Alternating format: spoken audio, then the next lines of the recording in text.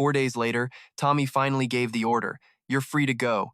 Jin asked if he needed to pay for the room. Tommy just said it was already handled. Jin was curious. "So why the sudden kick out?"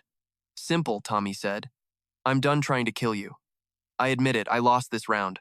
When I saw that token, I figured you were just some kid from a famous magic family. A young genius, sure, but I didn't think you'd be this strong. I couldn't find a single opening in your defense for days. I'll admit, we aren't even on the same level. You're the weirdest person I've ever met." Jin didn't say anything, keeping his face totally blank during the whole speech. He thought back. He'd spent the last 4 days hunting for clues, staying on high alert because of that mysterious, creepy presence he felt. No wonder the guy couldn't find an opening. Jin hadn't actually done anything. Tommy slammed the table. "Failing to kill a guest is a huge blow to my pride. I've got a promotion test coming up, and since I'm giving up, you gotta leave. But I actually learned something from you. So, here's some free advice. When you're fighting assassins, treat them like mages or scammers. Always stay on guard. Once you step out that door, those are the people you'll be facing. Good luck out there." Jin felt actually grateful. "Thanks. See ya." But as he stepped outside, he felt a seriously sketchy vibe in the air. He looked at the ground. Traps? Who set these? Then he remembered Tommy's warning. Treat them like mages or scammers. This was exactly what he meant. Suddenly, a hidden weapon came flying from the roof. Jin swatted it away with his blade. The assassin vanished instantly. Typical coward. What a pathetic loser. The guy was fast, disappearing like a ghost. Then, the sound of boots hitting the ground. Jin realized he wasn't facing one guy. He was facing the whole guild. The enemy yanked some wires, and those ground traps suddenly shot upward. Jin was shocked. They're pulling the traps up? He gripped his hilt, ready for a fight. His sharp blade sliced through the mess of traps blocking his path. A voice sneered, "That sword is useless. It's over."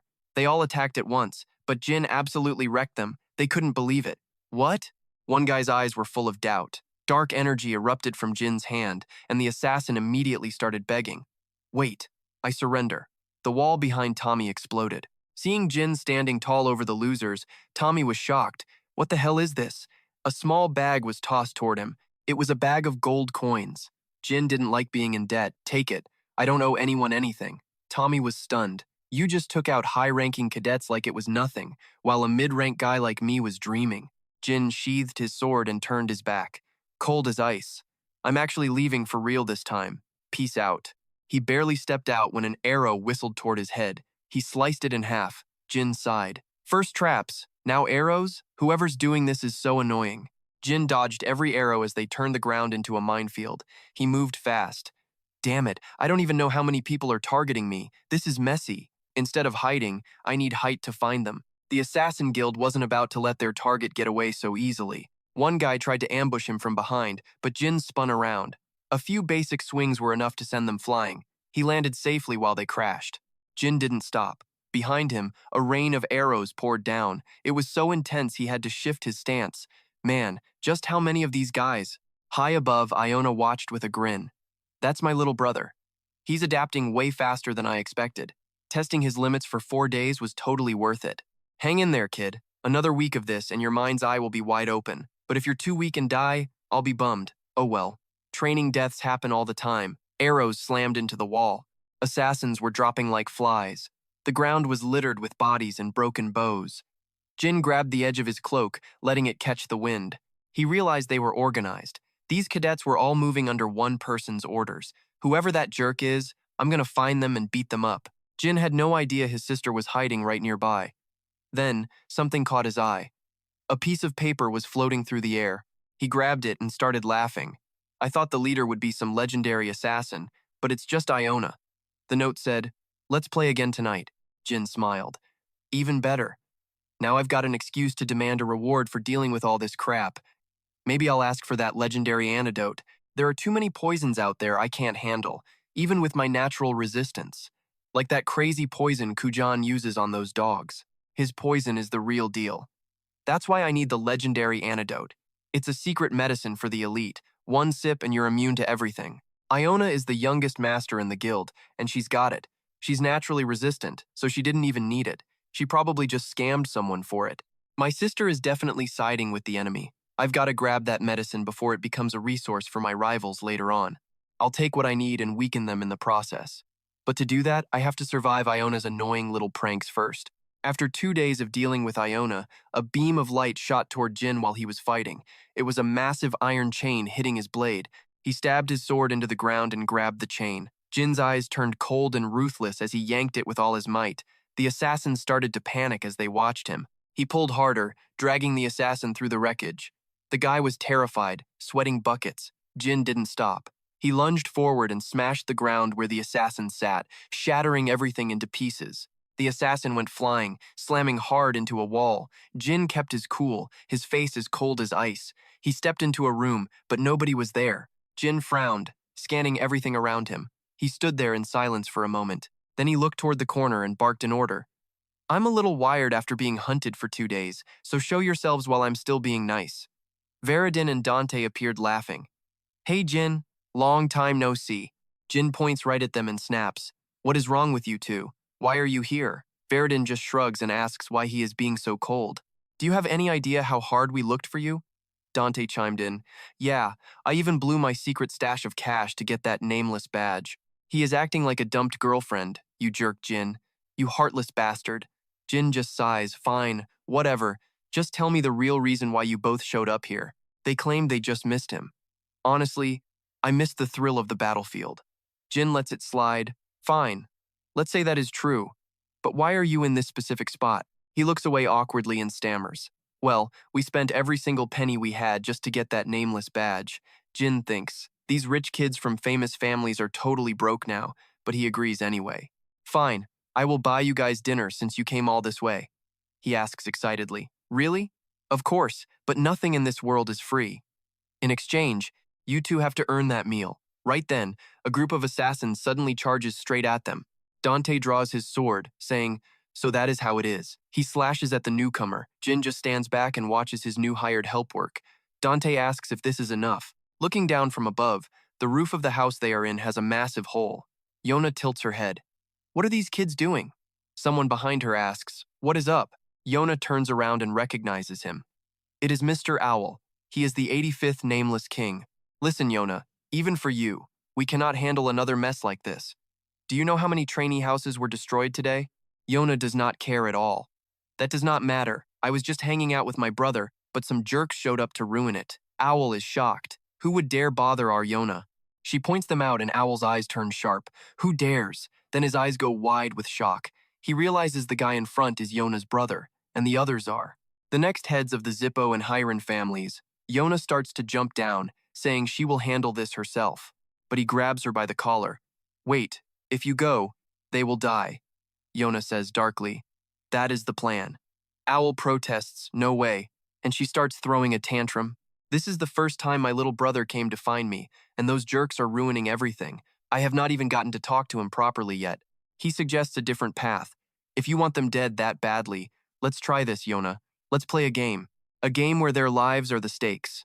Starting tonight and lasting until dawn 3 times total, send out real assassins, not just trainees. If they die, you win. If they live, you lose. She worries, won't the chances of my brother dying with them go up too? If possible, I do not want him to die. Playing with him the last 2 days was great. He is actually really kind. He hits her where it hurts. Then there is no other choice. You just have to watch them play. Yona closes her eyes and gives in. Fine, let's play. But no matter what happens, Mr. Owl cannot interfere in any way. I will be the one picking the assassins myself. He says not to worry, then asks if she has any idea how many houses in Samuel were destroyed yesterday. Yona is clueless. I have no idea. Owl sighs. 37.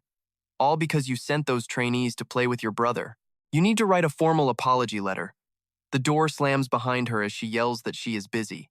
He breathes a sigh of relief. At least he stopped her from going herself. That was close. Our organization would be in huge trouble if those 3 kids died. I would be finished if I had to face those 3 families. I need to move fast.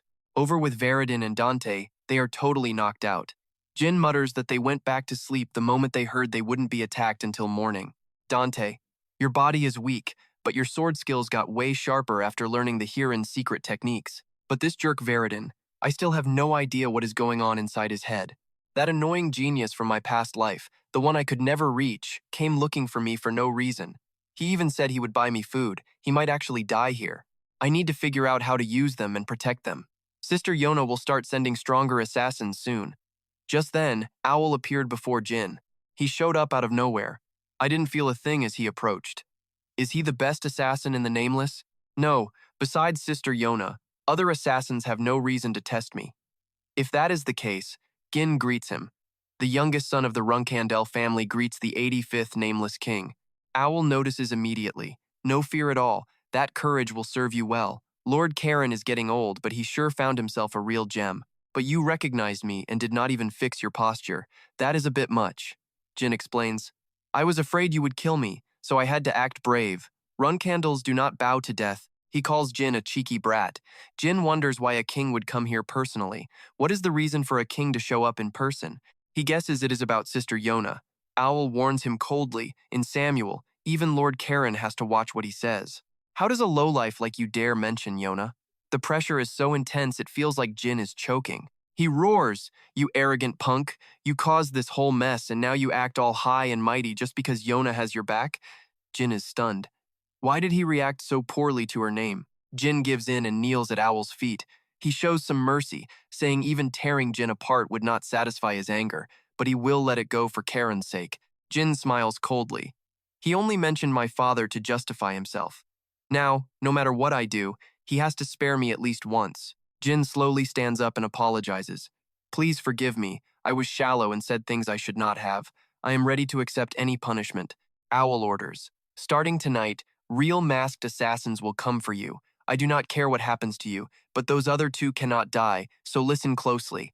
Jin is suspicious. Real assassins instead of trainees just to punish me? Owl explains it is a game, Yona's game, and the targets are those two guys' lives. He cannot believe it. Is he really trying to mess with Sister Yona's game? Why use such a complicated way? Unless, is it possible even the Nameless King cannot stop Sister Yona? What kind of existence is she to him? Actually, what is she to the entire Nameless Association? Owl says the assassins will attack 3 times. You 3 must stay together and find the center of the cathedral. That is how you survive the day. Once it is the second morning, you must do whatever it takes to get those 2 out of the cathedral. Jin gets it. So you mean only I should stay behind? Is my life going to be in danger? So, you really want a reward? He asks. I tell him flat out, give me the myriad poison. The old owl snaps. You are insane. Not even Lord Siron would dare ask for that. Fine, have it your way. But that is worth as much as your own life. Just remember, you better save those 2 future heirs over there if you want to keep breathing. I give my word, I will get it done. He leans in with one last tip. We could kill anyone on this planet if we wanted to. But do you know why we do not just go around spamming our power? I tell him it is because a powerful weapon gets way more terrifying when the wrong person is holding it. If you use it recklessly, you just create even bigger problems for yourself. The owl looks suspicious. If you already knew that, then why did you bring up Iona? Right then, he realizes this kid has no idea about his history with Iona. He was just asking if the owl came here because of her. Now he feels like a total idiot for getting triggered and threatening a teenager. Real smooth, old man. Caught in his own lie, the owl clears his throat. Fine, whatever. Good answer. I will see you in 2 days. Then, he vanishes into a cloud of smoke. He is gone. I think for a second. I decided to back out of that deal anyway. I need to get these guys home. Sorry, Mr. Owl, but I have 0 reasons to listen to you. The 3 of us sprint like hell until the sun starts to dip. I lay down the law. Listen up. From now on, we are dealing with real assassins, not some low-level trainees. Keep your heads on a swivel. Dante looks confused. Come on, Jin. These guys are not even here yet. Why are we in such a rush? Veridin chimes in from the back. Yeah, it is barely even dark yet. I explained that when I fought the trainees, I could feel them the second the sun went down. Usually, as soon as it gets dark, the knives start flying. But right now, I cannot feel anything at all. It is way too quiet. Actually, it is not that I feel nothing. I cannot sense their presence, but I know something is closing in. It is that heavy feeling of being tracked by a predator. A hunter is nearby. I knew there was a gap between trainees and real killers, but this is a whole different level. Up on the owl's shoulder, Iona watches us. Not bad, little brother. He is already making moves. The owl is annoyed she is calling the shots. You sent the high-level killers out first? Are you seriously trying to murder your own brother? Iona just shrugs. Who, me? He warns her that her brother is quick, so he is running for now. but once they actually start the attack, he will be dead before he even knows what hit him. If that happens, those two behind him are toast too. Yona is not worried at all. Not a chance. My baby brother has already half opened his mind eye. The owl is shocked. No way. He is that young and he already has the mind eye, she points it out. It looks like he is moving on instinct, but that is not the case. I am certain he is sensing something, even if it is just a tiny bit. Over the last few days, his mind eye started to wake up. His power level is not what it used to be. Watching Jin's every move, the owl has to admit she is right. Yona looks totally satisfied. I told you so. The owl just thinks to himself, wow, I have never seen her act like this before. Is his name really Jin? Maybe I should actually expect something from him. But then, trouble hits. A team of assassins comes out of nowhere. Hold it right there. Thick dust kicks up everywhere because of their sudden entrance. Jin stares through the cloud, trying to see what we are up against. He senses the danger and immediately shoves the other two back. Veridin yelps, "Hey Jin, what do you think you are doing?" Before he can finish, a dozen hidden blades thud into the wall. Out of the smoke, the first killer appears. He swings a dagger at Jin's throat, but Jin is already one step ahead. The assassin looks stunned. Jin blocked his strike using nothing but the hilt of his sword. The guy is thinking, how did this kid even see me coming? Behind him, Jin's brothers pull off some backup magic. The killer's head is instantly encased in a solid block of ice. Dante cheers from the sidelines. Nice one, man. Veridin. Jin sounds dead serious. We do not have time for this. Sure enough, cracks start forming on that ice block. It explodes into tiny pieces, and the killer stands there without a single scratch. 3 sharp claws slide out of the killer's hand. Without missing a beat, he lunges straight for his target again. Jin steps up to block him. Listen, if we stay here too long, the rest of them will swarm us. We cannot waste time fighting them one by one. Dante gets the message. Got it, let's move. Head for the target. Veridin is still acting cocky. This nameless group is not as tough as the rumors say. You guys call yourselves assassins? You cannot even catch us. I started wondering why they were hanging back instead of chasing us. Then I realized the ambush was already set. I gasped as a blade brushed right past my face. Talk about a close call. My reflexes kicked in and I leaned back just in time. I drew my blade and let it rip, catching the assassin off guard with a nasty counter. More blades fly. I shout his name, and he looks embarrassed. Look, I did not know it would get this crazy. I snap at him to stop talking trash and get ready. Use your strongest magic now. Veridin just laughs. Fine, he says. Just buy me 10 minutes. His staff starts glowing with a blinding, intense energy that lights up the whole area. Flames erupt as the spell takes shape. He tells us he needs to focus for this one. The spell is called the Ultimate Hellfire Fusion. Sounds pretty metal, right? The assassins are terrified. Jin is shocked. Did he really learn that? It is the signature move of the Zippo clan's former head, the Magic Queen from 200 years ago. Ma Leon Zippo only used it once. Veridin screams for help from the back. Jin, help me! One of these killers is coming at me with a huge knife. Jin moves like lightning. He uses his sword hilt like a shield to bash the guy back. He looks around, confused. Only one guy? No way. Where are all the other killers hiding? Just like he feared, they had the rest of the group surrounded. He screams for Dante. The guy's muscles are literally bulging. Dante unleashes his Hirin secret move. The assassins just stare, as the dragon sword armor forms around him like a massive cocoon, blowing everyone back with pure force. One killer's sword shatters instantly when that power hits. The secret move is like a hurricane, shredding anything in its path. Jin can finally focus on his own fight. His opponent flinches, looking left, but Jin's blade is already coming down hard. He watches and thinks, did he really use mana to build that? A secret technique that acts as both a shield and a counterattack? That is insane. He has definitely been grinding since the last time I saw him. Dante and Veridin have both leveled up like crazy. Can a guy his age really handle that much mana without blowing himself up? Can he actually pull off that legendary forbidden spell? Suddenly, Veridin looks sheepish. Hey, Jin. My bad, man. I think I messed up. The magic he was holding just poofs into a cloud of smoke. Jin just stands there, speechless. Even the assassins are confused. Dante just stares at the tiny sparks. Jin snaps at him to bolt while he holds these killers back. Grab Veridin and vanish. Then he whispers a quick sorry to himself for the mess. Veridin hacks up some blood and groans. My bad. I haven't used this move in forever. I totally messed up. I can feel the mana overload hitting me now. Dante catches the heat. Shut your mouth and quit spitting blood everywhere. Jin barks a command for Dante not to stop and keep running to the rendezvous point. The assassin yells for the team to catch them or die trying. If they escape tonight, Iona is going to put us through her personal hell. The moonlight hits the ground as Iona stands there lost in thought. Lord Owl notices and asks what is on her mind. She starts to hesitate. Iona calls him out. You helped them, did you not? Be honest with me. It is strange. They headed for the Samu City safe zone where the special families of Nameless live. Dante finally gasps in relief because the killers actually stopped their attack. Unless it is a full-blown invasion or a massive emergency, those nameless assassins follow one strict rule.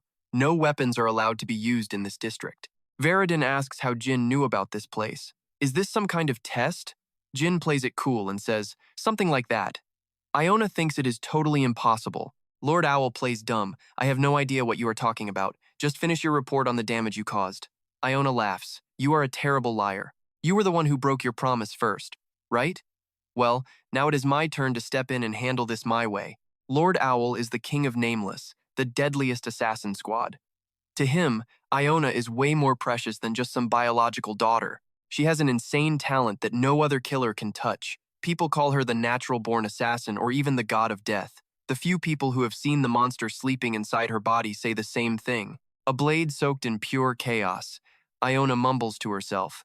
Like I said, I will be the one to fight them personally. You broke the promise, so do not try to stop me now. Owl stays quiet because he knows she is too far gone. He just hopes Jin can help the next leaders of Hiren and Zippo get out of here alive and well. The sun is starting to dip. Look, Lord Owl, it is getting dark. That means it is time for the two guys with my little brother to die. Are you coming with me?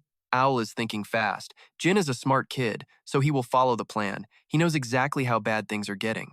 He feels guilty about Jin having to face Iona, but there is no other way. He finally agrees to go. He secretly hopes she goes easy since she likes her brother. Honestly, he could have stopped this whole mess from the very beginning if he really wanted to. If only he had listened to my advice. Lord Owl peeks through the window of the room and his jaw drops in total shock. Owl is stunned. Those two are inside the room fast asleep like nothing is wrong. Why are they still sleeping? Iona is hyped. It is better this way. I can kill them so easily like this. Lord Owl feels something is off and tries to stop her. Iona is fuming. How dare those punks laugh and joke with my little brother? I have not even gotten a chance to talk to him yet. I am going to kill them. Then Iona goes quiet and just stares straight ahead. Listen, Lord Owl, stay out of this. Do not act like you do not see it. Look at that light shining through the window. It is coming from the silver dragon claw Jin is holding. Jin holds up the dragon claw and wonders why they are not reacting. If my plan is right, those assassins should have definitely said something the second they saw this thing in my hand. Even though I have done this before, it still gives me the chills. We are in the same room, but I cannot feel them at all. Jin speaks up.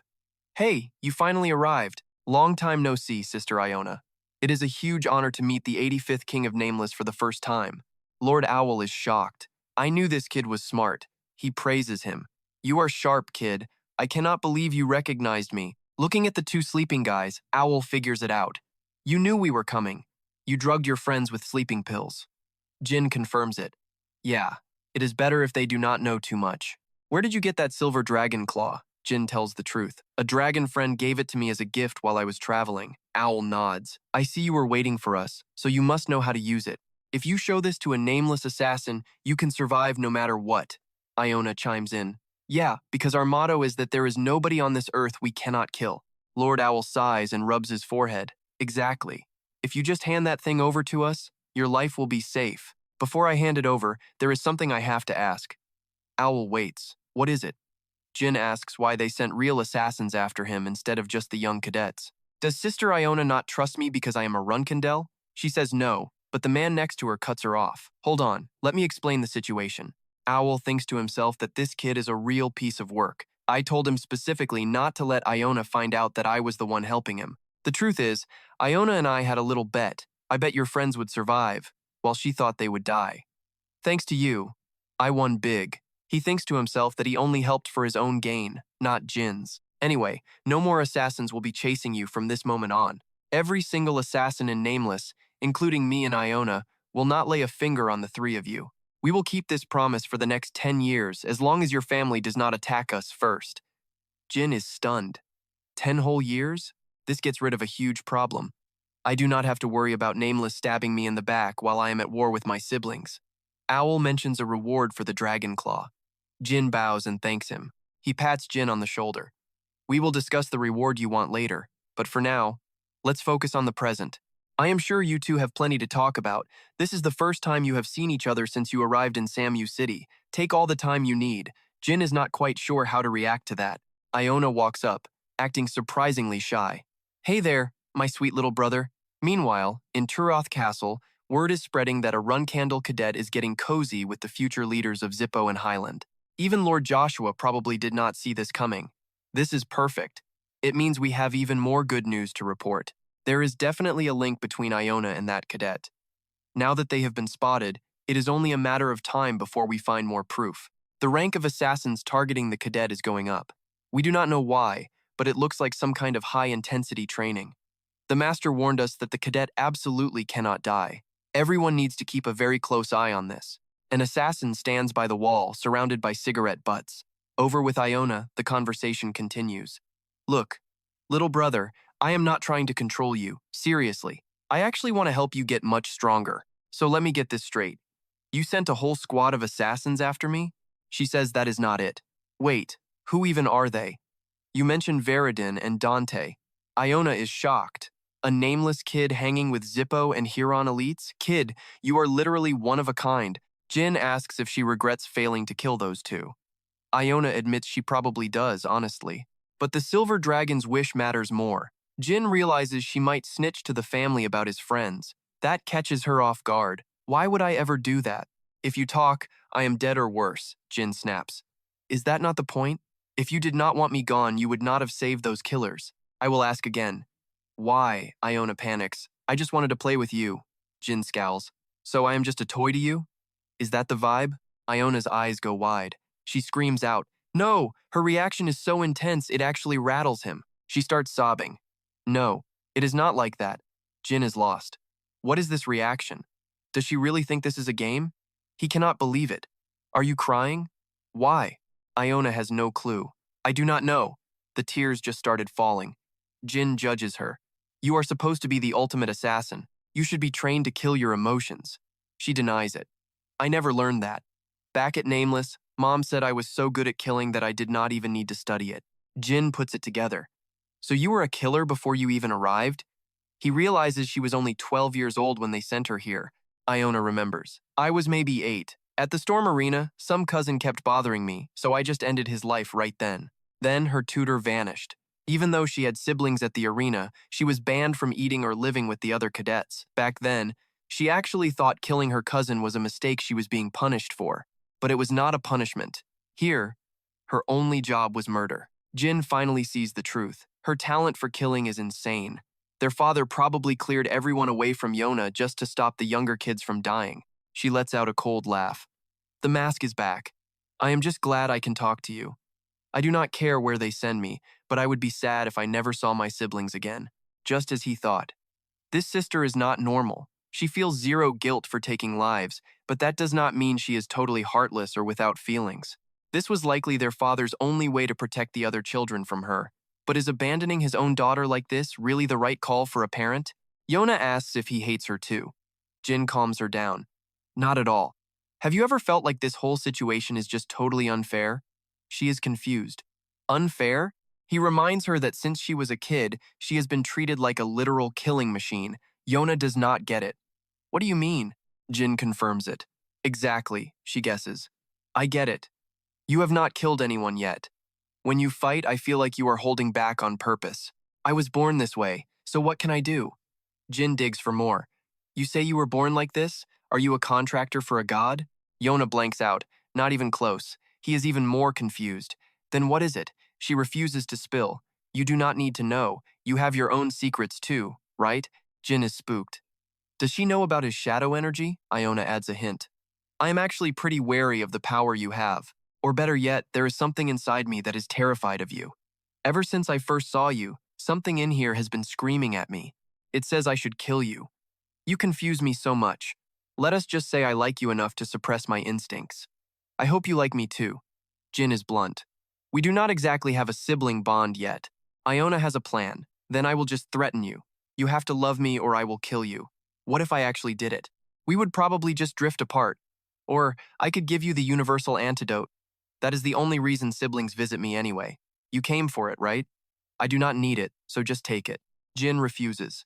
I do not want it. Even if you give me the cure, my answer stays the same. Iona starts leaking, killing intent. Then what do you want? What do I have to do for us to actually act like a real family? He suddenly suggests a walk. The moon in Samuel is really bright tonight. Let us go for a stroll.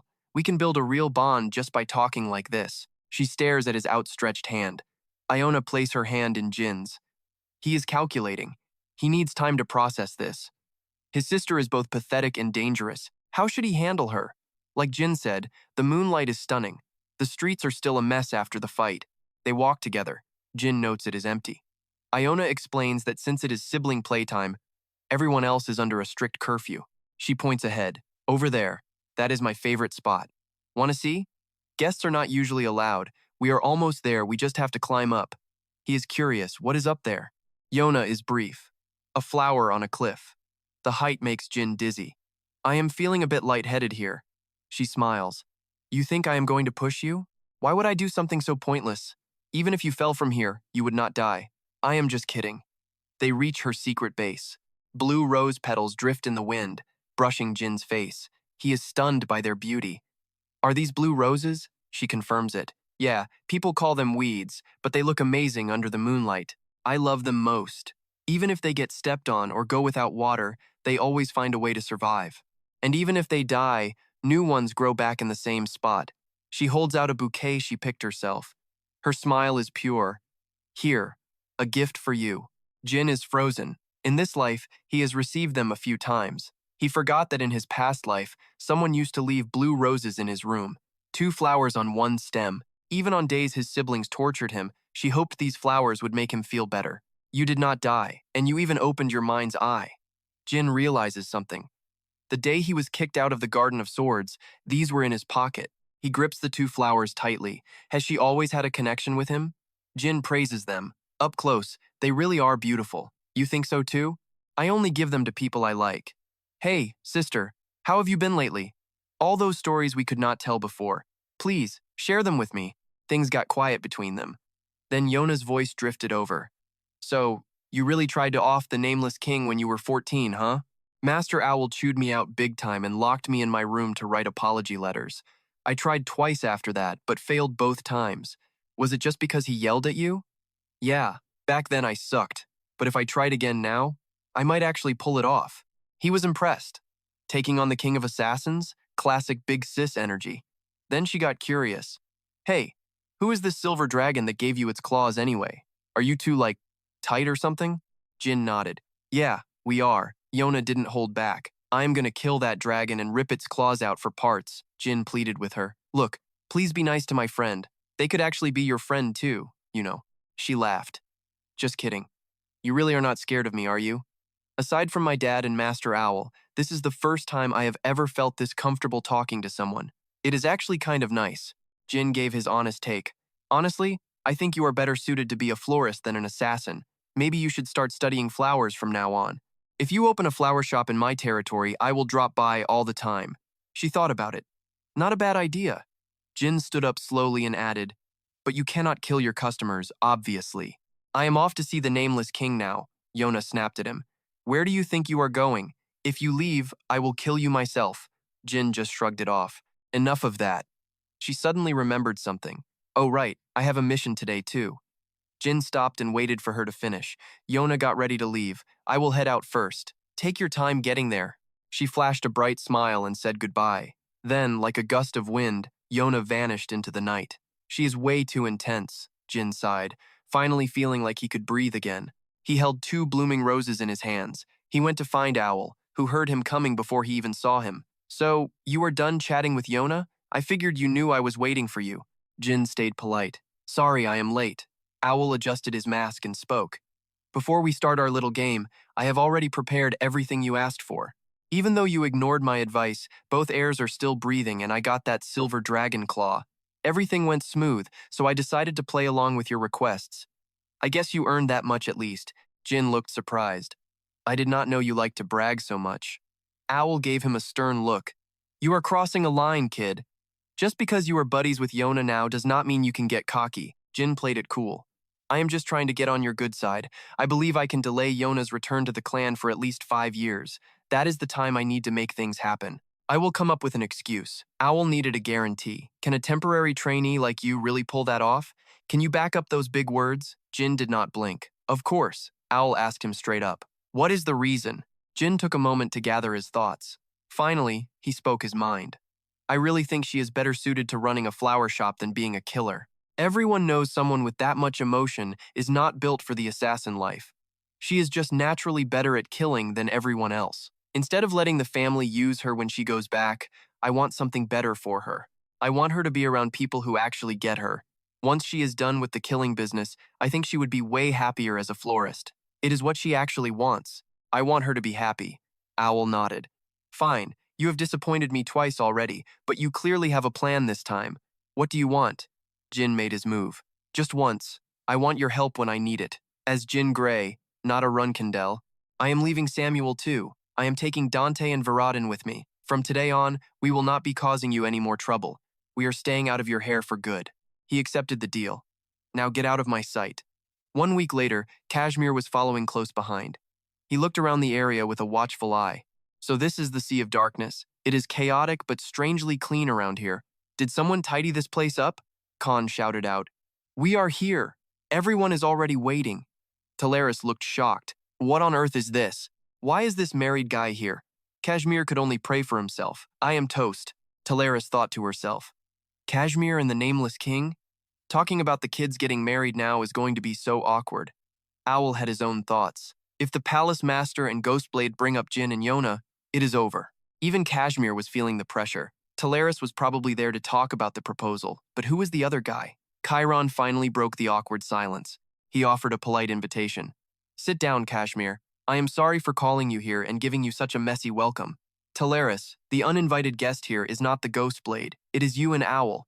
Kashmir started panicking. Owl? The Nameless King's owl? Did something happen to Jin? Wait.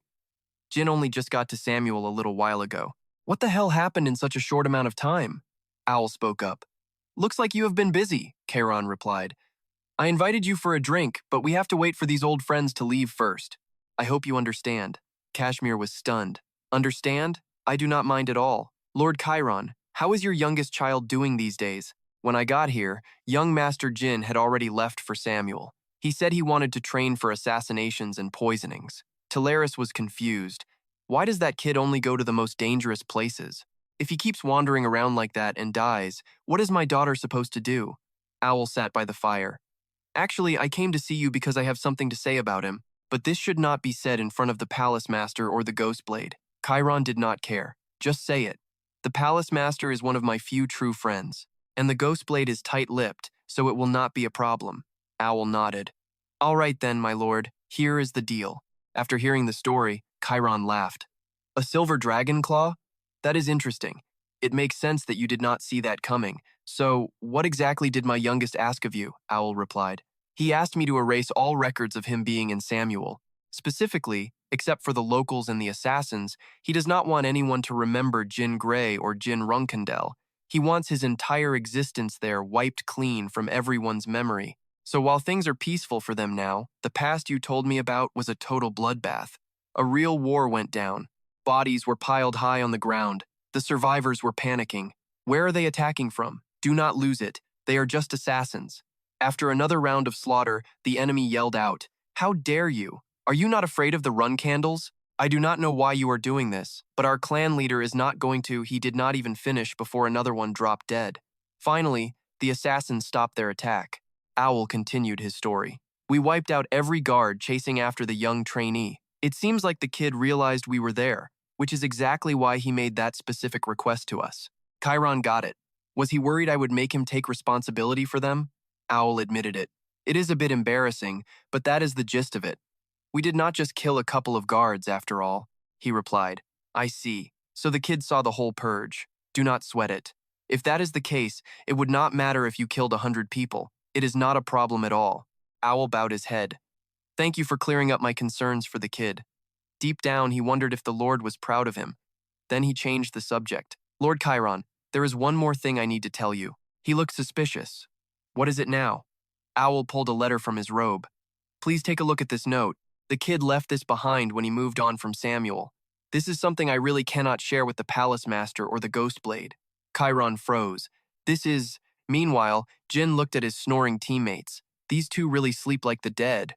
I only came here to grab my sword before meeting the Nameless King. But wait, did I mess up the dosage? Whatever, just chill. You guys have been grinding since you got here, so it makes sense you are beat. While reaching into his pocket, his hand brushed against a note and a tiny vial. Jin stared at the note, totally shocked.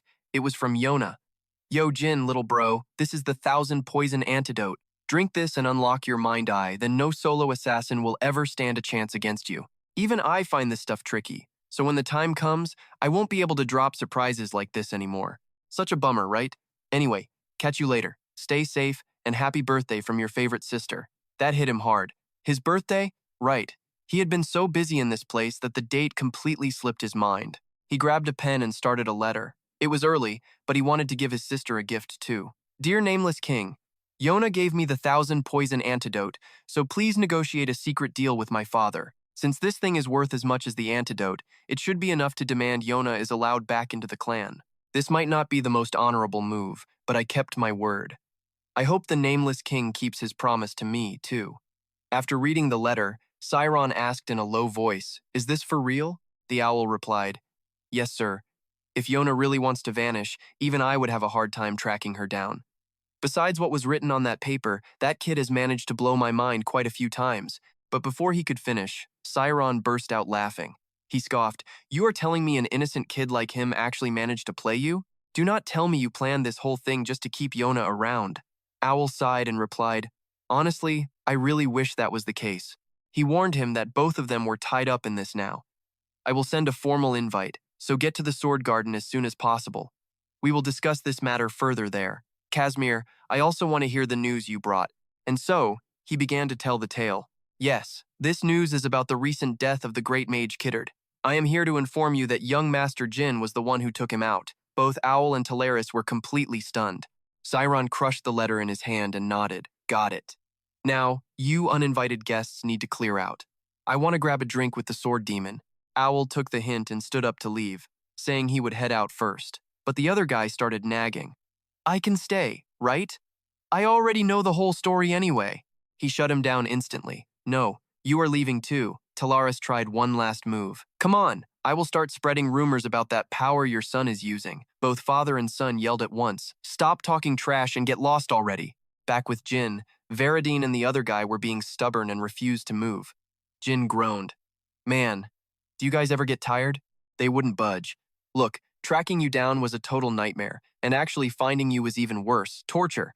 If you have any kind of conscience, you will hang out with us for a few more days." Jin was totally defeated by their weird logic. "Fine, just do whatever you want." He pointed out their status. "Hey, aren't you two supposed to be the big shots in line to lead your clans? Is this really the time to be wasting time? Why are you guys always hanging around here?" Veridine shouted back that this was exactly why. "Once I am the clan leader, I will be too busy to see anyone. Plus, our families will probably be at each other's throats." That was the end of that. He threw a bucket of cold water on their excitement. "Why don't you worry about actually becoming the head of your house first, man?" He didn't care about that small stuff. "What's there to worry about? My position is so solid that no matter what I do, I am still going to be the boss. And Dante here has the full backing of his own grandfather, the head of the Heron clan." Dante nodded along, saying, "That is right," Jin sighed. "Unlike you guys, I am actually busy with real work." Veridine suddenly remembered something. "Oh, wait, that is right. Didn't you kill Kittard a few months back?" Jin played it cool and acted dumb. "Who knows? I already told you I wasn't the guy." Veridine got all annoyed. "Why are you putting up these clear walls between us again?" Jin stayed quiet. "You ever think you are just way too nosy?" That shut Veridine up for a second. "Hey, how long are you going to stay this cold?" Dante, who had been silent, finally spoke. "When you become a flagship knight, we won't be seeing each other much anymore, right?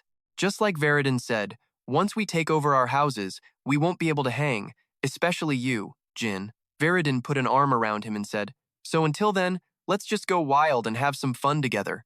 You need a massive reputation to become a flagship knight, right? Since you claim you didn't kill Kittard, fine, we will let it go. But let's go travel together. We will help you build up your name and make you famous. Dante chimed in. Maybe we could go help people? Veridin agreed. That sounds sick. Let's go hunt down some notorious bad guys together, like the Mammoth Kings or those crazy hermits in West Vermont. Maybe the leftovers of the Dark Magic Society or White Rock, the Night of Destruction in Vankella, even though that place is pretty far from here. Oh, right, and the Orange Tiger Tribe. Jin listened to them reveal their plans and let out a sigh. He raised his mug, took a swig of beer, and finally asked, So you want the three of us to go on an adventure together? Stop talking nonsense, Veridin slammed the table excitedly. It's a great idea. Let's go on an adventure. We are friends, aren't we? Let's just go. Jin considered it until he suddenly woke up with a shocked look on his face. Staring at the ceiling, he was stunned. Huh? When did I even fall asleep? Veridin must have forced him to drink too much. He saw the two of them drunk and mumbling about adventures and not wanting to go home. He turned to the person next to him for help. Please send both of those guys back to Vermont. Jin remembered throwing them into a teleportation gate, but his memory cut off right when he returned to T-Con. What exactly happened after that? And why does my body feel so strangely good right now? A voice called out from outside. Young Master Jin, you are finally awake. He saw the person next to him rubbing their eyes, and he was shocked. Nia? She asked him with deep concern. How are you feeling? Did you manage to absorb all of the 1,000 poison antidote? Jin was totally confused. The antidote? A flash of memory of himself drinking the liquid crossed his mind. He wondered, did I really pass out right after taking the antidote? Nia nodded. Yeah, I honestly thought you were a goner. After you fainted, your body would turn pitch black every few minutes before going back to normal again. Then, a second person walked into the room. It was Reincarnated. She spoke up. You are finally awake. Jin was curious and asked, how long have I been out for? Reincarnated revealed that he had been out for 5 straight days. Usually, after taking that antidote, people need at least a full month. But it seems the Runcandel family blessing helped you wake up way faster than anyone expected. He sighed in relief. Glad I woke up early. She replied, You should just think of it as getting a few days of well-deserved rest. Jin then asked, Did anything happen while I was asleep? Reincarnated said casually, Nothing much, really. It is just that Lord Casimir returned shortly after he had left this place a little while ago. Nia added that Gilly was away too. Apparently, there was an emergency summon from the clan, so she took a teleportation portal back to the Runcandels early this morning. She mentioned that she would be back soon, so it is probably nothing major to worry about. Anyway, I am going to go tell everyone you are awake. A bowl of bubbling purple liquid was placed in front of Jin. He looked at Murakhan suspiciously and asked, So, you really want me to drink this stuff? He urged him on. It is nothing weird. Just think of it as a celebration for waking up healthy. So come on, drink up already. Hurry up. Jin chugs the bowl, and it is way bigger than his own face. The taste is absolutely nasty, man. What even is this? Murakhan is dying to hear his thoughts. So, kid, how are you feeling after that? Jin rubs his stomach. It is getting a bit warm in there, but that is it. He asks, What was that stuff? Murakhan nonchalantly says it is just some Mata poison Jeff grabbed from the black market. It is super lethal, kid. Total liquid death. Anyone under 7 stars would have dropped dead instantly. Jin snaps, totally pissed off. Why are you giving that junk to someone who just opened their eyes? Are you trying to kill me or what? Reincarnated jumps in, calling Murakhan's little stunt incredibly stupid. But hey, it proved one thing. Your body absorbed that universal antidote perfectly. You are basically a walking immune system now. Not bad for a prank, I guess. Congrats, kid. No poison on Earth can take you out instantly anymore. Now, it is time to pay up. You promised your claws for my help. I said I would help train Nya, remember? You are not backing out now, are you? She confirms Naya is putting in the work, but she only knows the book stuff. The girl is seriously lacking real-world experience. She needs more than just theories to survive. Someday she will have to face her enemies, but right now, she is totally unprepared for a real fight. Jin is still worried. Do we really have to push her into this? Reincarnated is not having it. What are you talking about? Everyone here is your ride or die. That means when you eventually go toe-to-toe with your siblings, we are right there with you. Even then, you still think she should stay on the sidelines? Jin thinks to himself, wow, she is really chewing me out right now. But maybe she has a point. She is definitely saying this so Nya can hear it too. And yeah, Nya is outside listening to every word. She has to get stronger. Only then can Jin truly call her a partner in crime. Jin calms her down. Do not worry, I already picked our next stop. I want to level up my counter magic by taking on some mages, so bringing Nya along is actually a great idea. Nya's eyes light up. Going solo with Master Jin? This feels like a total date, right? He cuts her off fast. I am not going to tell you how to act, but please do not get too weird on me. Meanwhile, over at the Garden of Swords, some juicy rumors are flying. I just heard something very interesting happen back in Samil. It is definitely worth looking into. If you have an excuse, let us hear it. Sciron is grilling his son Joshua. I will ask you one more time. Iona had to delay her return because of you. What do you have to say for yourself? Joshua acts all smug, saying he only did it for the family's sake. Right then, Sciron grabs his metal gauntlet and clocks him right in the face. A total knockout blow. Joshua's face is already turning purple. Sciron is fuming. What do you think you are doing? He barks out an order to stand up straight. Joshua quickly grabs the table for support and snaps to attention. Joshua tries to look like a proper Runcandel son, but Sciron is not finished. He starts raining down a series of brutal slaps right across the guy's face. Joshua's face is blowing up like a balloon. Gilly and her cat are outside the door, listening to the whole disaster in silence. Sciron growls, "Take off that black diamond armor. You do not deserve it anymore." Joshua feels the sting of humiliation as he unbuttons the armor. He drops it on the table. The man wearing it clearly is not worthy of such a legendary set. He keeps lecturing him.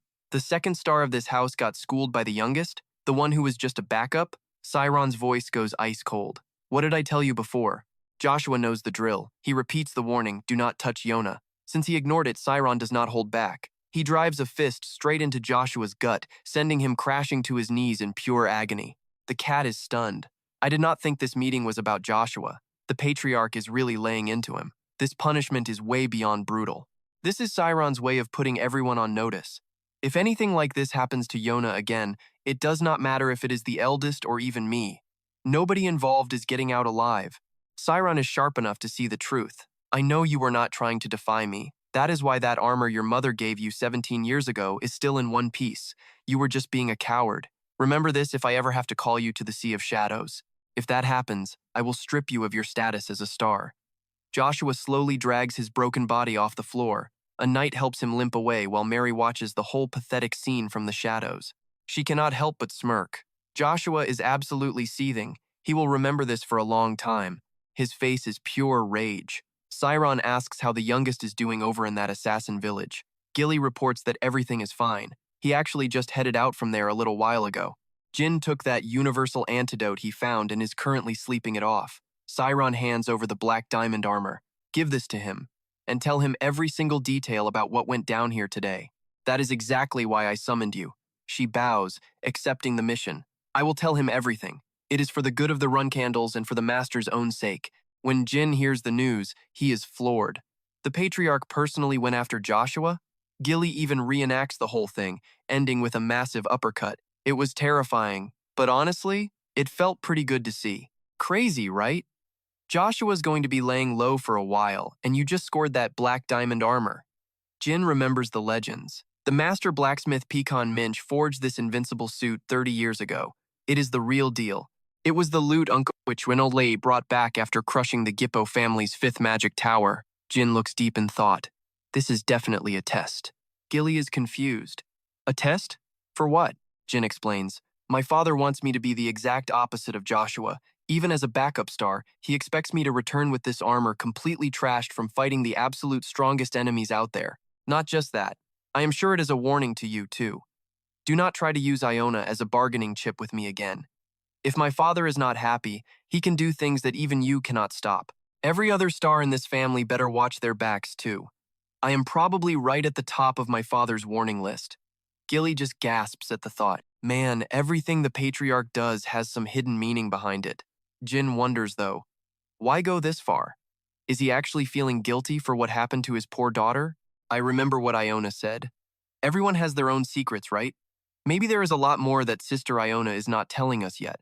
It is all very mysterious. Gilly breaks his train of thought. By the way, I heard you already picked our next destination. Jin nods. I am heading somewhere with high magic. I want to hunt down the remnants of the Dark Magic Association. You know them? The group that was supposedly wiped out 200 years ago? He admits it.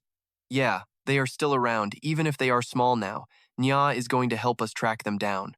It is the perfect chance to test out my new counter magic. Gilly looks worried, but they head out anyway. Soon, Jin's crew arrives in the southern part of Biomin. Naya is rocking a fake beard and a deep hood. This place brings back so many memories, she says.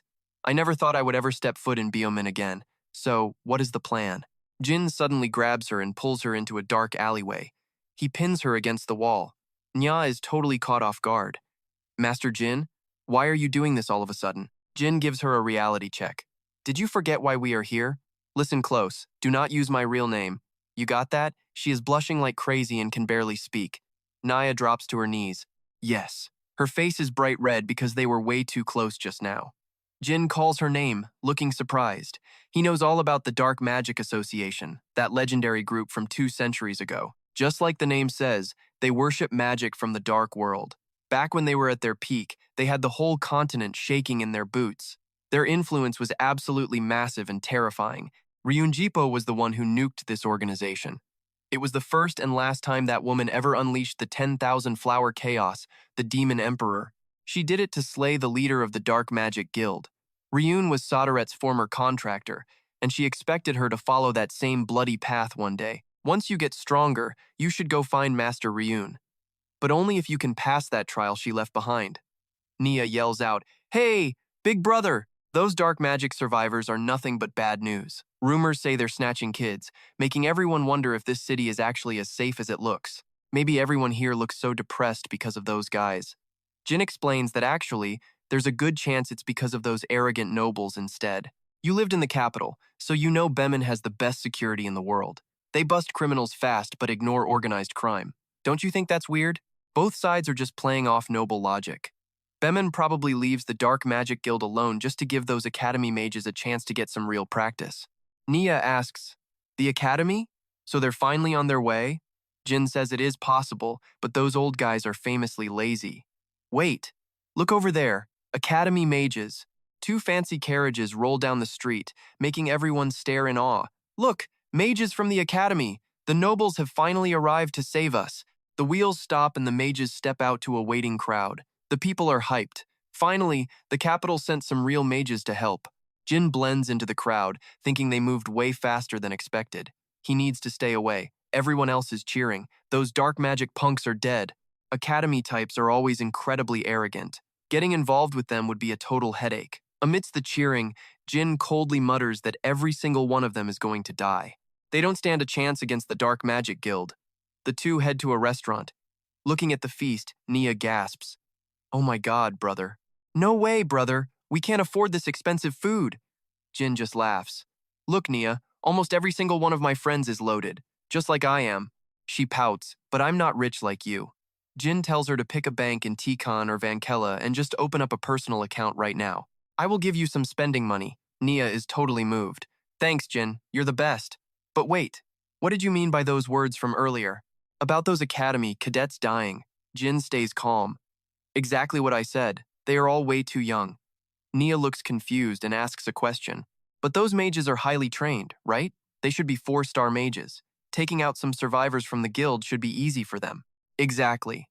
Those guild punks are gritty survivors who have lived through hell. These cadets have 0 real combat experience. My intel says there are 50 members. They're all 4-star mages, and they've been doing this for a long time. It is a total suicide mission. We only saw 30 cadets. Even if both sides have high-level mages, the guild has the edge. Nearby, someone growls. This makes me so damn mad. It is just students venting. Hearing that local lord kiss up to us makes me lose my appetite. Watching that pig grovel and beg is hilarious, isn't it? Whatever, the senior said, the food at this place is actually bomb. Hey, owner. Jin realizes right away. Just one look and you know they're academy cadets. Let's move, Nia. Getting noticed by them is not going to end well. Seeing her face full of pure hatred, Jin is stunned. Austin? What's wrong? Memories of their bullying rush back to her. To Nia, these people are nothing but monsters wearing human skin. He snaps her back to reality and calls her name. Jin starts to guess. Is it them? Nia hesitates. Brother, actually, it is. Yeah, those are the ones who bullied me back at school. Jin feels the rage building up inside. All the more reason to avoid getting their attention. Jin calls out to them. Baskin snaps back. Who the hell are you? Why are you looking at us like that? You two don't exactly look like servants. Answer me. Why are you being so defensive? Don't tell me you're actually a secret member of that dark magic guild. Jin just shrugs. Why do you even care? Baskin stands up. You commoner, how dare you? Fine, I will be polite. He points his staff directly at Jin. Tell me, which organization are you actually with? Why are you being so slow? Answer me properly, or I'll drag you both out for a long interrogation. The shop owner rushes over to try and help. Please, everyone just calm down. They're just travelers. Maybe take this fight outside? A staff hits the shop owner's chest. Don't you dare interrupt me, you old man. Know your place. I guess Southerners don't know how to treat high-ranking nobles like us. Time to teach these hicks a lesson they won't forget. Jin clenches his fist and lands a massive, crushing uppercut. Jin doesn't say a word, he just turns around. The guy screams, "Hey, stay right there. You think you are actually running away from us?" Turns out he's just closing the door. The two cadets are totally stunned. Jin mutters coldly, "Be-Mind, Special Ops, Squad 1, Team 3. He's leaking killing intent." "Stand at attention," Nia whispers. "Special Ops? What is Master Jin talking about?" The cadets scoff. "What is this nonsense? Special Ops, Squad 1, Team 3? You crazy bastard, how dare you lie?" Blue flames erupt from Jin's hand. They freeze in terror as the fire hits their shoulders. They scream in agony, begging for help. Jin just looks surprised. "Seriously? That tiny bit of mana broke you guys already? You're totally overreacting. You useless punks actually had the nerve to bully Nia? Get up. Unless you'd rather go to the interrogation room right this second. You're harassing innocent civilians and ruining our mission. What do you think happens when your families and the academy find out about what you did today?" Baskin begs for mercy. "Please, give us a chance. We'll do anything you want, just don't tell our families." Jin smirks. "Atonement, huh? I guess so. Here is the deal. We were sent here to oversee the purge of that dark magic guild. Since things got messy, I will use your help to finish the job and get things done. We need to wrap this up quickly. I'll pose as one of your servants and watch the whole situation from the side." Blue fire flares as a threat. The three terrified cadets quickly agree. Jin lets them off the hook for now. "Fine, pack your gear and get back to base. Hey, Austin?" She looks up, totally dazed. He leans in and whispers, "So, how was my performance?" "Go on, Lady Nia. It's your turn now." His cool vibe makes her heart skip a beat. Nia turns her attention to the trio and shouts, "Move it, you losers. We're busy. Apologize to the owner right now and clean this whole mess up." They played along and apologized to the boss. Then Dian handed the shopkeeper a bag of cash, asking if it was enough. The guy was moved honestly. Pretty pathetic since he hadn't seen a single customer all day. 5 days later, on October 22nd, 1796, Otan gathered the group and ordered them to begin the total purge mission. All cadets had to understand and strictly obey every command from the lead mage of each squad. That was the only way to survive. They followed orders. Cadets were whispering, wondering if facing a 7-star mage was actually a good idea.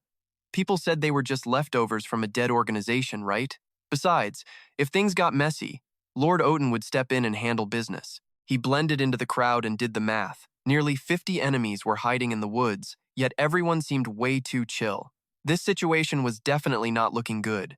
Still, no signs of life. That dark magic association must be feeling pretty cocky. Usually, you'd send out scouts first just to size up the enemy's power before rushing in. Suddenly, someone screamed they were under attack. He yelled to calm everyone down, telling Squad 1 to blast them and Squad 2 to get the shields up. Mages began their formation as the orcs got shredded by magic, dropping one after another. Those orcs were weird. Did they actually tame these things? They were weak as hell. Is that really all they've got? Guess that dark magic association isn't such a big deal after all. Let's take a break here. Diane was floored. Is this guy crazy? Taking a nap in the middle of this? He told Baskin to go tell the commander they couldn't stop there. The place was an ambush waiting to happen. Baskin looked terrified, asking, "What? I have to tell him that?" Diane whispered something about an interrogation room, so Baskin quickly obeyed and approached Lord Oten. He just snapped back, "Stop talking trash. If you are so scared, put up a shield and go to sleep." Baskin sighed in relief when the boss said no, but he still felt uneasy. Something was off. Those weak orcs were obviously just bait to make them drop their guard, yet he chose this massive, wide-open spot to camp out. I don't care if you are a 7-star mage, you can't watch every single angle at once. Baskin asked what Oten was thinking, so he told him to play the part and stop being so polite to his subordinates or he'd kill him. Abel mentioned that he saw Lord Oten eating meat this morning. Baskin was confused, so what? What is the big deal about eating some meat? He revealed that the guy was supposed to be a vegetarian. After walking a bit more, Otan announced they reached the enemy's main base. Every cadet had to be ready to throw up a shield before they could even think about heading inside. He gave the order, "Captain, stay put right here with squads 4 and 5. Then join up with the others and follow us in." As the group entered the cave, they started gossiping. They heard there were only 50 guys, but they built this massive place. What are they doing building a fortress in here? Or maybe they are hiding some secret weapon in the cave? Whatever it is, Lord Oten will crush it. Suddenly, the wall next to them exploded, and a cadet's face went pale as he shouted the news. An orc burst through the wall. It was an ambush. "Oh man, what do we do? Please, give us some orders." Oten stayed cool as ice. "You want to know what to do?" Behind him stood a horde of orcs. He told them to shut up and become test subjects. The cadets finally realized they had been set up. Seeing Oten's creepy smile, they screamed in panic to run for their lives. He ordered the orcs to grab them and kill every last one. Na warned him that they should probably get moving too. Those academy kids were so incredibly dumb they didn't even recognize their own teacher. I mean, honestly, that sculptor's ability was the thing that was truly insane. A bright blue circle started glowing on the cave ceiling. The power shined down on Oten's terrified face as he stammered that it was impossible. How could this be happening? Dian told his teammate Nya that things were about to get really difficult from here on out. He warned her to stay close to him. The old man couldn't handle losing at the very last second. Blue fire backlash engulfed the orcs, while Baskin was overwhelmed by the power. Blue flames swirled around Jin as his presence became totally overwhelming. That power just kept growing while the backlash vortex spun in midair. Below, the ground was littered with orc corpses. Jin made an interested sound as he looked ahead, seeing a few survivors still standing. Those two were 8-star mages, but Otan and Roan were still reeling from the shock. Roan was straining so hard that the veins on his forehead looked like they were about to pop. He angrily asked if he was Kit Dathon's disciple and how he could possibly use backlash. He mockingly replied that he actually recognized the technique, not bad. He had a decent eye for it. Roan wasn't having it, claiming he was only cocky because he caught them off guard with a sneak attack. He told him not to be so arrogant because he could tell he was only a 7-star mage. He bragged that his name was Ron Gui, a name he surely knew. He wasn't someone a 7-star piece of trash could look down on. Dian realized this guy was way out of line. He told him that he had indeed heard of Kodezo's half-brother, who was supposed to be a master of earth magic. This artificial cave must be his masterpiece, and it was actually pretty impressive. Roan was shocked that he managed to figure it out. "There are 9 other mages just like me in the Dark Magic Association.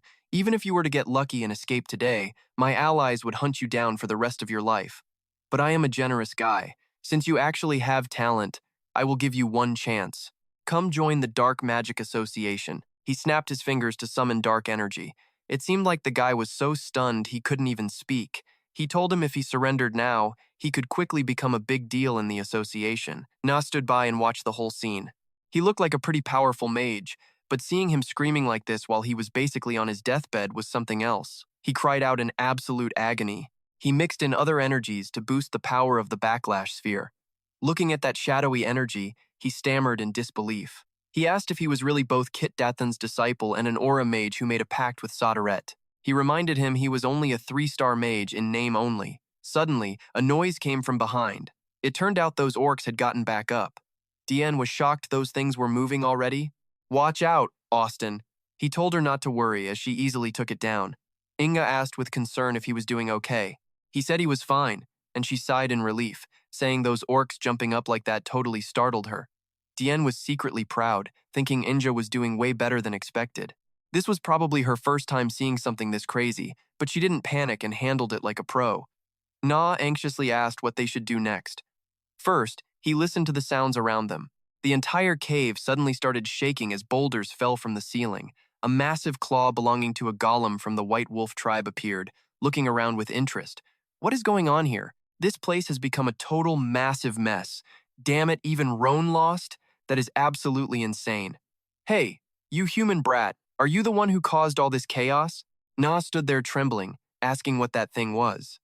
Dian thought to himself that today was clearly the day Na was going to get hit with one shock after another.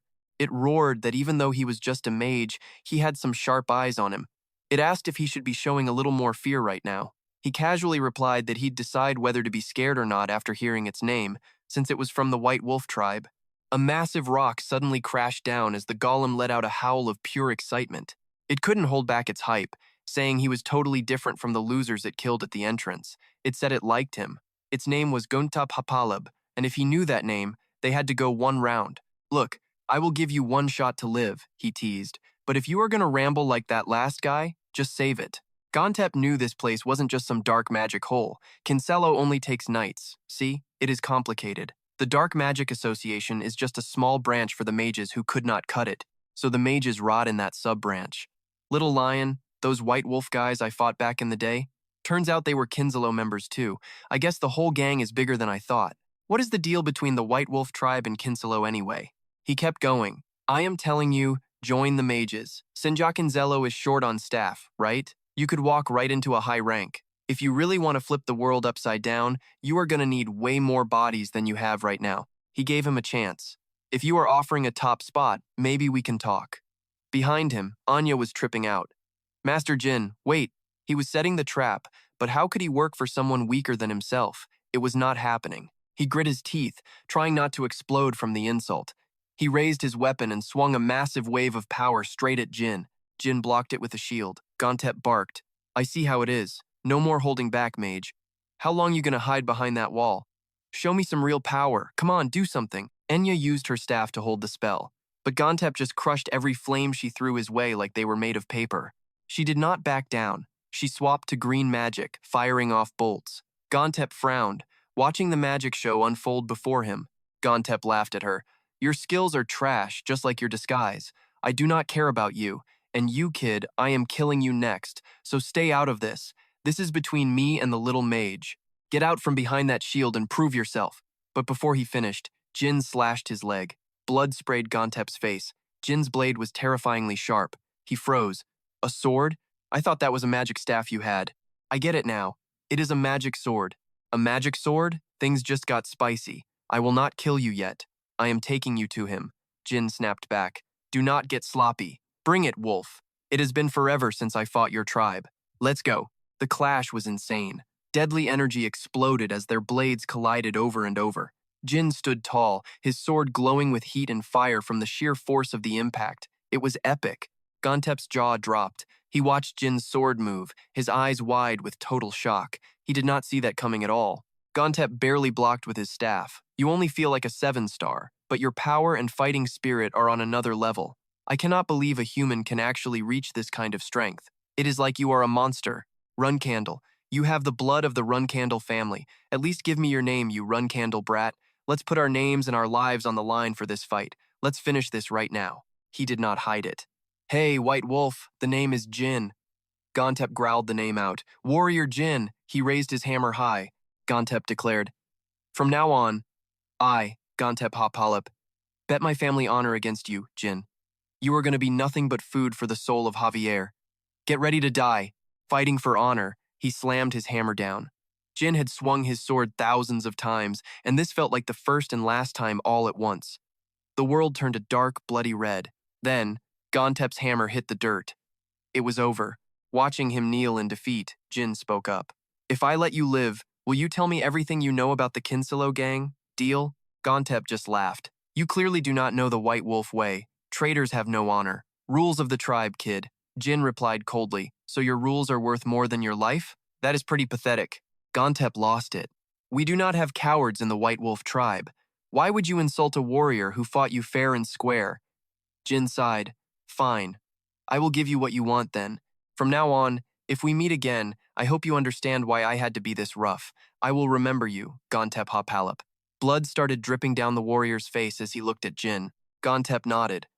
I will remember you too when I see Javier again, Jin. And just like that, his body was sliced in two.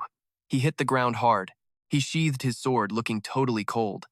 Enya called out, Hey! Jin asked, Austin, you scared? She looked up in awe. That was amazing. I have so much respect for you right now. He got shy. It was no big deal, really. But inside, he was thinking, I do not know the power gaps in that tribe, but this guy was way tougher than the ones I fought back when I was a trainee. He was strong. Even so, that fight was not too bad. Jin turned to her. Hey, Enya, is this the first time you have seen this many dead bodies? You doing okay over there? Enya admitted, Yeah, I am actually a little dizzy. But I think this made me realize something important. I see what kind of people my friends really are, and I know I need to work harder so I am not just dead weight. He started to say, Enya, if you are still unsure, you can stay. Baskin coughed nearby to get their attention. Please, someone save me. I will never hurt anyone again, I swear. Jin looked at the pathetic mess on the ground. Chip? So you are still breathing. Enya stepped forward, her voice turning ice cold. Chip Baskin. She pulled her hood down. Do you even remember who I am? Nya? He remembered her. How are you here? Enya snapped. If I wanted you dead, you would have been gone a long time ago. You know that, right? Remember this, Chip Baskin. The guy who saved you is Jin Runcandel. And I am Enya, the future archmage who made a deal with the god of time. Got it? There is more. I am not just going to help trash like you. From now on, I am going to protect the friends who are actually there for me when things got real. That is a promise. Otan popped up from the water, trying to move his body, but the ropes were too tight. He could not hide how shocked he was. What is happening? He searched his brain. He remembered tricking those losers from the academy into a cave. Finally, Otan remembered the most important part. At that exact moment, a blade was hovering right over his head. Otan asked the person, Are you one of Kid Dat Hong's students? There must be a mistake. We are on the same side, right? Why are you jumping us like this? This is crazy. The person holding the small knife looked amused. Ambushed? Then they stood up, leaving Otan stunned. The stranger sneered. I thought you were some big shot. Turns out you are just a piece of trash hiding out in a weak country. Someone who uses academy trainees for experiments should probably shut their mouth. Right. Serial killer of Haishim, Motto Becker? He laughed coldly. I do not know how you found out who I am, but you are making a huge mistake. If you even touch me, the association is going to come for you. Before he could finish, Otan's mouth was shut tight. The other person raised the knife. You talk way too much. The blade slammed down just inches from his eye. Otan was terrified. The person said coldly, Just answer my questions. Take your time. I want you to feel the same pain as the people you murdered. Every single bit of it. In the living room, Alicia's voice rang out. Word on the street is that the Dark Magic Association headquarters is located in. Casimir cut in, shocked by the name. Oterium? Murakhan asked quickly. Isn't that the capital of Vankala? Casimir nodded. Yeah, it was the capital about 500 years ago. While you were sleeping, the Vankala kingdom changed their capital city. He was surprised. Why would they do that? So what actually happened? Word is, the demons totally invaded them. Since the beginning, Vankala has been guarding this demonic city for generations. That whole invasion was just a play to snatch the eye of Guido.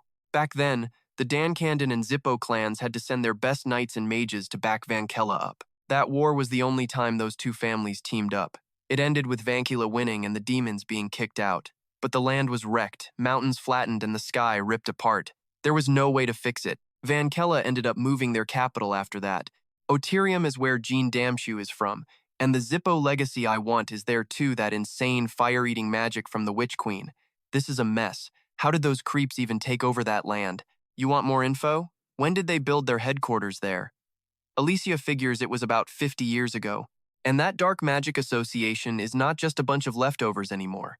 We have confirmed 3 9-star mages in their ranks. She lists every name. The Elder of Beeman Academy, Phaetron Henchirk. The head of the Lalista clan, Susan Lalista. And Anju's great mage, Chu Khan today. The mages groan. Seriously? I cannot believe that many 9-star mages are there. Jin easily sees how this ends. If the dark magic group has become that powerful, we will not be able to do anything about Kinsella.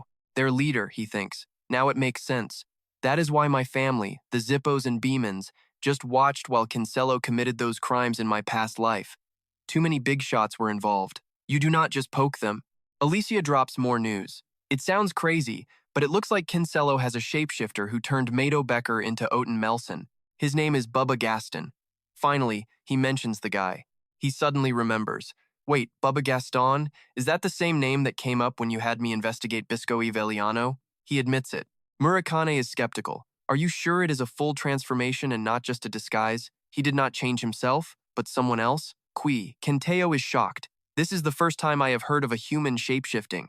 I thought shapeshifting was a blessing only for us dragons. Alicia adds that even Mado Becker does not know the details. After he drank a potion and woke up, his entire face had changed. Jin tells them a story. Thinking back, when I was a kid leaving the Storm Castle, a bunch of Zippo extremists transformed into guards just to target me.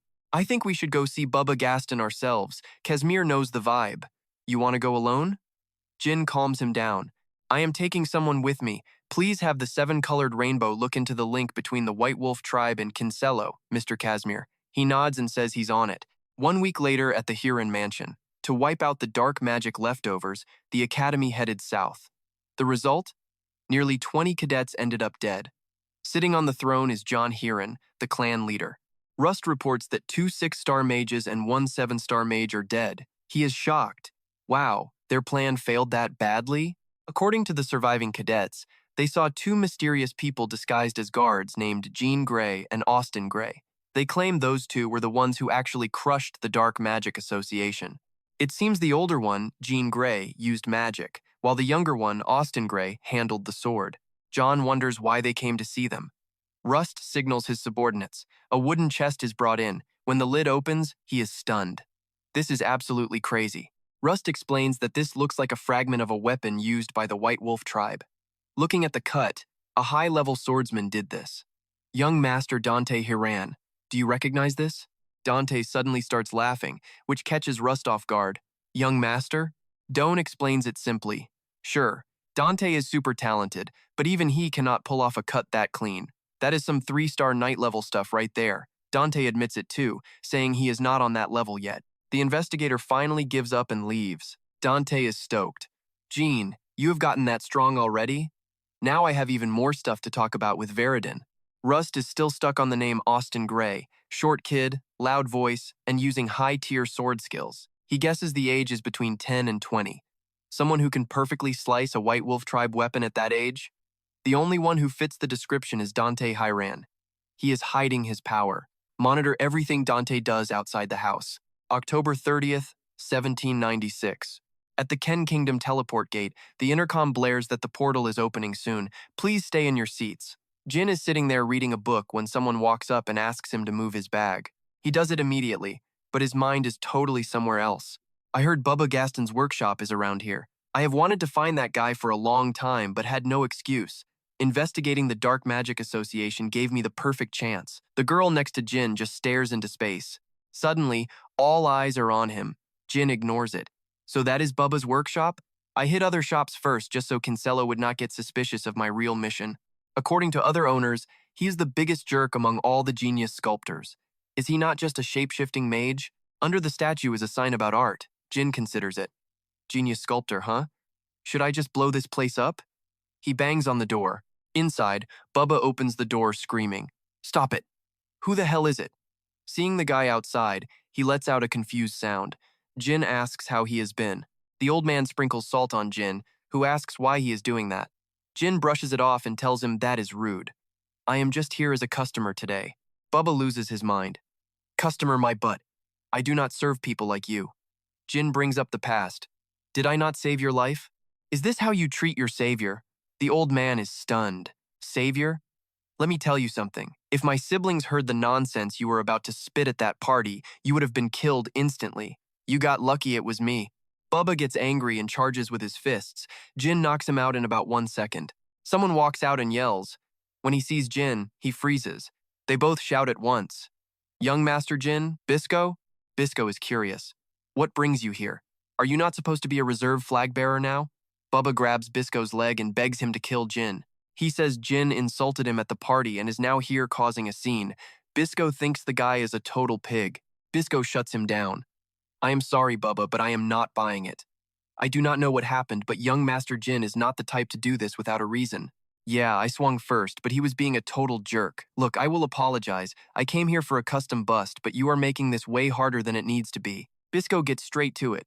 A bust? Got it. But man, apologizing just for some art? That is weird as hell. You are nothing like the young master I used to know. You have got a hidden agenda, do not you? You caught me.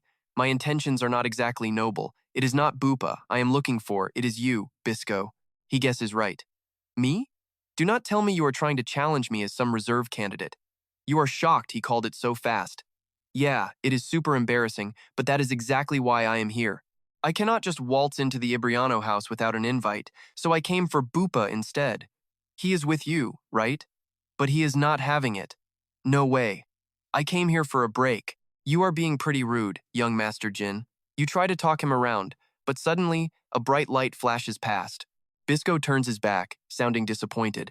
If you cannot even react to a simple surprise attack like that, how are you supposed to face me? Just get lost. Jin thinks to himself, man, that was dangerous. I almost lashed out there. No point in arguing. Fine, I will go. Bupa starts shouting in the background. You think just because you are a Zen-kan-nen you get whatever you want? Know your damn place, kid. Keep acting that arrogant and you will end up dead before you ever make pro. Jin has had enough of his mouth and draws his blade. Bisco growls from behind as Bupa freezes, feeling cold steel against his neck. Jin snaps, Bisco, I will admit I am being rude and arrogant, but insulting the name of the Zen-kan-nen house, that is where I draw the line. Would you just stand there if someone trashed the Ibriano name to your face? He stammers out a no. Then I guess I have got no choice but to shut you down, young Master Jin. Go ahead, Jin, but it might be the last thing you do. He will not budge. Even if I die, I am doing this. Bisco realizes he is not playing. Damn it, I should have shut Bupa's big mouth. I honestly want to kill this pig right now, but I still need his abilities to get the job done. So Bisco gives the order. Bupa, get down on your knees and apologize.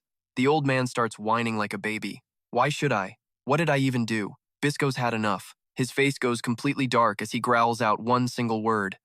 Kneel, Bupa. The old man is terrified by the demand. Finally, Bupa gives in, drops to his knees, and mumbles, I am sorry. Jin makes it clear. If it was not for Bisco, you would be dead on the floor right now. That is exactly what you get for disrespecting the Zen-kan-nen name. Bisco, your subordinate was way out of line. If you want, you can go ahead and beat me until you are satisfied. Bisco sighs, feeling helpless. It is fine. You were not wrong to defend yourself. Please, just head out, young Master Jin. He leaves immediately. Later, Bupa is still fuming in the back. Why did that jerk even show up here? Bisco calls out to him. Bupa, shut it. Get inside. We have got a whole lot of things to discuss. Inside the room, Bisco drops the news. The boss officially cut ties with the Zippo family. That means our cut of the resources from them is getting slashed in half starting right now. Collecting the Reaper's remains is going to be way harder now. But per the agreement, we are at least getting back some of the products we originally shipped over to the Zippos. Bupa loses his cool and starts yelling, The compass! We have got to get that compass back. With it, we can hunt down the living gods and use them for raw materials. He promises him, Fine, I get it. We will get our hands on it. Suddenly, Bisco notices something outside. He rushes to the window and flings it open, scanning the area to see what is going on. Bupa is confused by the sudden move. What is wrong? Bisco just brushes it off. Nothing. Probably just my imagination playing tricks on me. Anyway, let us wrap this conversation up right here. Jin walks through the pitch-black forest when a sword suddenly swings down from above. An assassination attempt. He casually blocks it with his own blade. She did not expect Jin to be this quick. He speaks up. You really did not have to make such a big scene, did you? Jin immediately realizes the attacker is just his sister in disguise. It is Yona. She replies, Looks like that favor you asked for went pretty smoothly. Since it was you, I had to do it. But man, pretending I did not even know you was the hardest part. Yona pulls off the bright red wig and smiles. Hey, little bro. An owl had tracked Yona down earlier to hand-deliver that letter. Here is your mail. After reading what Jin wrote, Yona could not stop smiling. She announces she is heading out for a few days. He tries to stop her. You are just leaving? If Karen catches you with your brother, that kid is a dead man. So the owl gives Yona that bright red wig. Do not get spotted, and stay safe out there. The letter Jin left said, Yona, I am planning to meet another dealer named Bap over in Gaston. I need any intel you can find on him. Even if it is just stuff he mumbles to himself or tells others. Can you eavesdrop and get some info for me? They head back to the cabin. Jin is seriously impressed. So Kinsella finally pulled the plug on the Zippo alliance? You are amazing, sis. You dug up way more dirt in a few days than the entire Zen-kan-nen family has in their top-secret files. With this intel, I can finally figure out what they are planning. Thanks a ton, sis. Yona hesitates. But that fat jerk, you mean Bupa? She nods. Yeah, him. It feels like he is the same type of person as me. Jin is lost. The same type? What is that supposed to mean? Yona keeps it a secret. I cannot tell you that just yet. Besides, little bro, you have got secrets of your own. He decides to show her. My secret? I guess you are talking about this, right? A red aura swirls around him like the eye of a storm, and a murderous chill fills the air. A sudden memory flashes through Yona's mind, a dark, quiet room where someone is lying dead, their back covered in blood. She pulls Jin into a tight hug, her own dark energy exploding as she screams out, "No!" He is terrified. This pressure is insane. Is she actually reacting to my aura right now? She starts shaking, begging him. No matter what happens, please never use that power in front of me again. Jin feels terrible. Okay, I am sorry, sis. Yona is curious. Why did you show me? I figured you would keep that hidden until you finally became a pro. He explains it to her. You never really gave me a reason to trust you, and you were not exactly the kind of sister I could just lean on. I had every intention of keeping this power a secret from everyone for as long as possible. Until you gave me that blue rose. Yona is completely shocked by his words. Jin opens up. To me, that blue rose was the one thing that gave me comfort when things were falling apart. It is a symbol of trust, and that is more than enough for me. So from now on, I am not hiding anything from you. She feels guilty. But what if I react like that again? He reassures her. Do not worry about it. I am going to get so strong that no matter what happens, you will not even be able to kill me. She laughs. There you go, bragging again. Well then, come play with your big sister. He remembers the dark look on Karen's face when he ordered him never to use Yona again. He gives a forced smile. That is a bit much. Let us go play, sis. Meanwhile, Karen is checking in on them. What have those two been up to for the last 2 days? The report comes back, it looks like the young lady is just having fun. He asks if Jin tried to get Yona to help him with anything. He replies that according to what the guards confirmed, the answer is no. Sir, the patriarch gave him a direct warning himself, so he would not dare pull a stunt like that. Karen knows him best. That kid is totally fearless. Even Yona almost killed him over a cat once. Luna keeps her distance too. The youngest is a real piece of work. Khan hands over a letter. This one is from Kashmir. The contents are wild. The kid actually took down Hapalip, the legendary warrior of the White Wolf tribe. Hapalip. Now that is a name I haven't heard in ages. He wondered if she actually knew the guy. Karen knows him for sure. That chief once challenged her and they fought for 5 straight hours. The Palip warriors are on a whole different level. This win is massive for the kid. And apparently Jin was mumbling some crazy stuff about slicing the warrior's father in half. Khan figured it was just a weird habit. He thought to himself that it was way more than just a habit. It lines up perfectly with the ancient records. Spells, swords, and shadow energy. It is an ancient secret technique that has not been used for over 1,000 years. Is the kid actually a stronger magic swordsman than me now? I really want to test him. In the living room, he was stunned by the news. The Zippo family and Kinsella as allies? That is insane. And the alliance ended because Andre Zippo's mana stone shattered? The scene flashes back in his mind. Jin confirms it. Yeah, and Boober is the one who cooked up that fake mana stone. He used relics from dead gods and ruins from an ancient world. With his carving power, he creates dangerous artifacts or even mutates people. Alicia says that is clearly Kinsello's main play. Murakhan looks deep in thought. Relics of dead gods? Like the tears or blood of Numerox? Now it makes sense. He speaks up seriously. Hey kid, there is something else I never mentioned. I went to Kurano territory once to help out your cadets, remember? Jin nods. Murakhan continues. Back then, a graveyard giant that had been hiding for 2,000 years showed up. I took care of it quietly. I never understood why a giant appeared there, but now I bet it was Boober's work. Does he have a connection to Quay, the god of carving? Jin is shocked. Who the heck is Quay? I have never heard that name before. Murakhan says she vanished from history long ago. She adds that Kay was actually a major player when the gods first created the primal stones. But when the stones were destroyed, she lost her divinity and was turned into a human. The golem she made to protect the tombs became the graveyard giants. My kind wiped out all those giants. Looking at the facts, she asks if Boobergaston made a deal with that dead god. He disagrees, saying that shouldn't be possible. But if it isn't Quay, nothing else explains what happened. Jin adds that one of his artifacts can supposedly track down anyone who has a contract with a god. Murakhan yells, asking what he's talking about. Contracts are secret. Alicia gasps in fear. Don't tell me that's why you were looking for Julia too? Jin confirms it. They call the device the compass. Luckily, it is not finished yet. They accidentally grabbed the dragon instead of Julia. He figures it out. They use the compass to find contractors, then use the monostone to drain them. Jin says Zippo is returning the device next month. That window is our only shot. We have to steal that compass. They ask what his plan is. Jin looks serious. Before the Zippos return it, they will hunt for more contractors. To be safe, we need to move. She agrees. Staying in Tikon with 3 contractors who aren't part of a major army is just asking for trouble. He crosses his arms. We should clear out before that compass finds us. I will get the mercenary group to protect us. Later, he sets the time. See you in March at the Black Sea Mansion. Kashmir worries about Jin. Where will you be? Murakan smiles. The kid has his own path. Is there anywhere safer than a mercenary camp? He opens his eyes with a smirk. Definitely. The safest place on the planet. Back to the talk earlier. Murakan tells Jin to head to the land of royalty. I was planning to take you there anyway. Jin is confused. Land of royalty? Julie looks at the cat on her lap. Royalty? Is that the legendary tribe that took down all the beastmen? Murakan is hyped. Exactly. But she says they've been gone for 5,000 years. Jin is skeptical. How can I visit a place that doesn't exist?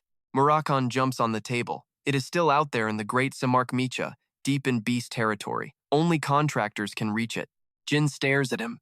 Explain it so I actually understand. Murakan keeps it simple. Think of it as a pact between Solderet and the royalty. That land was made specifically for Black Shadow Swordmasters. Anyone who wants to be a real legend has to go there, so get moving. A lone figure appears near the snowy mountains, just south of the Dome Kingdom. It sits right on the border of Beastland, where I did my first mission. To reach Samark Mika, I have to cross this mountain. Jin pushes forward, thinking about asking the White Wolf tribe for help. But climbing this alone is risky. We aren't close, but maybe I should ask? They are nice, but they avoid predators even more than the cat folk do. Suddenly, a bunch of blue beast men appear. The Watertail tribe. One asks if he is the same guy from before. You look like a total drifter. He offers some grilled fish. You hungry? Jin immediately says no. He smiles, holding a huge fish and a bag of cash. I am here to pay you back for the last meal. The tribe was shocked at first. Then they slowly close in and take the fish he brought. They start tossing it in the air like they are at a party. After a while, Jin asks if there is a secret path they use. The beastman is stunned. Samark Mika, why do you want to go there? Jin looks at his companion. I have heard about it and want to check it out. He warns Jin that going there means certain death. Jin shakes his head. Thanks for the warning, but I can't stay in hiding forever. The beastman stops arguing and starts leading the way. Keep walking and this massive spot opens up. Hidden in the dark cave is a crystal waterfall. You ask if they dug it, but he shakes his head, no. The mole folk did it. They get closer to the falls and he points, telling Jin to fill up. Go through the market and you hit the desert. Jin pulls out his canteen to catch the water. Soon they reach another cave, and this one is blindingly bright with gold. Jin walks past a few Gold Dust tribe members, surprised to see them. Then, out of nowhere, Taka appears. Yo, what do you think you were doing? He snaps, going off on a long rant. Why would you bring someone here? We agreed this path was just for us. You are totally breaking the rules and your promise. Don't you see how wrong that is? Dark Flame stands there looking all awkward and fumbling. I know it's your first time, but still. Jin watches them, thinking they look pretty funny together. He holds out a gold coin, looking desperate. Trust me, man, he gave me this. Take it. He is heading to the Mica Desert. Taka's eyes light up when he sees that gold coin. Oh, I totally trust him. He rushes to the door, acting like a pro. I didn't realize we had a VIP guest. I will escort you. Jin wonders, does this door lead outside? Taka bows respectfully as he speaks. Yeah, the door opens, and you will find the general store. Right outside is the Yuka Yuka market. Dark Flame waves his hand, looking a bit suspicious. The Gold Dust tribe will guide you. They are a bit weird, but whatever. They are honest and won't scam you. He turns and waves. I can only go this far. Peace out. Jin is touched and says thanks for everything. He looks at Jin and says, I am Dark Flame. Jin repeats it, about to introduce himself. Dark Flame of the Watertail tribe. I am, he cuts Jin off. No need to say it. I know you are Jin from the Zankanin family. I saw those Zankanin robes before. He sighs with respect. You are a real leader, man. Seriously cool. Jin thanks him and asks if he will keep this secret. He promises, don't worry, Dark Flame keeps his mouth shut. Jin bows formally. Fine, next time we meet, I will pay you back as a member of the Zankanin family. Then Taka jumps on a table, all happy. Welcome. Heading to the Mica Desert? I can guide you there. Jin tosses him another gold coin. I can handle it alone. Thanks for opening the door for me. Taka bows low. Come back soon. Jin pulls his hood over his face, thinking the Gold Dust tribe really is honest. The loud, busy market appears. Come on in. The Yuka Yuka market has everything. Hey, you, the tall guest. Come take a look. Jin states his business. I am going to the Mica Desert and I need a reliable guide. He stares at the shopkeeper with cold eyes. Can you find one? The shopkeeper just stares back in silence. Right now, he is standing at the edge of the massive entrance to the Great Mica Desert. Two Chuka tribe guides laugh and thank him. Thanks to you, we made it here quickly and safely. Jin keeps walking forward on the path toward the land of the royal family. This is where the Shadow Blade is passed down. If I die here, they won't even find my body. Jin walks through the Great Mica Desert, a massive wasteland surrounding the heart of the Monsterlands. Long ago, this hidden underground world was full of gold, lost civilizations, and riches. It was the kind of place every explorer dreamed of conquering. But even the local monsters can't find this underground realm. Crossing the Mica Desert is basically suicide. It is the most remote place on the continent, and nobody has ever made it out alive. Jin stares ahead with determination. The Shadow Blade is here. He remembers his talk with Butterfly. She told him the Myungwang tribe has protected the blade for 5,000 years. Dian is shocked at how fast the Myungwang tribe vanished. What? They were wiped out in a single night? She sits across from him. Yeah, they were way too arrogant. They didn't believe in the gods' power. So they made a huge mistake by challenging them. You have seen the power of a demon stone, right? Dian answers, yes. Butterfly continues, saying a fake primitive stone is just as deadly. A god created that power, and it was strong enough to slaughter them all in just one day. His eyes widen in shock, but she keeps going. Not all the gods abandoned them. One of them actually felt sorry for the tribe. Julie says it was Solderet. Murakhan grins and nudges her. Exactly, Strawberry Cake. You really know your stuff. Then he looks at Jin. Solderet saved a few survivors and made a pact with them. I don't know what that pact was, but you won't find anyone else who can teach you the Shadow Blade. Even the great Temar Zankanin had to learn it directly from them. His head is spinning. Even though he was the first head of the Zankanin family, almost no records of him exist. The Zipful clan wiped out every single mention of Temar. He was the founder and our greatest hero, yet he doesn't even have a proper gravestone in the Garden of Swords, back in reality, surrounded by nothing but sand. If I find that tribe, maybe I will hear the truth about the first family head. Night falls, and Jin sits by the fire, one day down. The sun is brutal as he pushes forward. Hot wind blasts against him, and he can feel the desert air in his lungs. Fighting a powerful enemy would be easier than this. Crossing this wasteland alone takes serious guts. Out here, it's just me against nature. I'm really fighting against my own limits. Time flies. 1 month later, it's December 1st, 1796. I haven't had a drop of water or a bite of food in way too long. I finally realized that dying here is just part of nature. My footprints are already vanishing in the sand. I can't even turn back anymore. I have to hang in there, but I've never felt this hopeless. Suddenly, a voice comes from behind him. Found you at last. He turns around, unable to hide his shock. Two blurry figures speak. You have no idea how much we wanted to see you. Thanks to you, our time at the capital was a total bore. The signature Zankanin sword slowly starts to appear. Daytona and Hytona smirk at him. Long time no see, little brother. Jin thinks to himself, the Tona twins? Am I seeing an illusion? Daytona suddenly swings his sword toward him with a dark, twisted grin. All right, let's see those skills of yours. The sword slams deep into the dry sand. Now they are locked in a struggle. He is totally shocked. This strike is incredibly heavy. Then another sword lunges straight at him. Hytona taunts him. You look pretty surprised, don't you? Jin assesses the situation. My instincts tell me if I didn't dodge that, I would have been sliced open. He laughs deviously. We waited until you realized this isn't just a normal hallucination. Then he adds, it's been so long, and we have to meet like this? Dear brothers, the Tona twins attack. Since it's been so long, we figured we'd give you a warm welcome, little bro. The blade is inches away. They are so fast. He quickly spins to block the attack. Why don't you look happy? Daytona laughs behind him. I'm right here. He glances at the person behind him and quickly swings his sword to block. Jin keeps fighting. Their teamwork is perfect, covering each other's weaknesses, but he slams his sword into the sand, then quickly slashes Daytona's arm. Is that all? Then another blade flies toward him. His brothers are relentless. Without even turning around, he strikes back decisively. That white sword wraps itself around Jin's blade and pulls him down. Not a single one of your moves is actually strong. Jin starts tripping on the past, wondering if these guys were always this strong. It is a total joke. Even though they are weak as hell, I still have to show some respect. This is the moment I have been craving forever. a burning desire finally coming alive. Jin's insane sword skills kick up a massive sandstorm out of nowhere. The Tona brothers are wrecked, just laying there in the dirt. Jin starts slowly closing in on them. He has got his blade out, but suddenly they start whining, "Little brother!"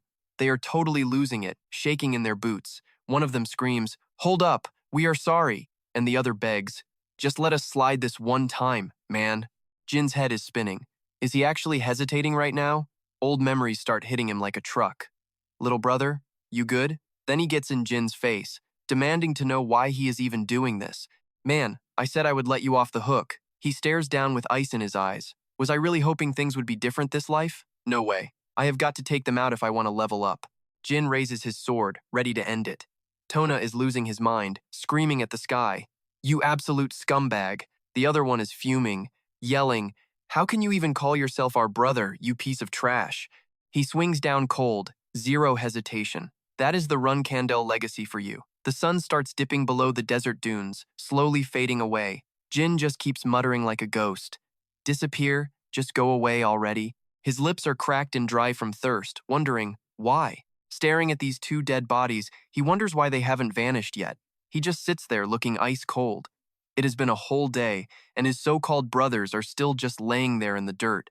He touches the sandy grave, thinking maybe they weren't meant to be, then stabs his sword into the ground. Jin slowly turns his back on them and walks away, leaving those two graves behind forever. Once Jin leaves, someone else quietly steps up. He says, "Yeah, killing your own flesh and blood is a real nightmare. It is a very painful thing to do. But how many of your other siblings would be suffering 10 times worse right now if you hadn't pulled the trigger? You made a seriously genius move picking a kid like that, Lord Solderet." Meanwhile, out in the desert, who knows how many days Jin has been sitting alone in the dark. He leans his sword against a rock, then suddenly a scorpion creeps up and stings him right through his boots. Jin's eyes are looking pretty rough, all dark and sunken in after days of pure exhaustion. Jin grabs the thing and crushes it, then just pops it in his mouth and starts chewing. If I didn't have poison resistance, this would be a death sentence. His mind starts wandering, wondering if Yona is doing okay. He thinks about his other siblings and immediately starts gagging. This is officially the nastiest thing I have ever tasted. He tips his water bottle back, trying to soothe his dry lips, but the thing is officially bone dry. His eyes look totally dead, just pure exhaustion. Jin tosses the bottle aside and starts hiking again, but honestly, there is absolutely nothing out here. It is a scorching afternoon on December 11th, 1796. I have no clue how much time has gone by. I just keep telling myself, I don't know. I don't know. I am just walking and walking, but what is the point? He drops to his knees, totally blanking on why he is even here anymore. Did I really come all this way just to take out my own family? Someone slowly walks up to Jin, holding a staff in one hand and water in the other, standing right against the sun. These clean hands offer him a bottle. Jin snaps, grabbing the stranger's arm and swinging his blade right against their throat in a flash. He struggles to speak, asking, "Who the hell are you?" The woman just laughs it off. "Last time we met, you greeted me with a blade too. Guess some things never change with you, huh?" She takes off her hat, eyes gleaming. "Of course, your skills back then were a joke compared to what you can do now." Jin gasps, "Master Valoria." She gives him a gentle smile. "Hey there, my favorite student." Jin starts getting major flashbacks to his past life. Valoria High Esther. She was the sole heir of the High Esther clan, a legendary 7-star mage, and my actual master back in my previous life. She was the first person to tell me, the biggest loser of the Runcandel family, that I actually had talent. She is the one who kept me going, my savior, my mentor, and the only friend I could actually trust. I first met my master while I was just wandering around like a ghost, after the Runcandels officially kicked me out of the family. He is totally shook. That was all past life stuff, though. I have never even met her in this current timeline. Jin looks around, completely lost. How did this happen? There is a whole lush forest right in front of me. When exactly did I even get here? He shuts his eyes and takes a breath. No, this isn't right. My master looks exactly like she did when I last saw her in my past life. But she is supposed to be 2 years younger than me. This makes zero sense. Jin can't hide how wiped he is. "Valeria, no, master. I think you are just the second hallucination I have run into out here." She just shrugs and says, "Yeah, looks like you figured it out." She hands him the water. "Here, drink up." He just shakes his head. "No way, master. If I want that water, I know I have to fight you for it first." Valeria tosses the bottle over. True. But you really think you can fight me like that? My very first attack would be enough to take you out for good. He is feeling totally hopeless. Why does it have to be you of all people? Is there really no other way around this? She just looks at him. You should know the answer better than anyone. You have gotten way stronger since you were reborn. Your will is actually stronger than mine now, my student. So just drink up. You need to be ready to throw down with me. Jin cracks open the bottle and asks, what exactly am I to you? Valoria doesn't skip a beat. You are my only student. I am hoping you won't let me down. He clenches his fist, keeping his face stone cold, wondering if the real her would have said the exact same thing. A hint of sadness flashes in Valoria's eyes. If that was really her, she would love you way more than this. She would probably even give you a little kiss on the forehead. Jin chugs the water down. Hearing you say stuff like that is honestly making me feel super uncomfortable right now. She goes cold again. Then stop asking. Just beat me and move forward. You can use whatever weapons you want. Swords, shadow energy. Just give it everything you have got. He wipes his mouth. I won't even need my sword for this. Valoria smirks. You have gotten way cockier since the last time I saw you. You are going to regret that. Jin just mumbles to himself. I would regret it even more if I used a blade to take you down. Because you are. You are the one who taught me every bit of magic I know, and you always will be. Valoria raises her staff, and a wave of power crashes down. I always did love how reckless you are, kid. Then she gives him a final heads up. Better get ready, my student. A massive storm of lightning bolts starts tearing through the entire forest. He looks up, totally stunned, as the electricity starts locking onto his exact position. It forms into a massive spear of lightning. Is that the lightning spear? I have sparred with my master over 100 times, but I haven't managed to beat her even once. But even so, she never actually tried to kill me for real before. Valeria shouts out, nice dodge, kid. He starts calculating. Every single one of those spears is packed with insane 7-star magic power, but with her current mana levels, there is no way she can keep this up. It is like she is reading his mind. Look at those eyes. Seems like you are finally taking this seriously. I bet you are trying to figure out exactly how much mana I have left, aren't you, student? This is your final chance. Pick up your sword, or you are actually going to die. Jin doesn't hesitate and immediately starts tapping into his power. Whether I die or not is something we will only find out once this fight is over, Master. Valoria watches him coldly. Countercurrent magic? It looks like you found yourself a brand new master, didn't you? You claimed I was your only master, but is this really the best you can do? Jin snaps back. I have got nothing left to say to you. Then it hits him. She is intentionally saying this stuff just to get under his skin and hurt him. Right, that is exactly the kind of person she is. Once she decides to take someone out, she will use every dirty trick in the book. With my current countercurrent explosion, there is no way I can absorb the mana from those lightning spears anymore. Jin looks at her with total confidence. You won't be disappointed. My only shot is the celestial countercurrent. I just need to stall for enough time. All right, let's get serious. I am using your own tricks against you. She is actually digging it. Keep them distracted, Dien. I need 3 minutes to flip this mana flow. Master is always a few steps ahead, but I am no amateur. I am your student too. I know exactly where you are hitting next. He sees the opening. Valoria is locked in her magic circle, but Gin gets blasted back. How is the range that huge? His legs are totally snagged by those chains. No way she has got the mana for that massive circle and 5 spears. He screams as it hits him. He finally gets the game she is playing. 5 spears dive at Jin, but he knows only one holds real mana. Valoria smirks at the phoenix, taunting him.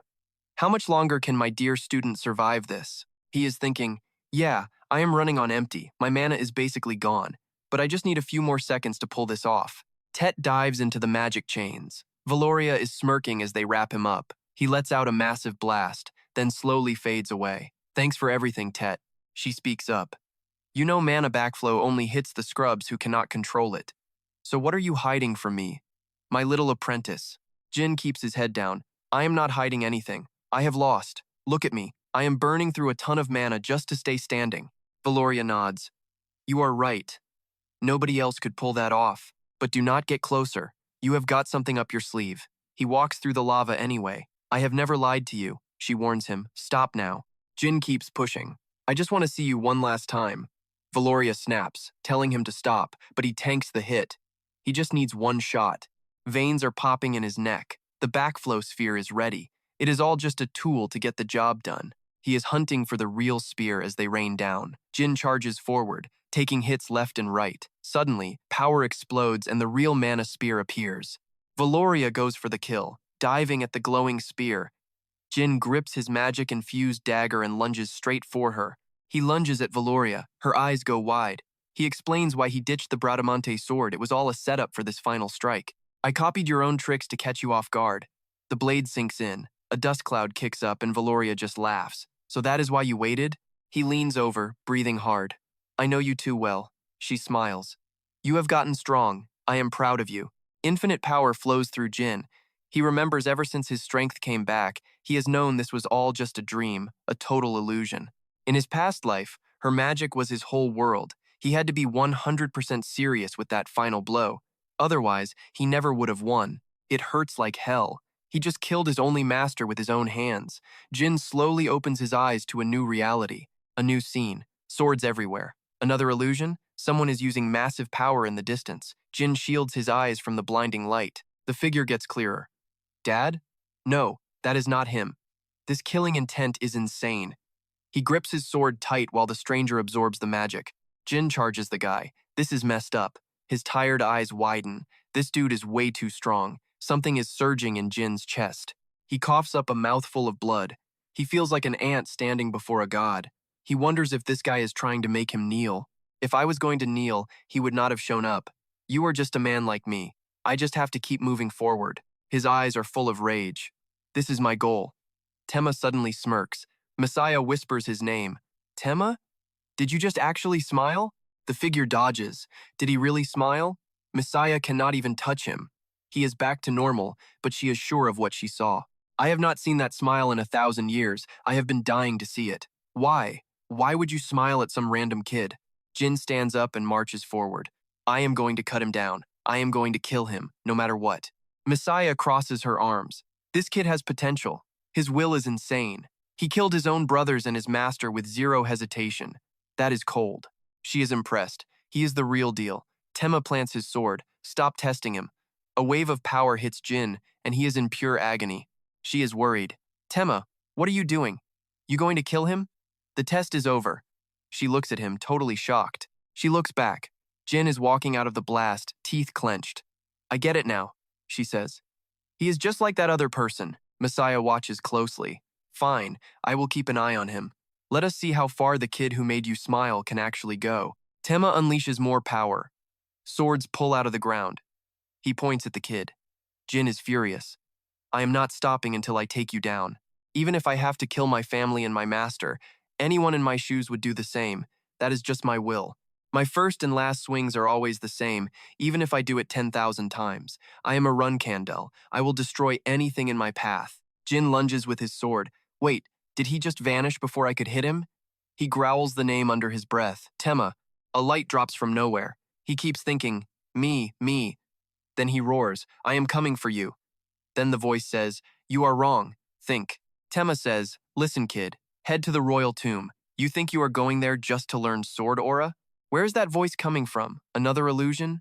He remembers the butterfly instructions. When the third illusion ends, release your shadow energy. If you do that, you will find the royal tomb. He realizes he forgot the previous fights were illusions. The smile has to appear 3 times. Crossing the desert made me lose my focus.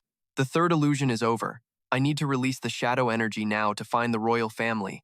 Night has fallen in the desert. Nothing is happening yet. Is this just a legend? No way Murakami gave me the wrong info. Was that voice for real or was I just hearing things? It felt close. Jin gripped his sword tight, knuckles turning white. Suddenly, a massive blast of power slammed down, and right there in the smoke, a mysterious figure appeared out of thin air. Jin's eyes nearly popped out of his head. Tanteo just stood there with a smug grin, saying the contractor of Solderet actually lived up to the hype. He gave a thumbs up. You passed, kid. Jin was floored. Wait, what? He laughed and said, I don't know what Solderet was thinking, but the only rule to get recognized around here is showing you've got that fighting spirit in you until the very end. But you went even harder. You actually sliced right through Solderet shield. That's insane. Jin just stood there, fuming, before swinging his sword. Are you seriously messing with me right now? He let his power explode. Tanteo just looked impressed and told him, I love the attitude. You're nothing like the weak humans from my memories. The name's Tantio, by the way. I've been waiting 1,000 years for you, child of Solderet. Then, in a blink, they were standing right in front of a massive, glowing white palace. Welcome to the city of La Perosa. Jin was shaking. This is royal territory, he thought. Tantio just smiled and handed him a bottle. Humans call this place the City of Splendor. You worked your tail off to get here. Drink up. Jin took a massive swig and immediately sprayed it everywhere. What the heck is this? It's straight up booze. Tantio didn't even look sorry. He was just having a blast. Woke you up, didn't it? That's crystal liquor made from refined diamonds. It'll fix your spirit and your stamina. Jin felt a weird rush through his veins. It worked. His head felt totally clear for once. You better top off your energy before you go meet the rest of your brothers. Jin stared at him, totally lost. Brothers? He followed him into the royal district, his mind racing. This city is on another level. Hard to believe it was built 1,000 years ago. No wonder explorers are obsessed with finding this place. The buildings were solid gold and pure luxury. Every single door had jewels embedded in it. Jin looked at Tantio and asked, "Hey, that thing on your chest and the jewels on the doors, what are they?" Tanteo touched the gem. "They aren't just decorations, kid. They're our hearts. As long as the owner is alive, the jewel keeps glowing." Jin went quiet. "Their hearts?" Then it hit him. "We've been walking for a while, but I haven't seen a single royal besides Tanteo, and none of the other jewels were glowing at all." After a second, Jin asked, "So how many royals actually live here?" Tanteo looked away. 77, including the war god and 12 kings. Jin flinched at the number. All he could think was, that's it? That's all of them? He got curious. War god and 12 kings? Tanteo just grinned down at him. They're the ones passing the aura sword to you. As the contractor of Sodor read, everyone's waiting. Gin froze. The aura sword. They finally reached the palace and Tanteo sighed with relief. "We're here. This is the war god's temple. This is where you get the aura sword. Just like the name says, it represents the god of war." Jin felt a massive shift in the air. This energy is insane. It's the same pressure I felt from Tema. If I hadn't cleared those 3 illusions, I wouldn't even be able to move. Tantio's voice got serious. "A bit of advice before you go in. Watch your mouth with these guys. They aren't like Sodor Red. They don't give a damn about you." Then, they both started to fade away. Suddenly, Gamoon shouted, "He's finally here. He looks kind of cute, doesn't he?" Boraz laughed. "How old are you, kid? Have you eaten yet? What's your favorite food? What do you think of La Perosa?" Tanteo waved them off. "Come on, guys, give it a rest. I've told you 1,000,000 times not to do this." Belize flew over like a hurricane. "Where is he? Is this him? Our disciple is finally here. It's been 1,000 years since Before he knew it, she had him on her shoulders. Jin thought, "Man, she's strong." Belize was beaming. "You can't meet the war god looking this filthy. I'm gonna give you a bath." Jin panics immediately. "No way! I don't need your help. I can wash myself." The whole crowd started shouting, "Me! Let me do it! Pick me! Give me a chance!" Her eyes lit up. "Okay, let's do rock, paper, scissors to decide. Whoever is left standing at the end gets to do the honors." Inside the palace, you could hear them screaming over the game. "Rock, paper, scissors, again, go again." Finally, inside a fancy bathroom, Jin was sitting in a tub trying to get clean. Belize stared at him, fascinated. "A human who actually knows how to bathe? I don't believe it, but I'll trust you this time. Make sure you scrub every single grain of sand off those hands. Got it?" Jin rubbed his eyes and sighed. What kind of cavemen do they think humans are? I almost got well, whatever. It's been 1,000 years. Since Lord Tema's time, people probably didn't even know what a bath was. Jin crossed his arms and looked up. Is everyone in the royal family this massive and jacked? These bodies were blessed by the gods. There's a reason they're called the ultimate warrior race. Tanteo checked him out in the traditional gear and wouldn't stop bragging. "Looking good. You did a great job cleaning up, and these clothes really suit you." Jin thought, "I can't believe I'm getting praised for bathing myself." Tanteo smiled. "You won't need those old rags, so we burned them." Jin got serious. "So, am I finally going to meet the war god and the battle kings? Are they the ones passing the aura sword to me?" Tanteo turned with a smirk. "We're going to the temple now. The brothers you met earlier are waiting there too. You can't take weapons in there, so hand them over to your brothers. They'll keep them safe for you." A bit later, the 2 of them were walking toward the temple. Jin glanced at Tanteo's chest. His heart was glowing way brighter than before. When he was with the other royals, it wasn't nearly this intense. Is it because of the war god being inside the temple? They reached the doors. Tantio gave him a final warning. Once you step inside, you only speak when you're spoken to. Got it? The war god's brothers can kick you out with just one word. You better watch your mouth and your attitude. I'm dead serious this time, Jin sighed. You keep saying that. Just open the door already. The doors slowly creaked open. Inside, the royals stood in two lines with the war god in the center. Jin took it all in. This was the source of that insane energy he felt from outside. Battle King 10, Belize. Battle King 8, Gamoon. Battle King 9, Baba. Battle King 7, Palem. Battle King 2, Lumora. Battle King 1, Banti Ra. Battle King 10, Kaio. Battle King 11, Nada. Battle King 12, Tedo. Battle King 6, Danfear. Battle King 5, Baraz. Battle King 4, Lin Fa. The war god looked smaller than the others, but his presence was on a whole different level. He completely crushed the aura of the 12 battle kings. This was the true heir to the aura sword. Bantara spoke up, sounding shocked. It's really him. He looks nothing like Tema, but his energy is exactly the same. Lumora waved a hand and laughed. He definitely feels like Tema, but who knows if he can actually become a greater warrior than the old man. Nada started mocking him. Finding someone who can actually impress us like Tema did is basically impossible. We probably shouldn't get our hopes up. Belagur just laughs it off. I mean, he is the only kid to make it here in 1,000 years, so he must be the real deal as a vessel, right? Jin wonders if that is the Battle King from before. Is she actually sticking up for me? Look, I appreciate the gesture, but it feels like everyone here just sees me as Tema Shadow. I guess that is fair enough, but I have zero intention of being treated like some second-rate replacement for a ghost. A moment later, he gets serious. Do not you guys think you are a bit too obsessed with my ancestor? My name is not just the heir, it is Jin Runcandel. Gamoon snaps. Watch it, you disrespectful brat. You do not speak unless the God of War brothers address you first. Ban just waves him off. Enough, he says. So the old man just bows his head and shuts his mouth. He speaks slowly. You are right.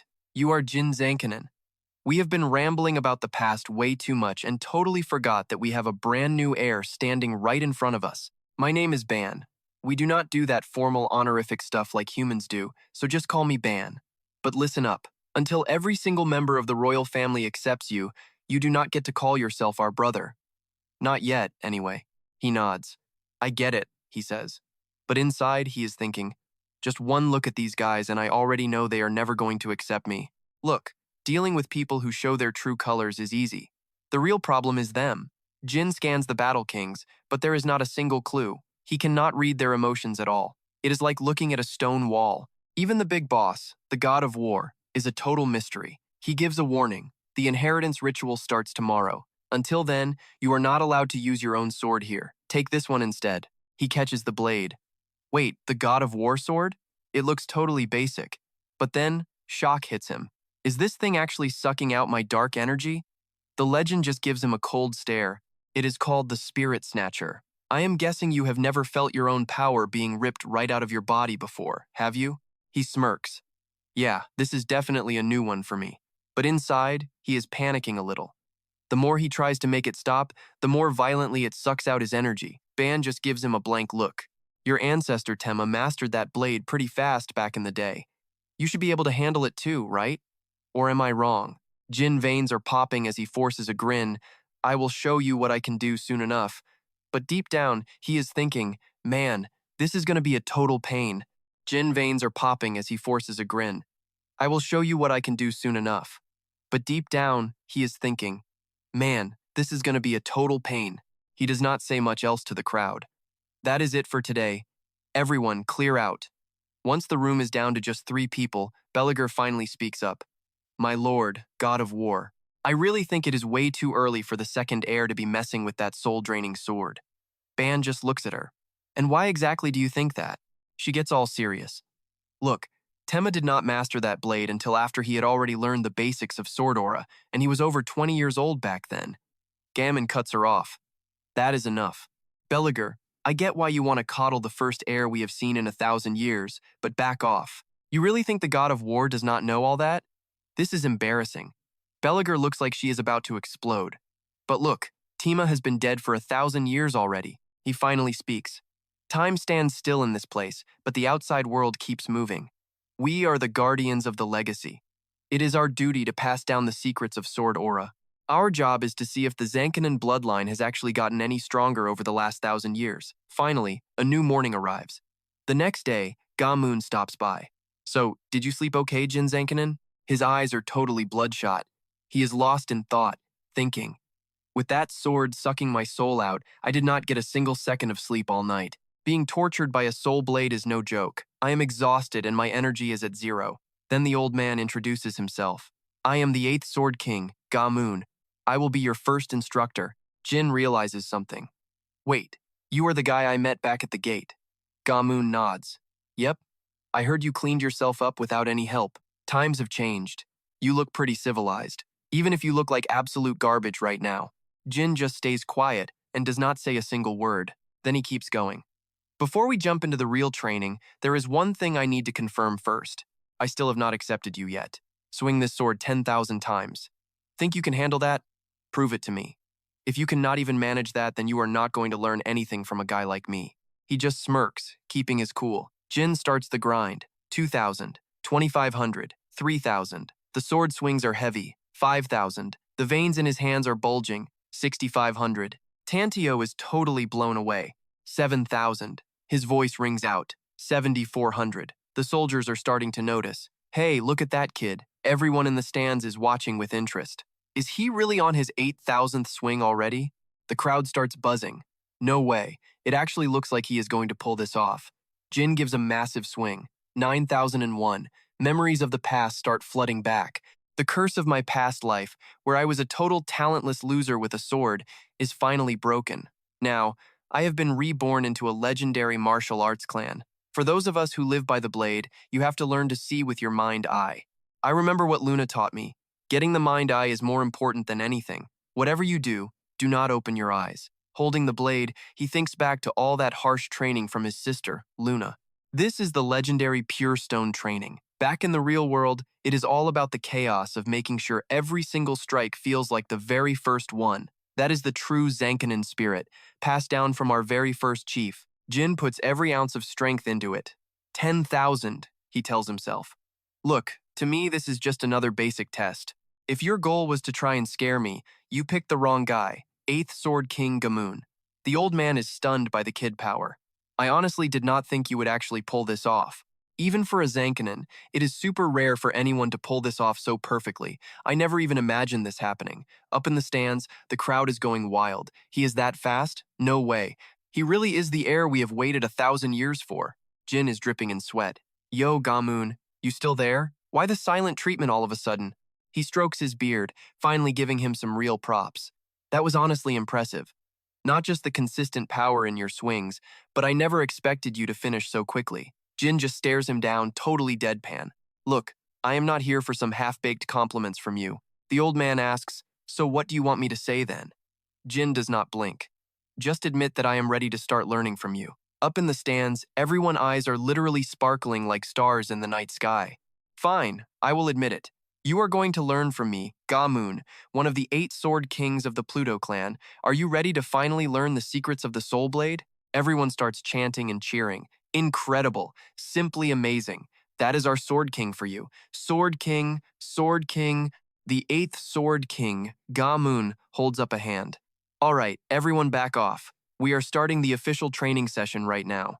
He slowly reaches into his pocket and pulls out a blade. He looks at Jin. Now, let us get down to some serious business. Jin watches him closely.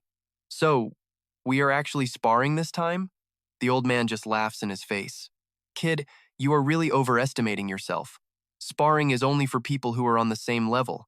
He asks, so just how big is the gap between us anyway? How big? Kid, you cannot even lift my sword off the ground. Before he can even finish, Jin lunges forward and slams his blade against Ga-moon's sword. Tiny sparks fly as the metal clashes. The old man's face goes cold. Jin just grins back. Look, I only tried that because you said I could not even lift your sword. Clearly, that is not true. Ga-moon is absolutely fuming now. That is not what I meant, you brat. I meant no matter how many times you strike it, you will not make my blade budge an inch. Oh, so that is what you meant. I do not know why, but I feel like something is off here, he thinks to himself. This guy is actually pretty interesting. Garamond is actually getting serious. All right, show me what you got and put everything into this strike. Jean backs up, getting the message. He centers himself, then lunges forward like a freaking bolt of lightning. His blade connects, but it does not budge. What the hell is this? It feels like swinging at a massive stone fortress. Jin is floored. It is not just about raw power anymore. Garamont holds his ground. Told you, kid. You can't even nudge my sword. Jin grits his teeth, determined. I am going again. The old man smirks. Be my guest. Jin prepares to swing, but his spiritual energy just will not focus on the blade. This technique is useless in a real fight. You think an enemy is just going to wait for you to charge up? Jin ignores him, swinging with every ounce of strength. Massive energy explodes outward. Veins pop on his shoulders as he white-knuckles the hilt. Suddenly, he gets blasted backward, but he sticks the landing and finds his footing. Blood drips from Jin's mouth as he stares in total disbelief. Is the power gap really this huge? What kind of monster are you? Even Garamont is stunned by that raw force. Jin's hands feel like they are about to literally tear apart. Hasn't it been 1,000 years? Is this power actually level 8? I thought for sure it was only level 7.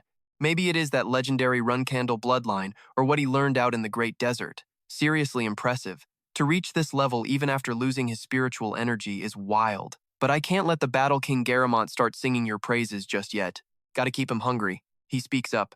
Listen, Jin Runcandel, I'll give you 1 week. I want to see a strike powerful enough to make this great sword tremble. Jin wipes blood from his lip. What, you aren't going to show me how it is done first? Garamont shrugs. The 3 phantoms already told you. Belief.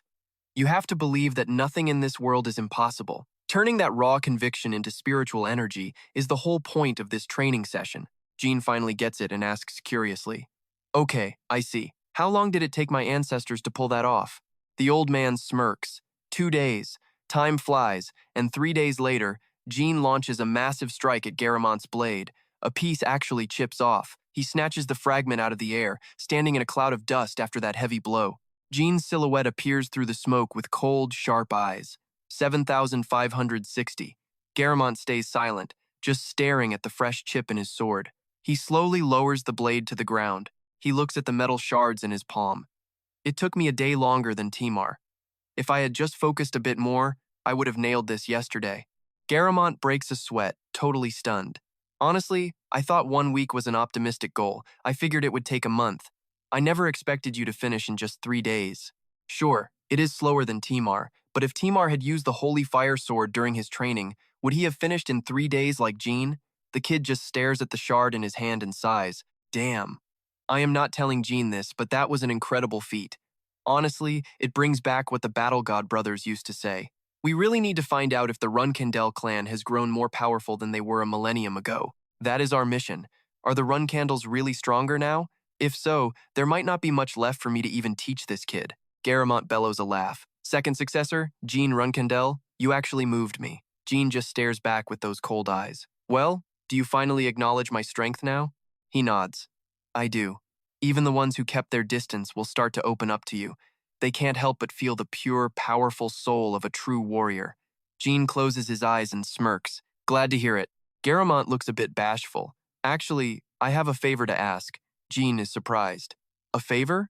Then the old man asks hesitantly, can I be the first one to taste what you have achieved here? Jin is totally lost. Taste my achievement? What are you even talking about? Garamont's eyes start sparkling. Come on, answer me. Jin smiles and hands over the sword shard. I don't get it, but go ahead. He takes it gently and says politely, thank you, much appreciated. Then he tosses the metal shard right into his mouth. Instantly, a brilliant holy light starts radiating from him. Jin's eyes go wide. Is he seriously chewing on a piece of a sword? After swallowing, the man laughs. Amazing. This flavor is perfect for La Perosa. Way better than Twilight. Wait, what are you doing? A voice echoes through the entire castle. Jin Runcandel, great work today. Your next training session kicks off tomorrow morning. The long day finally ends as night falls over the land. Jin sits up high, taking in the view. I was so busy training I didn't even notice. Nighttime in La Perosa. It is stunning. How does a place like this even exist tucked away in its own dimension? This land was made just for the legendary Runcandel warriors who contracted with Solderet. And now, as the heir after 1,000 years, I have to wonder, am I actually worthy of being here? Tantio walks up slowly. Hey Jin, why the long face? You beating yourself up over something? Guess that first training session was a real nightmare, huh? He turns around. Oh, Tantio, it wasn't that bad, just okay. Tantio laughs. Just okay? I heard you didn't sleep a wink for 3 straight days of training. Jin looks down. Honestly, it hurt like hell. If I still had my energy, it might have been easier. Tanteo hands him a piece of cake. It is a lesson you had to learn. Here, eat this. Jin just stares at the treat in confusion. He looks suspicious. This isn't like that wine from last time, is it? I'm watching you. Tanteo just laughs and pops a piece into his own mouth. Back then, I only had wine, but this is a traditional snack we call gatto. It's not quite a magic gem, but it's great for stamina recovery. It even helps with the swelling. Trust me. Jean takes a bite. Wow, this is actually pretty good. I can feel the recovery kicking in already. La Perosa has so many weird perks. I should definitely pack some of this gatto when I head back home. Tanteo smiles. Sure thing. A bit later, he gets curious. Hey, by the way, how exactly does the ranking for the Battle Kings work around here? Does a lower number mean you're stronger? Tanteo puts his hands on his hips. Nah, the number is just the order they joined. Basically, besides the 2 battle gods, there's no real rank. We just use formal titles to show respect. But even the Battle Kings are technically on the same level as us warriors. Jean thinks it over. Wow, that is surprising. It is actually a pretty fair system. A dark shadow blurs past, closing in fast. That is right. Unlike humans or other tribes, we never turn our blades against one another, so there is no need for complex rankings. Jean spins around instantly, finding his footing. He grips his hilt tight, ready to draw, completely on guard. Who goes there? Boris just nudges the tip of the blade away. What is with the long face, Jin Runcandel? Jean is blown away by the guy's sheer speed. He is way too fast. He laughs, giving a nod. Now that is some good tension. Then he introduces himself. I am a battle king. The name is Boris. Jean remembers seeing him. Oh, you're the guy from the entrance, along with Battle King Garamont. Boris gives a big grin.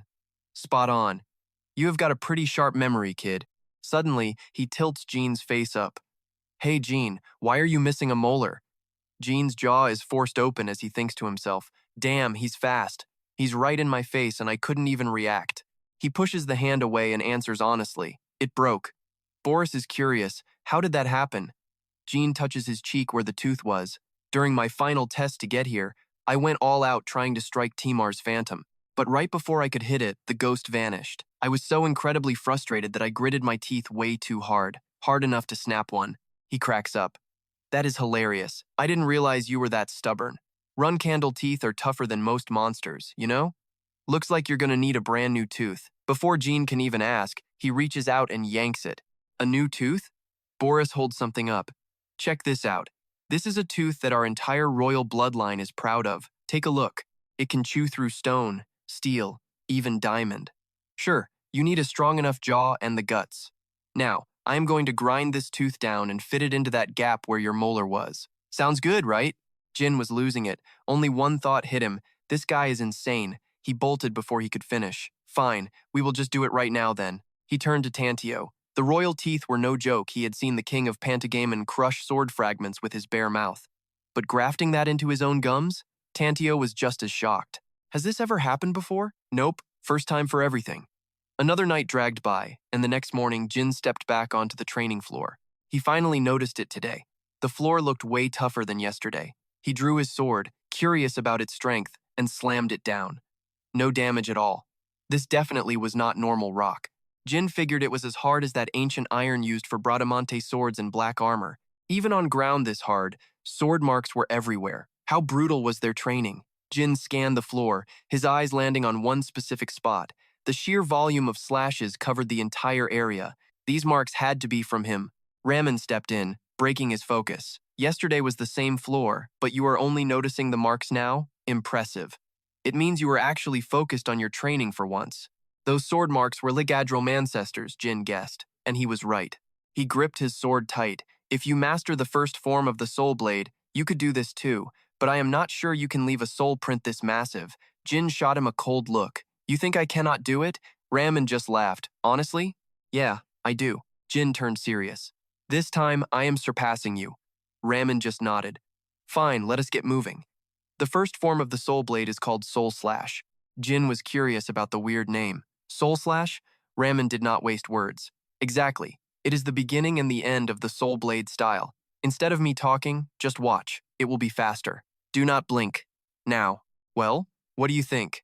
After a moment of silence, Jin finally asked, "What am I looking at?" Ramond held his glowing blade. "I am using soul energy too." Not impressed? Jin just shrugged. "Lord Gammon, you said I would be learning the first soul blade form, right? If the teacher cannot control soul energy, how is he supposed to teach? I thought you got those powers from Solderet. Just show me the soul slash already." Ramond agreed, thinking to himself that this kid was even colder than Tema. Time to show him the real deal. Jin's eyes went wide. First form of the soul blade.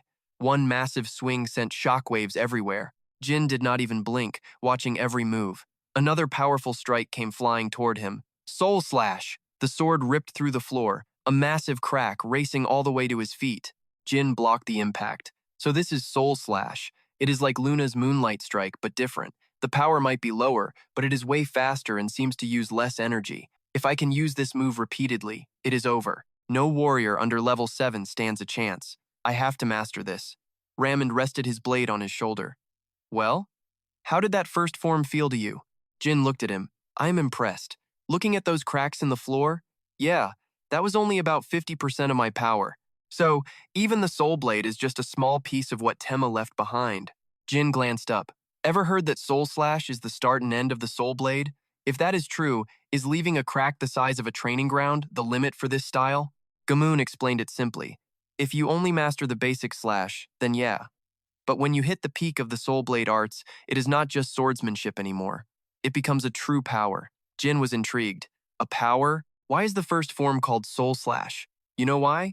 He said it means the strike cannot be dodged or blocked. It means even if your opponent is way stronger, if their will is weaker than yours, you can take their life whenever you want. Jin went quiet for a second before speaking. That definitely sounds like a power. To pull off a soul slash, we start from the beginning. Ramond gripped his glowing sword with a serious face. First, you have to feel the moment your energy and your blade become one. Jin thought about it. Energy and the sword becoming one? He muttered. I feel like I have done this before. Ramond was confused. What did you say? Jin rubbed his chin. That feeling of unity, if it is not because the sword absorbs energy, I think I can mimic it. Ramond could not hide his curiosity. Seriously? Go ahead and explain that one to me. Jin stayed calm. First time I felt it was fighting Muron Zippo. When he used the Beast King's soul curse to open the gates of hell, a weird curse flashed in my head. A bunch of images appeared. Even if I swung 10,000 times, the result stayed the same. Focus your entire will into the blade and just strike. Jin kept going. When I slashed the White Wolf tribe's patriarch and even those illusions, I felt that same connection between my energy and the sword. It was all about having total faith in the power of the strike. Ramond snapped his fingers and grinned. Exactly. That is the feeling right there. Makes sense. A guy who is always stuck in brutal fights would eventually stumble onto the secret of the first soul blade form. You have basically turned your faith in the slash into a literal mantra. Let me show you how it is done one more time. Watch closely, Jin. He started channeling his soul energy again. I am going to cut it. I know for a fact I can cut it. Veins popped on his face as a massive wave of soul energy hit, shaking the foundations of every building nearby. He slashed down instantly. A cloud of dust blinded everything, revealing a crack even bigger than before, stretching all the way up to the spectator stands. Ramond's eyes lit up. That was even stronger than before. I finally get it now. Jin just sighed. Are you not supposed to be the teacher? Feels like things are backward. He looked away, totally embarrassed. No way, you are just imagining things. Jin cut him right off. Ramond, you literally just said you finally understood. It is obvious you just had an epiphany. He hesitated. Well, the thing is, I am more used to the Pluto sword, so I barely use the soul blade. Using soul energy for this style always felt inefficient to me. Jin's voice rose. What do you mean? Are you not supposed to be my master? Ramond laughed and waved it off. If I get stronger, is that not better for my student? Do not be mad. Just focus on overcoming that energy-absorbing sword. Once you master that, the first form will be a breeze. Then we will start training with the Shadow Realm Kings right away. Jin was annoyed. I feel like I am getting a raw deal here. At least show me that Pluto sword you claim to be so used to. The laughter stopped. No can do. Jin asked why. Because you are not one of our Shadow Kings yet. Besides, the Pluto sword only works with our light heart, so it is useless to you. Even if you saw it, it would not help. Jin snapped back. Who said I was going to use it? I am just curious, that is all. Then he thought, My reason for wanting to see the Pluto sword is actually different. He remembered last night. Tantio told him that after training with the Shadow Kings, they would start daily sparring with regular warriors. Before that happens, I need to convince Gamoon to show me the Pluto sword at least once. Jin turned to look at him. If you just show me Tantio, he waved his hand, telling me not to push it. If the brothers find out I showed a human the Plutonian sword, I am going to be in deep trouble. Only the Great King would be safe after a stunt like this, right? I grinned, thinking my big break finally arrived sooner than expected. Shrugging like a little rebel, I acted like my hands were tied. Sorry, old man, but there is really no other way around this for you. If you do not show me that sword, I will tell everyone you are a total fraud as a teacher and that I already mastered the first move of the soul sword. He snapped, asking if I really dared to threaten Garmond of the War King tribe. I looked him dead in the eye. Yeah, it is a threat. What are you going to do about it? He stuttered. Fine, just once, only one time, got it? The gem on his chest started glowing. All right then, kid. I will show you the absolute basics of the legendary Plutonian sword. First, we gotta control the energy flow. Suddenly, Boris came charging in, shouting for me to look because he fixed something just for me. I broke into a cold sweat, thinking, here we go again. He pulled out a shiny gold fang, promising I would love it. Before I could even ask how to use the thing, he jammed my mouth shut. Boris told me to stop talking and just watch closely. You will get it soon, he said. I was actually impressed. I definitely need to learn some of those slick moves from Boris later on. He slowly popped the tooth in.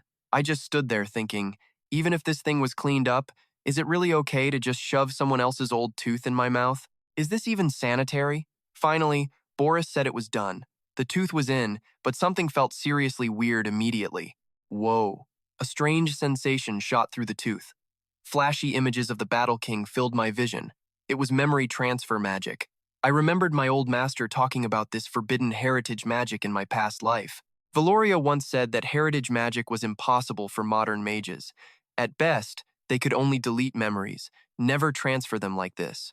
The Zipfel family has a memory transfer tool, but that is a top-secret item built by their ancestors alone. No one else has it. I was stunned as the secrets of the Plutonian sword flooded my brain. It was not just one move. It was the entire collection of martial arts used by the Plutonian bloodline for generations. I asked Boris what kind of crazy magic he put on this fang. He just laughed and said it was a secret, but definitely not magic. If it is not magic, then what is it? Raman chimed in, saying humans call that power magic, but their race does not really have mages like everyone else does. It is something totally different for them. Instead, their mana users become legendary blacksmiths. I was shocked to hear Boris was one of them. Apparently, in Plutonian history, his brothers were the greatest smiths to ever live. Back in the day, everyone lined up just to get a piece of their work. Boris looked at my blank face and just nodded. Yeah, those were the days. That was before time froze for us. Once it stopped, peace was boring and there was nothing left to build. He laughed, saying his hands were getting itchy for a real project again. Seeing me this shocked, it was clear he had not flexed his skills in ages. The two of them just laughed it off like it was nothing. I stared at these two goofs. Their magic was light years ahead of anything in the modern world. This ancient civilization could probably take on the gods themselves, and not just because of their legends. I closed my eyes and thanked Boris for the gift. He just grinned and said if I take a gift, I gotta give something back. He told me since he gave me the tooth, I owed him a second legendary achievement. I was caught off guard, but promised I would give it my best shot. Boris was hyped. He yelled, "That is my boy, let's get to work."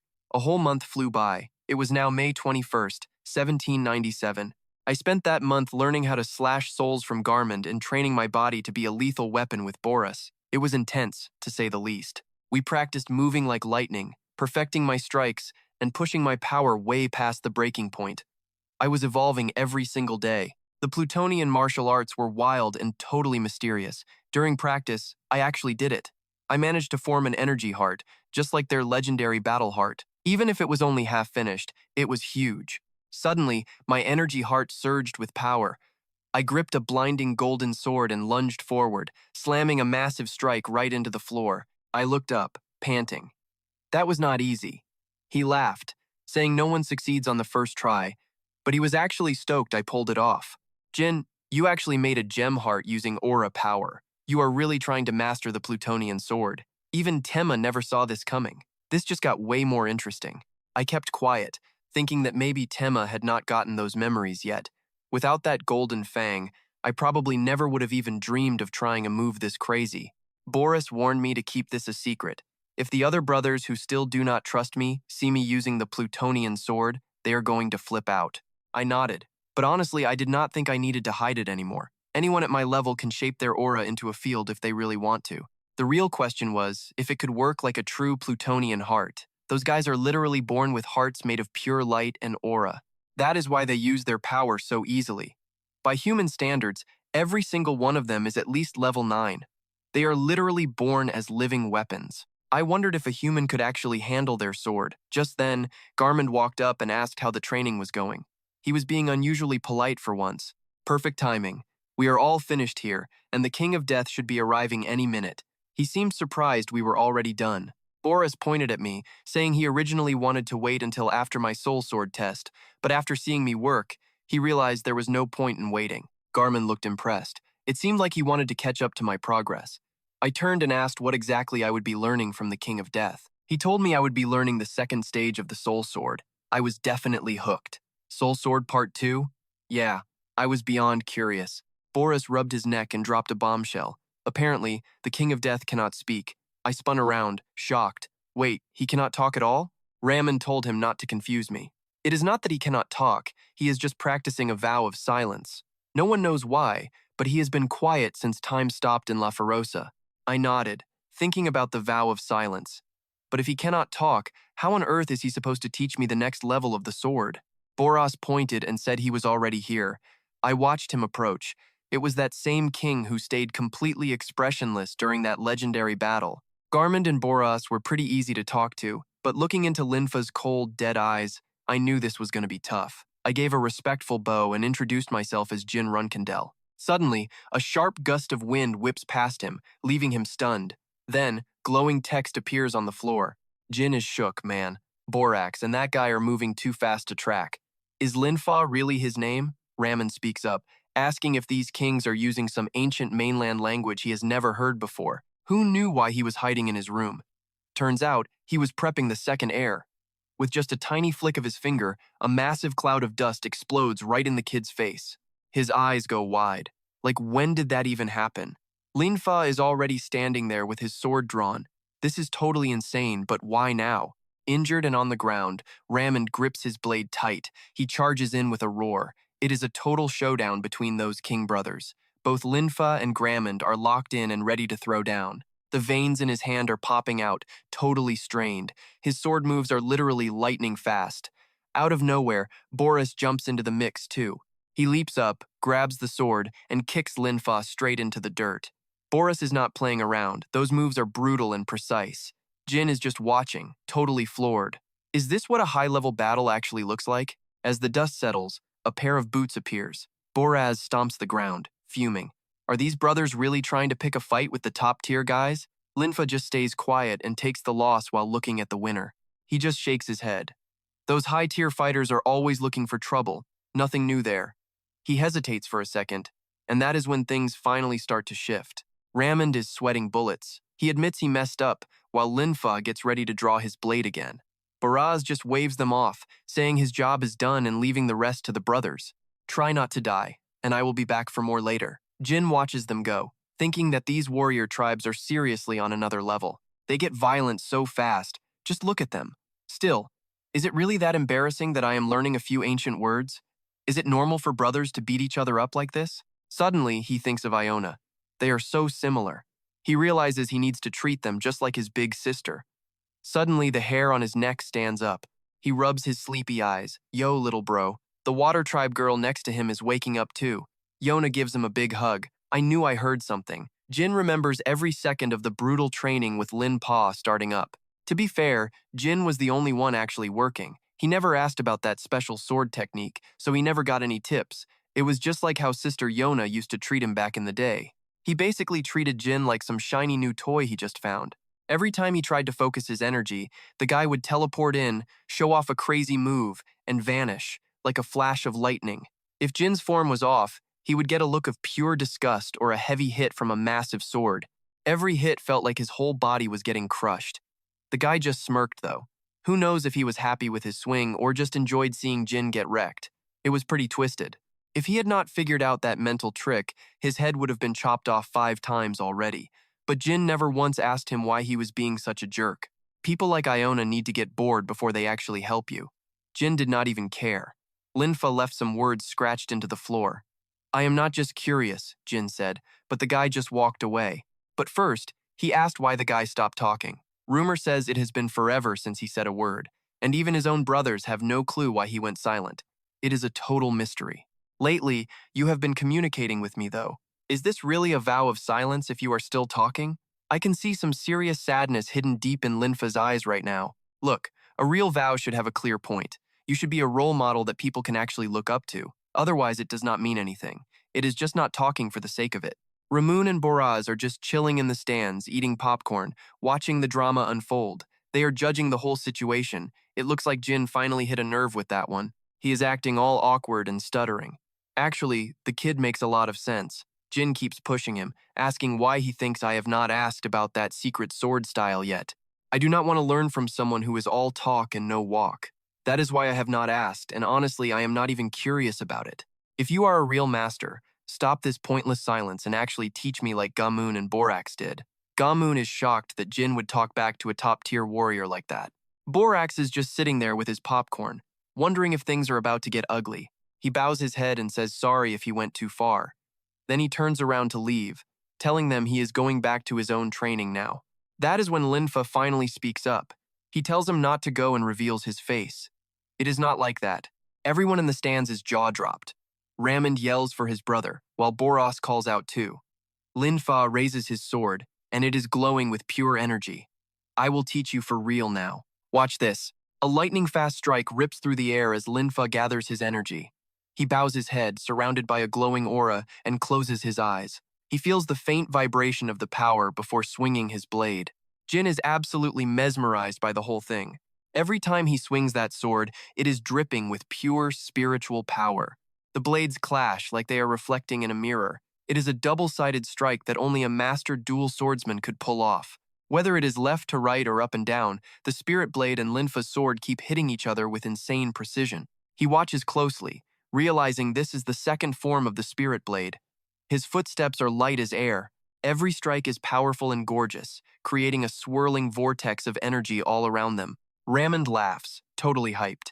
It has been ages since he has seen the second move of the spirit blade dance. Linfa ignores the others and asks Jin what he thinks about seeing the second form in person. Jin is blown away. It is both powerful and beautiful. He says it is way better than anything he has seen before. The master feels a bit shy. Gramoun is whispering, asking if it is okay for him to break his vow. He just sighs and says it is fine, just do not make a big deal out of it. We should probably tell the others then. Boris agrees. They need to talk to Linfa before the heir leaves. We could not say a single thing while the boss was around, but now is our chance. They both rush off to get the brothers. After a moment, the master speaks. Gagui. Jin turns around, totally confused. Wait, what? Linfa explains that the second move is called Gagui. Jin thinks the name fits perfectly. He smiles, amazed at how the spirit energy blades cross each other like a pair of sharp scissors.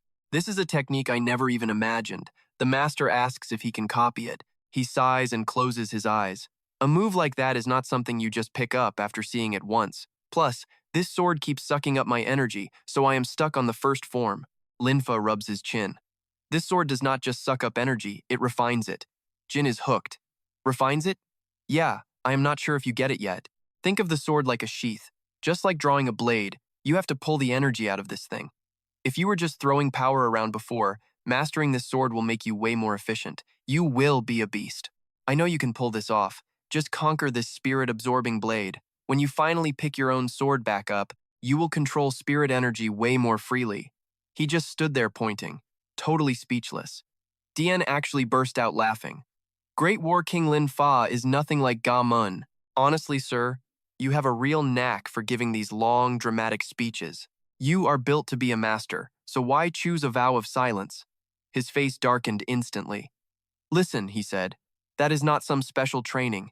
It is a punishment meant only for me. He stayed quiet for a second, then spoke up. A punishment? You did not tell your brothers, which means there is a reason you have to keep them in the dark. It must have been brutal, being all alone for so long. Look, I am not one of your brothers, but if you feel like venting, just tell me your story. As Jin spoke, His voice echoed while the sky slowly bled into a deep, dark red. So that is how it went. You warned everyone not to challenge the gods, but nobody listened. He fell into deep thought, carrying the entire burden of the Ming clan's downfall on his shoulders. He blames himself for failing to stop his brothers. Is that just pure ego? Or maybe some kind of obsession? No, that is probably just how everyone in the Ming clan thinks. Lin Fa looked up, his voice soft. My long punishment has ended so easily. It is almost shocking. Dien smirked and asked if he had any regrets. The man stood up fast. No, I feel relieved. Thank you. You seem to have this weird power that really gets through to people. Dien stood up right after him. Well, I am definitely going to take that as a compliment. The brothers all rushed in at once. Great King Lin Fa, you finally broke your silence. What even happened? We seriously thought you would never speak again. Dien watched him get mobbed by the crowd and thought to himself, so this is the great King Lin Fa. Usually, when people do not listen, others just start pointing fingers. I think you will be a lot easier to talk to from now on. Suddenly, a loud voice startled him. Hey, Jin! Boris laughed and thanked him for getting Lin Fa to finally talk. I will take the credit, just like we promised. He slowly opened his mouth to speak. The second achievement. The other brothers do not know, but you do, right, Boris? He stopped laughing immediately. What are you talking about? Jin got serious. The real reason the Great King was silent, and the fact that I am not even part of the Ming clan. I will be the one who makes the Great King speak. Dien dove into his training, following every instruction. After the lessons, Lin Fa helped him a ton. He did not just help him conquer the spirit-absorbing blade, he also showed him the first form of the soul blade. He even taught Dien how to use the second form. 2 weeks had passed since then. He finally learned how the move worked. Of course, he only picked up the basics and was nowhere near mastering it yet. That is why he kept training without taking any breaks. Getting perfect with the soul blade was now just a matter of time and effort. A few more days passed by. It was now February, 1797. He pulled out the blade. Now that I have conquered this spirit-absorbing sword, you should probably give mine back, right? You said I would not even need my own sword here, remember? Tantio laughed and took it. Well, starting today, you are definitely going to need it. Now that you are done training with the great kings, you will start sparring with the regular warriors in the clan, Dien asked. So it starts today? Exactly. This afternoon, everyone is going to gather around to watch the fight. I bet the great kings are picking your first opponent right now. He smiled. So it is finally time to face the Ming King clan? Honestly, since the first day I got here, I have been dying to really go at it with them for real. Tanteo looked serious. To be honest, I think this is still a bit too early for you. Jin looked up at him. You really think I am going to lose, don't you? Are these normal warriors even on the same level as the White Wolf tribe? He suddenly laughed out loud. Forget the White Wolves. These guys are way beyond your average Red Fox level. Plus, the Great Kings do not exactly like you. You can bet they are going to pick an opponent who is not going to be easy to handle. He rubbed his chin. Right.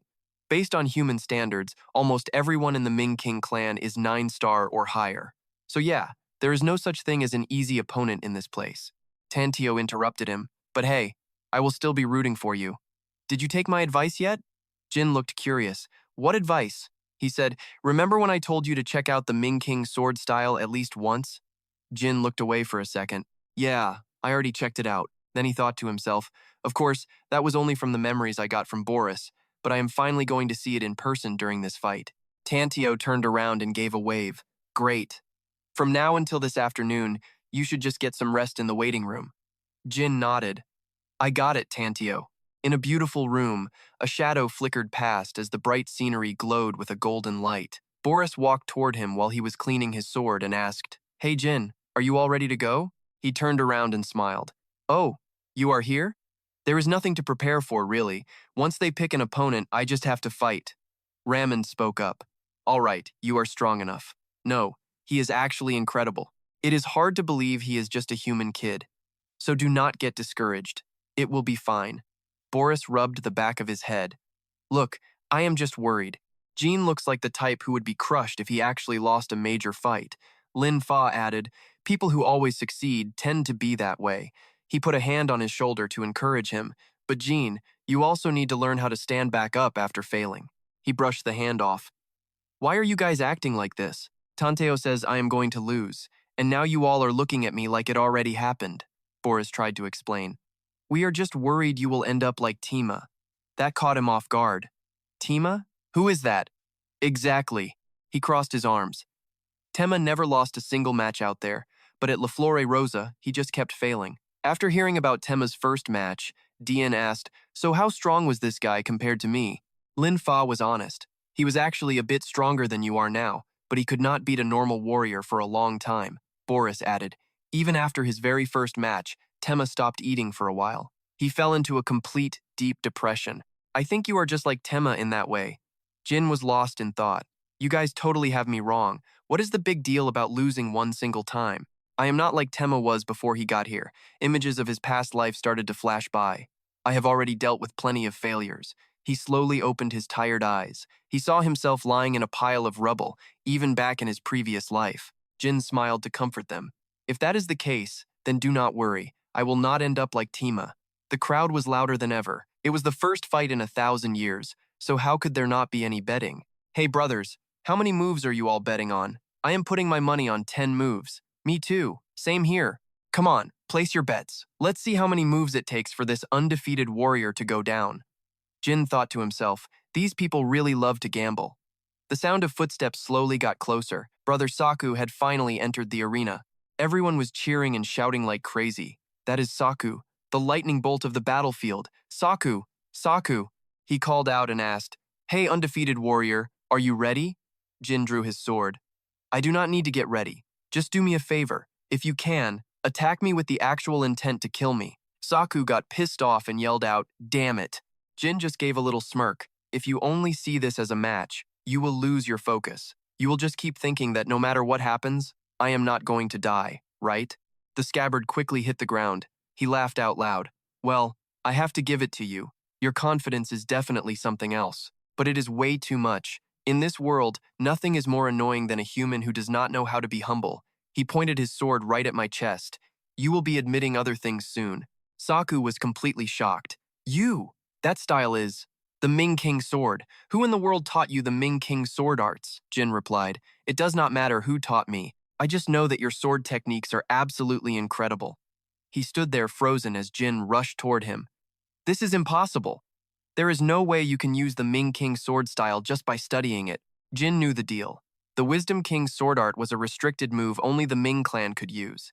Even with a focused mind, he was still missing a major piece of the puzzle. Then it clicked. He remembered the most important part, the specific attribute needed to spark that power. He was betting everything that the ability Boris gave him was the secret key to the whole thing. So every day after training, he pushed himself like a maniac. He just kept grinding, refusing to quit. It was all he had. Suddenly, a massive blast rocked the arena, making Ron and Baraz jump. Even Bantirok couldn't look away. For real, he was actually taking them seriously. Saku had taken the sword weight. Was a human really about to use a Ming clan sword art? He screamed for the Otau brothers. Boraz was like, what? Saku demanded to know if they still had that special fusion skill ready to go. He nodded, saying obviously. Veins were popping out of his forehead. Fine, I get it. With that, Saku's chest gem started to glow like crazy. His eyes were straight fire. Everyone was shocked when Saku crouched down, feeling the power surge through him. Then he just let it all out, releasing a massive wave of energy into the sky. He growled, telling the warrior he would pay for messing with the Wisdom King style. Jin got ready to counter, calling up his magic circle. But then something felt totally off. He looked back and saw his magic circle shattering into pieces. He couldn't summon Master Tess. Was this because Solderet's pocket dimension was blocking him? Saku charged in. Jin dodged the hit and looked for an opening, his eyes sharp as he swung his blade. He missed. The guy just laughed, easily brushing off the attack. A shockwave blasted Jin back, but he recovered fast. Both of them charged again, two forces of nature clashing head-on. Neither of them was backing down an inch. Jin was low-key, terrified. The speed was insane, but he couldn't get past that shield. No openings at all. He raised his hand, thinking he would have to target a spot no human could ever train. His fingers got sliced up instantly. What the heck? Saku just smirked, mocking him. Didn't you know our eyes are as tough as diamonds? You really have no clue. Jin was sweating bullets. No wonder they are the strongest insect race. Before they went extinct, were there thousands, no, hundreds of thousands of monsters like this just walking around? The gem on his chest glowed brighter. If you are done warming up, let me show you something cool. Jin gripped his sword tight, his hand shaking. Saku lunged and grabbed the blade. What is wrong? Having trouble keeping your sword straight? This is called basic suppression, a trick that creates a vacuum on the blade so you can't move it how you want. Jin felt the killing intent and touched his own blade, barely dodging Saku's brutal follow-up. He grit his teeth. If he stayed this close, he couldn't even swing accurately. He needed maximum distance. Right then, the guy just turned his head and gave a wicked little smirk. Jin didn't wait, he jumped into his plan. He bolted forward, going faster and further until he hit the perfect range. He spun around, ready to swing. First form of the Spirit Blade Soul Slash. Saku moved like lightning, shutting down Jin's attack before it even started. You think I am going to give you time to use a Spirit Blade move? He grabbed Jin's collar and slammed him. A lightning-fast punch hit Jin's chest, sending him flying as blood sprayed everywhere. Saku told him if he wanted the Ming experience, he would have to taste their martial arts. Jin collapsed, bleeding out. Saku just kept going, raining down punches like a hammer. It was so fast that Jin didn't even have a second to breathe or react. One final punch sent Jin crashing down. Saku raised his foot and kicked him across the arena, smashing the floor to bits. Then a hand reached out, grabbing him as the lights flared. Saku held Jin by the throat, sword in hand. Like I promised, I am going to cut you into 4 pieces right now. Jin just smiled as the blade came down. Then a voice echoed, all right, OTAU brothers, while I heal this kid, you need to transfer my blood into his veins. Wait, hold on. A human cannot handle a battle god's blood. One tiny mistake and his heart is going to explode. Jin started to open his eyes, wondering what that voice was. Ban cut in, saying, this kid is special. Boris Vodel realized he couldn't win that argument. If the battle god says so, I am in. He grabbed a needle. Let's start the transfusion. As the blood flowed into him, everyone prayed Jin would survive. Inside his body, every single cell started to freak out from the strange power. A blurry voice echoed in his mind.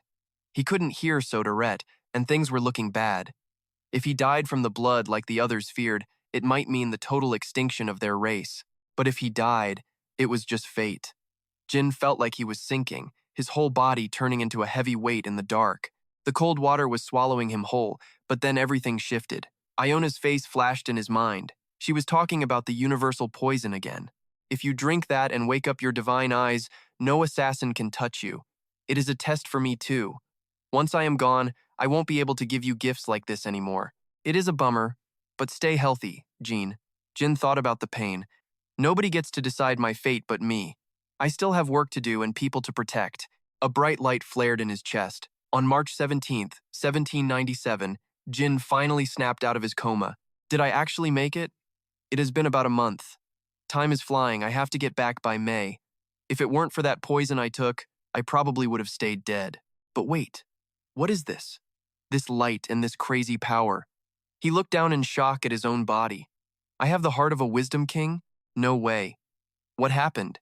Does taking blood from a battle god mean you just grow a whole new heart? Someone walked up. Oh, you are awake, successor. Jin sighed and leaned back. Look, battle god, I don't even know what to say. Borat gave me fangs, and now you gave me a heart made from your own blood? You didn't even ask me first. Ban just asked if he wanted to reject it. Jin looked away, defeated. Do I even have a choice? You could have at least warned me about the extra organ. You knew I was awake before the transfusion started. Ban just turned away. If you are that unhappy about it, then I am sorry. Jin spoke up. I am not asking for an apology. I am just shocked about the new heart. I guess I have made a deal with a god. You are the battle god, right? Ban opened a window, looking surprised. Honestly, I thought you would be screaming at me by now. Jin just shrugged. If you were my enemy, maybe I would be. But just because I have this heart doesn't mean we are brothers. Some Ming clan members might like me, but guys like Saku are going to lose their minds over this. Ban didn't react much. Maybe. Jin lowered his voice. Let me ask you something. Without your help, would anyone here have actually accepted me during my time here? Ban looked over, noticing how Jin was clenching his fists. He asked quietly if the answer is yes. Are you really planning to rip that heart out of your chest? Is this because this power wasn't something I grabbed myself? Jin's eyes turned sharp. You see right through me, but this heart is still something I earned. Even if I didn't ask for it, if I wasn't up to your standards, I never would have received your blood in the first place. I only see this as a way to pass on a legacy. His deep voice echoed with confusion. So, why the hell are you planning to destroy it? Jin answered with total conviction. Whatever I earn, I can do whatever I want with. If this was just your pure kindness, I'd never even think about wrecking it because it wouldn't be truly mine. But since I fought for this, the choice is mine. The being gave him a hint. Even without my blood, your brothers would still respect you. A look of satisfaction finally crossed Jin's face. Fine then, I am going to make the absolute most of this opportunity. One more thing. This May, I absolutely have to head back home because I have some major business to finish up. Once that is done, I will be back. Can we dial up the intensity of the training till then? The being crunched the numbers. You have about 2 months left. Fine. In the mornings you will train with Belager, the 7th king, and in the afternoons you will spar with your brother Saku. Finally, Jin stepped into the arena. 49 days flew by. Just like I thought, some of the Pluto clan members were acting like total haters because he was getting all the special attention from the top. But since this was the war god's call and not just some ego trip, the drama died down fast. Man, the Pluto clan is beastly. I wish I could bridge the gap between us faster. I have fought Saku 49 times now, and I have taken 49 straight losses. But every time I hit the dirt, I did not get discouraged. I just wanted to get back in there. Because the more I fought, the more I realized my perspective was shifting. After 10 rounds with Saku, I thought he was on Sister Luna's level. After 20 rounds, I started doubting if Luna could even keep up with this guy. By round 30, I was sure he was way beyond her. By round 40, I actually believed I could slice off one of Saku's arms. The finish line was finally starting to come into view for me. His skills were leveling up at a scary pace. He was always hyped for his matches with Saku, even though every single time he had to have Boraz stitch his severed limbs back together. Before long, the Pluto clan stopped calling him an outsider. The next day at the arena, the crowd was going wild. They were screaming, "Jin, you better win today. You have got to show Saku who is boss. Give Saku a taste of defeat. Come on." Jin looked at him, totally confused by his annoyed face. "Why do you look like you just swallowed a fly? Are you finally bored of kicking my trash?" Saku just laughed. "Not at all. It is just that after sparring every day, I have actually started to like you, kid. It is getting harder to bring myself to keep cutting you up." But Jin's sword was already glowing bright. "I have told you a million times, if you come at me with half-hearted emotions like that, it is not helping anyone. Now, man up. I know how you feel." Saku let out a helpless sigh. "Fine." Right then, someone asked, "War God, what is going on?" He looked up and spoke. "I heard the successor is about to head out and leave La Flerosa for good. It is time we made a move. It is time we accept the successor as our brother so everyone gets a shot at sparring with him. Saku has been hogging the kid all to himself for way too long now. Let us all have a turn." Another guy agreed. "Seriously, those of us who actually care about the successor have just been watching from the sidelines. Give the rest of the brothers a chance." The being looked down at the arena calmly. "Well, we are going to need everyone to agree on that." So the 3 kings stood up and made the announcement. "Listen up, everyone. The successor has about 2 weeks left before he splits. To make sure he can train with all of us, we should officially accept Jin as our brother, right here, right now. What do you all think? If any of you brothers object, speak up right now." Everyone started re-evaluating him. Even if they didn't want to admit it, he helped Garamond master the first form of the spirit sword, Soul Slash. Baraz even passed his own difficult title down to him, which is a total first in the history of the Pluto clan. It was obvious he had mastered the forbidden source of the spirit wave too. And even though the war god himself recognized his talent, the kid never acted like a stuck-up jerk about it. Even getting his limbs hacked off daily didn't slow him down. He stayed persistent until the very end. And no matter how many times he failed, he never gave up hope. Suddenly, Ban the Rock stood up and shouted, "I, the first king, recognize Jin as our brother." He had a massive, proud grin on his face. Boraz was totally stunned. He and Garamond looked at each other, realizing exactly what was going on. They shared a knowing smile and then slammed their feet down in unison. "We, the 8th king and the 5th king, also recognize Jin as our true brother." Their voices boomed across the arena. The others didn't hesitate for a second. The gatekeeper of La Flerosa yelled out his approval. Not to be outdone, Saku also slammed his foot down. "We all recognize Jin as a brother of the Pluto clan." Jin went from total shock to wearing a huge, satisfied grin. Just then, the last person stepped forward in front of all the brothers in the arena. The being declared, "It is settled. Every single brother has given their consent. We officially declare that from this moment on, Jin is one of us." He raised his hand toward the sun, and then they clasped hands in a solemn ritual. It was a powerful sight to behold. The being's calm voice echoed through the air. "You are now officially our brother." Jin stayed there for quite a while after becoming a full-fledged member of the Pluto clan. Everything was moving at lightning speed. All the brothers wanted to test their strength against him, so they had to set up a line to decide the order. Day after day, he just kept training. Morning, noon, and night, he never stopped until the sun came up. The matches with the Pluto clan warriors were non-stop. And yeah, Jin ended up losing pretty much every single one of them, but he still wanted to land a solid hit. In his final match with Saku, he was determined to give him a real beating. But as soon as he grazed him, Saku started yelling that he lost. It felt like a total joke. It was annoying, but after being crushed by everyone else, hitting Saku felt pointless. He calmed himself down and finished things up. Now, with only 9 days left, he decided to skip the Kings and focus on solo training. Finally, his 64 matches with the Pluto Warriors were over. On the last night, they threw a massive party. His brother raised a bottle and said, "Jin, my brother, you did great, let's drink." He tried to back out. "Isn't this that gem wine from the first day?" "No way, man, that stuff is way too strong for me." The guy shoved the glass into Jin's hand anyway. "Come on, don't be like that. Just try it. I promise it tastes totally different this time." Jin looked at it suspiciously for a long time before finally giving in and taking a gulp. The flavor was surprisingly amazing, sweet but with a real kick. "It is different, right?" Boraz explained that it was the same gem wine, but because Jin had mastered his inner vision, the way he experienced the flavor had completely changed. Jin finally got it. His inner vision made the difference. "That is wild." Saku threw an arm around his neck and grinned. "Of course it does. Now, you have got to have another round with me." They both slammed their drinks down and let out a satisfied breath. The rest of the guys started crowding around him, shouting, "Jin, my brother, drink with me too, and me." Before he knew it, he was chugging a whole bowl of the stuff. Everyone was cheering and hooting, drinking until they were about to pass out. It took forever, but Jin finally managed to sneak away from the party room to get some fresh air. He let out a tired sigh. He was beat. But then he saw someone on the balcony. Jin was surprised. "Belager, so this is where you are. What are you doing out here all alone?" Belager saw him and smiled. "You look like you are having a blast." "I am just looking at the stars. Even though this place is just a recreation, it looks exactly like the home I used to have." Jin looked up at the sky, too. "Is that right? Don't you ever wonder about the outside world? I came from out there, but nobody has asked me a single thing about it." Belager wasn't bothered at all. "That is because our time stopped long ago. We all know there is no going back." Jin was even more confused. "But doesn't that just make you even more curious about what you are missing?" She gave a sad smile, saying there was no point in wanting the impossible since her brothers were long gone. I felt like I totally stuck my foot in my mouth.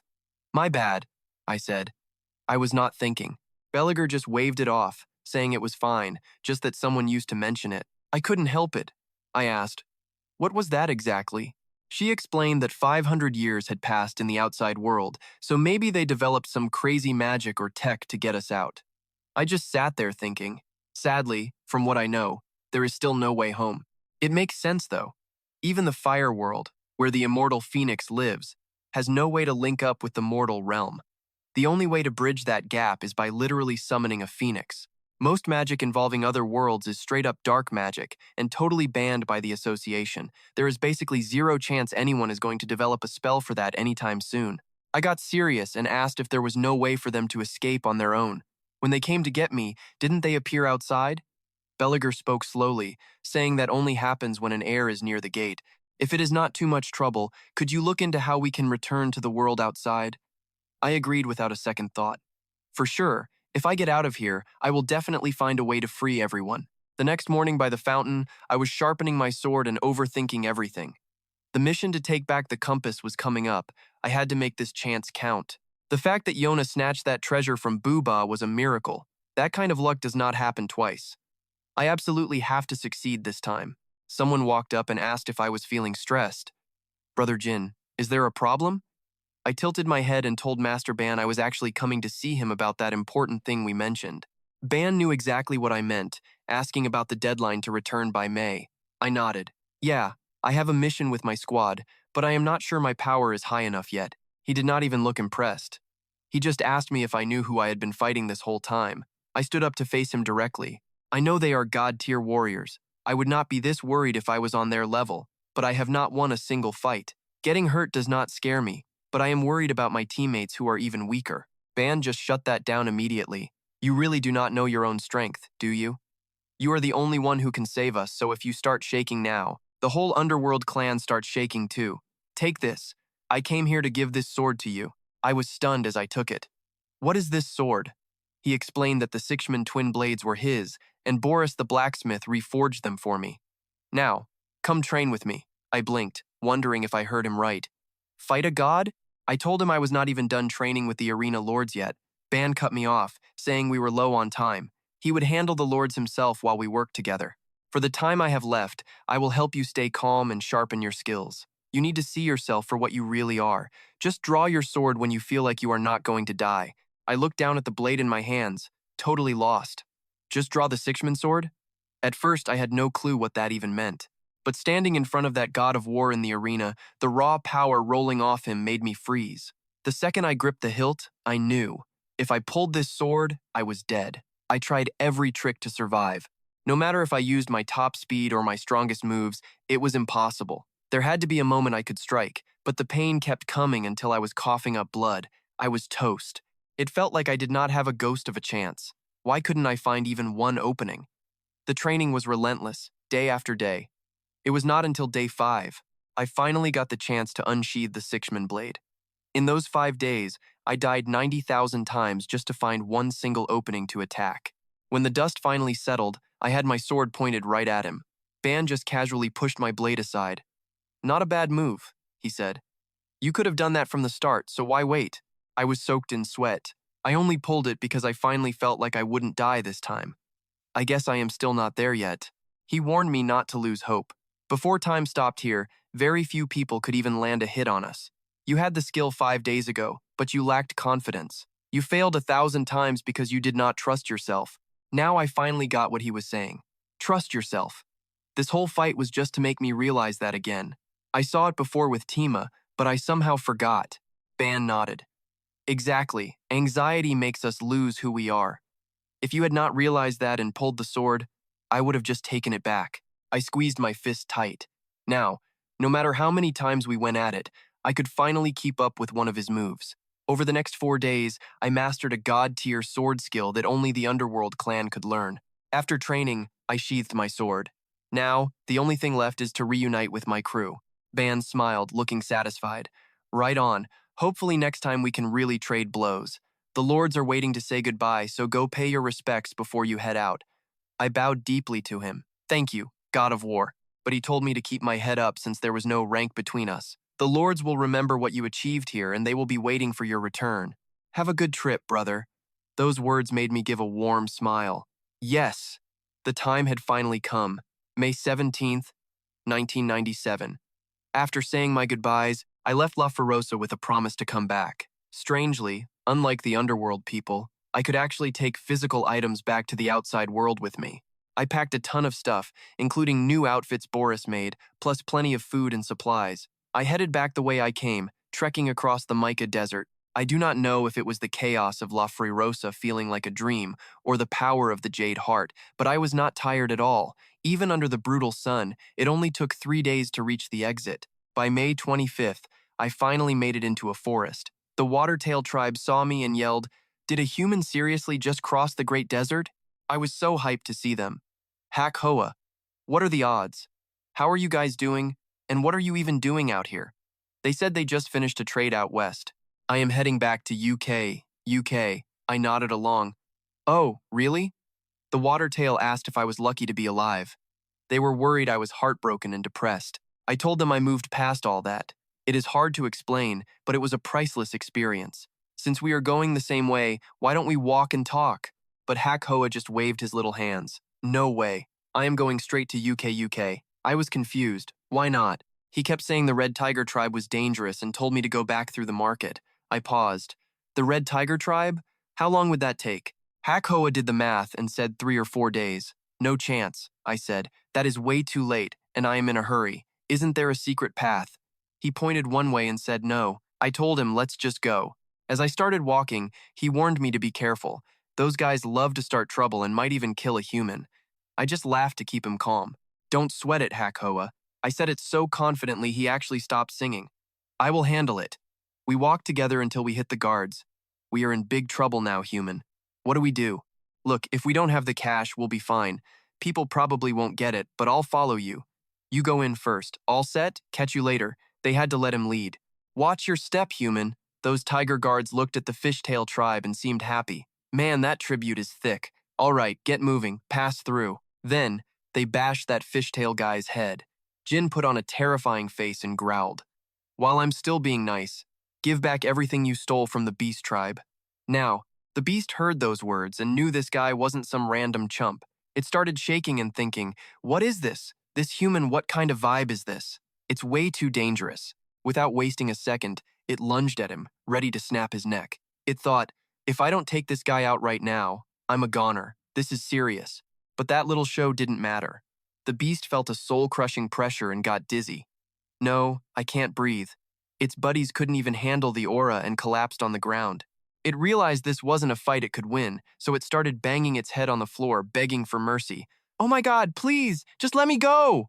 He kept his cool, acting like he owned the place. He stepped on the loser and kept the threats coming. If you don't clear out by the count of 3, you're all dead. Jin did exactly what he said. He didn't wait around, grabbed his teammate, and hauled tail out of there. We're leaving, right now. Night fell, and the stars started popping out. He brought the goods back to the fishtail tribe. Here, this is the stuff you guys worked so hard to find. They were stoked, thanking him over and over. Thank you, human. Cool, and he appreciated it, but the mission was long. He had to say no. Sorry, but I've got urgent business. I gotta go. Jin looked at the pile of gold and silver and gave some solid advice. Return this money and gear to the real owners. Before leaving, he waved goodbye. Stay safe. See you around. The fishtail tribe didn't push it. They just brought out some food. Here, eat this grilled stuff before you head out. Jin was surprised by the warm send-off. He happily accepted their cute hospitality. That's awesome, actually. I'm pretty hungry right now anyway. So, inside a chilly little cave, a warm fire crackled alongside Jin and the tribe's laughter. Maybe because he used so much energy, he was starving. He devoured the fish while asking some questions. Oh yeah. Hey Hadhoa, is there any dye at the Yukyuk market? The sudden question caught them off guard. Wait, why are you asking about dye? He was honest about it. I needed disguise to get somewhere. Hearing that, Hadhoa had a better idea. In that case, use Kim 2 Yet makeup. It's way better than dye. Not even waiting for an answer, he decided right then. We go after we eat. Taka saw him and gave a warm welcome. You're back safe and sound? He asked nicely, saying he heard Jin needed a disguise. Taka knew what the customer wanted and got to work. First, let me show you our dyes. He held up the price list with stars in his eyes, treating Jin like a VIP. Prices start here. You might think it's a bit pricey, but our dyeing tech is totally different from other tribes. We use natural essences from tons of plants and flowers. It's not just colorful, the scent is totally captivating. Once you try it, you'll want to use it forever. Hadhoa was used to the sales pitch and frowned. Knock it off, don't exaggerate so much. He introduced his companion properly. My friend, the human who crushed the Red Tiger tribe. Then Hadhoa and the tribe showed off the loot Jin got back. Look, everything the tigers stole is ours again. After hearing that, they realized he wasn't just some random guy. He was a hero. Taka got all worked up. Why didn't you tell me? Hadhoa, let me explain. You're making me look like some greedy jerk. Was keeping this to yourself really enough for you? Was it? Jin didn't seem to care about the chatter. Why does this place look so familiar? Taka wouldn't shut up. I almost became the greedy merchant who exploited our own savior. Hadhoa heard the long rant and saw no end in sight. He just sighed and gave up. Fine, enough already, I get it. He stopped being a jerk and did a total 180. He bowed deeply with respect. So, the hero who beat the Red Tigers? Thank you. The Ukuk merchants will be thrilled.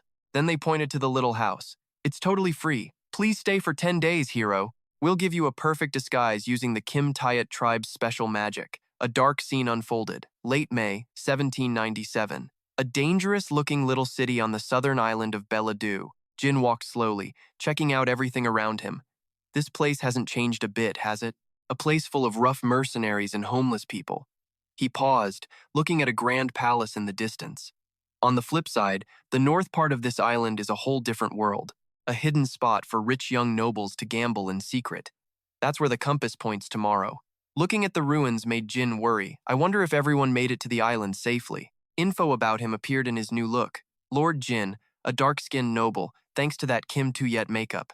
Suddenly, a guy walking by started laughing. Before he knew it, the man was right next to him. Jin was stunned. The weirdo secretly handed him a long, dark brown object. Then he started begging like everyone else, but with a suspicious smirk.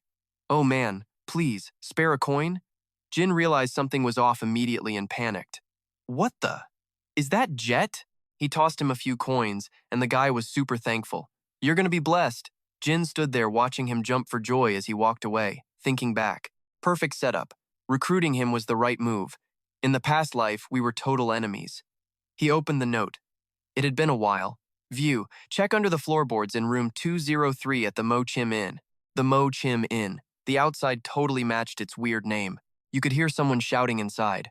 "We're full. Go somewhere else." Jin didn't leave.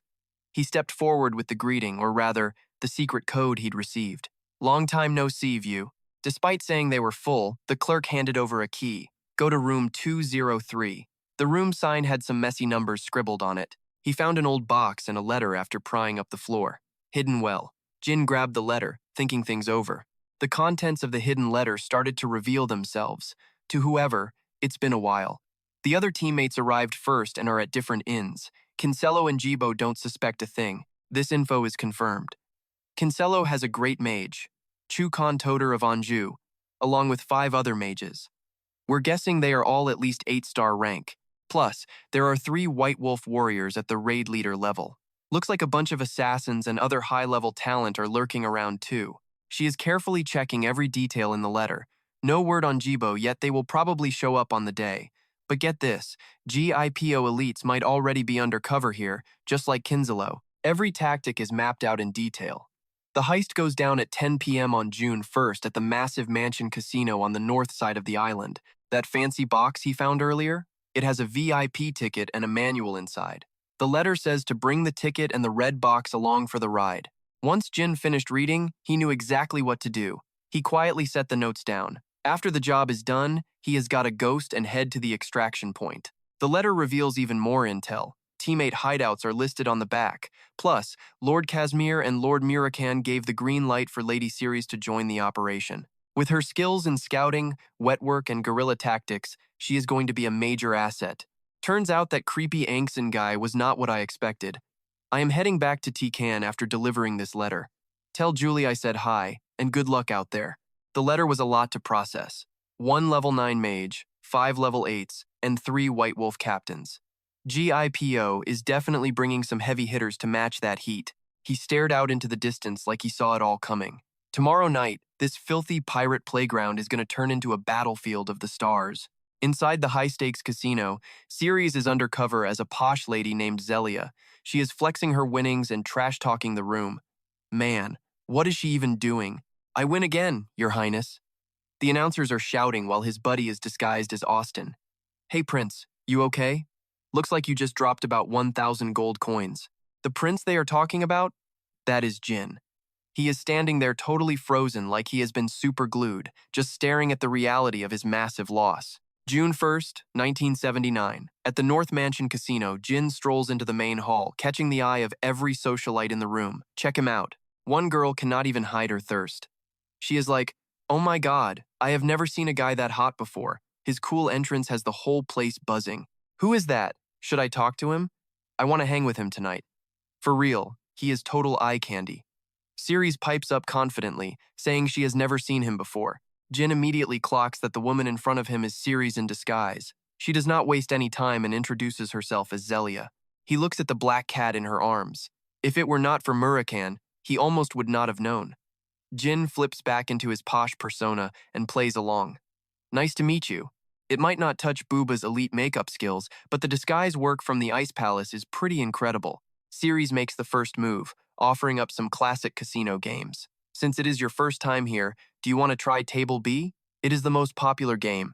He plays it cool and says thanks, but I will look around first. In his head, he has already figured it out. Table B is where the allies are waiting. Ceres acts all caring and attentive. "Oh, you are cautious. I like that. Let me show you some other stuff." They walk together as she explains the dice games. "Check out that corner on the left," she says. But what she is really saying is that GIPO and Kinsella members are hiding right there.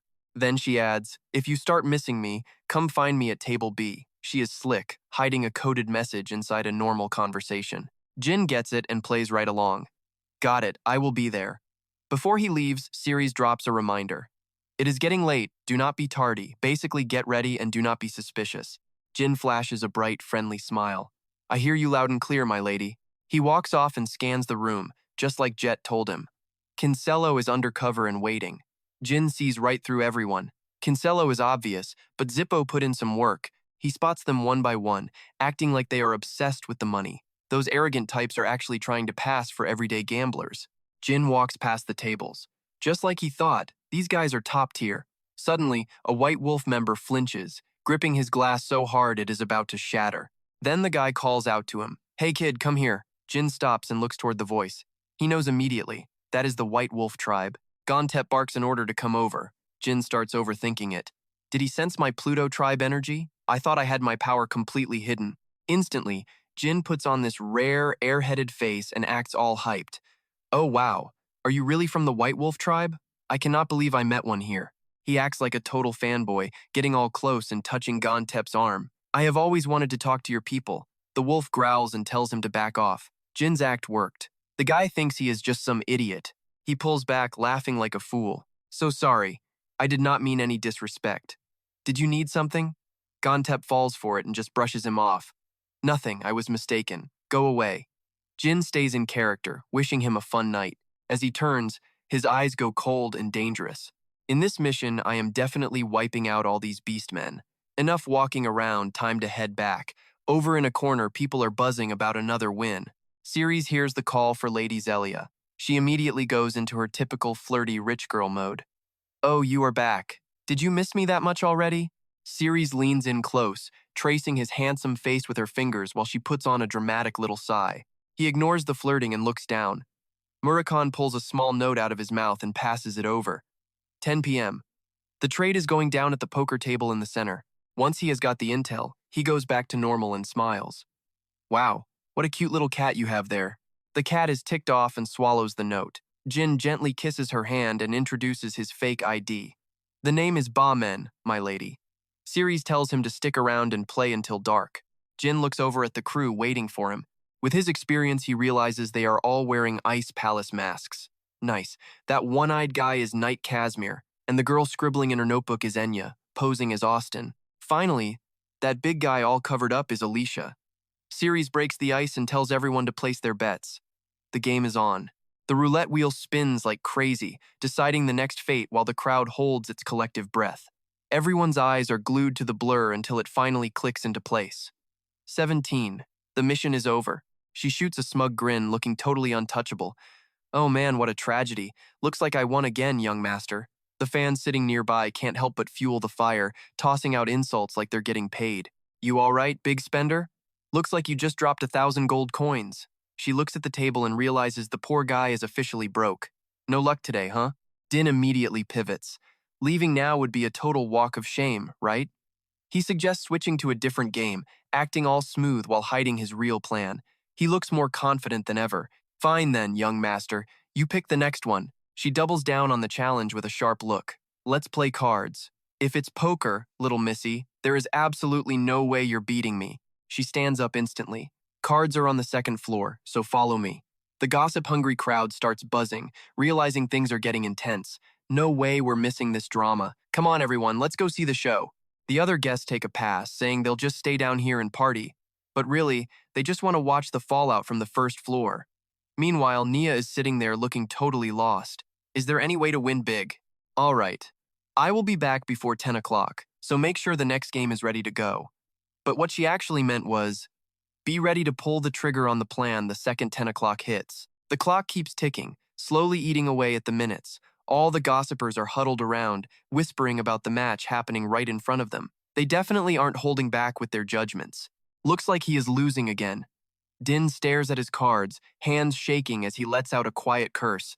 Damn it. Finally, even though he's clearly pissed, he tosses his cards onto the table and slumps over in defeat. I lost. I can't beat her.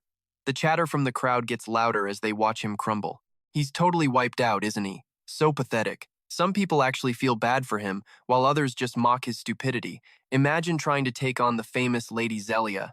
Siri stands up to leave, casually walking past him. Get home safe. Everyone nearby sees the show is finally over and starts heading out in groups. Guess it's time for us to go too. Yeah, let's get out of here. Ceres keeps tossing Din some hollow comfort, but her eyes are cold. Don't take it too hard. Everything will be fine after today. As he keeps his head down, his face shifts into a terrifying, stone-cold stare. Din quietly watches the crowd slowly filter out. The clock finally hits the golden hour. It is time. He knows better than anyone how critical this moment is. This chance isn't coming back around, so he has to make it count. Amidst the noisy chatter of the people nearby, one suspicious guy is reaching into his pocket, getting ready to pull something out. Every single move is caught in his sight. There it is. A golden leaf compass comes out, glowing like crazy. He pumps magic into his hands, looking totally determined. From this moment on, it is go time. The mission to reclaim the compass is on. Din slams his foot down to gain some traction, finally revealing his true, dangerous self. He surges forward with terrifying power in his grip. The operation has officially begun. 10 minutes earlier, a man walked in with a full squad of bodyguards. He headed straight through the crowd, passing right by Din, who was still playing cards. A white-haired guy greeted him, saying it must have been a long trip. You are the guy from Zippo, right? The other man just gives a cold nod, skipping the pleasantries. Why is it so loud in here? He is the big shot from Kinsella, the absolute ruler of the Anjou Plains. The old man just shrugged. Isn't every casino like this? Don't worry about it, just take a seat. He sits down, still looking pissed. Everything annoys him, but he is convinced this is a setup. Is this some thief you guys planted? The old man raises an eyebrow. What are you talking about? These are just random gamblers. If we really wanted to steal the item back, we wouldn't go through all this trouble. We would just refuse to give it back and be done with it. Stop acting. Even you guys have to be careful, which is why you are putting on this little performance, right? If you just handed it back officially, it would look suspicious. And if you didn't, we'd leak everything to the public. The old man looks at Lord Chukan with new respect. You really have a sharp tongue, don't you? He didn't stop there. Since you broke the alliance terms first without even offering an apology, you are clearly up to something. If you really want to know the plan, go ask my father yourself, though I doubt you have the guts. Chukan glares at his watch. Sounds adorable. It is time. Get the item out. Din is at another table, barely holding himself back. It is almost time. This is the one chance I cannot afford to miss. I have to make this work. Their words fade out as he focuses on the goal. The second the man reaches into his pocket, Din reacts instantly. There it is. He sees the compass. Magic energy surges through his palms. Right now, the mission to take back that compass begins. He bolts forward like a lightning bolt, signaling the start of the raid.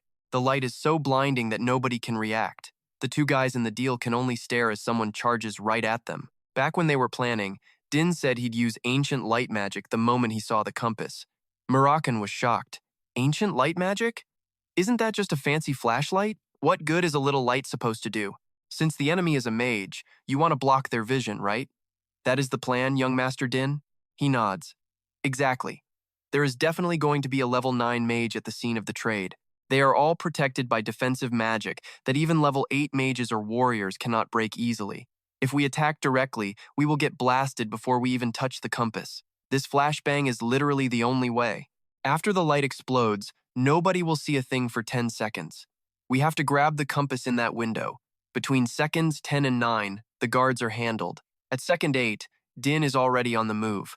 At 7 seconds, they start blaming each other. 6. What kind of trick is this, Lord Chukan? 5. The other side is furious too. You really have the nerve to do this? 4. With 3 seconds left, Din reaches for the compass. At 2 seconds, a magic circle glows on his hand. On the final second, Din charges forward with everything he has got.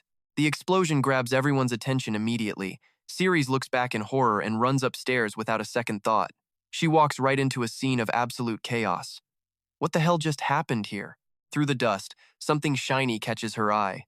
The golden compass gets tossed her way. She is stunned for a second. It worked. She grabs it while the chaotic crowd starts focusing on the upper floor. She does not hesitate to pull out a bomb. She tosses it toward the crowd as a distraction, and it goes off, filling the entire room with a massive cloud of smoke.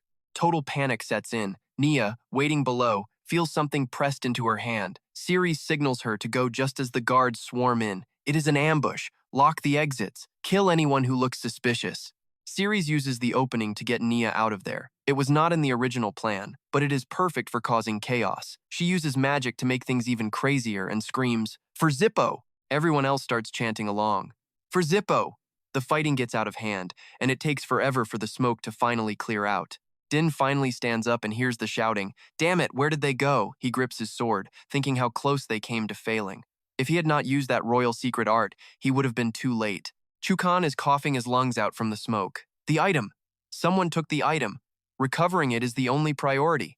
He realizes it will not be long before the guards get their vision back. Jin gripped his sword. If that is how it is, we had better end this before things get ugly. Chukan was absolutely fuming, screaming at the Zippel guys, asking how they dared to pull this stunt. But of course, they had no idea what was actually happening.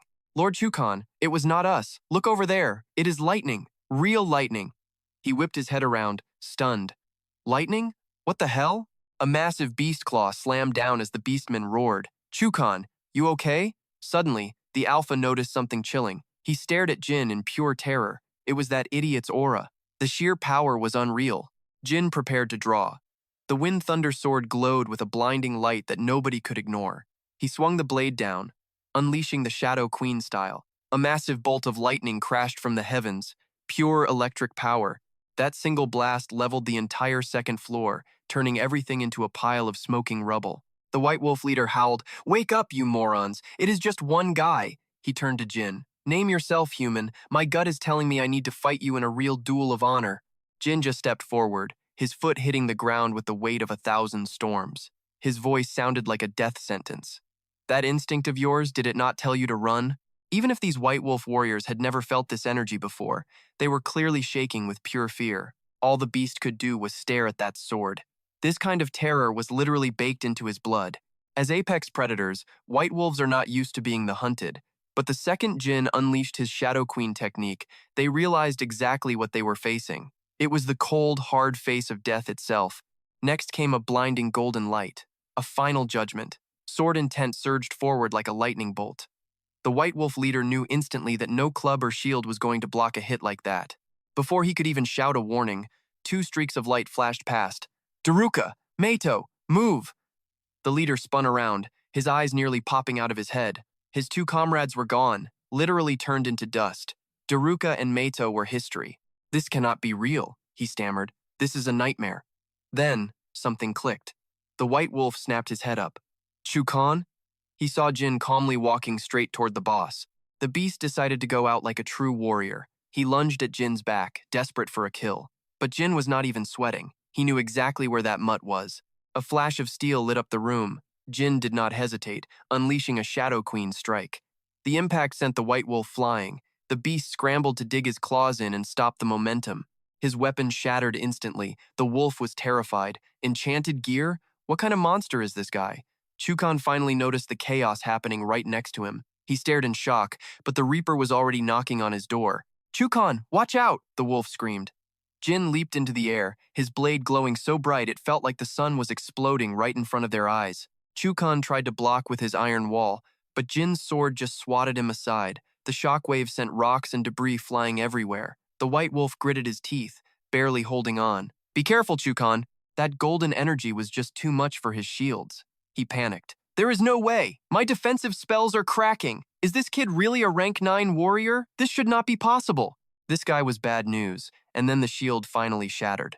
Chukan started calculating. If it was ice, maybe he was Teleris. If it was pure sword force, maybe a master from the Heartblade clan. Or maybe the Crane clan. But this kid is using lightning. As far as I know, there is not a single noble family that specializes in lightning magic. The Zippel family was the only exception, but their line ended ages ago. Unless is this some perfected version of those magic soldiers they have been testing? I cannot wrap my head around this. He tried to talk his way out. "What is your angle? Who do you work for? Tell me your name." Jin looked at him with ice in his eyes. "You really want to know, Chukan?" Chukan growled in frustration. "It has been a long time since I felt this annoyed. You know exactly who I am, but you are just some masked swordsman." Jin did not care for small talk. Magic swordsman or not, it does not matter. Because today, none of you are walking away alive. Chukan was livid. "You sure talk a big game, kid. I do not know where you dug up your info, but give back what you stole, or I will make sure your death is anything but quick." Suddenly, someone started clapping.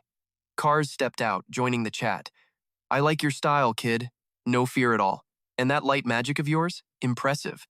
Lightning, magic, and you even took down a White Wolf captain and a whole squad of rank 7s? You are a beast." Chukan did not like where this was going. "Cars, what the hell are you doing?" Cars just gave a mock bow. "Allow me to introduce myself. I am Cars, master of the Zippel's 4th magic tower. I will get straight to the point.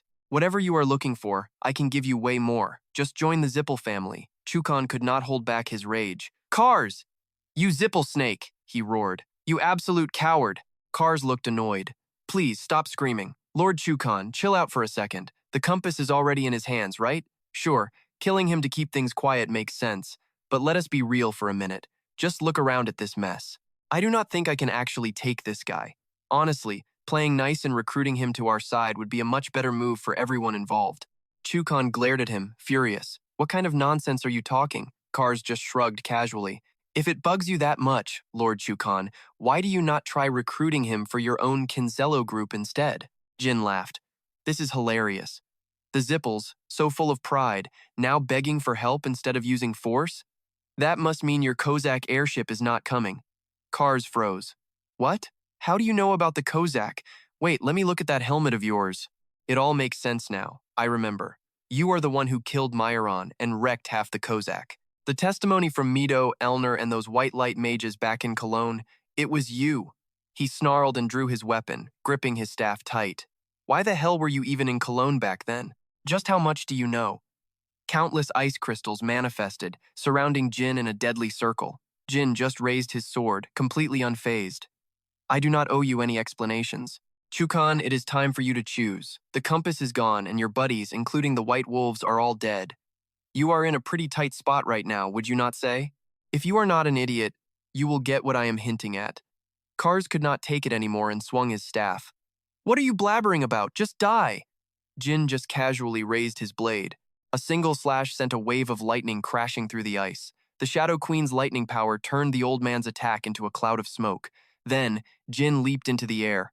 Jin was surprised that a Tower Master could be this weak. Cars was even more shocked to see his best move canceled out so easily. His staff began to tremble. Suddenly, Cars' hand was sliced clean off, the pain making him drop his weapon instantly. The staff shattered as the old man glared in fury.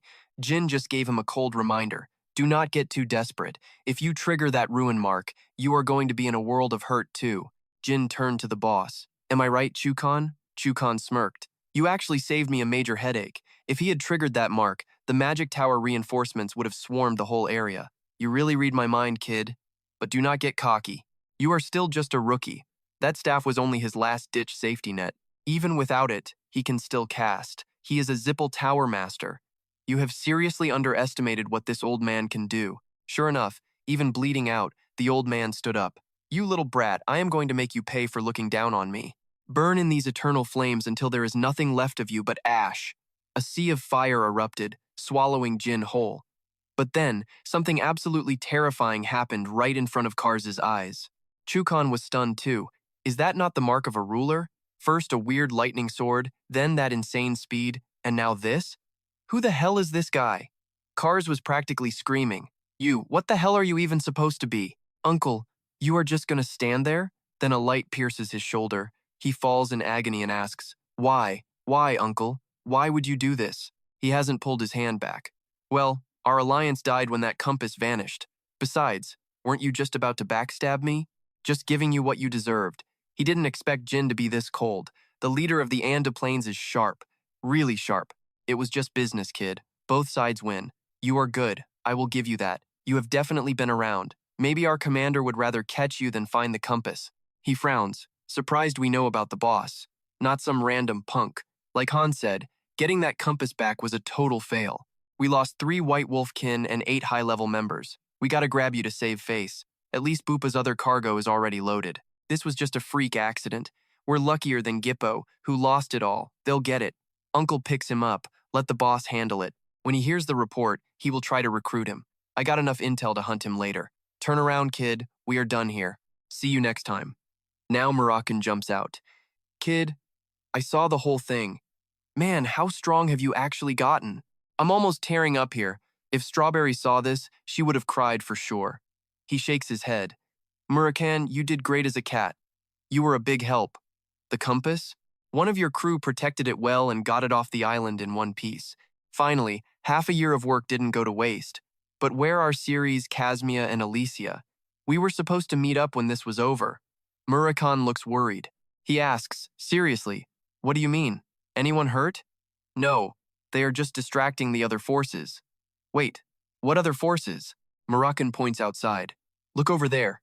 That sight is terrifying. Murakan stares quietly at the horizon. It's the Dark People, special forces and warships from Balado.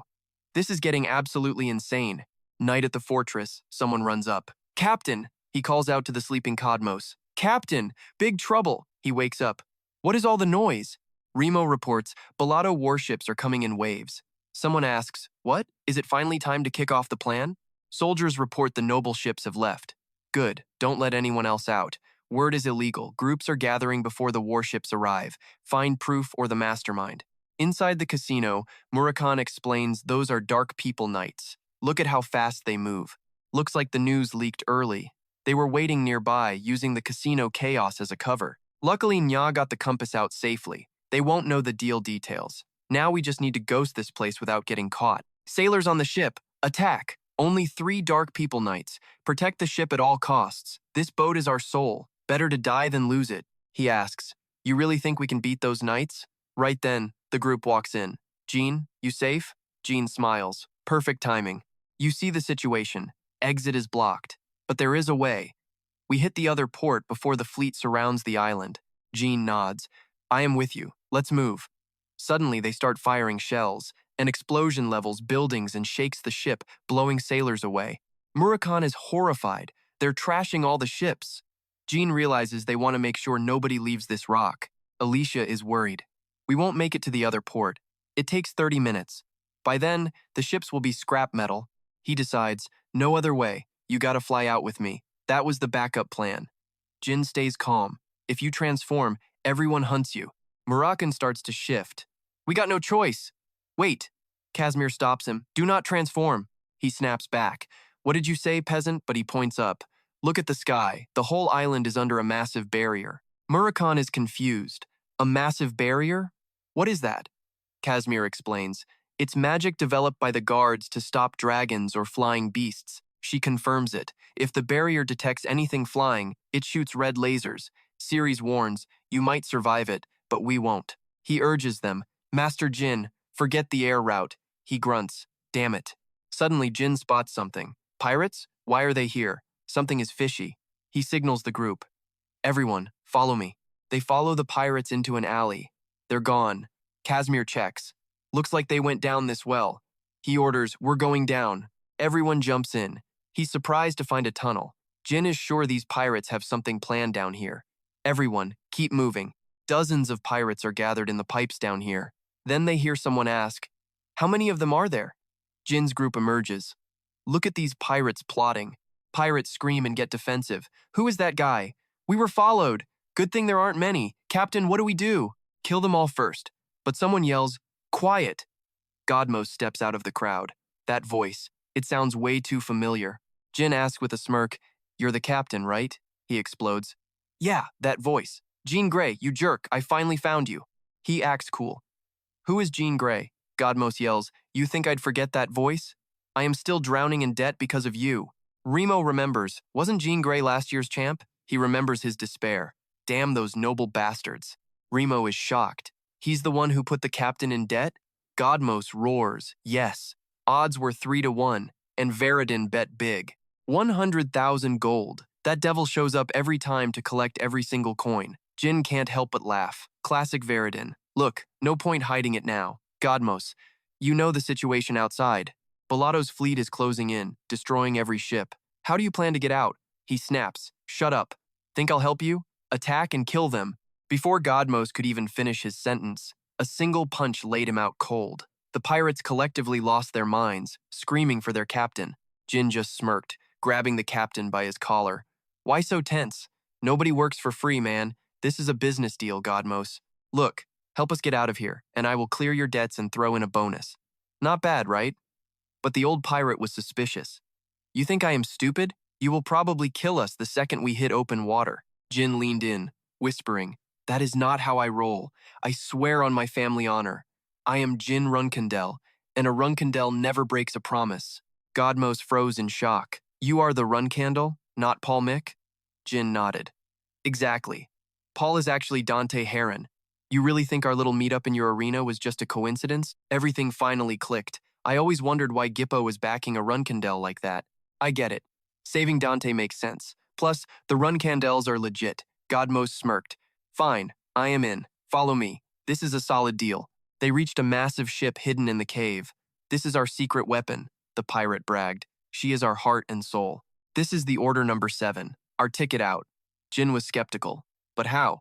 This thing cannot even move. Godmos just grinned. Just get on. You will see. Pirates were hauling crates. Careful, get everything on board. We are moving out soon. Hurry up. Mia was still uneasy. Young master, can we really trust these guys? There is not enough water here to float a ship. How do they plan on getting us out? Jin stayed calm. They have a plan. They want to survive too. Just get ready to board. Remo shouted that the captain was ready, and Godmos gave a thumbs up. Good.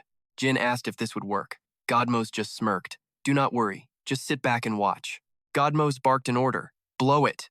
Grimo held a lit torch and nodded. Yes, Captain. He ignited a fuse that stretched all the way to the cave walls. Everything blew up, leaving them speechless. Suddenly, a massive wave came crashing in. Jin finally got it. Is the ocean flooding in through that hole? As the wave hit, Godmos yelled to hold on tight. Jin watched as the ship was swept up, being shoved toward the sea. The force was insane. It felt like the ship was taking flight. Jin watched as they blasted forward like a rocket. Jin screamed, Godmos, is this actually safe? The pirate just laughed. Trust me, everyone else was turning pale, terrified by this crazy stunt. Murakhan was cursing, but the pirates were pumped. This is awesome! The ship roared forward, heading straight for the cave entrance. Godmos was beaming. This is what it feels like to sail the order number 7. The ship practically flew over the heads of the soldiers below. The soldiers just watched them escape. They would be haunted by the memory of Godmos's bruised face laughing as they vanished. As the ship soared, Jin panicked. Flying is not good. But Godmos just chuckled. Chill out. This is not magic, so the Empire's barriers won't detect us. They slipped right through. Going down! Hold on! The ship slammed into the ocean. A soldier captain screamed. They are getting away! Turn the ship around! Godmos clenched his fist. Out here, not even the Empire can catch us. I am not called the Pirate King for nothing. They launched fireworks. See ya! It was June 18th, 1797, in Tikan. Julie and Nia ran to greet Jin. Young master! Julie, is everything okay? She smiled. I am glad you are back safely. Jin turned to Nia. You did great. How is the compass? She was smitten. I kept it safe. Come in, I will show you. Nia stared, thinking his smile was way too dangerous. Inside, she pulled out the compass. I tried to figure out how it works. It is like any relic. Just add mana to activate it. He tried it, and the compass glowed gold. A 3D projection appeared. Mia gasped. Are all these red dots other contractors? Jin frowned. Looks like it. Lord Casimir. Most are concentrated in Gippo and Bimun. Murakhan was confused. Why no dots in Tikan? We have 3 contractors here. Nia pushed up her glasses. I found something weird. Any contractor in Tikan is hidden on the map. But strangely, Jin was not detected even before he arrived here. Murakhan shrugged. Obviously, Jin has a contract with the Shadow God. Nia fangirled. That is incredible. He is the best. Even the compass cannot track him. Putting Jin aside, even Nia and Julia are not showing up. Tikan must be special. Is it the mana source? Murakhan looked over. You mean the mirror? Exactly. It is a mirror with the sealing power of 2 gods. Nia kept praising him. Thanks to you, Tikan is safe. It is so moving. Mia felt relieved. We can relax. With the compass, no more surprise attacks. Gilly burst in. Seen the news? You are famous. One for everyone. The headline says, a mysterious guy in a black magic hat appeared and wiped out the pirates with lightning. Witnesses say his name is Bayman, a blonde guy with a face that is straight up gorgeous. He uses lightning and is rumored to be the new contractor for the storm god, Feiteo. This would be the first storm contractor in nearly 300 years. Murakhan was fuming. A contract with Vethel? Garbage. Casimir smirked. This media talk is good for us. Jin looked skeptical. Is it? Look at you, a rising star. Jin felt helpless. I knew rumors would spread, but this is embarrassing. Nia was clipping the article when Jin noticed something. Wait, there is another contractor on the compass in Hufester. Julie gasped. Jicker? In a dark mansion, someone was reading the report about Jin, black magic, hat, and lightning. Joshua asked his crew, what do you think? It is likely the contractor for Solderet that we have been hunting down. Or maybe the gossip's right and the real deal is still out there. This kid's a total knockoff. Julian just stands there like a statue, keeping his mouth shut. Julian glares at the guy standing next to him. Ta just laughs right in his face. Then Rosa snaps, turning the kid pale with one word. Enough. He grills him coldly. Julian, could you drop 3 White Wolf captains in a heartbeat? The kid breaks out in a cold sweat, bowing low. No, not a chance. Rosa smirks, eyeing Julian like he is a piece of equipment. Guess it is time for a power-up. Meanwhile, in H2, some guy pulls his blade from a dead beast. Karen scans the reports and asks what is up with the rumors about that Baumen character. You heard anything? Khan replies that the name definitely came up during the clan meeting. Rumor has it he killed 3 White Wolf captains on Balado Island. Could be the guy who made a deal with the Thunder God. He looks pretty proud. If they knew it was my youngest kid, their jaws would hit the floor. Khan's jaw drops when he hears the truth. No way, but Karen shuts him down. Keep this quiet, and do something to keep the knights from poking around this business. Cyron is still deep in thought. Casimir never mentioned why the brat did not show up at the island. Is he really his man and not mine? Suddenly, he reads a line that makes him burst out laughing. Khan looks on, totally curious. You seem happy today, boss. Cyron hands it over. You are not going to be able to keep a straight face once you read this specific part. The note says, Dear Cyron, last night young Master Jin had a few drinks and claimed he is finally ready to go toe-to-toe with his father. It is absolutely mind-blowing stuff. Khan is visibly pissed. That Ghostblade guy must have finally lost his mind. Even if the young master actually said it, this is crazy. But he cuts him off suddenly. Have you ever heard of the Pluto clan? Khan's eyes go wide. He asks him to repeat that. The what now? The Pluto clan? Is not that the mysterious race of beasts that lost a world war millions of years ago? Cyron nods. Exactly. It seems the youngest met them during a trial from Solderet. He even made mention of a legendary god of war. Jin says this guy's power is on par with mine. Since he went one-on-one with him, the kid thinks he can do the same thing to me. Khan is not buying it. Maybe the young master is just too green to understand what real power looks like. Should we call him back to the Black Sea? Karen waves him off. No need. I'm actually pretty curious to see if the kid can really back up his big talk. Send a letter to the Anthe Mountains. Khan bows. Yes, sir. Understood.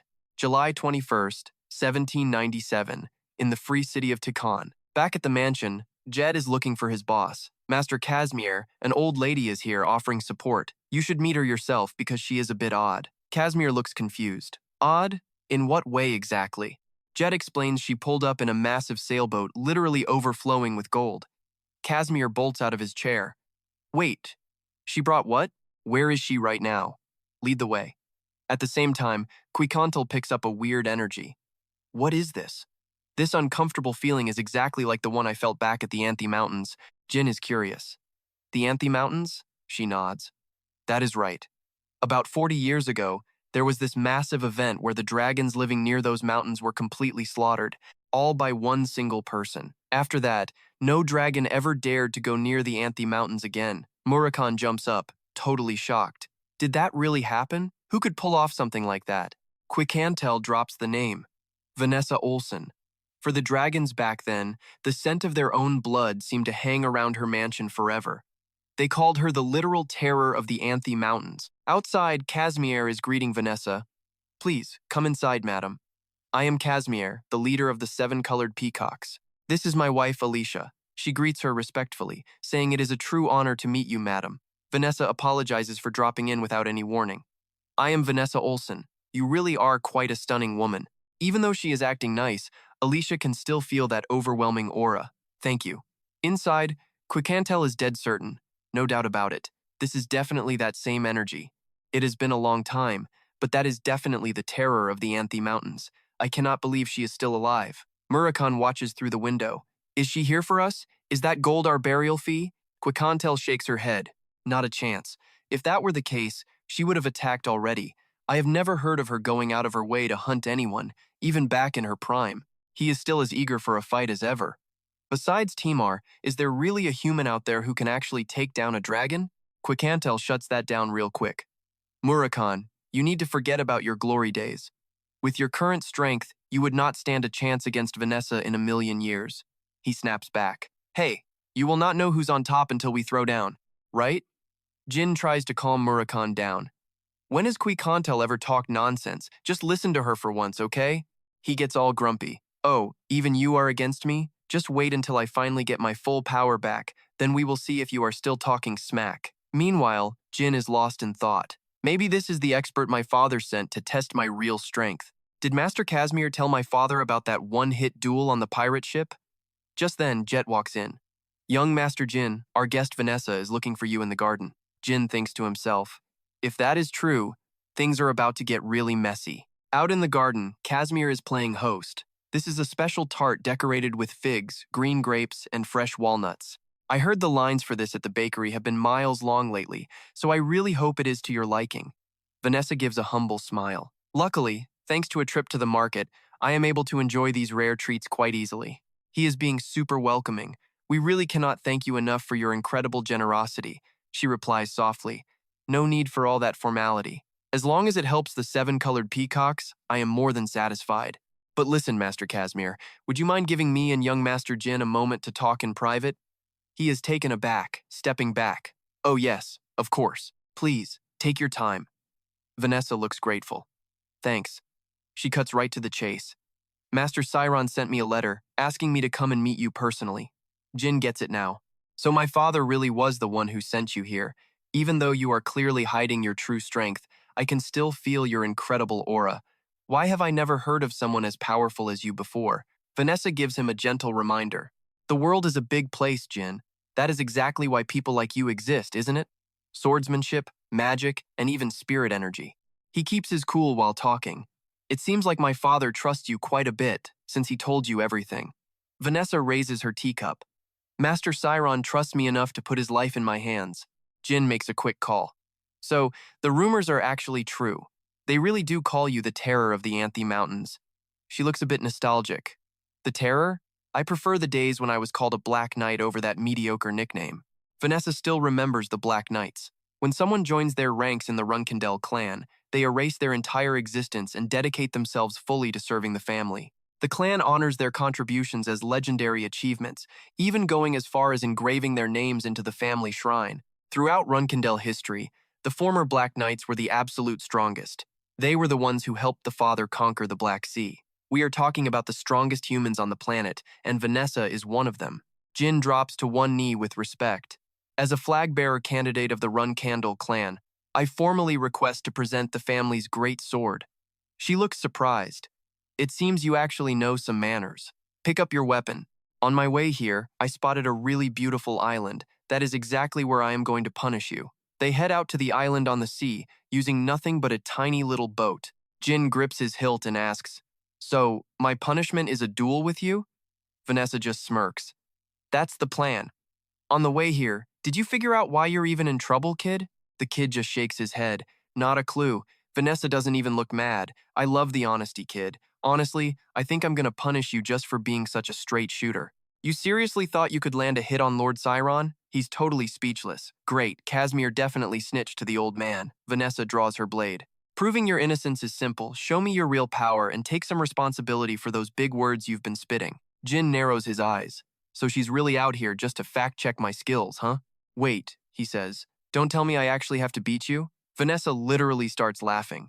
Kid, that's not even possible. But if your blade touches me or even just grazes my clothes, I'll call it a win. In a flash, he's in her face. His glowing blade streaks past. Vanessa snaps into gear. Okay, gloves are off. One move and she sends Giza flying. He lands softly, backs up, then launches again. He's behind her in a blink. She realizes it. You pulled your sword back? Was that the Pluto sword just now? Interesting. I'm dying to see your shadow energy and magic. Jin blocks her strike. Seems like my dad told you everything. Didn't think you'd know about the Pluto sword. Vanessa stays chill. Didn't I tell you? He trusts me completely. Jin's brain is racing. This isn't easy. He didn't expect her to parry the Pluto sword so effortlessly. Their blades move so fast, they're basically a blur to the human eye. Vanessa actually sounds impressed. The Pluto sword. That's some serious lightning control, a totally unique power. Her eyes turn razor sharp as she senses an attack from behind. And this optical illusion magic? Not bad. Suddenly, Jin's right hand starts dripping with pure, dark energy. Vanessa thinks to herself, kid knows how to fight. She's low-key impressed. All right, let's see what else you've got in the tank. Jin vanishes and lunges. Vanessa dodges, backing off. Suddenly, a magic orb appears in Jin's hand. Vanessa's shocked. Light magic? I've never seen a spell like that before. The air goes dead silent. This is getting good. She grips her hilt, unable to hide a smirk. The kid could easily trash most 5-star knights. Jin lunges. Vanessa barely avoids it by an inch. Now she sees why. Then, she hammers a straight punch right into his back. That one hit sends Jin flying. Sciron really does have a favorite. He skids back 30 feet, using his sword to break, coughing up a mouthful of blood. Vanessa strolls over. You said you're 17, right? I can't believe how talented you are for that age. Honestly, you're right up there with how Luna was when she was your age. Jin wipes his mouth. Did Luna ever land a hit on the old man at 17? Vanessa shakes her head. No. She didn't manage that until she turned 18. It hits him this whole test is just to see how he stacks up against Luna. If he can't prove his skills to Vanessa right now, he'd better get ready to lose an arm. Thinking back, this isn't the first time he's lost a limb. He just needs to show Vanessa what he's made of. She smirks, walking calmly even while a rain of swords hangs overhead. If that's your trump card, use it wisely. Jin gives a soft smile. Just sit back and watch. God of War technique, the 4 swords. His blade drops slowly, and the ground starts to erode. Just like that, countless swords manifest from a massive magic circle. Jin stares her down. A massive magnetic field erupts with him at the center. Vanessa's stunned. Channeling lightning into the ground feels more like magic than swordplay. She really expected to see those legendary techniques from the rulers of 5,000 years ago. Instead, it looks like some cheap trick a mage would pull. She's almost disappointed until a blade right under her feet erupts with an absolutely insane amount of pressure. She dodges effortlessly, a playful smirk on her face. Okay, the kid's got some moves. A shadow blurs past as a massive magic circle appears behind Jin. Compared to what the God of War brothers could do, this power is small, but he's still charging in with Tess to finish this. Jin and the Phoenix merge into one, lunging forward like a comet. The swords in the ground start vibrating, and the lightning reaction just keeps getting more intense. Even a Black Knight would have a hard time dodging this. Lightning strikes are everywhere. 3 different attacks are closing in on Vanessa. She's bound to leave an opening eventually. But she just laughs. You thought Vanessa draws her sword. This lightning is actually starting to get me excited. Jin can't believe it. She's blowing away his Phoenix and lightning with simple swings. Tess reacts, blasting a massive wave of fire at Vanessa. But the flame gets sliced clean in half by her blade. A gap opens up in the defense, and Jin's right there. He leaps into the air, sword unsheathed. Vanessa's impressed. Smart kid. I really should have brought a much better sword for this. Dark sword intent swirls around him. It's the heroic strike. Jin slashes down with everything he's got. Vanessa doesn't flinch, she just swings back. The collision triggers a massive explosion. Rocks fly everywhere. One of their swords starts cracking into a million pieces. Then it just explodes. Shards of metal fly everywhere, and it's Vanessa's sword that broke. Jin lands, gasping for air and totally spent. She actually praises him. Not bad. Your dad told me to punish you, but after that display, I'm giving you a reward instead. Jin knows he passed. By nightfall, the two of them are tossing back drinks together on the beach. Vanessa's impressed. You handle this poison pretty well. Heard you've got a high tolerance. Jin wipes his chin. You're too kind. I'm still nowhere near your level. Can I ask you something? She nods. Shoot. He's curious. How'd you even meet my dad? Vanessa sets the keg down. Long story, but I'll tell ya. I was an orphan, living with my only brother. Then, one day, a pack of fire dragons raided our village. They trashed the place and killed my brother. For revenge, I hunted them through the Ante Mountains. I slaughtered every single dragon in that range, but I never found the one who took my brother, so I stayed. If a dragon showed up, I killed it. If a person showed up, I killed them too. I started losing it. Honestly, I went totally insane. I killed over 100 dragons, but that specific one never showed. Then Lord Sciron found me. With overwhelming power, he became the first person to actually beat me in 15 years. He convinced me to follow him, then took me to the dragon's lair. Turns out, it was Khadun's bloodline, Zipful's dragon. Khadun was even there protecting his kin. Lord Sciron held Khadun off so I could focus on the fire dragon. During the fight, Khadun got wrecked by Sciron's sword and had to retreat. That gave me the opening to finish the dragon. After that, I became his knight.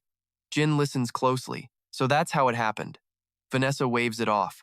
Anyway, I promised you a reward, not a long-winded life story. Here, take this map. Lord Sciron gave it to me a long time ago and told me that if any of his kids were ever worthy, I should hand it over to them. Jin smiles and grabs it, saying thanks for such a heavy gift. But what is this map? She explains it is a guide to the Black Sea. He is stunned. The Black Sea? I heard that place is crawling with monsters. No country has ever mapped it. Even DIPO would not touch that nightmare. Vanessa smirks, saying Candon pulled it off. This is top-secret intel from Lord Karanvada himself. Use this map to crush your next trial and prove your worth. Jin eyes the map. If it is a trial, something big must be in this red zone. She points it out, telling him his only job is to wipe out the monsters there. Word is, the witch Helaram raised those things. Vanessa heads back to her cabin and senses something off. The door she locked is wide open, and there is someone already inside waiting. Vanessa is not even fazed. You are getting way too good at creeping people out, she says. Showing up unannounced is a bold move. Karen asks how the youngest kid is holding up. She sits down with a smirk. Man, you must be getting old if you are this restless and impatient. He figures they talked long enough, judging by that nasty bruise on her face. Vanessa throws up her hands and admits she already gave the kid the map like he asked.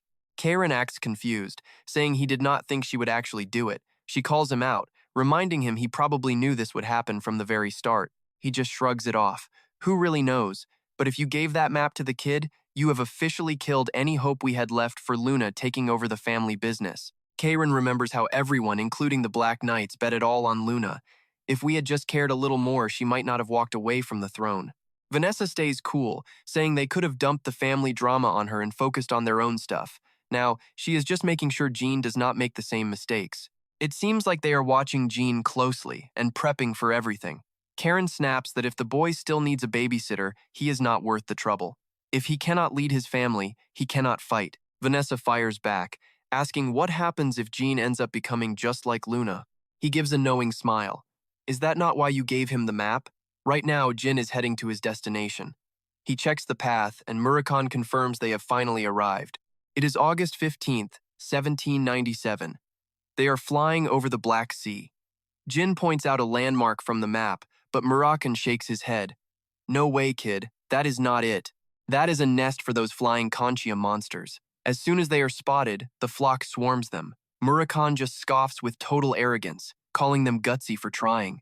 One hit from him levels the whole area. It wipes out the monsters, sending a rain of dirt and rocks crashing down. Jin is impressed.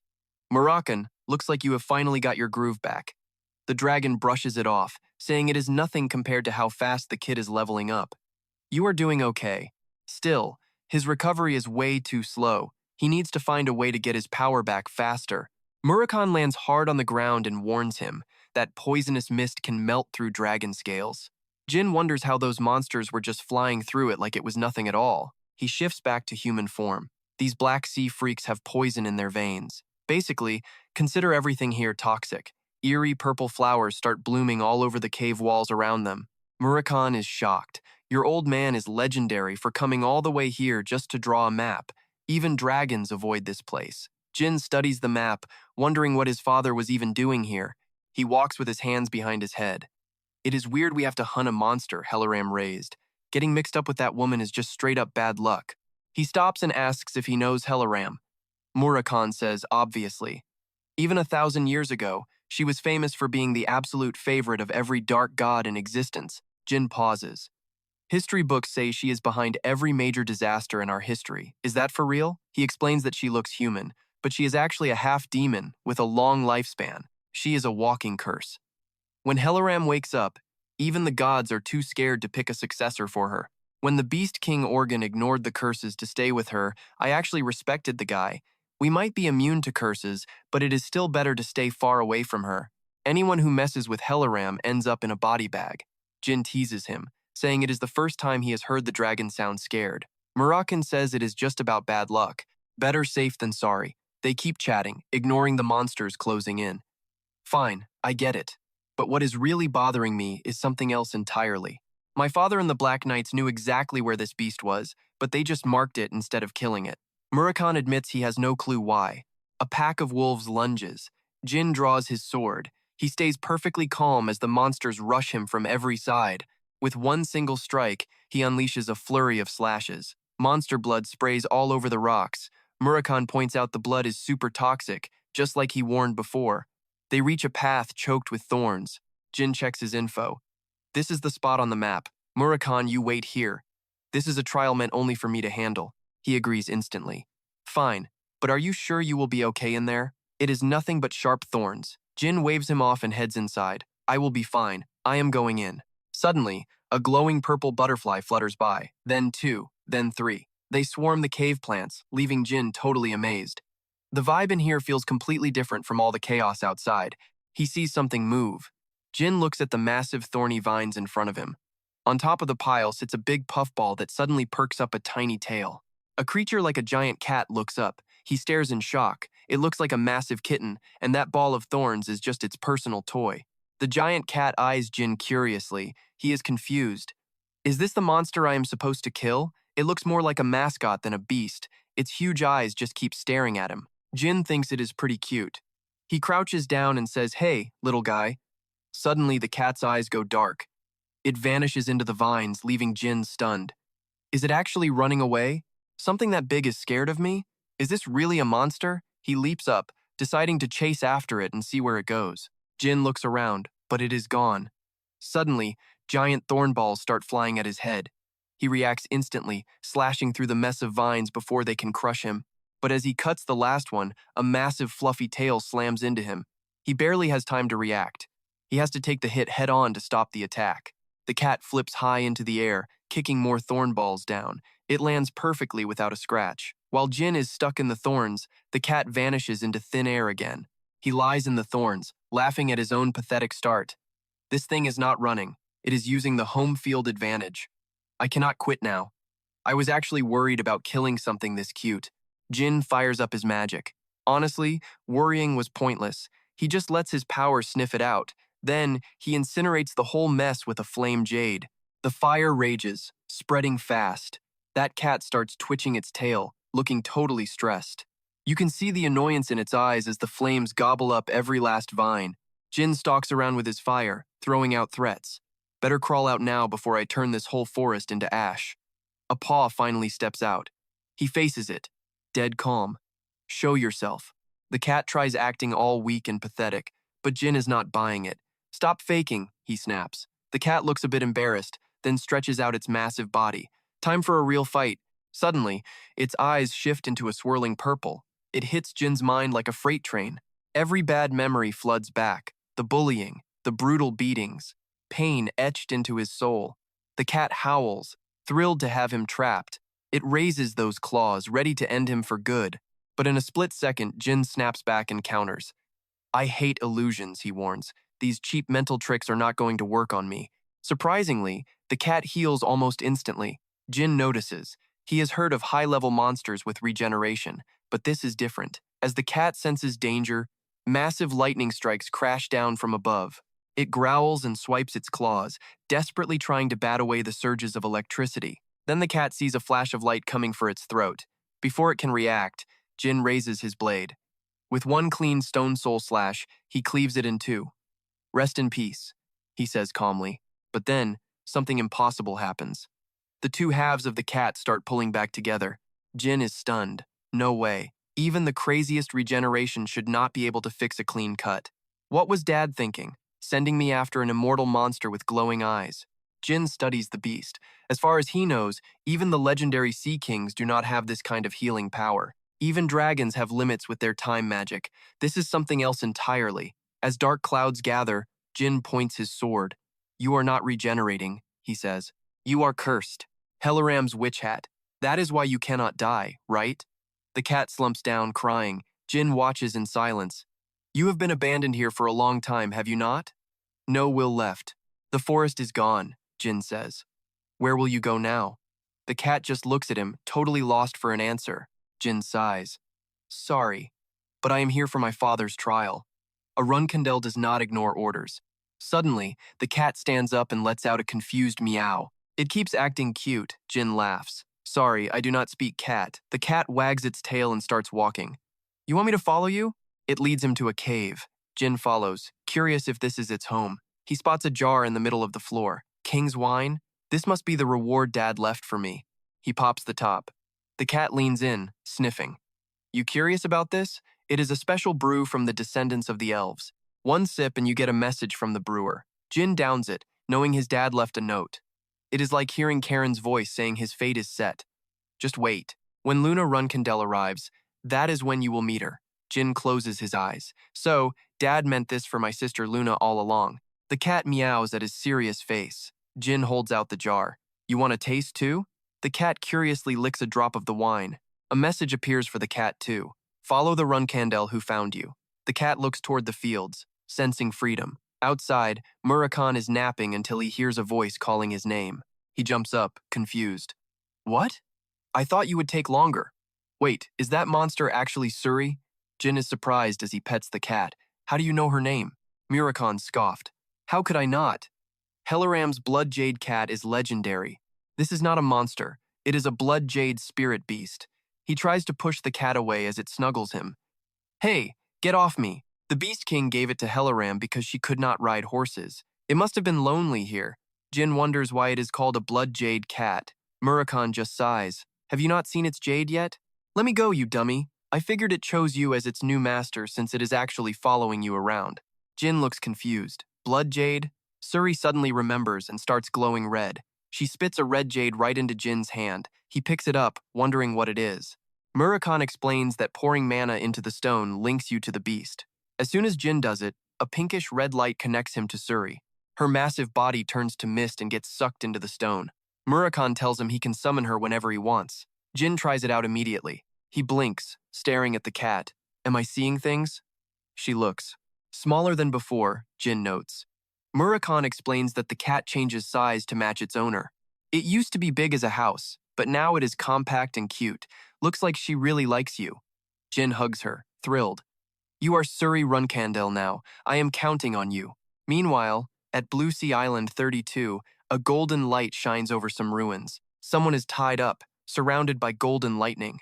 It is Ulian, being tortured while Joshua watches his twisted masterpiece. Another bolt hits, and Ulian screams. Joshua smiles. When Jin returns, everyone gathers. What did you find on your trip? Jin pulls something from his pocket. I wanted to show you all. Enya is buzzing with excitement. Did you bring back a legendary weapon or something? Jin taps the jade with mana. A huge shadow appears, shocking the girls. Helaram's blood jade kitty! Julie and Enya cannot help themselves. They scream about how cute she is. Jin explains he thought it was a monster at first, but Murakhan set him straight. It is a spirit beast. The girls are obsessed with how soft it is. Someone mentions it was famous 2,000 years ago. You can still find them if you have demon connections. Murakhan used to have one too. Jin turns to him, surprised. You had one of these?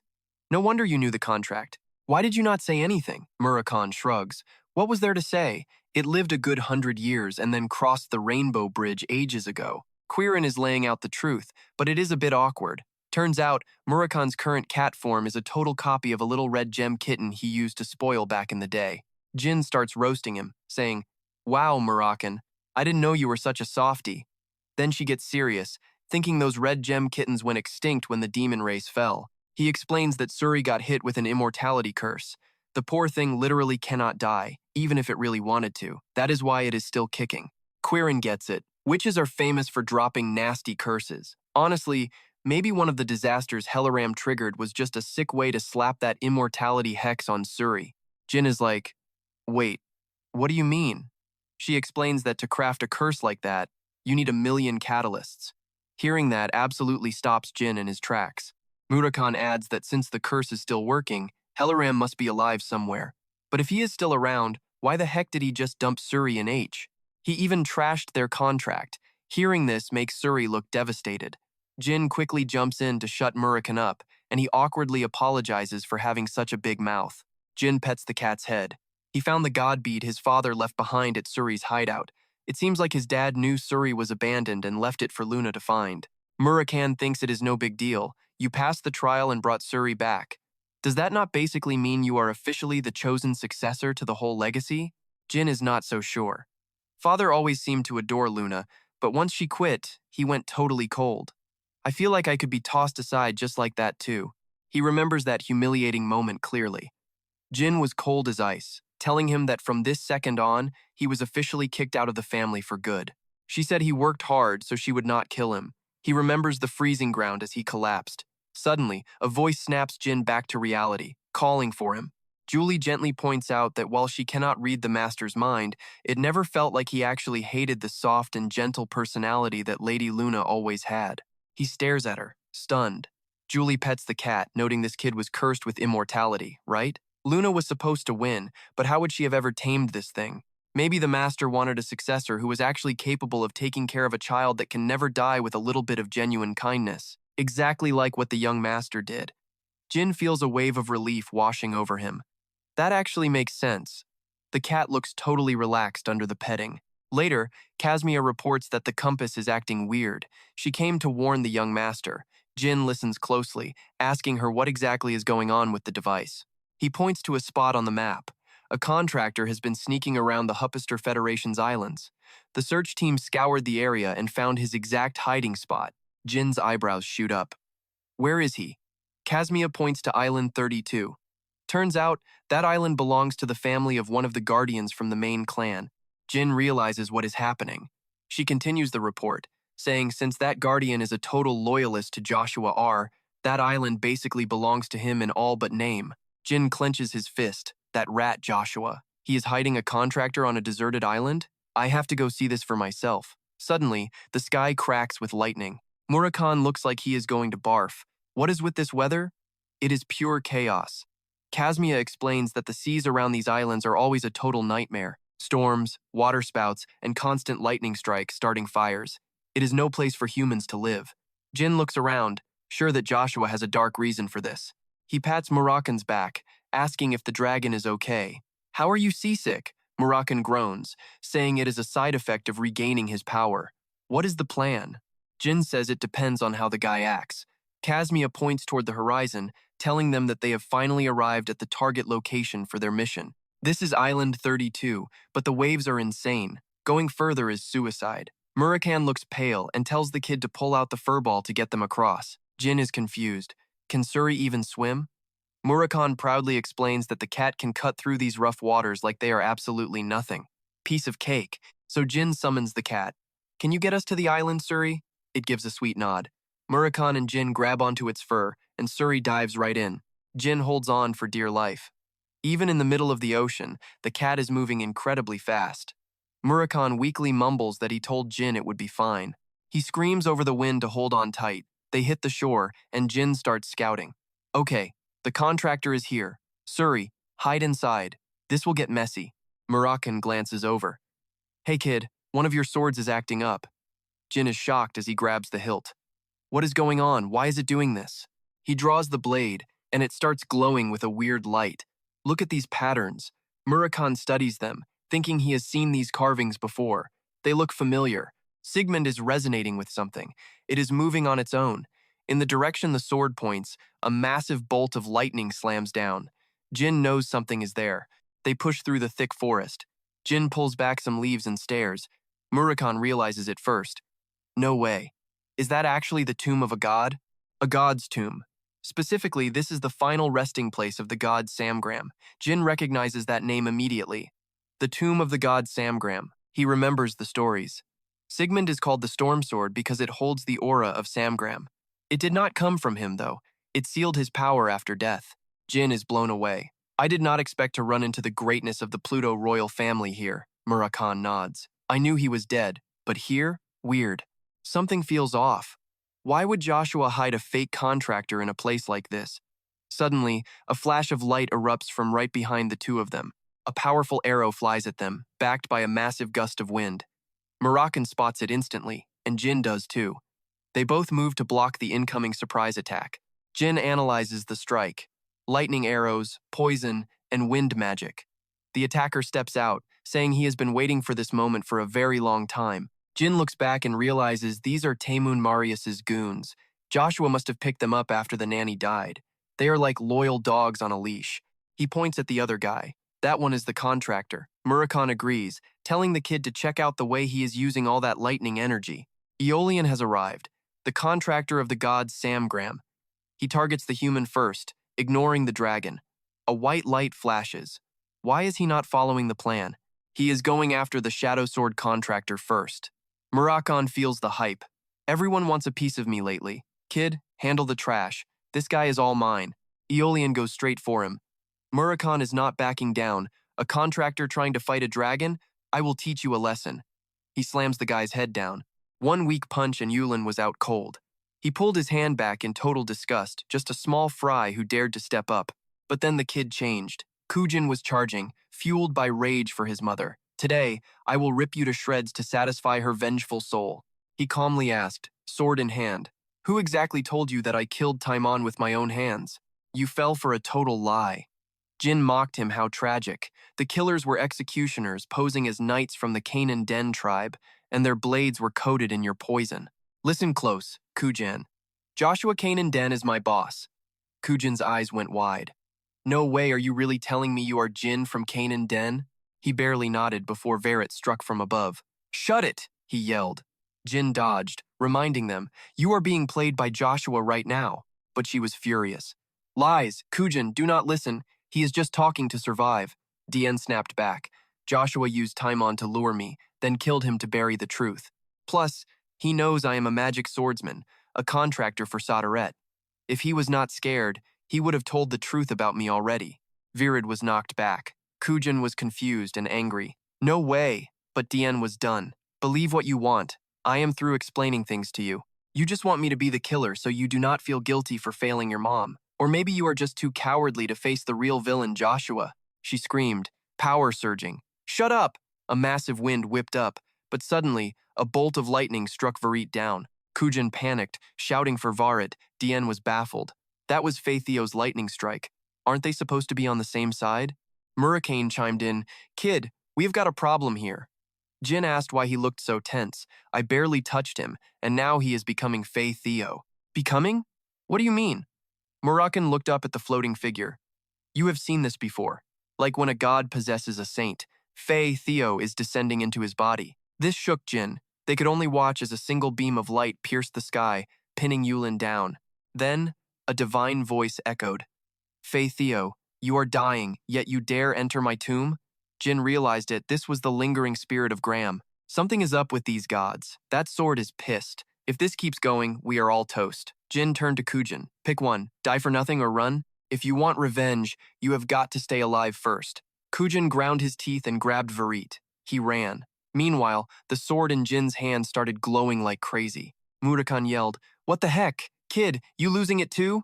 Jin wiped his sweat. No, that is Graham's rage towards Faithio. How do we stop him?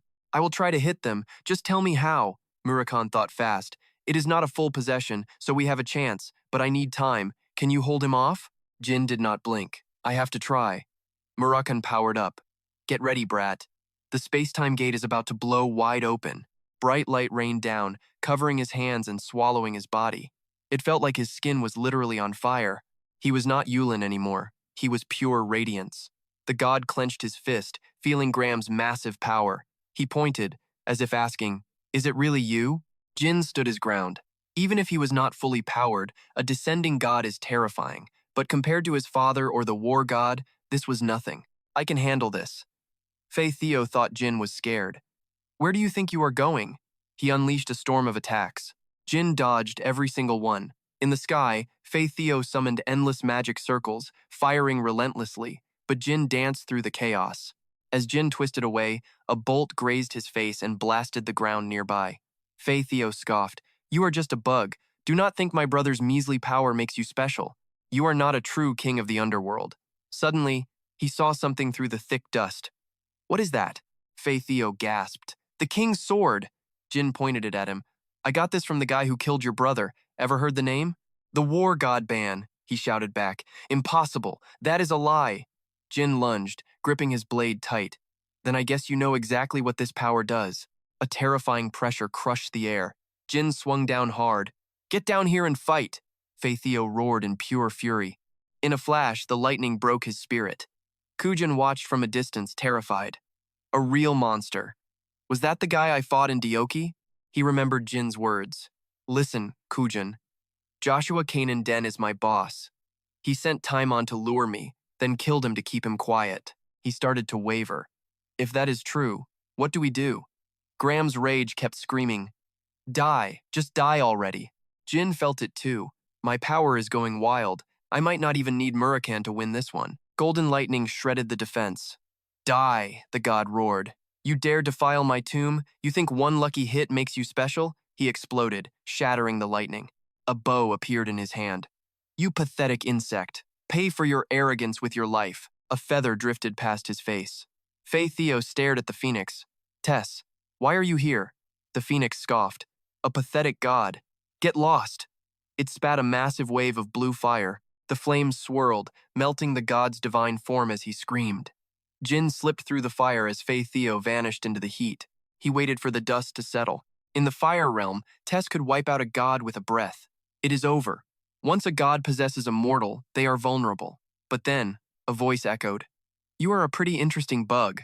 Faye Theo pulled his body back together. I am a dark god. Rip me into 100 pieces. I am still immortal. A mortal like you could not possibly understand. Jin stayed sharp. This was not the plan. Another monster like Suri? The god summoned more magic. Disappointed? Come on. Keep fighting an immortal god. A massive arrow of mana flew, but a voice cut through.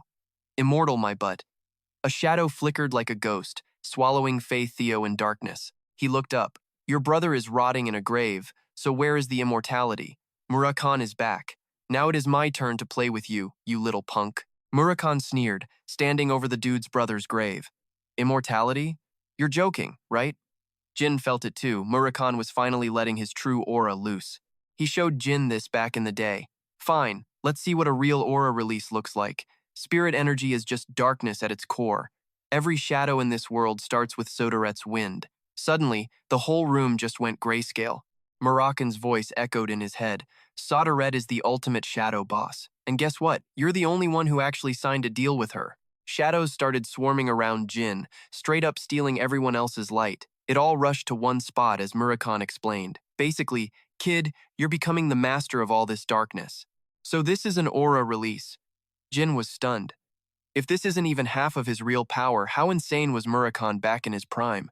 He's back in dragon mode now. Time to play a little game, he hissed. That fake incarnation of Faithio? Yeah, the guy was still acting like a total jerk. A creation of Solderet?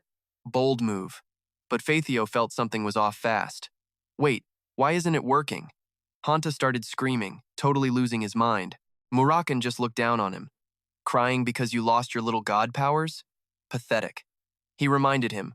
Didn't you say you couldn't die even if you were ripped apart? Guess you've never been hit by a real aura before. Fine, let's see what a taste of this aura feels like. Faithio was shaking in his boots. Get back! Don't you dare come any closer! In a blink, his shadow was sliced into 4 pieces. Faithio let out a brutal scream, coughing up blood but thinking, it's fine, I just need to regenerate. Before he could move, a flash of light cut him clean in half. What is this? He tried to stop it, but the light just kept shredding through him. His legs, his arms, everything was getting ripped apart. Make it stop. Light and darkness mixed in a loop of endless death and instant rebirth. Murakan laughed. Man, you're like a cockroach. How's that aura feel? Confused because you can't even see what's hitting you? Faithio completely snapped, being played like a cheap toy. Stop it, I'm still a god's incarnation. Murakan just shrugged. Oh right, you're a god. That means you're immortal, isn't that right? He clenched his fists. I swear on the storm. Let me go. And but the black dragon loved talking trash. You were so big and bad, now you're begging a creation for your life? Keep your dignity, man. Faithio just kept screaming as the slashes continued. Later, Murakan sighed. So boring. Jin looked at the last speck of light. Good job, Murakan. Is he dead? Murakan shook his head. Nah, not dead. But he's stuck in an infinite loop of pure agony. Once he snaps, the incarnation will vanish. His soul gets kicked out, and he'll go back to being a basic contractor. Finally, the darkness faded, and light hit the island again. Like a goodbye to a god, Yulian lay unconscious by the grave. Moroccan shifted back to human. Kid, that guy's out for at least a week. Man, my back is killing me. Jin checked his pulse. Okay, he's still kicking. Now I just need to see if Kujan and Varit made it out. He turned around and saw Murakan collapsed on the ground. The dragon gave a thumbs up. I'm good, totally fine, just pushed it too hard. My body's lagging behind. Jin teased him. You totally overdid it. You look like trash. Moroccan just puffed up and turned back into his usual grumpy dragon self. I said I'm fine. I'm resting here. Now get that furball out. Jin laughed and summoned Suri, who immediately started cuddling Murakan. Dude, how am I supposed to sleep like this? Ouch! Stop licking me! Jin turned to leave. I'm gonna go find Kujan and Varus. Murakan yelled after him. Take this thing with you, please! He headed into the woods, calling for Kujan and Varus the old-fashioned way. Standing on a cliff, Jin wondered if they'd already left. Then, something caught his eye. Jin spotted a boat, but it was way too small to be theirs. Suddenly, a cat's hiss grabbed his attention. It was Suri, fur standing up, guarding Murakan. A guy stood there, looking way too calm. Yulian and the little brat's dragon? So the youngest really came all this way? He sneered. I don't usually kill lowlifes. Just as Suri was about to pounce, Jin jumped in. He glared at Joshua, but the guy just smirked. Actually, kid, I'm the one asking the questions here. What's a trainee swordsman doing out here anyway? Jin realized that tiny boat belonged to Joshua. Looks like he didn't bring any backup with him. He tried to act all classy. It's been a while. We've got a lot to catch up on. Jin cut him off. We've fought before. Stop acting innocent. Joshua froze. Wait, what? Jin called him out. I know your secrets, and I know exactly what you did to me. Joshua just gave a sly grin. You sound pretty salty, kid. I get it, but watch your tone. I got that message you left in the lab. Pretty impressive. The news is everywhere, but nobody's realized Jin Gray is actually you yet. Jin tightened his grip on his sword. You should have just finished me off back then, Joshua, right when you cursed me. Shadows exploded as he unsheathed his blade. If you'd killed me then, you wouldn't be losing today. Joshua's eyes gleamed with greed. Is that spirit energy? Jin just laughed. You're delusional. If you want it, come and get it. He lunged forward instantly. Since you're going after Luna, you should have brought some actual knights with you, don't you think? Going solo isn't really your thing, right? Joshua jumped back.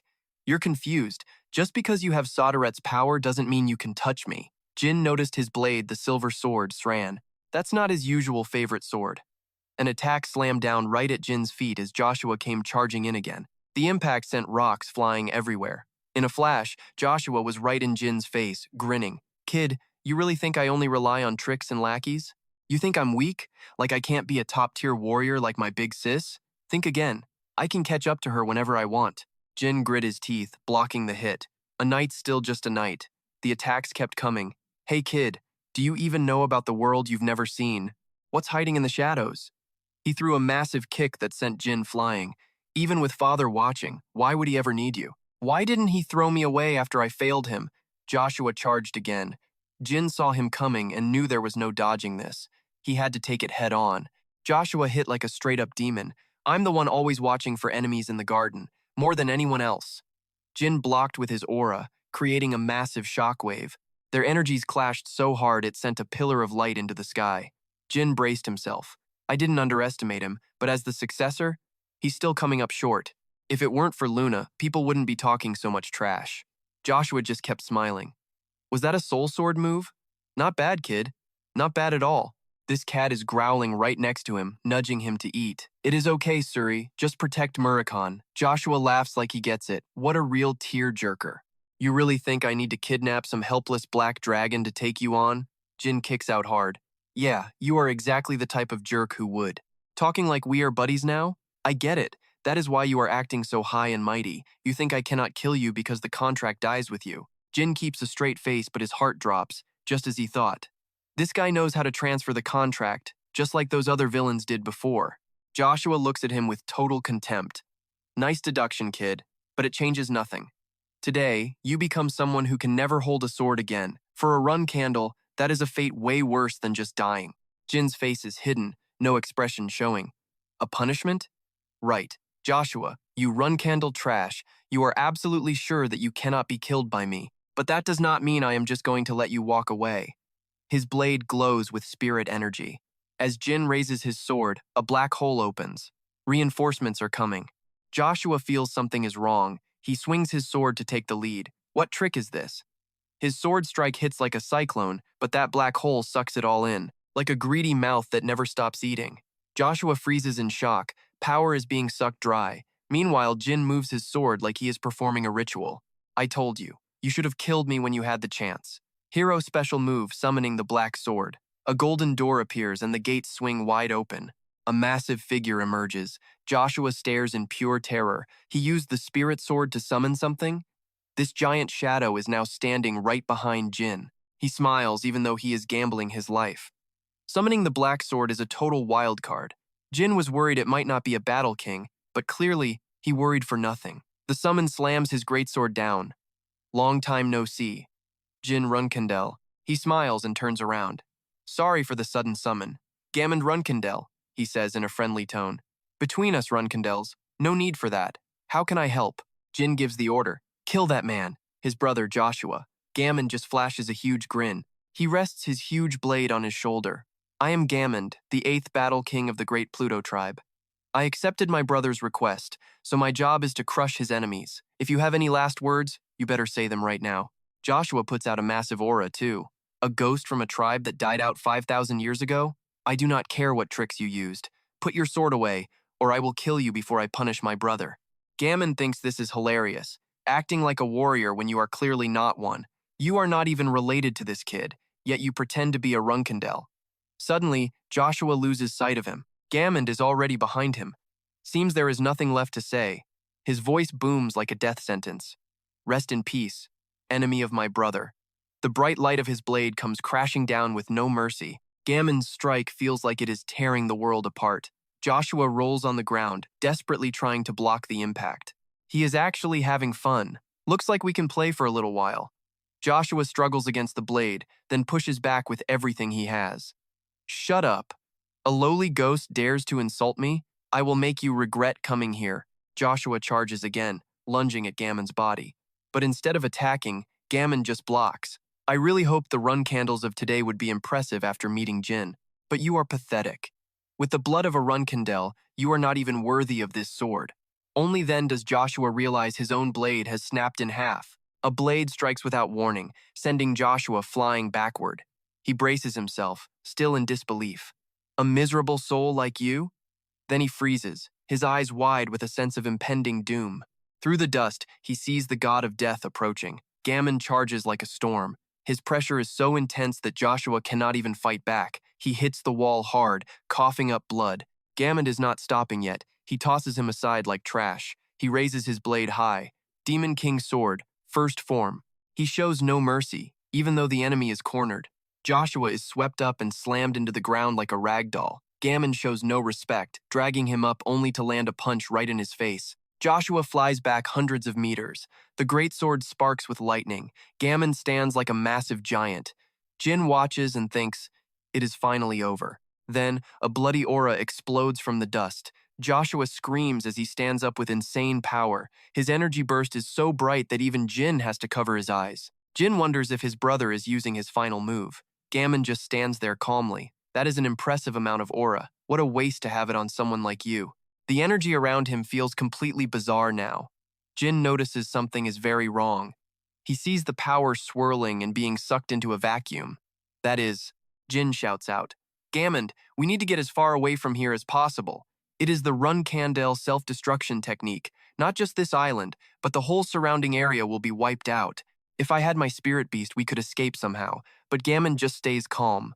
I am just a summoned being, a lowly ghost made of spirit energy. I do not have a real body. The memories I made here will vanish soon. Tell me everything next time we meet. I will be fine back at La Fle Rosa. Do not worry. Jin nods. Got it. Gammon urges him. Go, now. Stay on the path I showed you. He turns to Joshua. Jin, my brother, survive this if you can. Joshua's eyes are filled with madness. The ultimate Runcandel technique.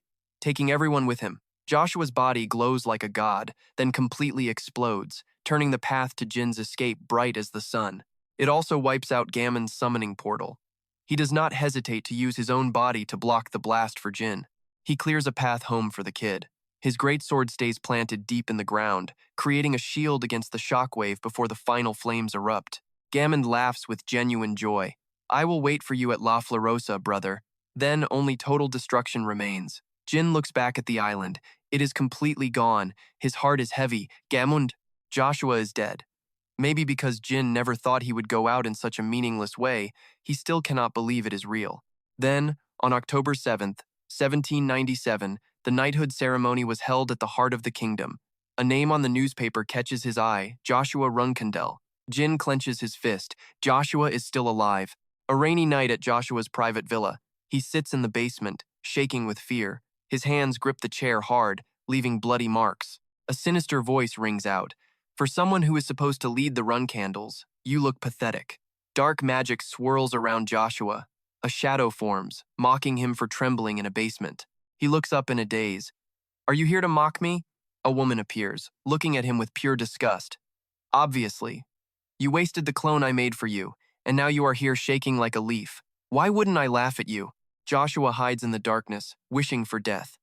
Queen Helaram just laughs loudly at him. She sneers at him. So stupid. The kings of the tribe are just losers stuck in a dead world. They never belonged here anyway. All you did was waste that perfect clone I created. Honestly, I don't get why the prophecy picked you of all people. Life would be so much easier if it was your older sibling or even the baby of the family. Even your old man, the original target, would have made way more sense. If he'd met me before trying to cheat fate and grab the Genesis star, I wouldn't be stuck helping a total moron like you. But hey, you actually did one thing right. You figured out your youngest sibling can summon the legendary Pluto clan, and then there is Suri.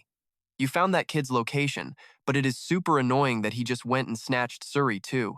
Helaram's voice was like velvet, promising everything would return to you. I will make a new clone of that prophecy, child. Joshua was so stressed his veins were popping. How much do you need this time? That old hat laughed his head off, saying the last batch of materials was way more than enough. Meanwhile, Jin was fuming, white-knuckling a newspaper. He couldn't wrap his head around it. Joshua definitely died 4 days ago. Is the news wrong? Casimir explained that the knighting ceremony in the Sucheran kingdom was legit. There is no way a national paper would print fake photos. Julie wondered if it was just one of Bouvagaston's shapeshifters, but Jin shut that down immediately. No, Julie. That ultimate move he used was the real deal. That kind of power could wipe out entire islands. Nobody could pull that off except a true Runcandel. Quicantel threw out another idea. What if Joshua actually attended the ceremony? Jin went quiet, thinking he needed to check the fake contractor's bond. Once the kid wakes up, we might get some real answers. Murakan scratched his head, totally frustrated. This is driving me nuts. I slept through the whole thing and missed everything. Quicantel twisted the knife, calling him a failed guardian dragon. What happens if Jin can't summon the Pluto clan, huh? You might have been the baddest dragon 1,000 years ago, but now you're just a broken mess. Seriously, face reality. If you keep clinging to those old memories, you're toast. He just gave a tired wave. Yeah, I get it. She reminded him not to just talk big. Go see Missia. She might have a way to get your mojo back. But Murakan stayed silent, making Jin wonder, who exactly is Missia? Quicantel answered, his sister. Murakan jumped up, totally ticked off. Shut up! No way am I calling that woman my sister. Then he slammed the door and stormed out. Jin was curious. Looks like they don't get along. She explained that Missia put Murakan through hell when he was young. The first thing he did after getting strong was hunt her down for revenge. Even Jin was shocked hearing that. If things are that bad, would she even help Murakan? Quicantel seemed weirdly entertained by the whole situation. Missia is a black dragon too. Would she really kill a guardian dragon that's supposed to protect a sacred contractor? If I went with him, she wouldn't be so aggressive since we're actually tight. But that night, word came in. Murakan was gone. Quicantel rubbed her temples. Looks like that idiot went off by himself. Just then, Julie ran up, breathless. Master, Murakan left a letter in my room. She handed it over to Jin. The letter started, My dear Strawberry Pie, I've decided to head out on a short but brutal journey. I really wish I could have talked this over with you first. But this is a burden I have to carry alone. I hope you don't suffer too much while I'm gone. I still think about the day I woke up from that boring sleep and met you and the kid. When I'm back safe, let's take that trip we promised. Just the two of us. Jin ripped the letter up. Wait, you two promised to go on a trip together? Julie acted totally clueless. No, we never made a promise like that. What was he even thinking? Quicantel stared out the window. The moon was hidden behind the clouds. Somewhere else, a man walked down a trashy, broken road. He stopped in front of a house and slowly pushed the door open. The wooden door let out a nasty creak. The man whispered, "Where is the product?" The guy inside kept his head down and just muttered, "Cash first." "Here's the money," he snapped, tossing the bag onto the table. "Does it work like you promised?" The guy pulled out a glass vial. "This is a deadly poison. Nobody can trace it." The man was shaking. "Where on earth did you find this?" But the guy wouldn't show his face, which made him super nervous. "Fine," he said. After the deal was done, he headed back into the inner room. Verret was lying on the bed, suffering through some intense electrical pain. Kujan knelt down beside her. "Please, just hang in there a little longer. You're the only family I have left." Back in the study, a report came in. "Young Master Jin, we found out where Kujan is hiding." He asked, "Where?" Casimir answered quickly, "The Dioki Kingdom." After the inauguration of Su Charon, a report surfaced stating that mercenaries in the Dioki Kingdom were moving a deadly poison at crazy low prices. When our team arrived to investigate, they confirmed it was an incredibly high-grade toxin that isn't registered on any official database anywhere yet. It is extremely dangerous stuff. Hearing that, Jin was sure it was him. Casimir frowned as he continued the report. "Exactly. And the fact that the Dioki Kingdom is Marius's hometown basically confirms everything. We need to get to the Dioki Kingdom right now." Alicia led the way down a rundown path to a small house. She said this was the spot. Jin kicked the door open and saw him sitting there. "Kujan." He looked up at the three of them. "Jin Runcandel, you knew I'd come, didn't you? Seeing you expose yourself in a dump like this, it seems you were hoping I'd find you before Joshua did. Am I wrong?" Kujan's voice was heavy. "You're right. Please, help me." Inside the room, Virat was coughing up blood non-stop. Jin realized what was going on. "I see. You gave away your location because you're desperate to save Virat. This is the final stage of mana backflow. Her body has already taken way too much damage. I can't guarantee she'll ever recover." But Kujan suddenly dropped to his knees. "Just save her. Please, you have to save her. Virat is the only family I have left in this world. Please. I'll do anything you ask. I'll spend the rest of my life making up for my sins. So, please." Jin didn't show any emotion at all. "Get up. I'll only accept you once you've actually proven your worth to me. And this isn't something I can fix just because you're begging. Saving Virat is pretty much impossible unless you have a high-ranking saint like the ones from Vankella. But look, only a handful of healers in the entire Hoopester organization can actually fix damage caused by mana backflow, and there is absolutely no guarantee I can get her to them without Joshua sniffing us out." Kujan started shaking as he spoke. "No." Casimir immediately started making a plan. "We'll move her to Tikan first and hire a private healer to give her some emergency treatment. After that, we'll try to cut some kind of deal with the Saints of Vankella." Alicia took off her white coat. "Then time is of the essence. Let's get moving. I will secure her body as best as I can. I have no idea how much longer she can hang on. This is a total race against time." Jin nodded and turned around. "I got it. Let's move out. Kujan, I'll try my best to get her there. But if a fight breaks out between us and Joshua's goons, we might have to leave Virat behind. You understand?" He couldn't hold back his tears, but gave a firm nod.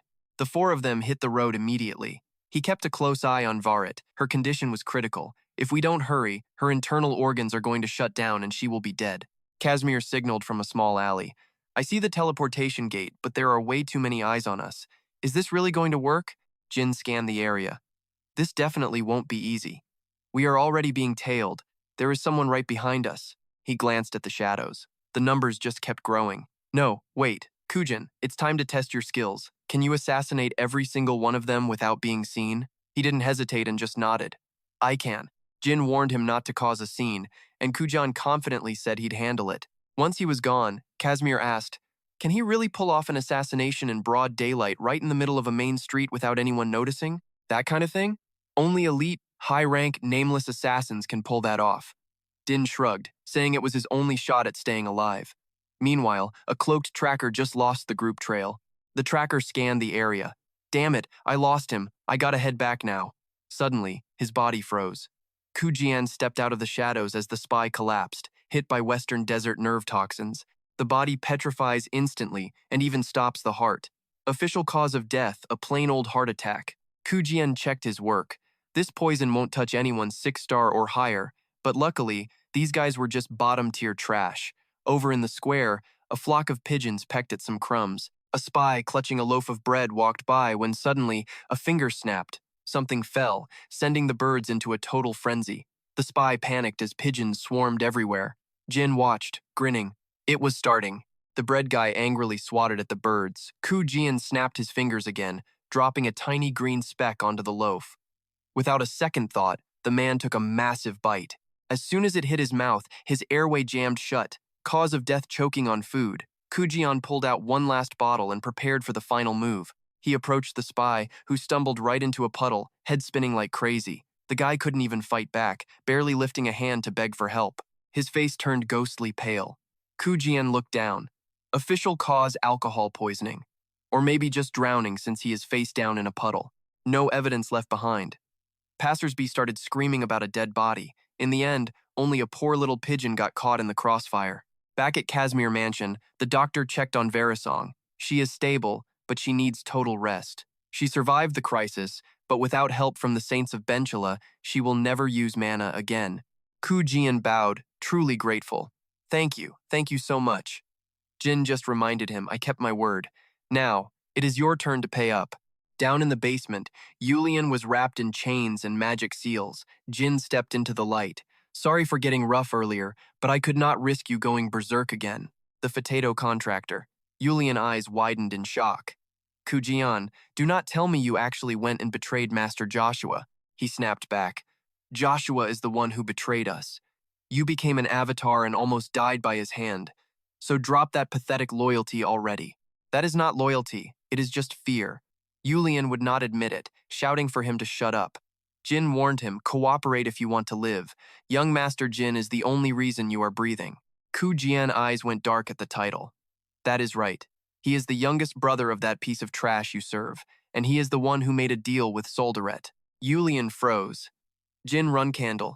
That is the one name Joshua never stops talking about. He drew his sword. You have felt this power before, have you not? Aura flooded the room, leaving Yulian terrified and squirming in pure agony. Surprisingly, that aura shattered his chains. Yulian slumped to the floor. Jin calmly sheathed his blade. Start talking. Otherwise, your life ends right here and now. After a moment, he sat down. So you are saying meeting me at the Bluebird Islands was a total accident? You just went there for a power boost? Yulian nodded. Right, but Jin was still confused. I am shocked you used Graham Tomb to boost Feteto authority. But why boost yourself? His eyes went hollow. Because I am just a replacement. Jin paused. A replacement? Yulian explained that Master Joshua had been planning to steal Solderet contract for ages, just in case things went south. He planned to take my contract as a backup for Solderet. That is why he needed to make sure I was strong enough to handle it. He could not help but swear. That bastard, how does he even plan to transfer a contract? And I am certain Joshua blew himself up on those islands. The power was real. So how is he still walking around like nothing has even happened? Joshua Runcandel clearly used some twisted trick. Do you know anything about what he did? Yulian hesitated. If I tell you everything, will you protect me?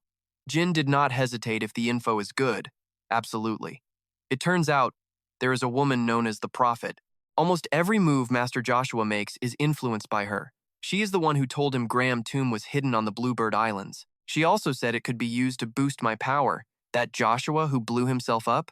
Most likely just a clone she cooked up. Jin paused. A clone? Do you know how she pulled that off? He shook his head. I do not know the details, just that it takes a lot of people. She is apparently using death row inmates from the Pwifster Union. He asked again. You knew he would steal your contract, so why did not you run? Is he holding your family hostage or something? Yulian finally spilled the truth. My guardian dragon is being held captive. I have no family left. Joshua slaughtered my entire village. He killed every single one of them. I must look pathetic. Following orders instead of getting revenge. Even Virik mocked me for it. But if I lose my guardian dragon, this miserable life of mine will not mean anything anymore. Please, help me get my dragon back. But Jin just stood up. Right now, you are a prisoner. I cannot just grant a request like that.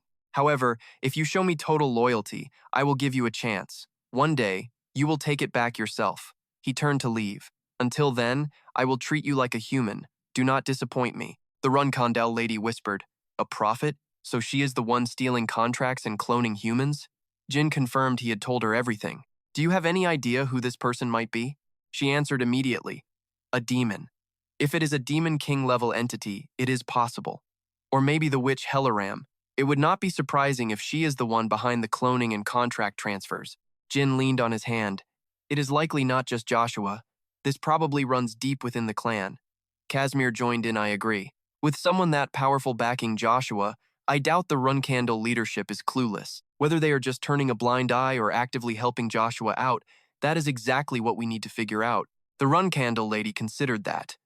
I really wonder what Timar would think if he saw what his descendants have become. Jin frowned.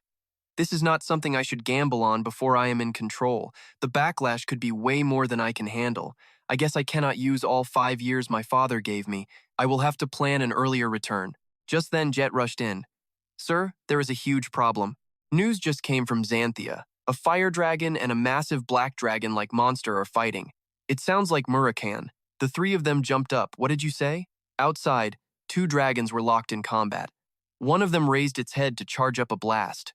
A massive blast of fire scorched the entire sky. Soldiers on the wall watched in total horror. No way. What the hell is happening? Murakan just looks up with those cold eyes and lets out a roar. 2 cat legs are tearing through the woods. Suri leads the crew out of the city while Kwai Kenteo frets. I never should have left him. Jean tells her to chill. Miss Kwai Kenteo, look, Murakan is definitely still breathing. As his contractor, I would know if things went south, and so far, I am not feeling anything weird at all. She finally snaps out of it. You are right. If he is going head-to-head with Khadun, there is no way he would just kill Murakan yet.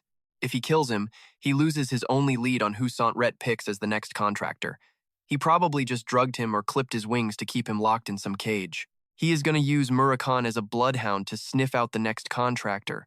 Suri stops and gives the signal. Right in front of them, the whole fortress is going up in flames. Kwai Kenteo narrows her eyes. That is definitely Khadun fire. No other dragon besides Hanta packs that kind of heat. Kujan looks on. That fire has been raging for 24 hours, but the media is dead silent. It looks like Gippo is scrubbing the news. Jin gives the order. All right, we are moving in, but the gates are crawling with soldiers on patrol duty. He stops to think. This is bad. You guys do not get it. Wait, what? Jean explains this is Zon territory, but Banquilla Holy Knights are the ones running the show. They have got every entrance on lockdown. It looks like they are trying to make sure there are 0 witnesses left to tell the tale. Jean is doing the math. Banquilla is running a blockade instead of helping survivors. That is super sketchy. They usually stay neutral, but now they are playing favorites and helping the Gippo family out of nowhere. Kwai Kenteo steps up. We are going in. Finding Murakan is the only thing that matters.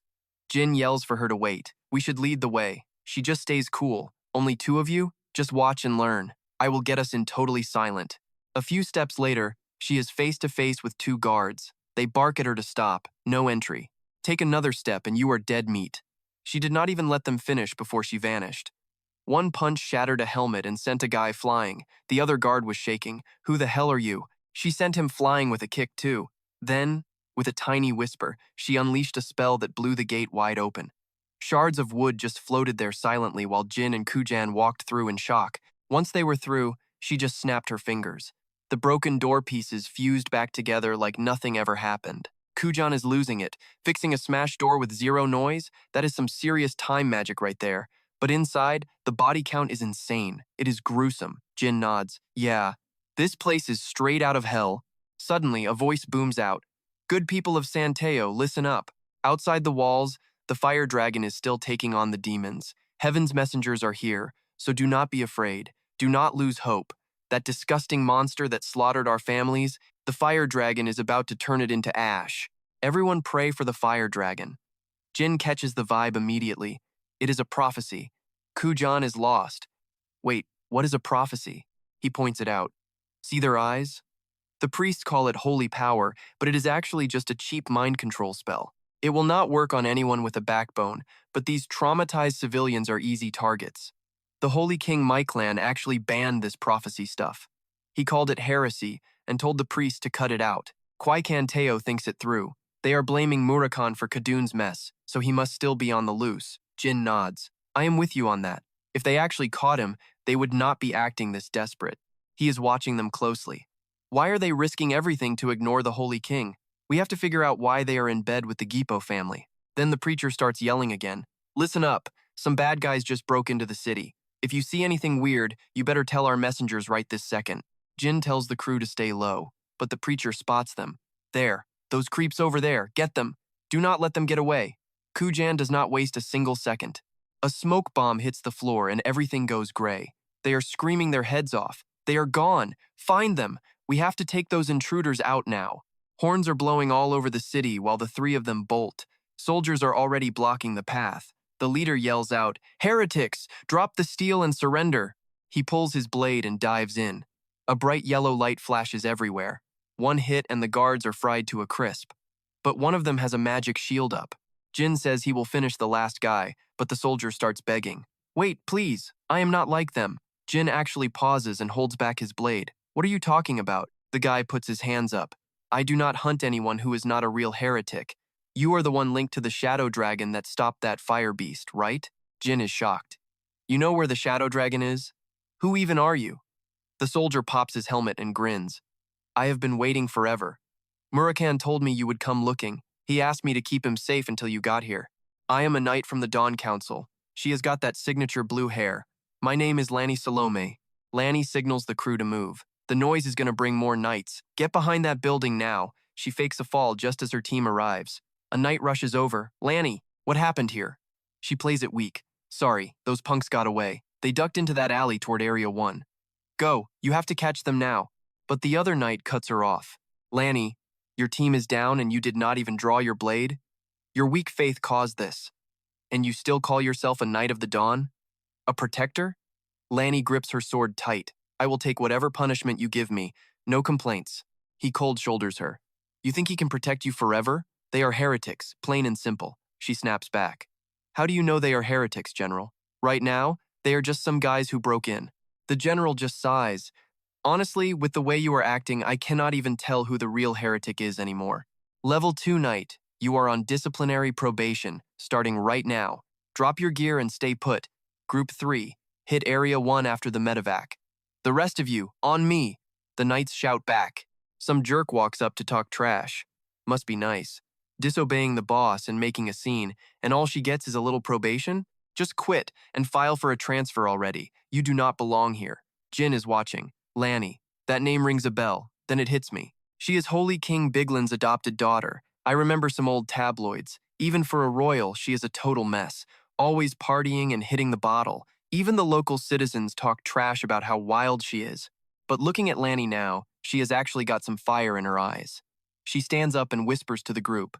"Move out as soon as the training finishes. We are heading to Area 1.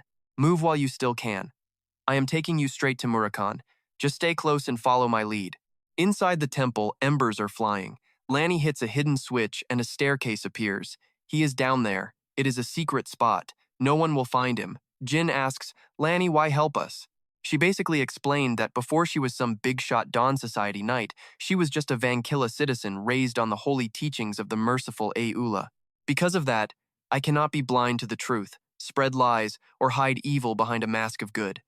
I refuse to become corrupt by playing ball with the powerful elite.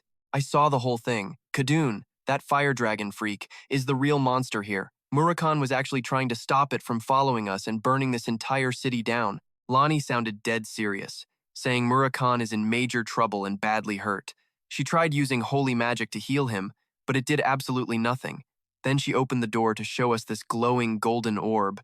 Everyone totally recognized his cat form. Lonnie explained that right before he turned into this fuzzy thing, he told her that Jin would eventually come looking for him here. He did not choose to turn into a cat, okay? It was a survival instinct because he took a fatal hit. Only dragons with insane levels of power can force their bodies into a state like that just to stay alive. This total moron. Even though he lost his old strength, he is lucky he can still defend himself at this level. "Jin, just keep a firm grip on him." She started rushing them, saying they had to bounce and heal him immediately. If they missed this window, he might be stuck as a cat forever. Lonnie pointed them toward a secret tunnel leading straight out of the city. Jin turned back to say thanks. "Seriously, Lonnie, if it was not for your holy power, we would have been in real danger back there." He swore on his honor to repay this debt no matter what the cost. She just stood there and said she was only following her faith and would pray for Murakan. Meanwhile, outside, that fire dragon was still totally losing its mind. It is roaring like crazy. "Damn it. Who would have thought I would fail right in front of you? Keolia was talking to the beast, mocking Kadun for looking so pathetic. The dragon was beyond pissed, saying he could not even forgive himself for being such a total disaster. She stopped him right there, saying that while they were searching for Mysis, finding him turned out to be a pretty sweet, unexpected bonus. If we snag Murakan, we can draw out his contractor. Once we grab the guy who signed with Solderet, restoring the demon godstone is just a matter of time. At least those rumors about the lightning dragons in Beamond meeting Murakan were not just a bunch of trash talk anymore. We will find another chance to grab him. I mean, you said yourself he is not strong anymore, right? But Kadun disagreed, saying it is not certain and he could get his strength back. Keolia just scoffed at that. You really think he can fix a dragon heart without the demon godstone? But the beast stayed cautious, claiming he had never seen it happen. But shadow dragons are built different. He is probably just wandering around somewhere, totally alone without his contractor there to help him restore his lost power. She was more worried about the Holy King. He brought the entire Dawn Society, those obsessed rule followers, without saying a single word. He is definitely going to show up soon and cause even more trouble. Every time I see him, I get a headache. Maybe I should just kill him. That guy, Myclin, has lived way too long anyway. Plus, if he dies, he is probably heading to heaven instead of hell, so it is not even a bad thing, right? The fire dragon whispered that she was dark. Back at the Kuzmir mansion, Virid finally woke up. She was just staring blankly with tears in her eyes, surprised to be getting help without any supervision. Looks like what Kujan wrote was actually true. I feel so empty inside. What are we even doing? Just then, Yuli pushed the door open, saying she brought some hot soup for her to drink. Your body is still a mess, so do not push yourself too hard. Virid wiped her tears, trying to act tough. I am fine, thank you. Even though my mana has not come back yet. I heard from Kujan that I am in his debt. Is there anything I can do to help out? Yuli looked a bit confused. Next thing you know, Virid was dressed in a full maid outfit. Am I seriously supposed to wear this? Yuli laughed and said it looked great on her. Really? Well, stay put for a second, because I am going to teach you how to scrub floors properly. Alone again, she started thinking. This outfit brought back memories of her mother. Virid could not help but feel a deep sense of longing for her. Suddenly, a black mist crept in through the window, forming a space portal. The person who stepped out made her jump. My stupid little sister. Mysis walked out, saying she had traveled a long way just for her. Outside the villa, Julie greeted the returning group. Master, you are back! Oh my god, what happened to Lord Murakan? Kujan froze in his tracks the moment he saw who had arrived. Virid, are those tears? It is me, Kujan. He ran over and hugged her tight, saying he was so glad she finally woke up. He really thought he had lost her forever. Virid turned her head to comfort him. So, you actually know how to cry? I am fine. Jin smiled and said he was just glad she recovered. She bowed respectfully, saying she read Kujan's letter. It is all thanks to him. He bowed deeply, saying thank you. Suddenly, Kujan noticed a mark on her face. He asked worriedly, what about this wound right here? Virid hesitated and said a guest caused it. Julie added that she was just about to tell him.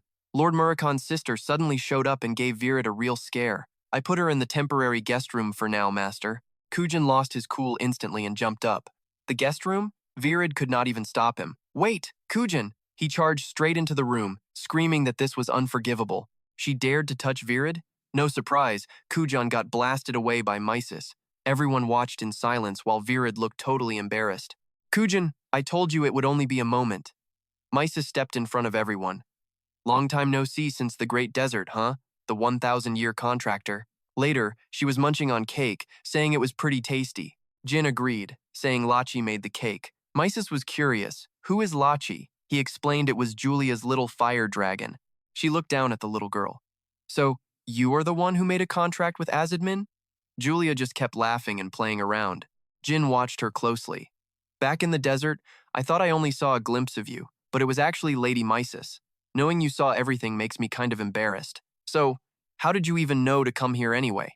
Mysis sat down and answered arrogantly. That idiot Murakan is already in the palm of my hand. I have had a tracking seal on him since we were just little kids. This is no ordinary tracking spell. No matter where he is in this world, I know exactly where he is and what he is doing. That moron still has no clue. Kujan felt a bit helpless hearing that. She just burst out laughing. Honestly, it is more like a divine power than actual magic. Whatever, I will just show you with your own eyes. I am going to show you something pretty interesting. That idiot only knows how to use shadow energy to fight, but I am way beyond that. Suddenly, a brilliant galaxy of light started flowing out of her hand and into the air. If I just bury my shadow like this, I will always know where they are hiding. And I can even do something like this. A dark figure started forming right behind Jin. The person gently placed a hand on his shoulder. You look pretty tired, why not take a break? It was a perfect copy of Jin, offering to take over for him. He jumped up in pure shock, looking at his own face. Jin was terrified. This is the true power of darkness. The clone said it was a rare experience to face yourself without needing a mirror. Then, it just vanished. See you later, Shadow World. Mysis asked casually how it felt to witness something that breaks the laws of nature. He answered honestly, saying he never expected shadow energy to be capable of something like that. Gives me the creeps just thinking there is another version of me running wild out there. Let us be real, shadow energy is a total nightmare and way too much for any mortal to handle. I am not letting you wreck your life like Tema did. Seriously, just forget about that kind of power from now on. Jean, will be keeping a close eye on you. Always. Julia steps up to object, but Misia just stops in her tracks. What, can you actually read my mind now? Azadman, you are the eye contractor, so tell me what exactly did you see in there? No way she saw Tima's shadow in Jin, right? Is Jin actually a reincarnation? No, that is crazy talk. Maybe she spotted Solderet instead. I need to chill and not jump to any wild conclusions yet. Still, if the reason Solderet has been ghosting us is because he could not reach the contractor, then everything finally makes sense. That would explain why things have been so quiet for so long. Mia is totally lost and asks what Julia meant by him not being that kind of guy. The girl just grins and says, "Trust me, he really is not the person you think he is." Jin just remembered that Julia has been calling him sir since the very first day they met. Misia stands up and admits that heading out to chat with people actually is not half bad. She scoops up Murakan in his cat form and wonders if they even need to turn him back to normal. I mean, should we just leave him like this? He is honestly way cuter as a kitty. Jin stays respectful and insists that Murakan definitely would not want to stay a cat forever. Please, I am asking you to return him to his original form right now. She just smirks and says she was joking. Just give me an empty room. And hey, even if you hear some crazy screaming or weird noises during the treatment, ignore it and just wait outside. In the middle of the night, a blood-curdling scream rips through the air. Jin has been waiting in the garden for 3 days now, and the screaming hasn't stopped once. Is this really going okay? Quicontel calmly breaks it down for him. Misia did not mention this, Jin, but she is doing way more than just fixing Murakan's injuries right now. She is actually trying to bring back his ancient powers. If she fails, his life is safe, but he might lose whatever strength he has left. He looks at a dead leaf and asks for the odds. She says it is 50-50. Jin relaxes, thinking those odds are not too bad. But Quicontel warns him he still needs to be ready for the worst-case scenario. Jin looks up, his eyes full of worry. It is like he is praying for Murakan while thinking back to the very first day they crossed paths. The oaths they made, the stupid jokes, and those times they were totally in sync while grabbing a meal. All the fun stories from their journey, even when they fought, they always had each other's backs. Finally, at the crack of dawn, the door swings open. Misia looks absolutely exhausted as she gasps out that the whole thing was a total failure. Quicantel turns pale while Jin screams for Murakan. Suddenly, a dark shadow bolts out of the room.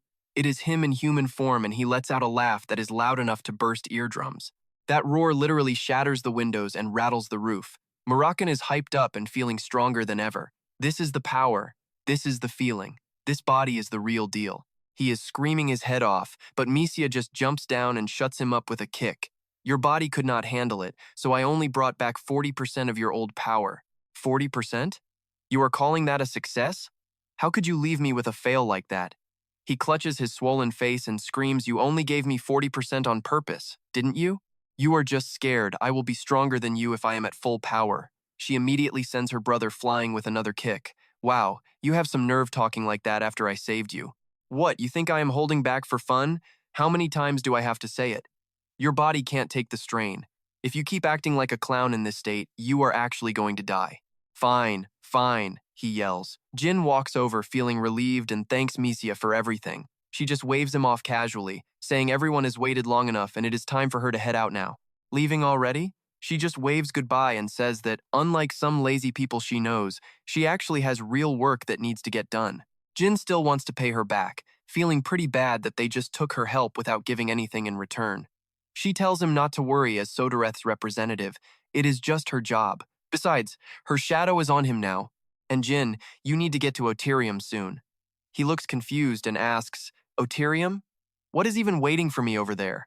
Misia explains that he will find a special magic book there, a relic left behind by Marion Zippo. Jin realizes it is the final form of the Black Sky Hell, so Misia knows about that too.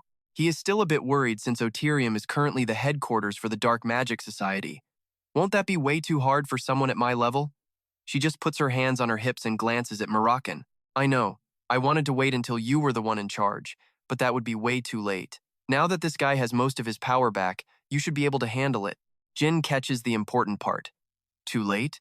You mean someone else is after that magic book? Misia confirms it, saying a mage she has been watching is targeting it. He immediately asks who exactly that person is. She drops a name, Arya Alhath. Apparently, she is carrying a destiny that is just as special and wild as yours is. Jin remembers that name instantly. Arya Alhath is one of the many aliases his master, Valeria, used in her past lives. It means the one with the gray heart, and it is a name she treasures just as much as her real one. I can't believe she is already targeting the Black Sky magic. He wants more info, asking what Misia meant by her having a special destiny just like him. Misia keeps it short. If you are the one chosen by the darkness, then Arya is the one chosen by history itself. If you ever run into her, give her some encouragement. Overall, she is actually your ally. Jin's heart sinks a little. His master spent her whole life trying to bring back the Zippo family magic. So, being chosen by history must have something to do with that whole mission, right? Once she is done, Misia turns to her brother. Hey, Moroccan, you better realize how lucky you are and support Jin properly. Got it? He gets annoyed and yells at her to stop nagging. I was going to do that anyway. Thanks a lot, you crazy witch. She kicks him a few more times, telling him he should just go die. Right then, Julie walks over and asks Misia to take a gift. Wait, is this strawberry cake? Misia is totally hyped as she takes the gift. Strawberry cake? Thanks, sweetie. Jin cannot help but laugh. I guess these siblings are not that different after all. She takes the gift and whispers to Julie, telling her that she is exactly that guy's type. If he ever tries anything creepy, just slice him up for me. Moroccan starts losing his mind in the background. Hey, what are you telling her while she is holding my strawberry cake? Runcandel steps in to break it up, asking Misia to stop teasing everyone and wishing her a safe trip back. Misia smiles and says goodbye, telling Runcandel she will see him later. Take care, everyone. Only after his sister is finally gone does Moroccan actually work up the nerve to react to everything. He jumps up and grabs Julie's hands. Strawberry, sorry for making you worry about me. I am all good now. She blushes and says she can see that and that she is just really happy he is okay. Jin grabs the guy, who is clearly blinded by love. I am just glad you are safe and got some power back. Moroccan answers him with a bit of a lump in his throat. Yeah, it is all thanks to that night lady. If she had not stepped in to help me, I would not have made it. I was about to be captured and dragged off to a Zippo lab for experiments. Jin finally remembered her. Lonnie, that was the knight's name. She was the adopted daughter of the king of the Vankella Holy Kingdom. Moroccan looked stunned. A princess? I owe her big time. We need to find her pronto. He added that while Moroccan was being patched up, Sir Kashmir dropped some intel. Moroccan leaned in, curious. What kind of intel? Jin crossed his arms, looking serious. At a blessing ceremony, Lonnie caused a massive scene while totally wasted. Word is she even puked right in front of the king. Moroccan froze. Wait, what? He laid it out. She was busted and is waiting for trial now. Her life might actually be on the line. Inside the cell, Lonnie was shaking. December 14th, 1797. The Vankella Holy Kingdom. Moroccan arrived asking why it was so packed. Jin explained it was the Advent Festival, a week-long party for the goddess Allah. Moroccan nodded. Honoring Allah made sense. To the commoners, she was the goddess of peace and all that, but still. That woman burns everything to the ground when she is pissed. No mercy, like a sleeping volcano. Humans are really something when it comes to picking their symbols, huh? Outside the palace, the crowd was cheering for the Holy King. Jin pointed out King Michelin, Lonnie's father. Moroccan squinted at him, skeptical. That guy is the Holy King? No way. Jin noticed the attitude. Why the face? Something feel off to you? Moroccan spoke with his mouth full of food. I mean, the Holy Kings, I remember? Even for humans, they had this insane, majestic aura. It was not just about being strong. It was a divine vibe that made you bow. Moroccan's doubts were growing. That guy feels like nothing. No aura at all. It is weird. But we will know once we find Lonnie. They headed to East Alla. 2 guards were posted at the entrance. Still drunk, is she? One asked. They had not even opened the door, and the stench of booze was hitting them. Honestly, it is easier for us if she stays wasted and quiet. She is not even allowed at the festival. Suddenly, the guards spotted a cat. They picked it up, curious. Never seen a cat like this. Why is it not running away? Look at that grumpy face. Wait, what is that in its mouth? The scent from the glass bottle knocked both guards out cold. Jin smiled, impressed. That knockout drug from Kujan really works wonders. Murakhan was grumpy about doing grunt work after just recovering. You are seriously leaving them cash? Jin explained he could not just let guards die. Murakhan complained about the heavy booze smell. Hey, drunk knight, wake up! Jin was shocked she was this much of a drunkard. Lonnie opened her eyes and whispered, Jin? So, it is you, Jin. Why are you here? Jin stood up. I promised, didn't I? I am here to settle my debt. Murakhan gave a little wave. Long time no see, drunk knight. Thanks to you, I pulled through. Lonnie looked relieved. Murakhan, you are actually safe. He smirked confidently. Of course I am, but you look like you are in deep trouble. The great Murakhan will handle everything. So how about a drink? Then, she started crying. She broke down in front of them, leaving them both totally confused. Once she calmed down, Jin asked what was really going on. Lonnie admitted she was being blackmailed. The Holy King everyone sees is a total fake, just a puppet they set up. My real father was kidnapped, and I have no idea where they took him. Jin's eyes turned cold. Is that bastard behind this? Bubba Gaston? No, the Zipful and Kinchhol alliance should have been over. Suddenly, a loud noise echoed in the hallway. Murakhan sensed it immediately. He turned to leave, telling Jin to watch over the drunk knight. Jin nodded, promising to stay quiet. Before he could move, the wall shattered. Murakhan looked up. 2 muscle-bound monsters were standing there. What the hell are these things? Jin recognized them instantly. Biological golems. He thought back to those 2 guards. Don't tell me. This was just like last time. These monsters used to be human. The sheer pain those guards must have suffered. Kill me. Jin's rage boiled over. Zipful. Those sick bastards just will not stop, will they? Murakhan sighed.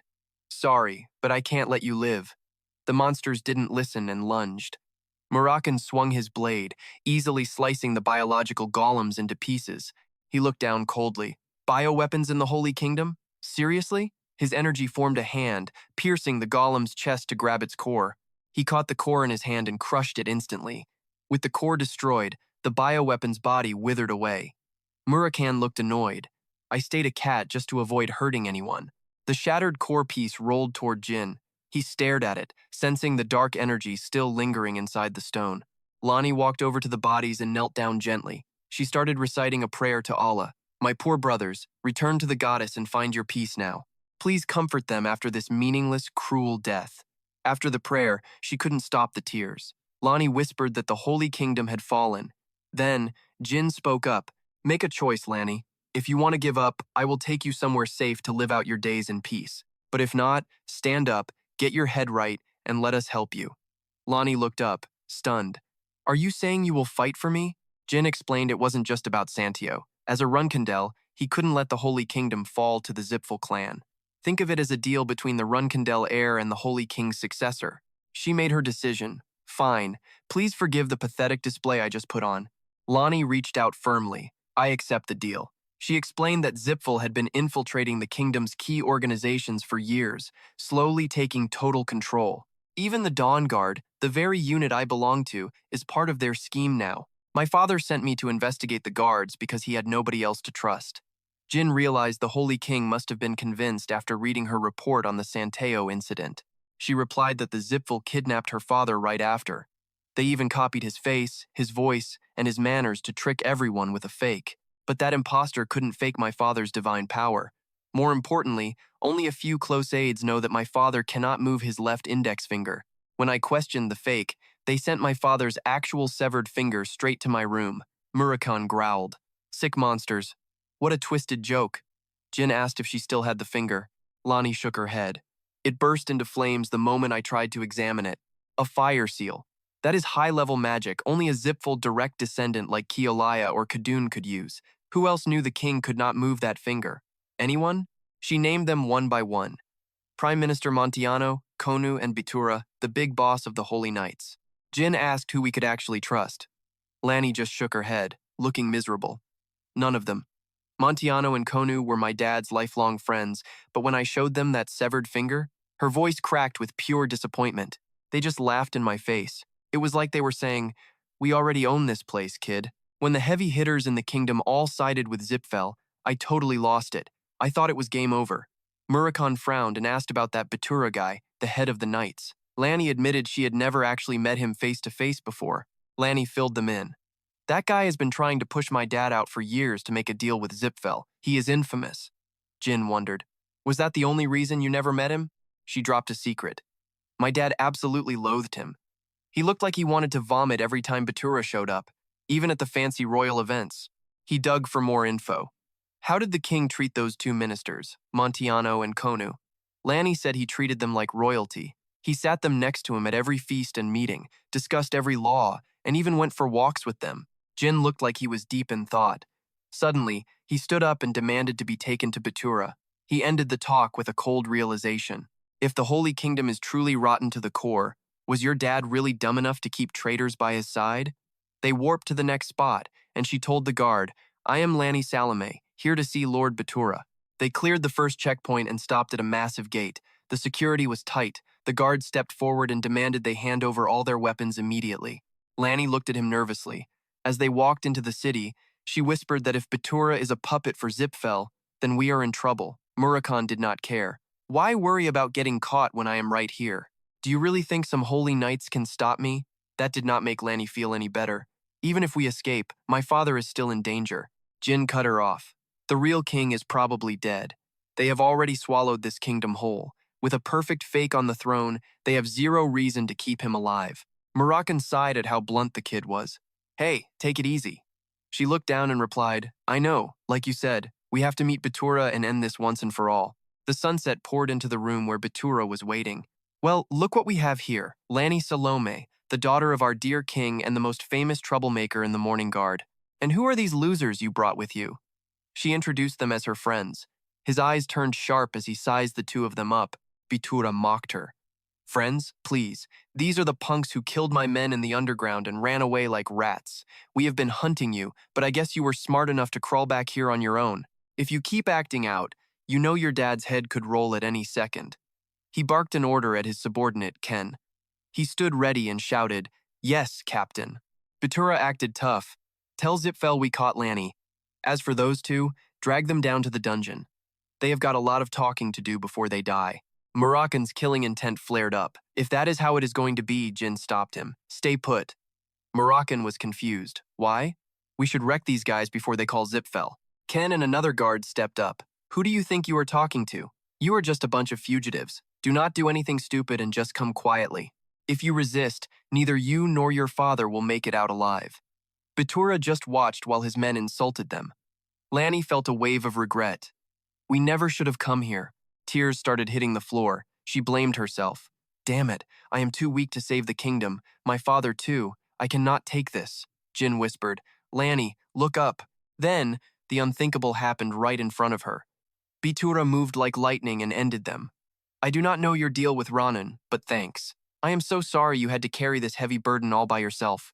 I am glad you came to find me. Now you can finally relax.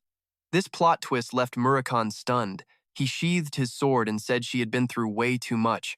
Batura called her name softly. Lani. She broke down crying. Lord Batura, I actually doubted you. He comforted her, saying the only thing that matters is that she is safe now. Jin breathed a sigh of relief. Glad my hunch was right. I am surprised you recognize me, Batura. I saw you at that Sword Garden banquet a while back. You sat in the corner, had one drink, and bailed. No wonder you did not notice me.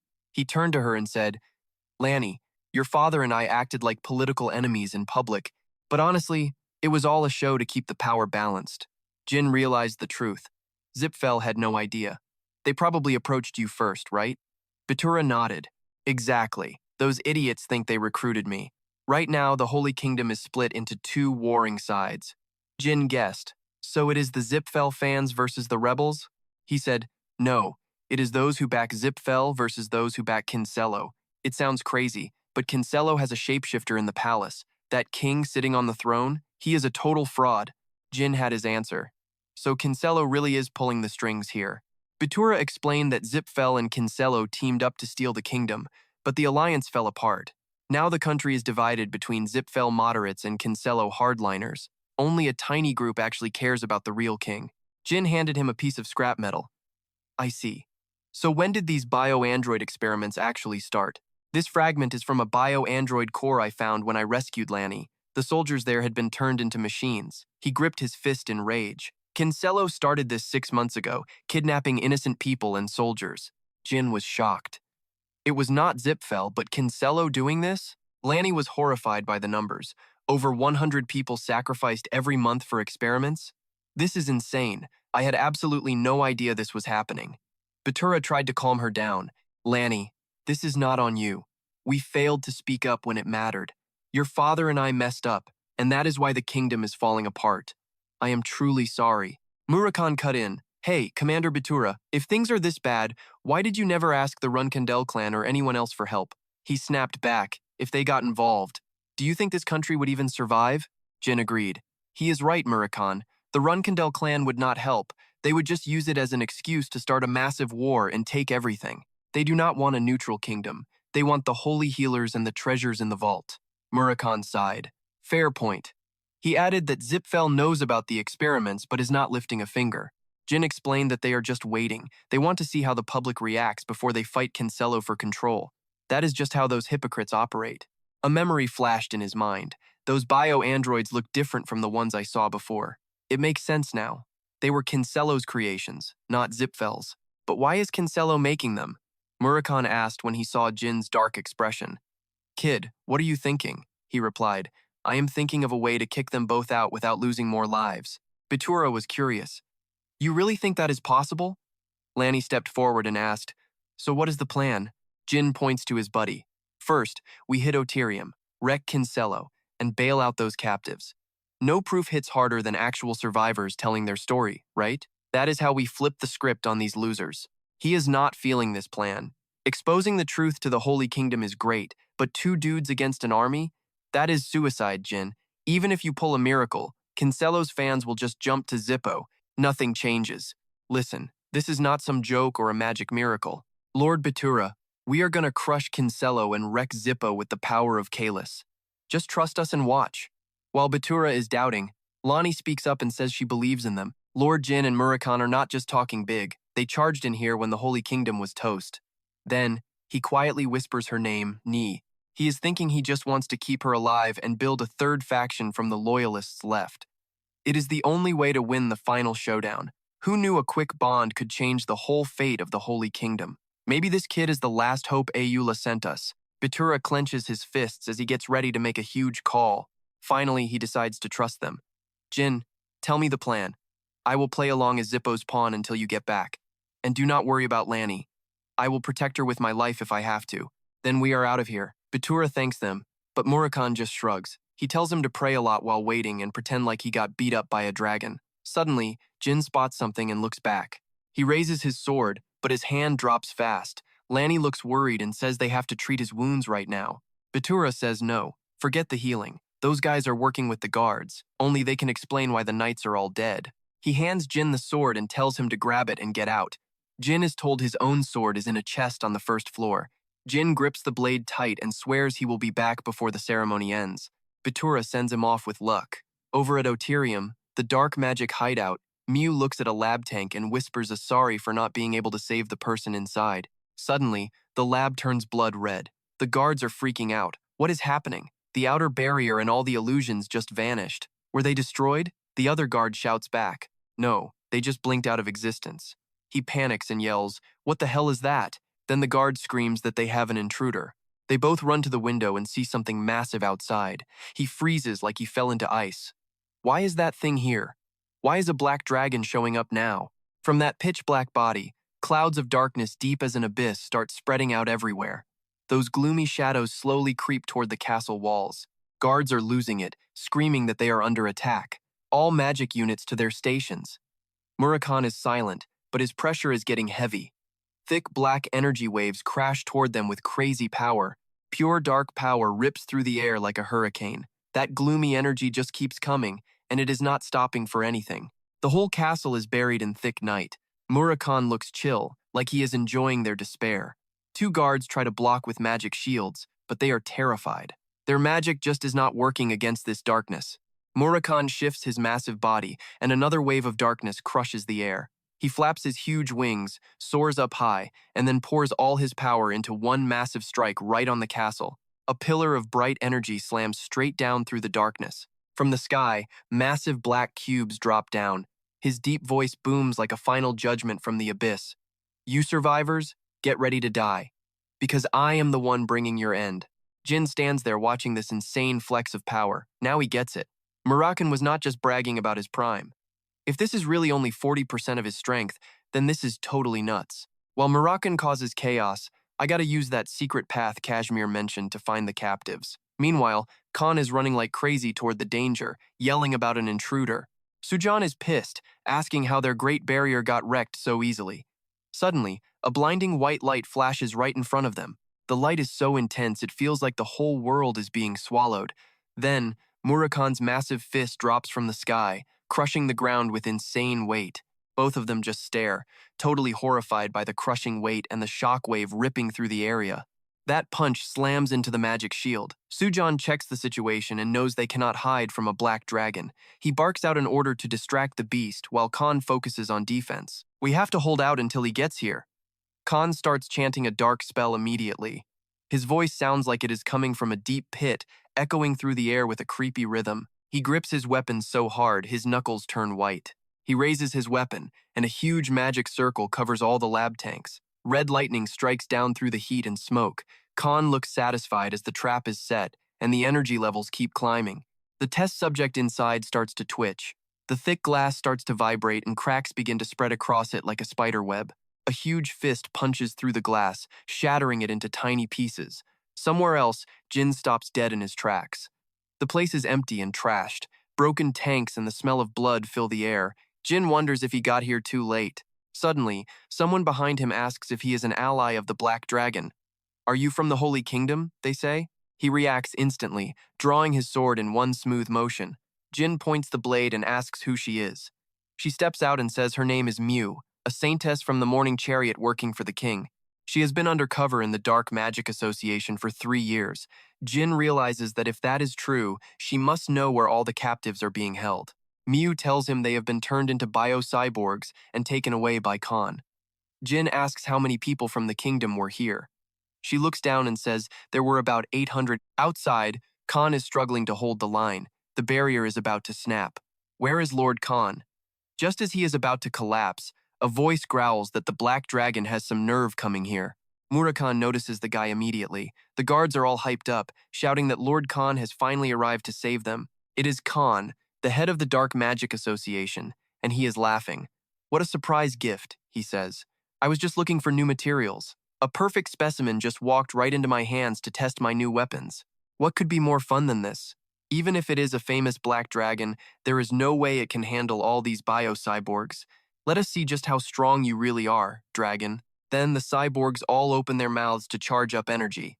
Khan tells him he is going to regret coming here. A ton of energy blasts fire off, trying to take Murakhan down in one shot. Back to Jin, who is asking if they really made these cyborgs using the Monak tribe. He is suspicious.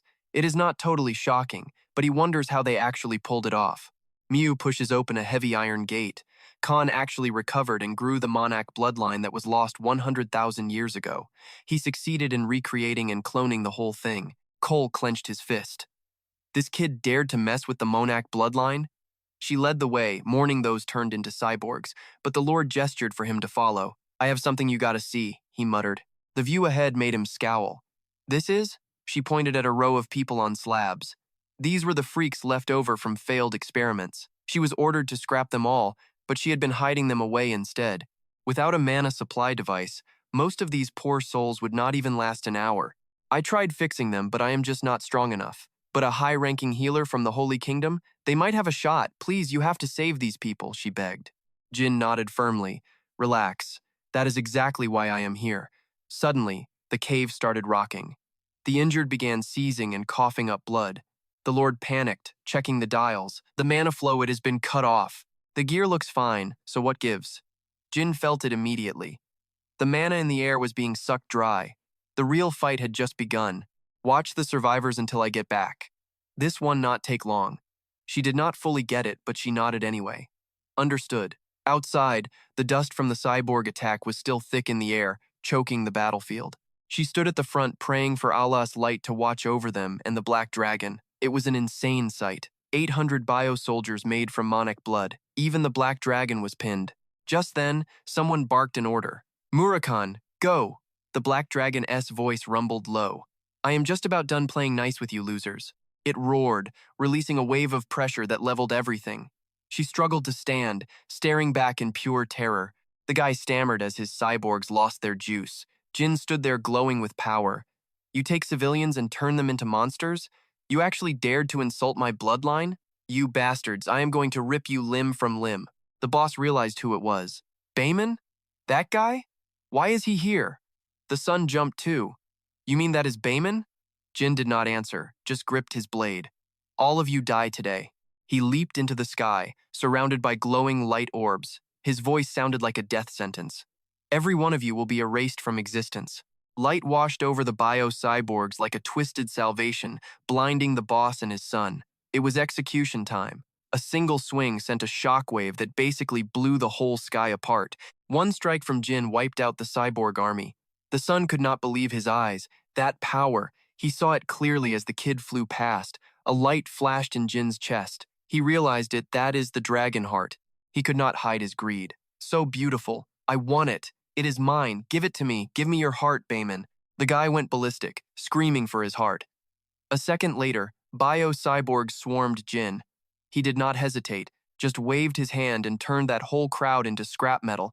He tore through wave after wave of enemies, leaving a thick cloud of dust everywhere.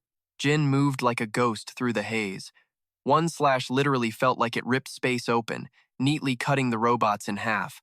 He screamed at his minions. What are you doing? Pin him down. Then Jin spoke. Murakan, kill everyone except the leader. The dragoness eyes flared, and shadows began to crawl. Piece of cake. The boss watched in horror as shadows were sucked in, gathering around Murakan. Sharp blades of darkness shot out, impaling the bio-cyborgs right through their hearts. The leaders scrambled to dodge as blood sprayed everywhere. Jin just stood there, waiting for the slaughter to end, while Cole stood frozen, drenched in a cold, terrified sweat. He had to watch his men get slaughtered. Jin's voice was ice. Surrender, Cole. It is over. He gnashed his teeth. I did not want to use this. Cole started chanting some weird spells. Suddenly, the air went dead silent before a massive tremor rocked the ground. Jin sensed something underneath and vanished in a heartbeat. Right then, a monster burst out from the dirt. Jin stared. It was as big as Murakan. Why do I feel so much energy coming from this thing? What is this bad vibe? He landed safely. Cole just laughed like a maniac. What is wrong, kid? Blown away by my absolute masterpiece? This is the peak of all my experiments. It has got the body of a white elephant, made from monster flesh. And the core?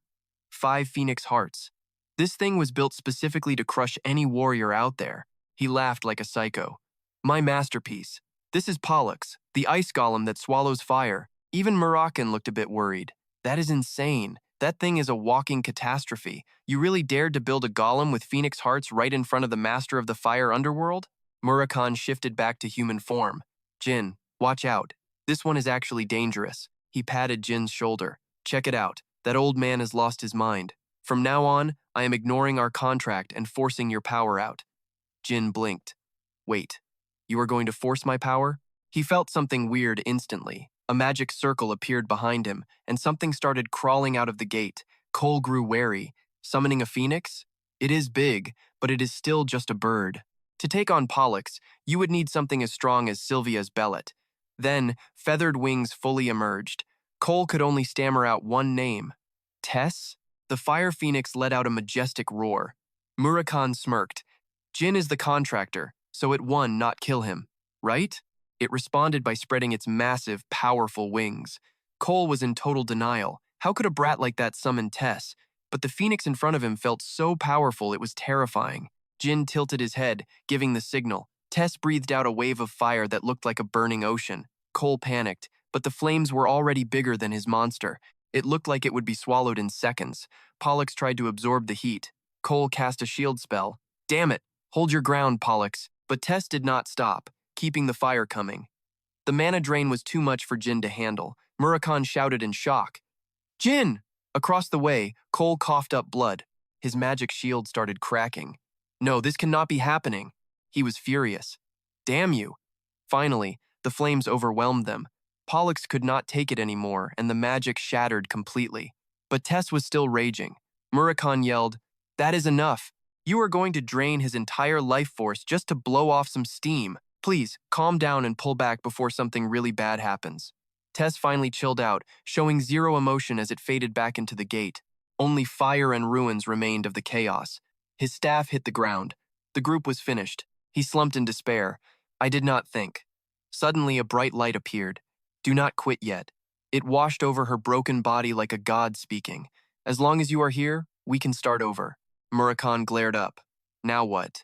But she bowed her head in respect. It is an honor to meet you, Director. Jin and Murakhan froze. The Director? Kinjello? A weird light started glowing. What was that? Not fireflies. Could it be something that is not even human? The guy named Kinsello spoke. So, I finally meet the one Majipo and B-Moon were hunting. Nice to meet you, Baman. So, the big bad Murakhan finally woke up and chose a Runcandel brat as his master? No wonder you're making such a scene. Murakhan is losing it, though. Who the hell are you? You're acting like we are old pals, but I do not know you. Shut your mouth. He just smirks. So disappointing. Did you really forget the man who saved your life? Listen, Murakhan. I am the one who dealt with your little tantrum back then. You are really going to bring up her name? You are just some trash talking about things you do not understand. But that day, you were not the hero. You were the monster. Kinsello cuts in. You think it was Tima's fault? You really do not recognize me, do you? How dare you blame her for what happened in that battle? Murakhan snaps. Shut up. Do not you ever say her name again, or I will kill you. I will end you right now. You and your little Kinsello lapdogs, too. I am sending every last one of you straight to hell. Jin tries to calm him. Murakhan, stop. He is just trying to bait you. Do not fall for it. But Kinsello just points a finger and summons a spell. Sending me to hell? Even at your peak, you could never do that. The magic orb cracks, and then boom, the blast creates a massive shockwave. By the time Murakhan can even react, he finds himself trapped in a weird white void. He hears Kinsello's voice echoing. Is this an illusion? Who is this freak? But honestly, I am dying to know one thing. Have you actually lost your mind? Or did you just rewrite your own memories to feel better? Do you seriously believe that the one who went insane that day was Tema and not you? This hits Murakhan hard. Suddenly, he sees a vision of someone lying in a pool of blood. That voice is still in his ear. I saw the whole thing. But hey, everyone has a truth they are too scared to face. It sounds like a sick lullaby. I get it. The pain of losing your best friend is real. Those whispers bring back memories that feel way too honest. Murakhan starts shaking and looks up. His face twists until his eyes turn a crazy glowing gold and black. The Shadow Dragon's madness is finally breaking loose. He bares his teeth like he is going to swallow the whole world. Suddenly, a punch flies out of nowhere and knocks the shadow back. Everything stops for a second. Murakhan gets sent flying. He screams, "What the hell was that for? You jerk!" But then he realizes something. Jin is standing there, looking stressed. You back with us yet? Murakhan is fuming.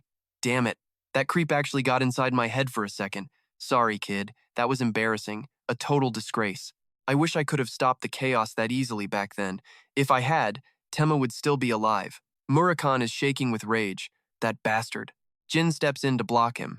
For the leader of Kinsello, you sure talk a lot.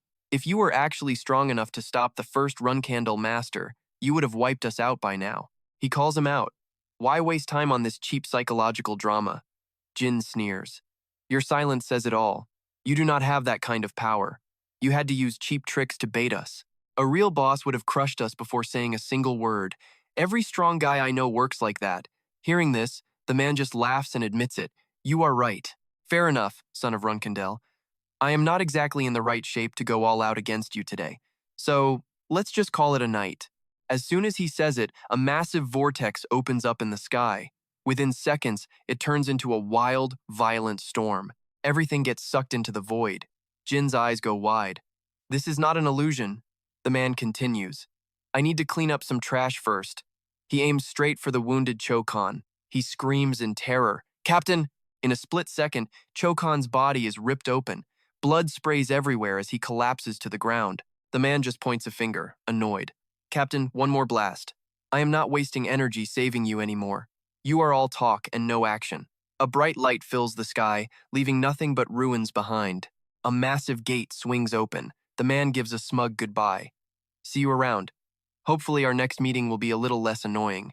With that, he vanishes into thin air. Jin is left standing there thinking, son of Runcandel, leader of Kinsello. What kind of monster is he? It seems like he cannot use his full power for some reason, but if he can mess with Murakan's head like that, he is definitely a threat. Murakan is just as confused. What kind of freak was that?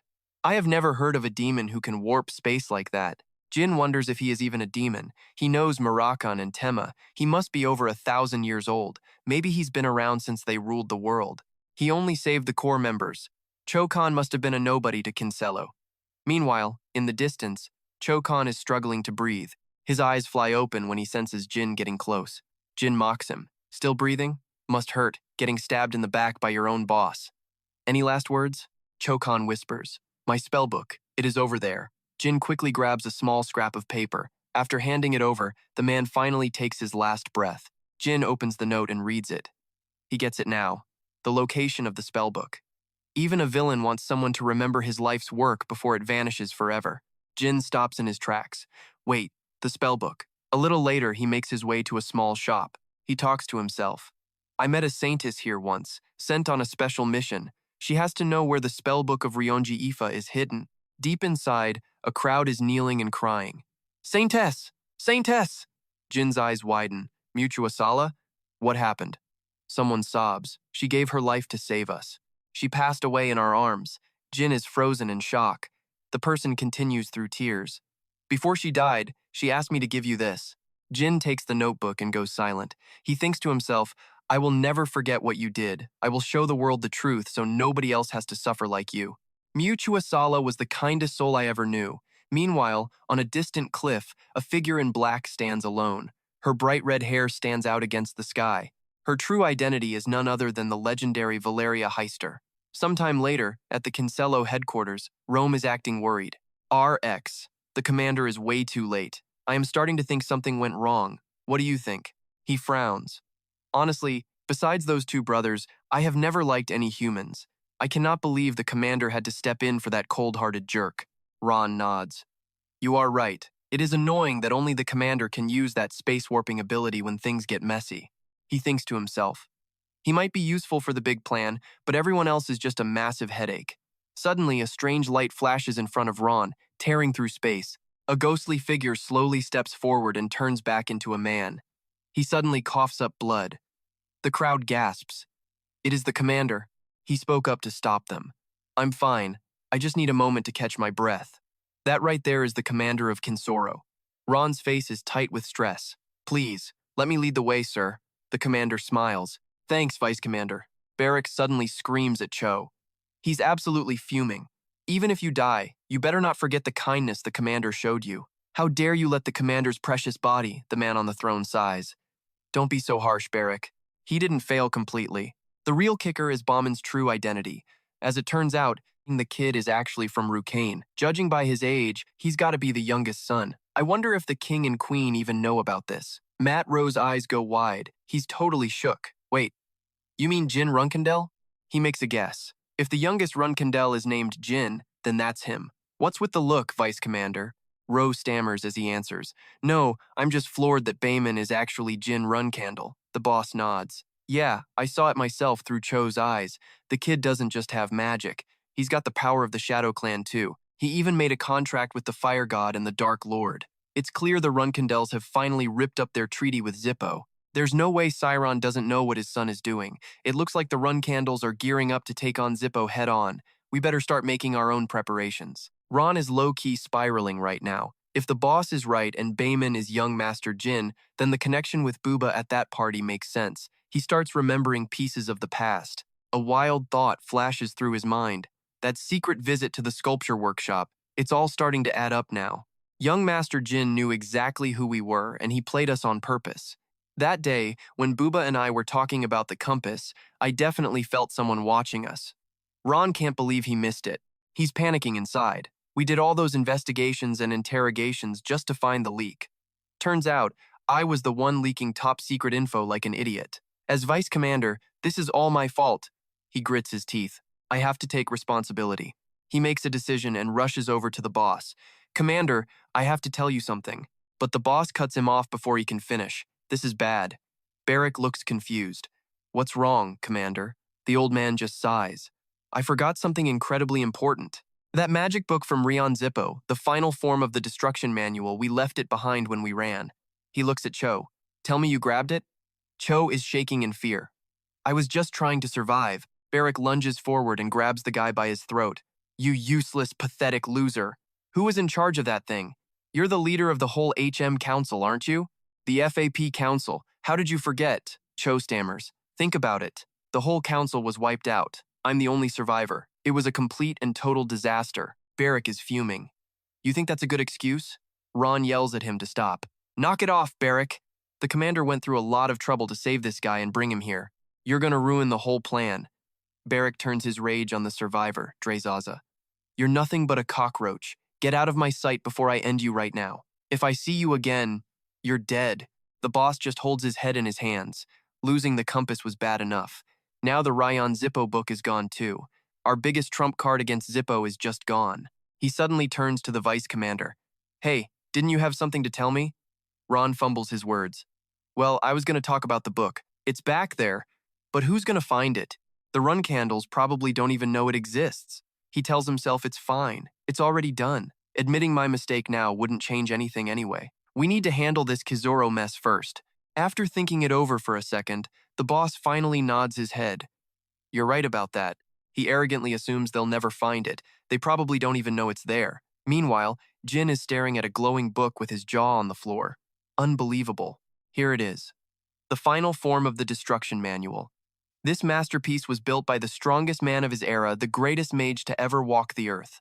It's just like it said in the old history books. Rion Zippo's legacy was hidden right here. Now, the ultimate magic is finally mine. He feels a pang of guilt. If it weren't for her, I never would have saved those people or taken this book. I'm gonna bring the Holy Kingdom back and make sure everyone remembers you as a hero. Meanwhile, across town, people are celebrating. It's the final day of the festival. Man, I'm so annoyed. Everyone is thinking the same thing, but the last day is always the best part. Suddenly, a voice booms over the crowd. Children of Ayula and honored guests, let the consecration ceremony begin. His Majesty the King is about to perform a miracle, and this year, his daughter, Lani Salome, will be the one giving the blessing. All you chosen children of Ayula, come forward and receive your miracle. The king doesn't waste any time blessing the first person in line. After a quick prayer, the guy starts screaming with joy. I can see. But someone watching the whole thing just scoffs. This whole ceremony is a total sham with paid actors playing a part. He can't handle the fake vibes and stands up. He's literally cursing under his breath. This is absolutely disgusting. Suddenly, a group in black robes shows up and bows. Your Majesty, please, you have to hear our story. Ron's eyebrows shoot up.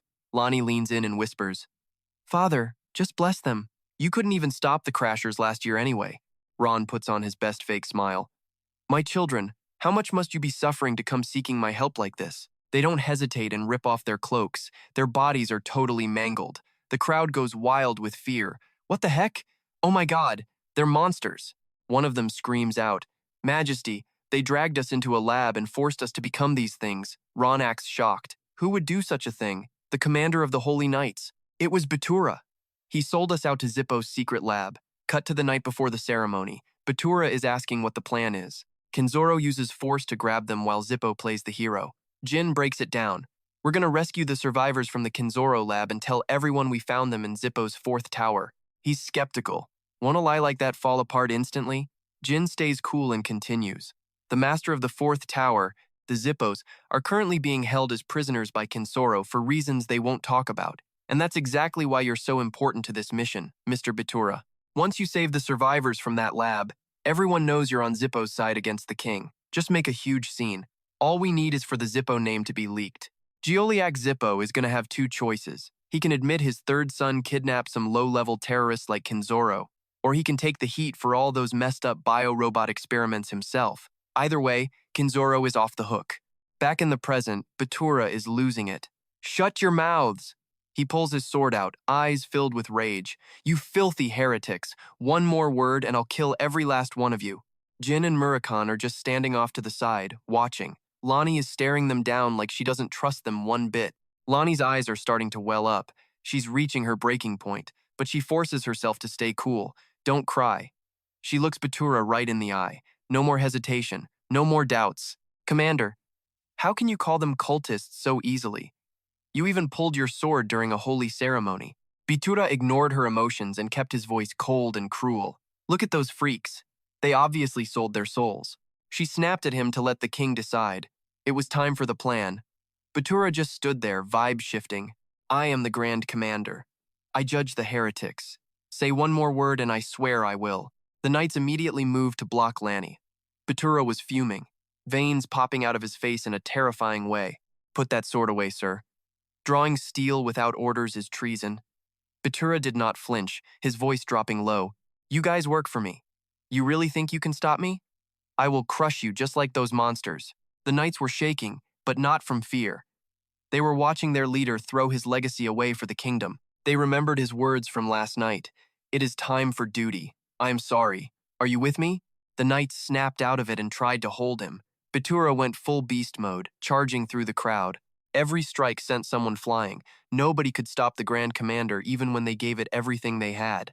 Terrified by the destruction, people started running everywhere. Total chaos. The legendary leader had officially gone completely rogue. The test subjects crawled toward Ron, begging for help. Looking at the disgusting crowd, his face turned ghost white. What is happening? Batura went wild, screaming at the cultists. I will save you, sir. Lanny started moving in. She whispered an apology under her breath. Batura flashed a tiny smile just to let her know it was okay. Then they collided for the final showdown. Batura roared as their swords slammed together with a massive spark. Lanny, you are a heretic too. They traded heavy blows, but Batura's raw power eventually sent her flying back. She caught her balance right in front of Ron. Meanwhile, Batura was ready to charge and burn every heretic. He looked like a monster now, nothing like the man from last night. The night Lanny made her choice. It started when Batura told her to kill him. Lanny was confused. Like, what? Are you serious right now? Even if the plan works, they will just find new ways to rot the kingdom. Lanny just looked away. He did not care and kept talking about what a leader does. Lanny snapped. I said I am not listening. Batura stayed calm. Even Jin, an outsider, fought for us. Stop acting like a kid and use your head. Lanny, becoming the Saint King is not just your father's dream. It is the will of the goddess herself. She knew she was chosen, but killing him felt wrong. Why did he have to be the traitor in history? Lanny balled her fists, trying to hold back the tears. She looked at him and said, I cannot. She closed her eyes, waiting for him to yell, but when she looked up, he was just walking away. Lanny's eyes went wide. He was actually smiling at her. My job is to take out the fake king. I lived like a villain and sided with Zippo just so I could wait for this exact moment. When you execute me, everyone will see the truth. I am sorry for dumping this burden on you, kid. We will be watching over you. Now, go be the king this place needs.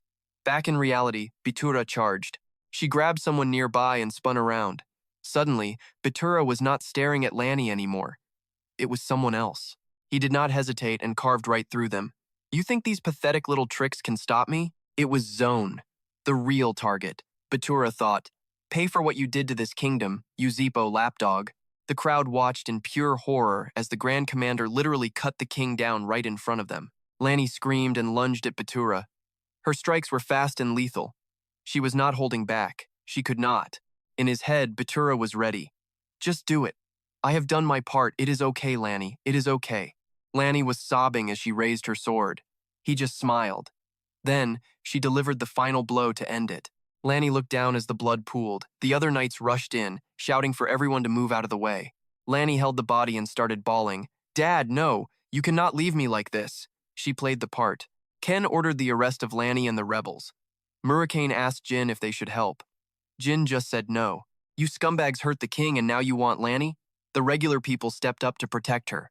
You are Zippo's trash. No shame? Ken tried to act tough, asking if they knew the penalty for helping heretics. The crowd stayed firm. Lanny is innocent. Protect the princess. Lanny gripped her dress, trying to stay on her feet. Suddenly, a crazy golden light started glowing from her hands. Ken, the knights, and the crowd were all totally stunned. Lonnie smiles, and a sudden blinding light instantly swallows the space around the Queen Mother. This must be the sacred blessing from Ayula that Batura mentioned earlier. Immediately, swords hit the dirt as the soldiers give up without a fight. The locals fall to their knees before this mystical glow. Canny raises her arms, face tight with emotion as she holds back her tears. The whole kingdom bathes in that golden light, a final act of purification. Looking at the cold ground, a smile remains on Bitura's lifeless body. The great commander's mission is finally complete, and he can rest easy now. After that fateful day, Lanny Salome became the hero who saved the Golden Kingdom of Vankella from Zippo, standing tall as a brand new beacon of hope. Once Lanny took the throne, things calmed down fast. Batura had prep lists for both Kinzoro and Zippo, but only the Zippo dirt was made public. Everyone is just waiting to see what happens next. Zippo's secret agents are the first to get busted. Queen Lonnie goes off on Zippo right in front of all her subjects. She didn't hold back. Even though the hero who saved the survivors stays anonymous, she confirmed those twisted bio-robot experiments were happening right inside Zippo's fourth magic tower. The truth is finally out. We're demanding a full explanation from Zippo right now. Until they talk, my father's funeral is on hold. Now, the whole world is staring at Vankella and Zippo, waiting for the next move. Newspapers are flying off the shelves. Breaking news is everywhere. Batura and Lonnie Salome's faces are plastered all over the front page of every single daily paper. A traitor sold out Vankella to Zippo and murdered the king. Now his daughter, Salome, is taking the throne. Diffus reads the report and straight up burns the paper in rage. Word is spreading that Zippo was running human experiments in Vankella at that creepy magic tower. This news is hitting every corner of the country. Queen Lonnie is officially putting Zippo on blast, demanding they explain this nightmare. Sitting in her office, Rosa is stunned by how fast things are shifting. After a long silence, she finally opens her mouth to speak. It finally blew up. Zippo and Kizoro made their move first. We didn't have a legit reason to mess with the Holy Kingdom before, but now we do. I will tell the chief, get moving, and go to Vankella as an envoy. Joshua bows low before heading out. Yes, mother. Yes, Nanny. I am on my way. Over in a quiet, snow-covered land, there's a tiny grave sitting all by itself. Luna places a bouquet of flowers on the headstone and kneels down to pay her respects to the dead. Kneeling at the grave of Taimun Marius, Luna softly whispers 2 words, Nanny. Then, she hears slow footsteps crunching in the snow behind her. She turns around to find Casimir standing there with Kujin and Maurice. Hey there, Miss Luna. I am Casimir Amphion, chief of the 7-Colored Phoenix. Your nanny, Taimun Marius, raised these 2 as assassins, Gijin and Varit, so it's actually you guys after all this time. Luna speaks calmly to the pair. I figured you would show up sooner or later. Come over here and pay your respects to her. Varit doesn't say a word. Luna asks, You got something to say to me? Tears start streaming down the assassin's face. Suddenly, Varit bolts past Luna toward Taimun's grave. Luna just gives a kind smile as Varit rushes past. Before collapsing in front of her nanny's grave, Varit grabs the headstone, trying to steady herself, before she starts sobbing her heart out. Meanwhile, Kujin is just standing there in front of Luna. She gets curious and asks if he has something to say. Kujin stays silent, looking like he's got a lot on his mind. He thinks to himself that Luna was the only person his mother truly loved like her own child. Without hesitating, he bows deeply to her, which actually catches Luna off guard. Kujin simply says thank you. Luna gives him a warm smile and tells him gently, Go ahead, I am sure our nanny really wants to see you too. Casimir watches the 2 of them from behind and finally speaks up. Wait, Kujin actually knows how to smile? We have been traveling together forever and I have never seen that once. Actually, there is another reason I am here. I have got a letter for you from young Master Dino. Luna takes the paper from Casimir and starts scanning it. What is this? Casimir explains that she probably heard about the Vankella mess. Dino is writing an article to expose the whole truth. Once the article is finished, please come with us. I will explain everything on the way. Meanwhile, inside a massive palace, a report comes in. Chief, it looks like we can't avoid this fight anymore. Kelyak stays cool. The guy who saved the survivors from the bio-experiments is a hero. If I admit Kizoro kidnapped my son, my reputation is trashed. I am in a tough spot. But taking the fall for the bio-robot experiments would destroy the Daviner name. I hate both these options. He sighs, realizing there is really no other way out of this mess. He drops the order. Contact Commander Kinzoro. Tell him we need to use Kadispo. Down at the Vankella port, envoys from all over the world are arriving for the king's funeral. Protesters are screaming everywhere.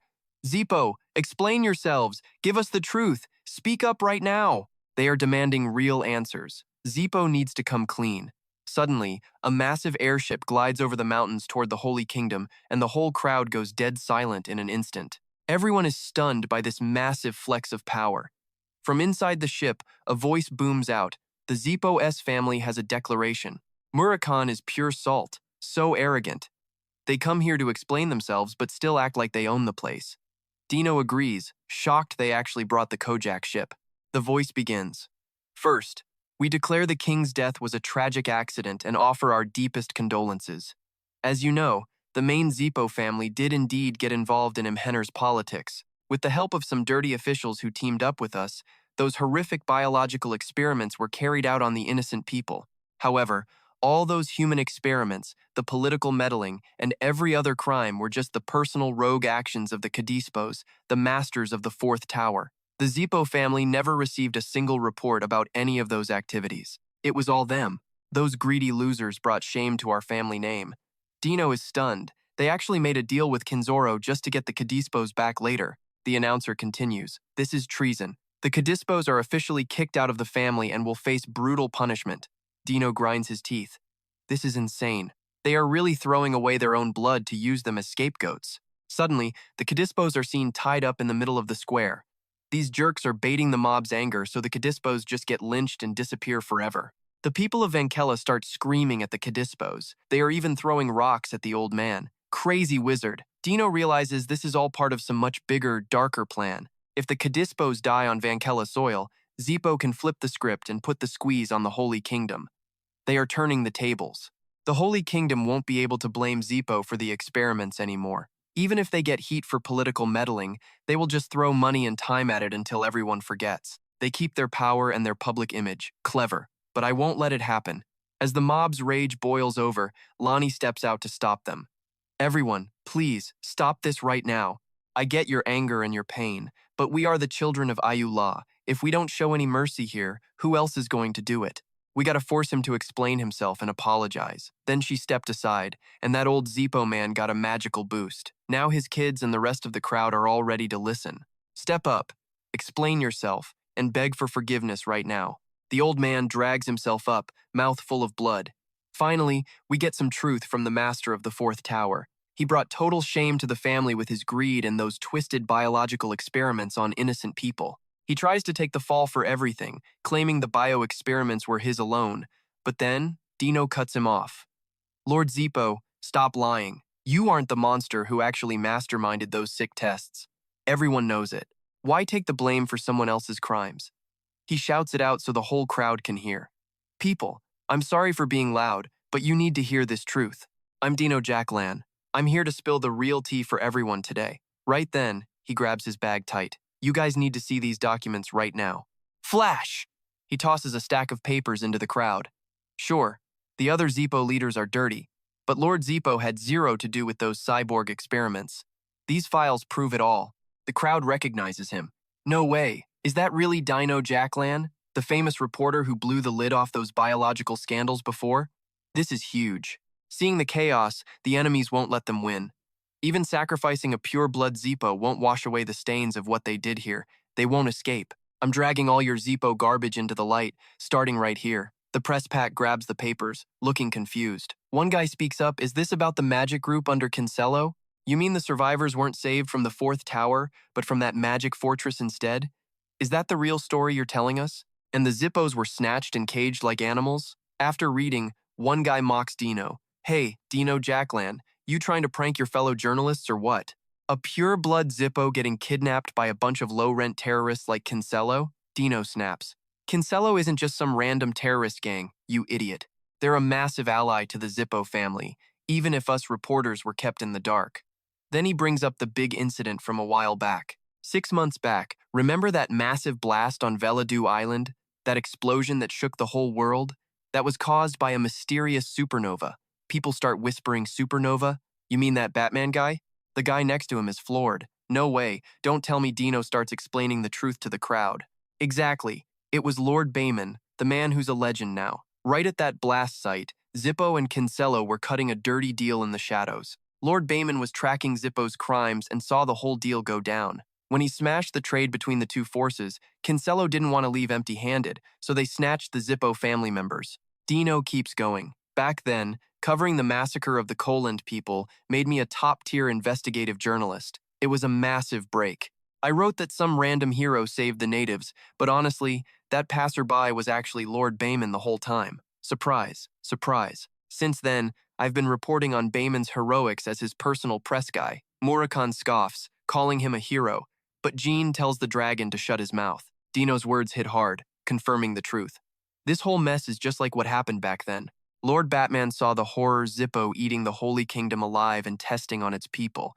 He's sure that Kinsella and Zippo are deeply tied together in this mess. Suddenly, a strange voice cuts in. I've heard enough of this trash. A massive wave of magic blasts toward Dino while the whole city watches in shock. Dino doesn't see it coming. Joshua lunges forward, thinking the White Knight leader is losing it. Zippo doesn't care if a reporter lives or dies anymore. He starts plotting. Perfect. Now I have a reason to jump in. If Zippo looks like the villain, the Runcandel family gets all the glory.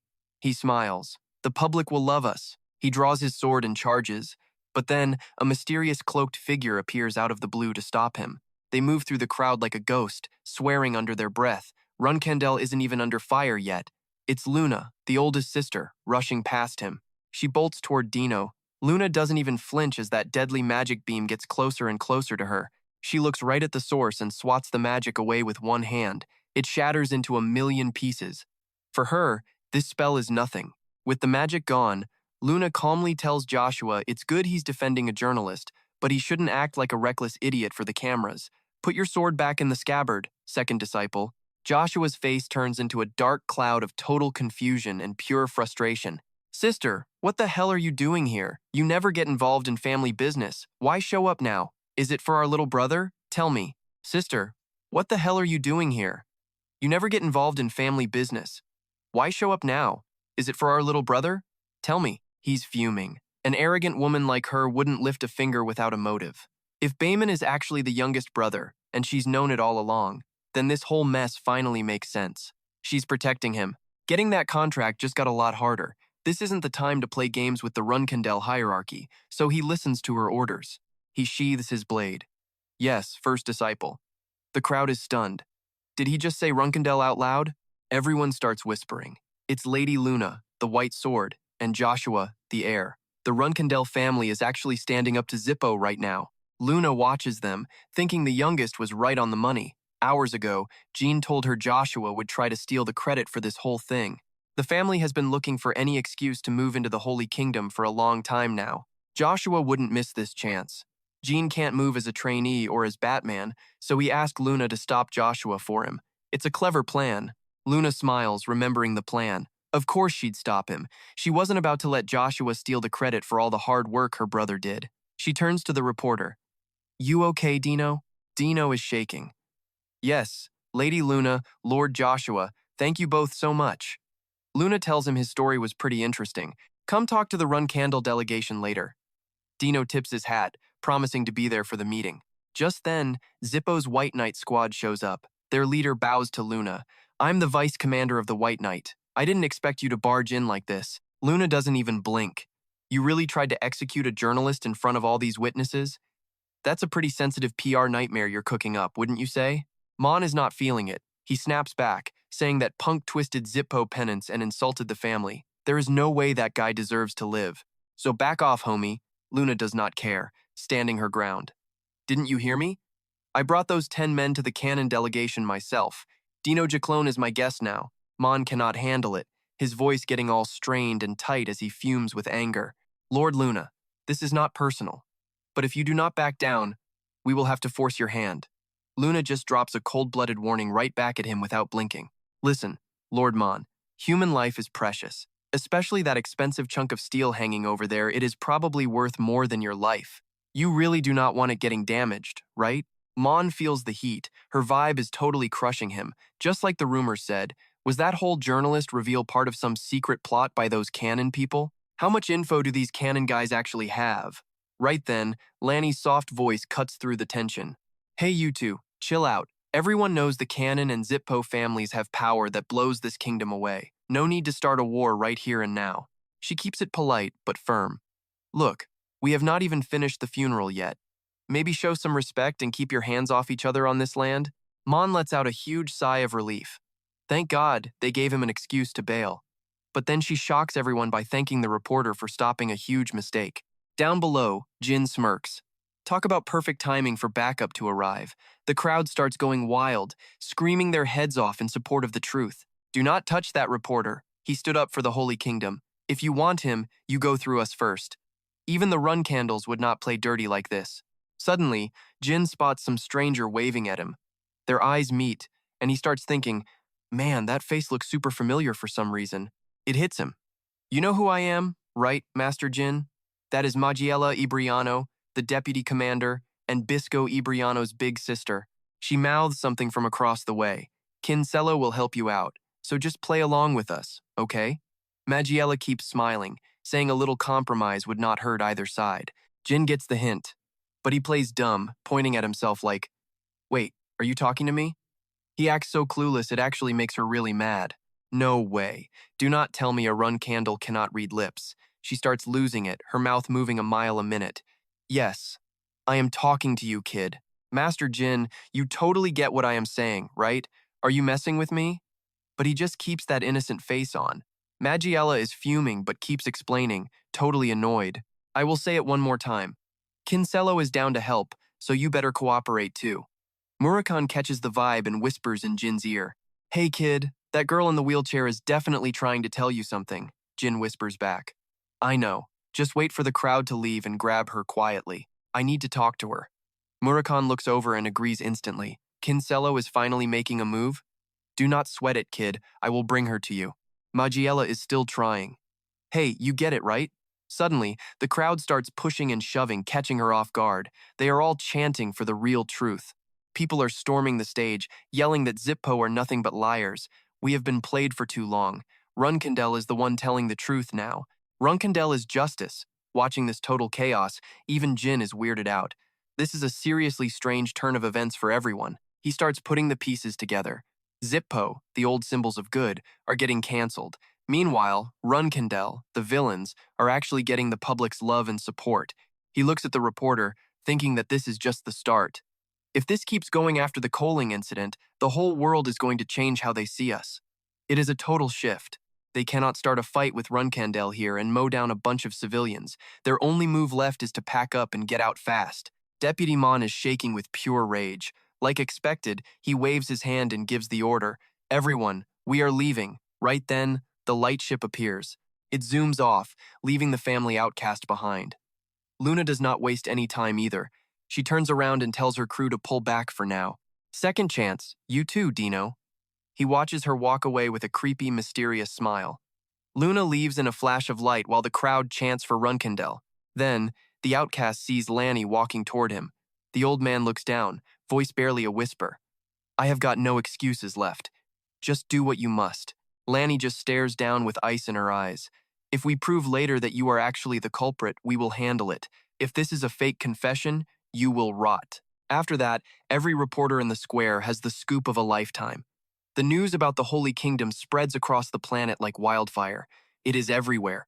Dino's reveal, the truth about Kinsella, and the 10-year rivalry between the clans. No news from a single nation has ever spread across the world this fast before. And right now, he is cursing under his breath. Man, who was that lady? He starts complaining about how he followed her, but she vanished into thin air in an alleyway. My pride is hurt. I have got 40% of my power back and I still lost a regular human. Jin just tells him to chill and not worry. Murakhan is confused, so Jin explains. It is weird. Lord Bisco treats his sister like a treasure, yet he let her wander around all by herself? No bodyguards at all? I think Magiella has some kind of secret power. It reminds me of what Yona or the old Kinsella leader could do back then. Murakhan thinks about it with his arms crossed. They are not even gods, so how do they keep using these weird, creepy abilities all the time? Jin shrugs. Well, Kinsella said they would help us, so they will reach out soon. I just do not know how. Suddenly, Murakhan yells, Look at that, kid! A bright light is headed straight for the docks. Jin blinks, like, wait, what? As it gets closer, he sees a flag he knows very well. Seeing the ship coming in, Murakhan does not hold back. Are they serious? They brought an entire fleet just to show off? These guys are totally insane. Jin realizes they know their name is out there now, so they are flexing. They are basically saying they are not some low-level terrorists. Man, they are clever. Turns out they have been ready since the Zippo thing went down.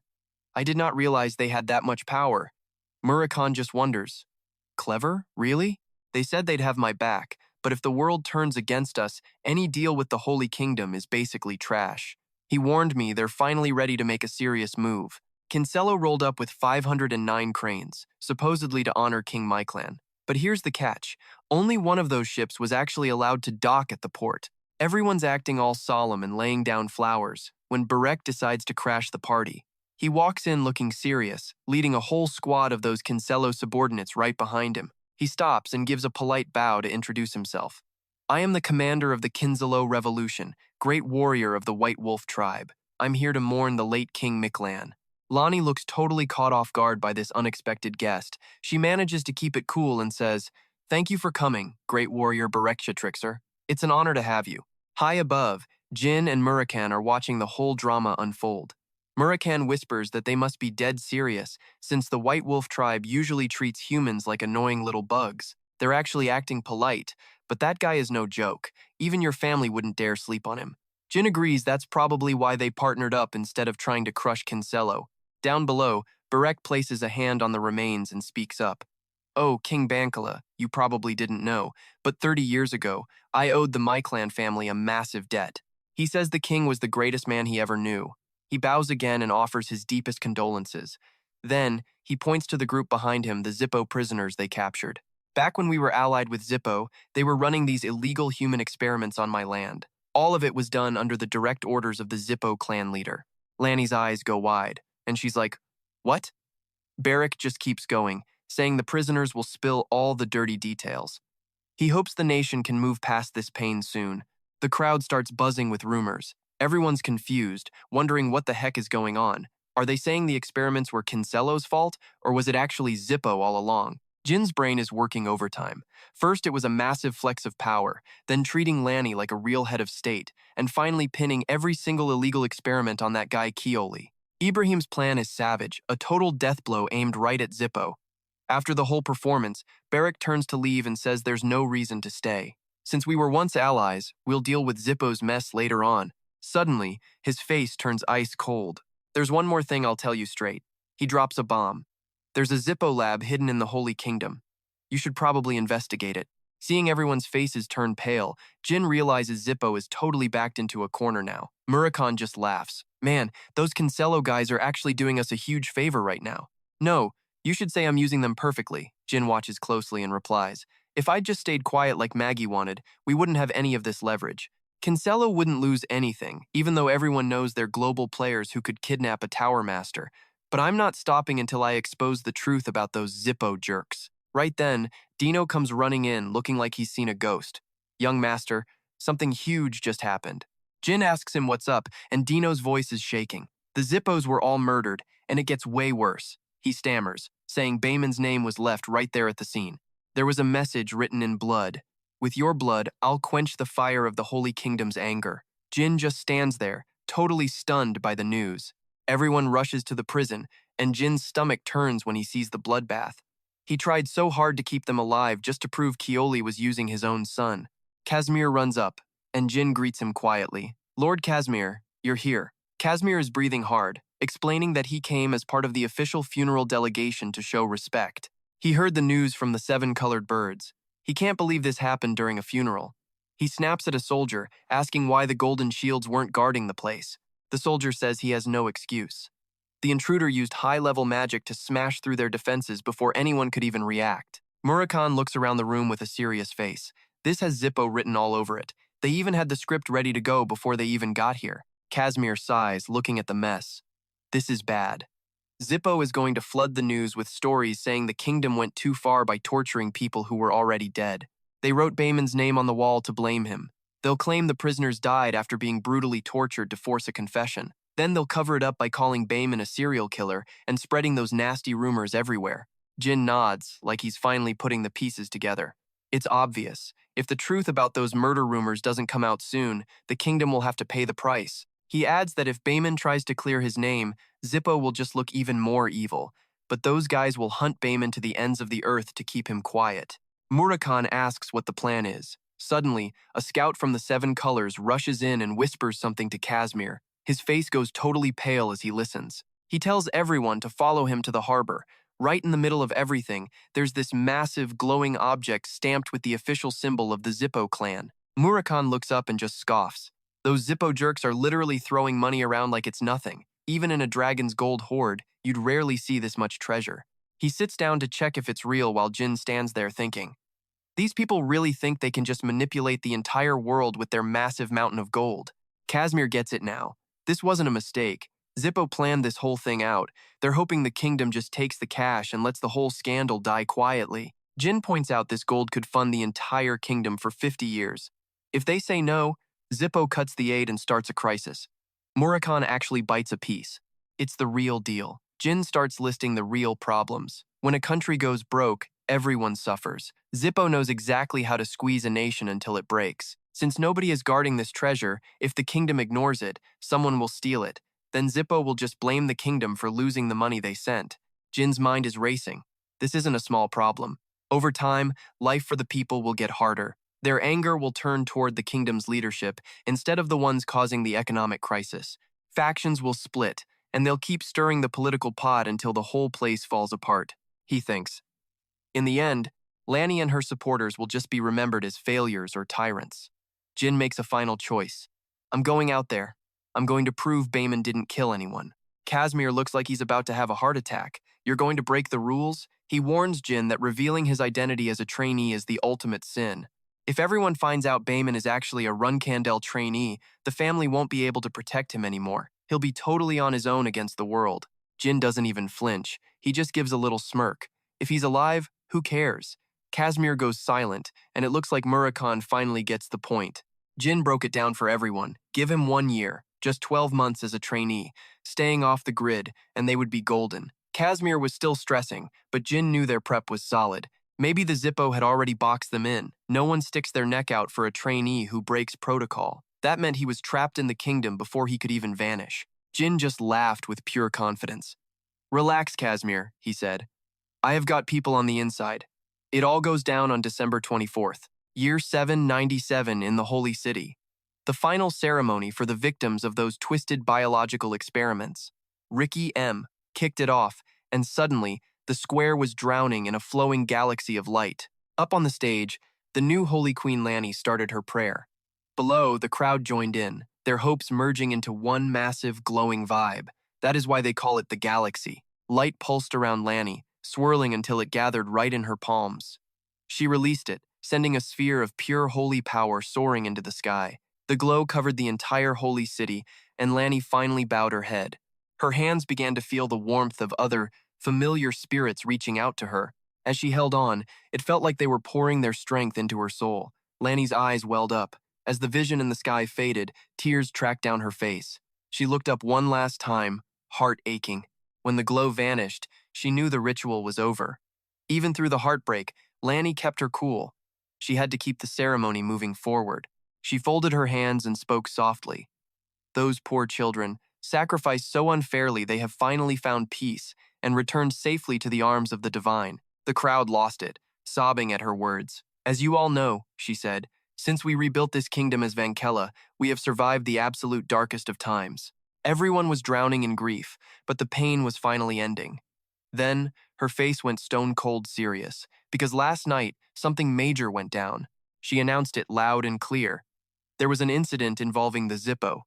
The name Bamen was carved into the wall, with a message written in blood, "We shall cleanse the holy city's rage." But the Bamen I know would never do that. Right then, a hooded figure stepped onto the stage. Lanny introduced him as the hero who risked everything for the kingdom and her own best friend. Let me introduce him to you. He climbed the steps, turned around, and tipped his hat with a smirk. Good to see everyone, he said, smooth as silk. That voice echoed through the city. It was Jin Runcandel, a trainee from the Runcandel family. Every reporter in the place gasped in total shock. What? No way! Joshua sat there, face turning white. He was fuming. thinking this kid was insane for causing such a scene. Jin glanced his way and flashed a sharp, taunting grin. That brat. Even if I have to break the family rules, you think I will just let him slide? You better trust that expensive contract. Then, Jin remembered something else. His mother would protect Joshua at any cost. That meant they had zero reasons to come after him specifically. He pulled his mask halfway up and dropped the truth. As you all know, I am Bamen. The Zippo leader framed me, even killing his own son just to flush me out. He yelled it out for the whole city to hear. I am innocent. I did not kill those Zippos.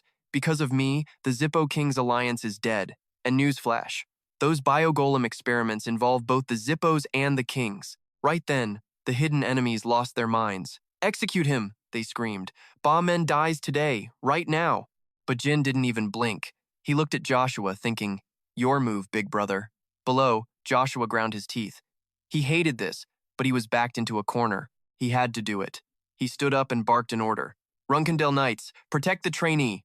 Suddenly, a sea of guards flooded the area.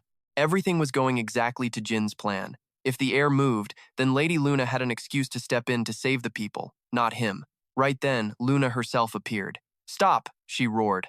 From now on, every Runcandel Knight protects the citizens. If a single innocent person gets hurt today, I will pay for it with my own life. The guards hesitated, frozen by her words. But the Zippo mages, they didn't care. Their commander screamed the order. Open fire. Attack now. They unleashed a wave of fire magic all at once. Jin gripped the sword at his hip, ready for war. He lunged forward, slashing through the spells like they were nothing. Total chaos erupted between the rival factions. Every clash sparked a massive explosion, sending people screaming, "Get out of here!" They were tearing the place apart. A stray blast of magic almost hit the crowd, but a powerful hand swiped it away. It was Luna, moving like a blur to shut down the incoming spells. She moved with insane speed to keep the civilians safe. As the dust settled, she landed gracefully. Everyone was stunned. Keep your heads down and get to the square. Now, across the way, Jin was blocking and scanning. 4 on the left, he noted. He swept his eyes over the field, counting fast. 6 in the middle, 5 on the right. They had the kingdom surrounded, just like Kashmir warned. No telling how many more were coming, or if backup would ever show up. The old Zippo mage saw things going south and lost his temper. Even if we all die here, Jin Runcandel does not leave this place alive. Joshua's face twitched with worry. Damn it, he thought. Now we have to play bodyguard for these people too. If the kid gets hurt, all our hard work is trashed. He started scanning the area, changing his tactic. I will keep him alive for now, then figure out the rest later. But before he could move, Luna blocked his path. She turned to him, eyes like ice. Second young master, did you not hear me? Joshua didn't back down. The trainees broke protocol. If the Zippos kill him, our family's honor is done. Luna's voice cut him off, dripping with rage. Since when does a trainee's death have anything to do with our family's honor? This is something the trainees have to handle themselves.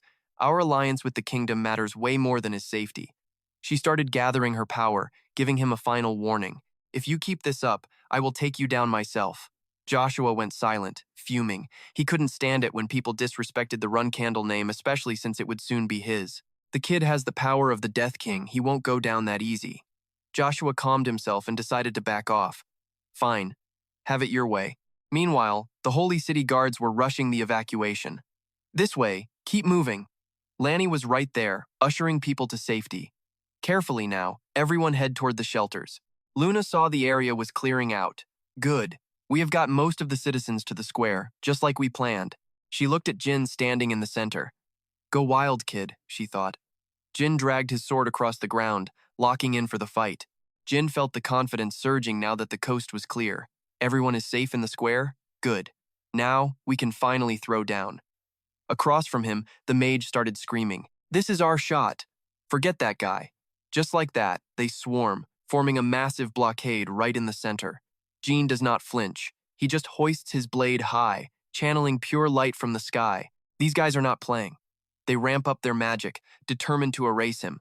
Bolts of lightning crash down, tearing through the defensive magical arrays in a blinding flash. Total chaos follows. The place is getting wrecked by raw magic and electric energy. As the smoke gets thicker, people start panicking, shouting, "What is this? What the hell is happening?" Through the thick dust, the mages stare in total shock. Is that a cat? They cannot wrap their heads around it, but they shake it off and get back into the fight. Orders fly out instantly. Everyone, focus up, deploy those magic circles. In a heartbeat, they surround Jin again. They look around with smug faces, knowing their backup has finally arrived. He just sits there on Suri's back, totally chill, watching it all unfold. One arrogant mage sneers, telling everyone that there is no way this kid is getting away. But Jin just drops a mysterious smirk, like he knew this was coming. He whispers something in a strange language while petting Suri. Then he smiles and asks, "Do you get it?" The cat lets out a happy chirp, totally on board. Right then, Mage Gippo screams his lungs out, telling everyone to lock on and take Jin down. They blast their magic all at once. The entire scene is swallowed by a chaotic storm of light. Jin swings his blade and shuts down the first wave like it was nothing. Gippo's crew is stunned. One of them, feeling uneasy, yells at the others to check if that Runcandel brat is actually dead or just playing with them. Right as he says it, he feels something creepy crawling behind him. Jin suddenly bellows, "Suri, go!" And the cat lunges forward, breaking through the line with insane speed. Next thing you know, a black blur is tearing through the crowd. Mages are getting tossed around, screaming their heads off, telling anyone who can hear to catch that kid. Some of them are just standing there, clueless. His speed is so crazy they cannot even see which way he went. A dark shadow flickers, and everywhere it passes, blood spills. They are completely paralyzed by what they are seeing. No way, the Gippo mages are literally sweating bullets. Is this kid really just a trainee from the Runcandel family? A moment later, Jin is back on Suri. He rubs the cat's head and praises him. "Nice job, Suri. Thanks to you, that pincer move worked out perfectly." He asks with a grin, "Ready for the next move?" Suri jumps up, totally hyped. And just like that, Jin and Suri vanish, leaving everyone behind them screaming in total frustration. "He got out of the square! Move it! Chase him down!" Jin stays cool on Suri's back as the two of them literally leap into the air and fly away together. Wind is whipping past his ears as he cheers. "All right, now we just have to take care of those precious metal bars and we are golden." As they get close, Jin freezes. His eyes go wide with total confusion and disbelief. Is that fire? Getting closer, he realizes the entire place is actually drowning in a sea of flames. Through the towering fire, he sees a shadow laughing like a maniac. Watching the flames swallow everything, Veridine is hyped, screaming to burn it all, while Dante looks terrified. "Veridine, the fire is spreading, we need to move." Right then, Suri's soft, fluffy paws touch the ground just a short distance away from where the two are standing. Jin asks, confused, "What is the deal? Why are you guys here?" Dante jumps, startled, and turns around. The second he sees Jin, his eyes light up and he starts cheering. "Jin?" Veridine is also stunned, looking totally lost. "Wait, Jin? Where?" When he finally realizes who it is, he gets super hyped, shouting, "Jin, it is actually you." They both rush over, and Veridine buries his face in Suri's soft fur. "Whoa, is this that legendary ruby cat everyone talks about? How did you even make friends with it?" Dante nuzzles the cat's nose. "Man, I want one." Suri lets out a generous meow. Jin hops off, looking serious. "Okay, small talk is over." He points toward the massive pillars of smoke and fire. "Did you start that blaze over there?" Dante just chuckles and points right at the guy standing next to him. But Veridine flips the script, pointing right back at Jin. "Nope, it was totally you. You are the one who burned it." That line leaves Jin standing there with his mouth open. Dante is just as shocked. "Veridine, Jin just got here. You are definitely the one who lit the fire." Veridine cuts him off, saying, "Let's just tell everyone Jin did it. He is a Runcandel trainee anyway, so we can just call it his achievement." Dante is losing it, asking why he is being so weird. "You literally started the fire yourself." Veridine grabs his friend's shoulders and starts shaking him. "Just drop it. I do not care, we say Jin did it, or we are both going to be in deep trouble." Dante still cannot wrap his head around this logic. Why so sudden? Nobody mentioned any of this before we got here. A prestigious family never forgives crimes by its own members. So was it all a lie? Jin sighs, watching them argue.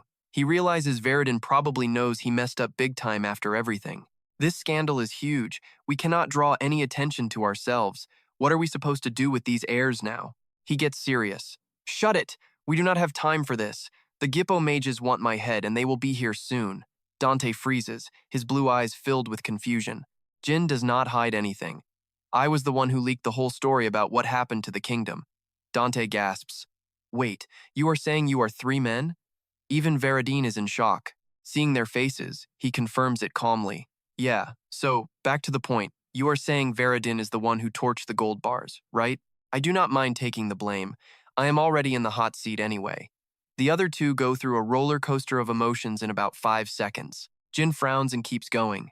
The problem is, I just revealed I am 3 men and a Runcandel back at the square. They are definitely going to hunt me down now. So, what do you think happens when heirs like you start acting like? Veridin's face goes dark, and his voice starts shaking as he mumbles. What? Seeing him flip out, Jin tries to cool him down. Why are you getting so tense? Do not do anything stupid, Veridin. Suddenly, a massive wave of power explodes from him.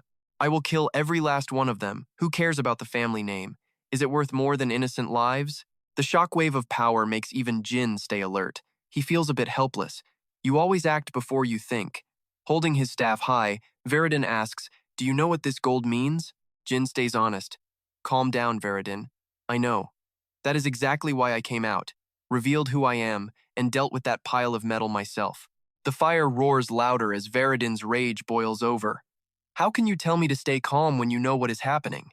Jin gets anxious, explaining their situations are different. As a neutral third party, I can give the kingdom a reason to stop taking the gold and then vanish. But if you kill those mages yourself for revenge, what is your plan for what comes next? Right now, my power is hitting its peak. Dad will finally get why I am doing this, but Jean suddenly freezes in pure terror. It is him, the assassin, who murdered his brother. The Zippo clan was sent by his father, too. Wait, could it be you? Suddenly, shouting erupts in the distance as the hit squad closes in. Veridin snaps at them, telling Jean to stop. You two get out of here, he says. I will handle these losers myself. Jean stares in shock as the Amshion fire gem starts glowing with insane power. This ritual looks way more stable now. The mana is hitting different compared to back in Samuel. Has his level really jumped that much in such a short time?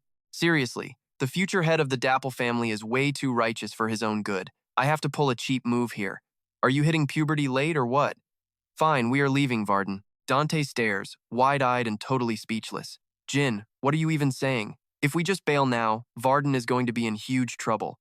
Jin cuts him off with a shout, reminding him he already tried to stop this. Then, while Varden is distracted, Jin lands a brutal, bone-shattering punch right to his jaw. The blow sends Varden spinning across the dirt like a rag doll.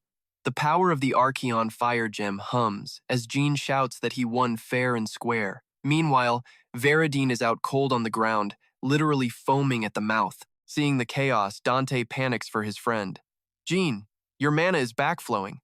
This is getting dangerous, man. Suddenly, a cloak drops over his head. Dante, now is not the time to worry about that. The Zippo mages will deal with it anyway. Jin quickly ties him up, neutralizing Dante in a heartbeat. Just pretend you were never even here. He grabs a clump of Suri's fur and swings onto its back. Once settled on the high-level beast, Jin barks out an order. Take a bite. Suri instantly scoops up Dante, who is still wrapped tight in the cloak. Seeing the move, a Dapple mage screams out that he is escaping. He raises his staff high and rallies the others. We have to stop that guy no matter what the cost is. They all cast Wind Prison at once. The formation the Zippo mages create is overwhelming. A massive, swirling vortex of wind magic tears across the battlefield, aiming straight for their target. That massive shockwave slams into them, momentarily catching both Suri and Jin off guard. As the enemy's pressure shakes the very air, Jin keeps his cool. He hides his expression, flashing a cocky half-smile. An 8-star spell, huh? He focuses energy between his hands. I figured you would try that, so I brought a little gift for you. The air around them starts to freeze. Jin's eyes are cold and lethal. Moments later, a sphere of pure, massive spiritual energy begins to swirl between his palms. He hurls the sphere directly at the wind prison. The Zippo mage's eyes pop out in pure terror. That thing is sucking up all the mana nearby. Don't tell me that is actually. Jin watches their faces and smirks, whispering 2 words. Heaven's Bane. He calmly watches as the entire wind prison is swallowed whole by the pitch-black sphere of destruction. The mages are drained of mana instantly. Their leader trembles, stammering that the Runcandel family dared to break the treaty with Zippo. And to think, it's just a bratty little cadet doing this. Jin shrugs off the threat like it's nothing. Nothing personal, guys. You just happen to be Zippo trash. The energy absorption is finally reaching its grand finale.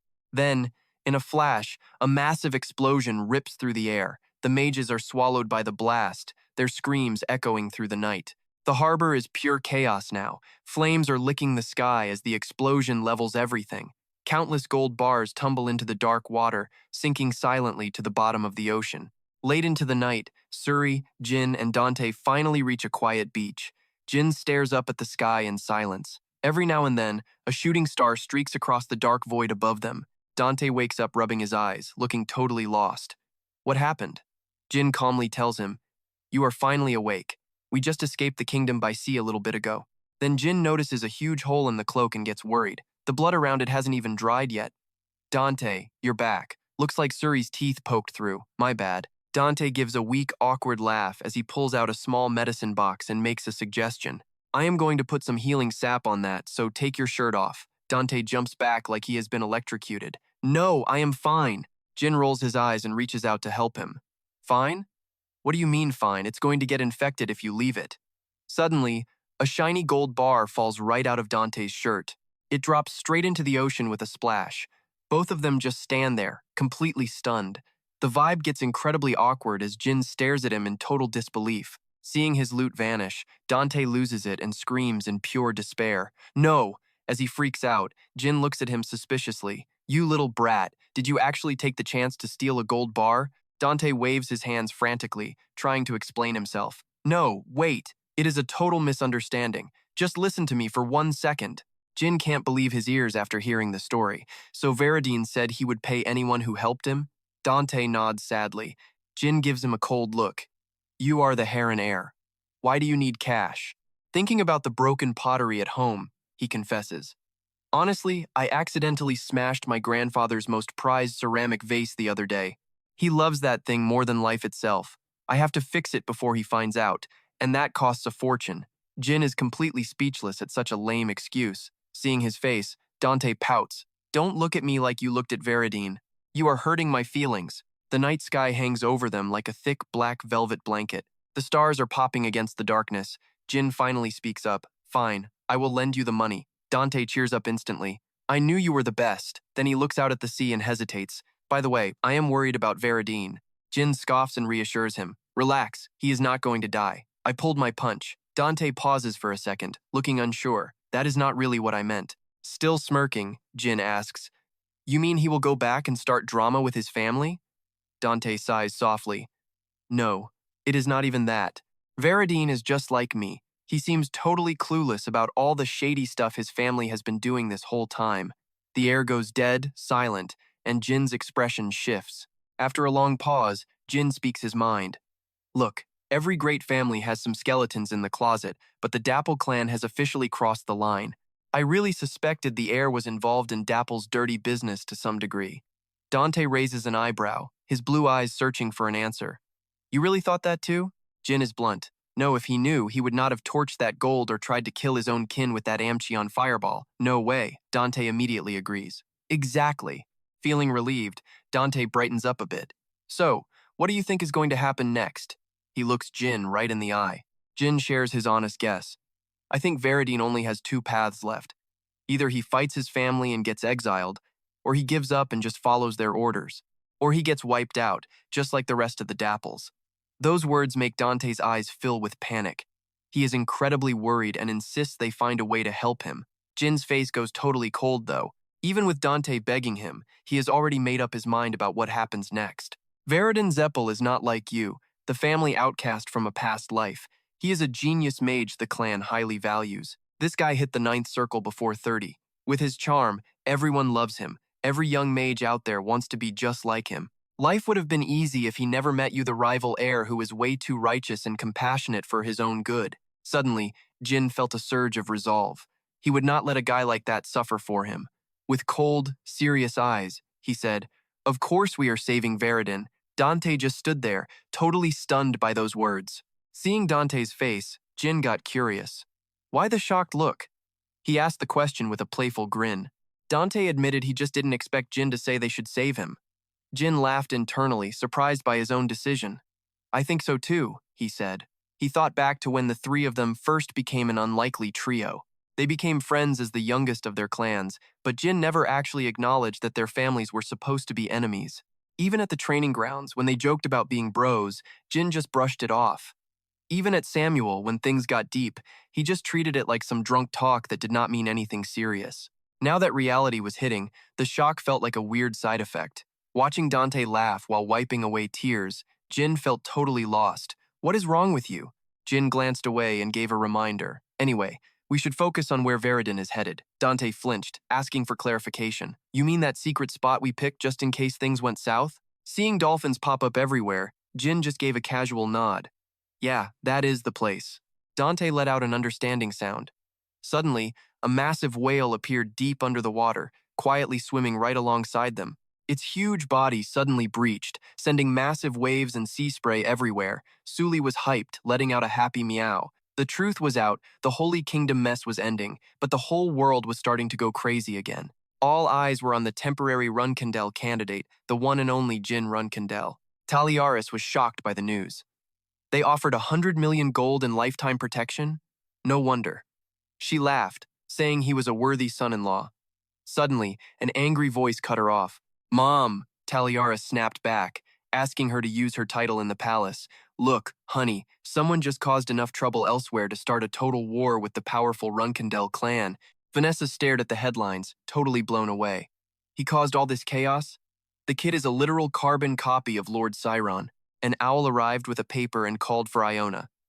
But before he could finish, Iona snatched the paper away. She read it while swinging her legs, looking totally amused, while the owl just stood there confused. Suddenly, she burst out laughing. Looks like he is doing a great job out there, Jin.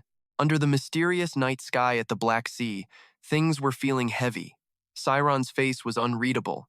He had been dead silent for a long time. The patriarch got news about his son but said nothing, which made Khan super anxious. He noticed Cyron's hands tightening around the newspaper, crushing the corner of the page into a ball. Unable to take it, Khan took a breath and reported that Lady Rosa had called an emergency night meeting. They are waiting for your call, sir. It seems they are ready to send the knights to grab the young master right now. Cyron's expression shifted, and a faint, subtle smile touched the corner of his mouth. Then he calmly remarked that this was a real achievement. I sent him out to build a name, and he boosted both his reputation and the Runcandel prestige. He definitely did that. Khan agreed immediately, but a second later, Cyron's voice went dark. However, he added, there is more to it.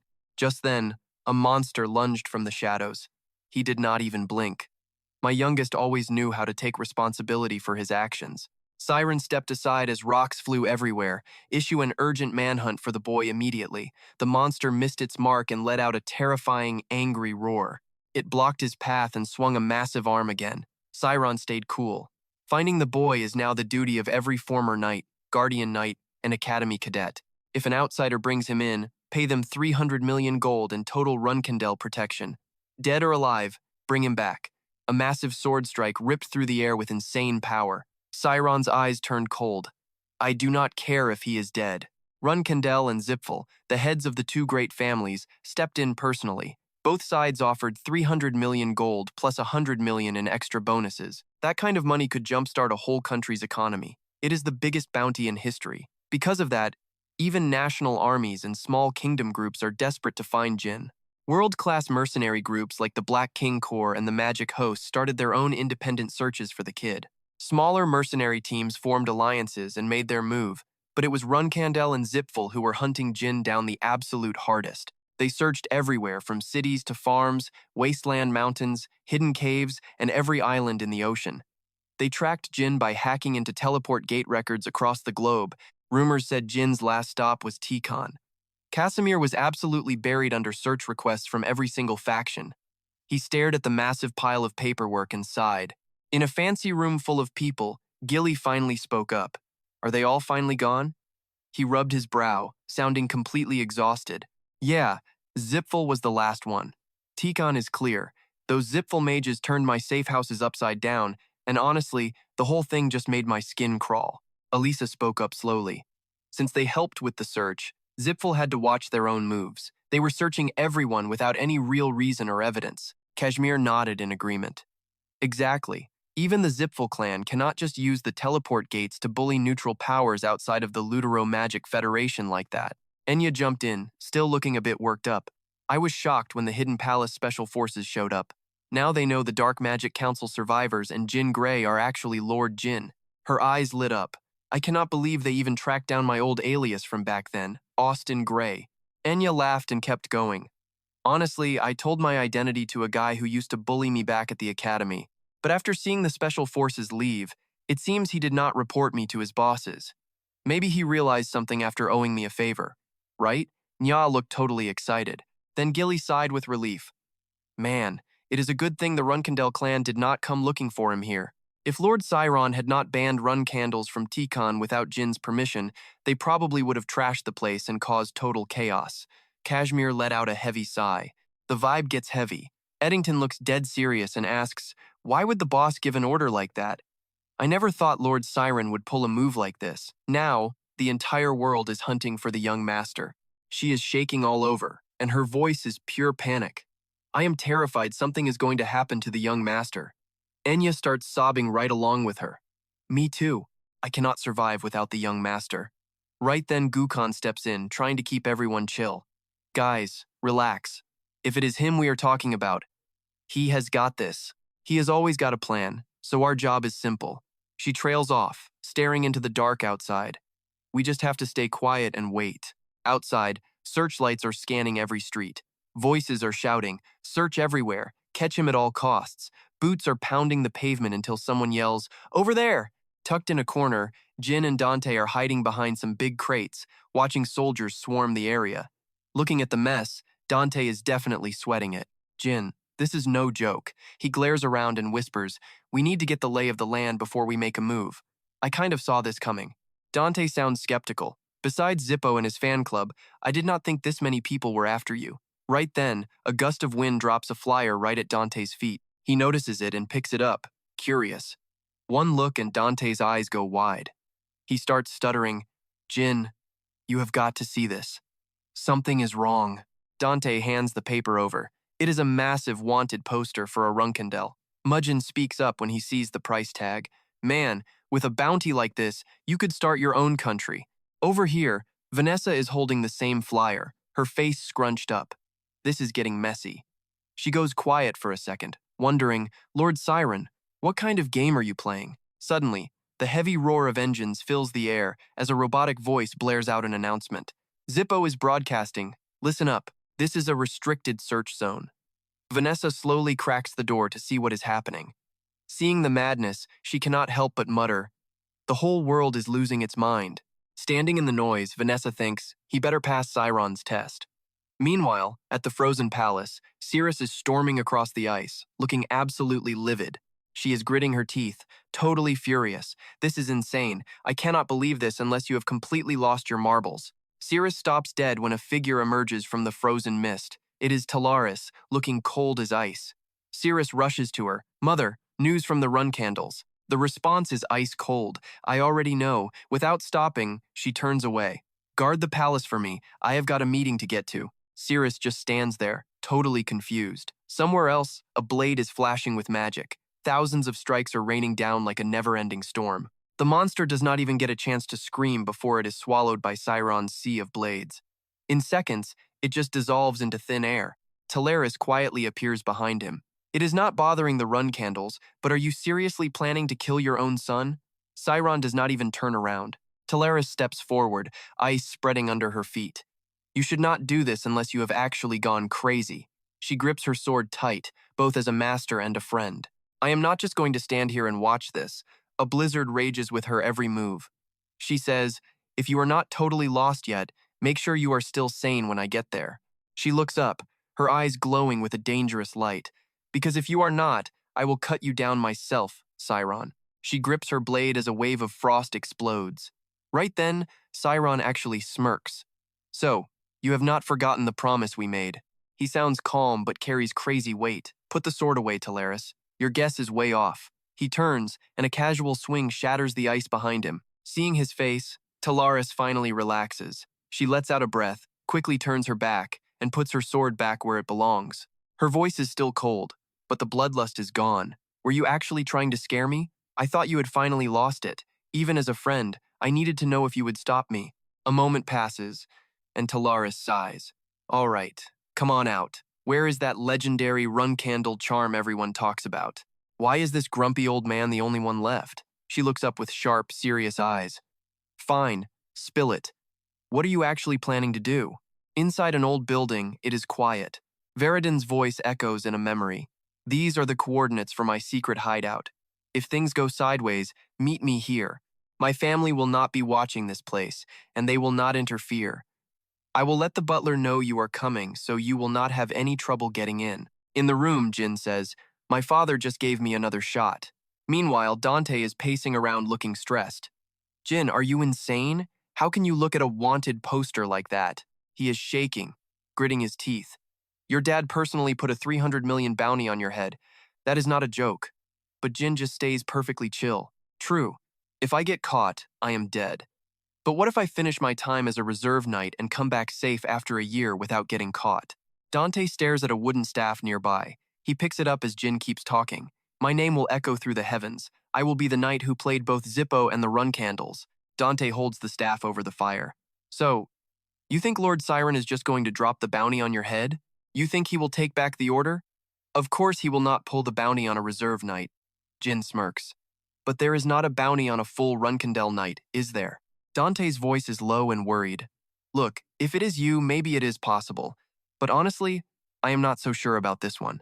You really think you can dodge the Runcandels and Zippo for a whole year? Jin looks down. I have to try. He thinks to himself, in this divided land, it just might work. Looking at the wanted poster on the table, Jin thinks, my father knew all of this. That is exactly why he put the word out. Suddenly, a bright light flashes outside the window. Dante whispers, the teleport gate is glowing. Someone is here. Heavy footsteps approach, and Jin gets a really bad feeling about this. That does not feel like Veridin's energy. It is someone else. Jin says it coldly, and Dante nods along. I am with you. That is definitely not him. He spots a cloaked figure through the window and narrows his eyes. Maybe it is just the butler, Jin suggests slowly. No way. His aura is way too strong for a butler, and this place has been empty for days. Right then, the stranger pulls out a sharp blade that glints with killing intent. Seeing that, Dante stays calm and says, looks like he has spotted us. Jin looks bored as he replies, if he is not with Veridin, we are taking him down first. Dante is ready. Footsteps echo on the stone stairs, getting louder. A Mentatirta figure walks into the building, looking way too chill for someone breaking and entering. Suddenly, Jin pulls a sword on the guy. Edge to the throat. Do not scream. Just answer me and you might actually live through this. Dante asks who he is and why he is here. 2 blades are ready, but the stranger just stands there, totally unbothered and not resisting at all. Jin is done waiting. One cold warning later, the figure vanishes into thin air just missed. Jin's eyes light up. This dude is definitely not a normal human. Then he realizes it is a water dragon. The water starts moving at insane speeds, twisting through the air like a giant liquid snake. Jin charges in, shouting at Dante to pincer the thing from both sides. Dante is like on it. The water makes every single move they make feel totally unpredictable. Splashes everywhere. Dante raises his iron bar. They move together, cutting through the waves, but the guy teleports right behind Dante. This dude is fast. It is a total stalemate. Jin and the guy clash hard, neither giving an inch. Jin yells for Dante to take the shot right now. Dante swings his bar, but the guy freezes. He sounds confused when he says Dante's name. His eyes change as he skillfully controls the flow. Wait, are you guys friends with Veridin? He blasts them back with water. Never seen kids this young, he says. Dante barely blocks the heavy pressure. Another wave hits, and Dante shatters it. The guy actually looks impressed. No wonder Veridin was so interested in you two, he says. He finally pulls off the mask. Calm down, kids. I thought you were burglars. I was just trying to kill you for a second. Then he introduces himself. Welcome. I am Tuion, a water dragon, and the one who just tried to hit me must be Dante. Then he looks at Jin. Did Veridin send you? Tuion just smirks and shrugs. Yeah, you could say he is the reason I am here right now. Turns out he is the butler. He was told to be on his best behavior if he ever ran into Jin and Dante. Suddenly, his shirt button pops off, showing some serious muscle. That button flies like a bullet and hits Dante right in the head. Tuion rubs his neck, looking embarrassed. Don't judge. Can a dragon not be a butler? Then Phinia shows up at the window. Intruders are inside. She stops when she sees them. Oh, are these the little brats that Veridin was talking about earlier? Tuion just smiles. Yup. Phinia looks at the broken glass. So, You guys are the ones who trashed the front gate? Jin gets all awkward being caught red-handed. Dante just laughs it off, trying to save face. Well, you know how it is. Things happen. It all started 3 days after escaping the Holy Kingdom.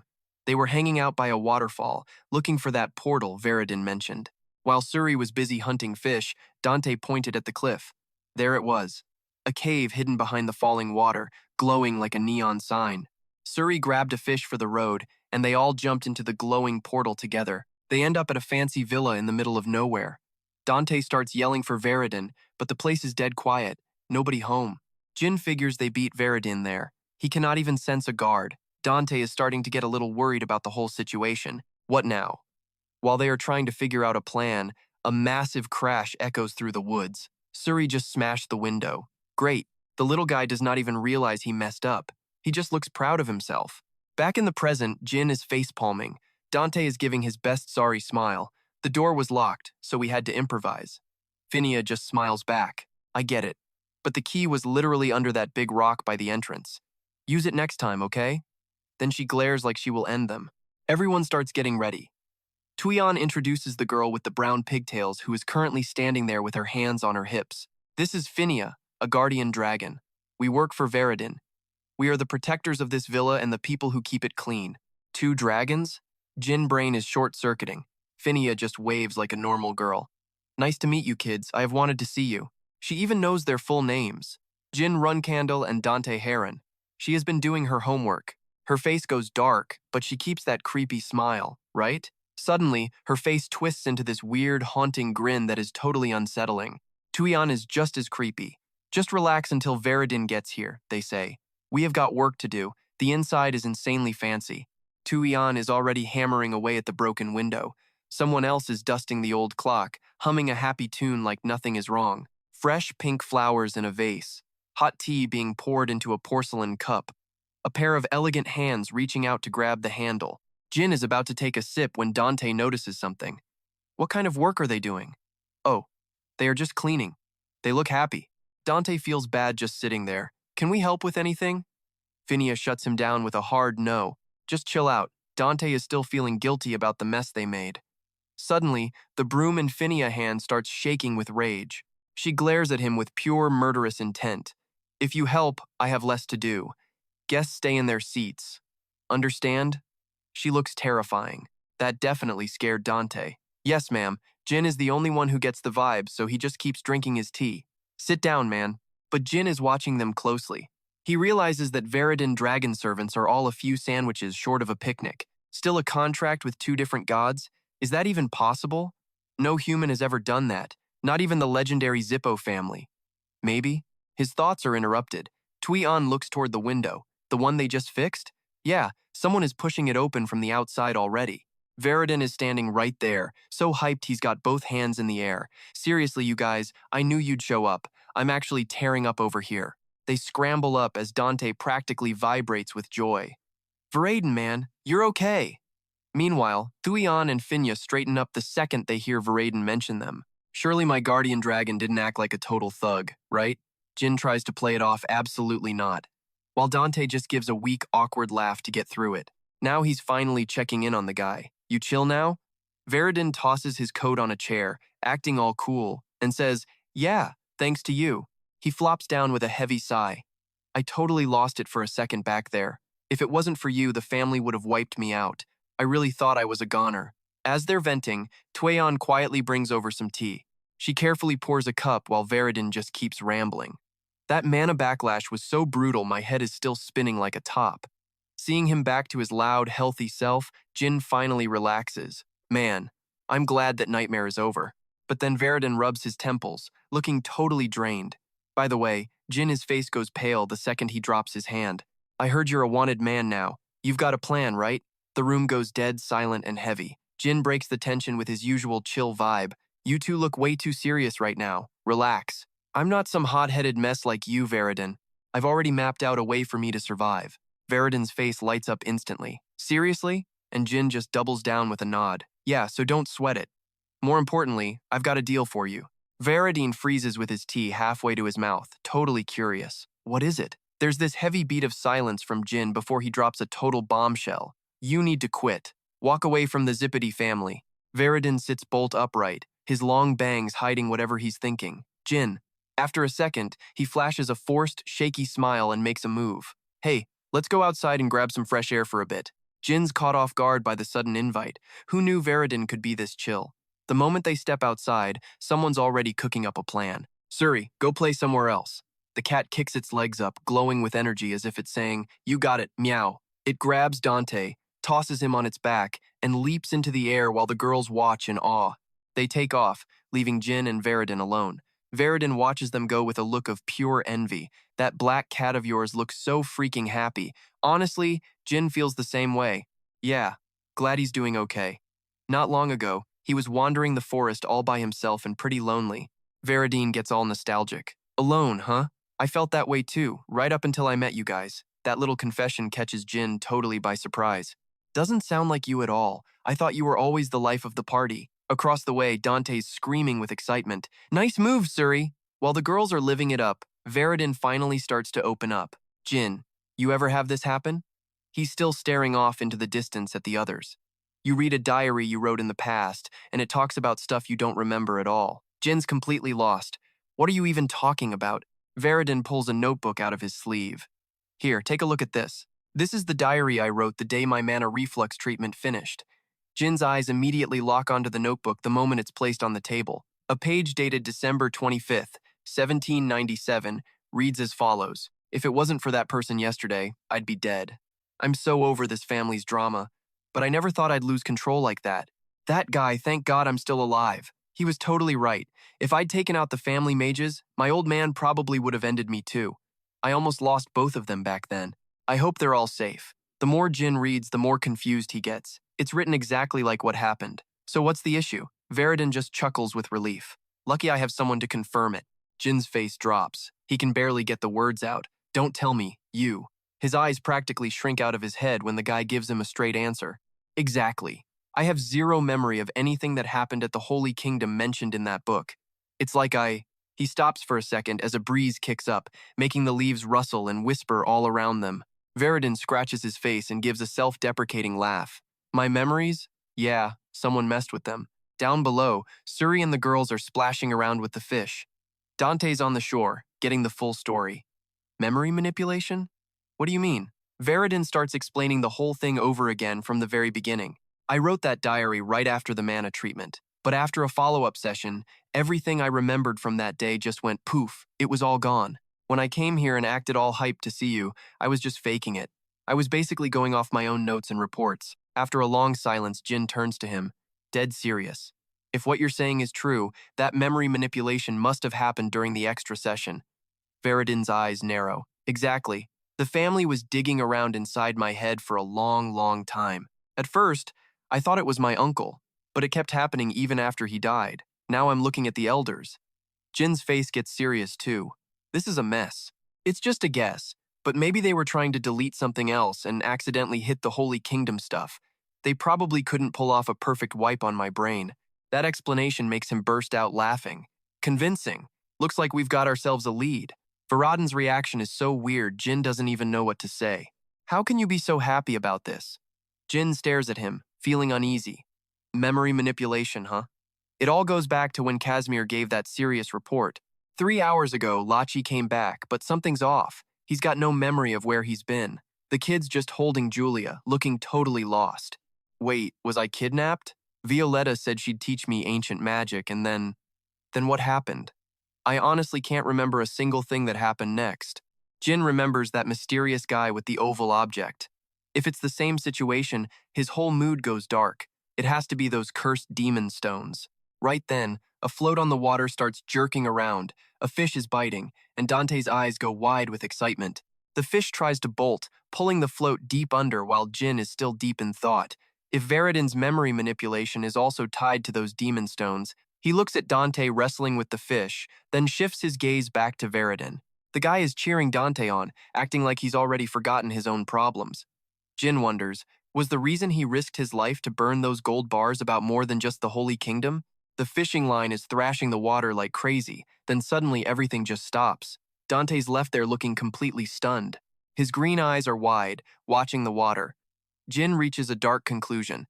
He might have known about the demon stones before the Holy Kingdom, or seen the family do something even more brutal. In the chaos, when he found out about the Holy Kingdom, he probably just snapped and rebelled. Something massive is hooked on that line, and it's about to surface right in front of all three of them. It's a freaking monster of a fish, thrashing in the air and spraying water everywhere. Diane jumps back to cover her eyes, but Veridin isn't so lucky. He's right in the splash zone.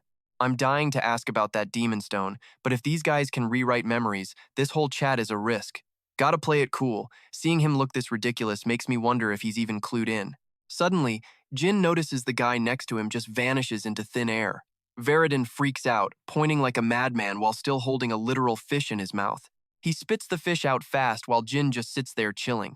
Down by the river, Dante is getting dragged into the water by a monster fish, but he refuses to let go of that fishing rod. The fish freezes when it sees Suri's glowing eyes. A second later, both the fish and Dante are flying through the air. Suri pops out of the water looking smug, totally flexing his big catch. Even though he's totally soaked, Veridin just kicks back and laughs his head off. Dante is panicking while free-falling back to earth. In the middle of the chaos, Jin stares into the distance and cracks a tiny smile. He finally gets it. Besides, isn't this mess actually kind of fun? For the first time all day, Jin decides to forget the drama and just soak in the vibes.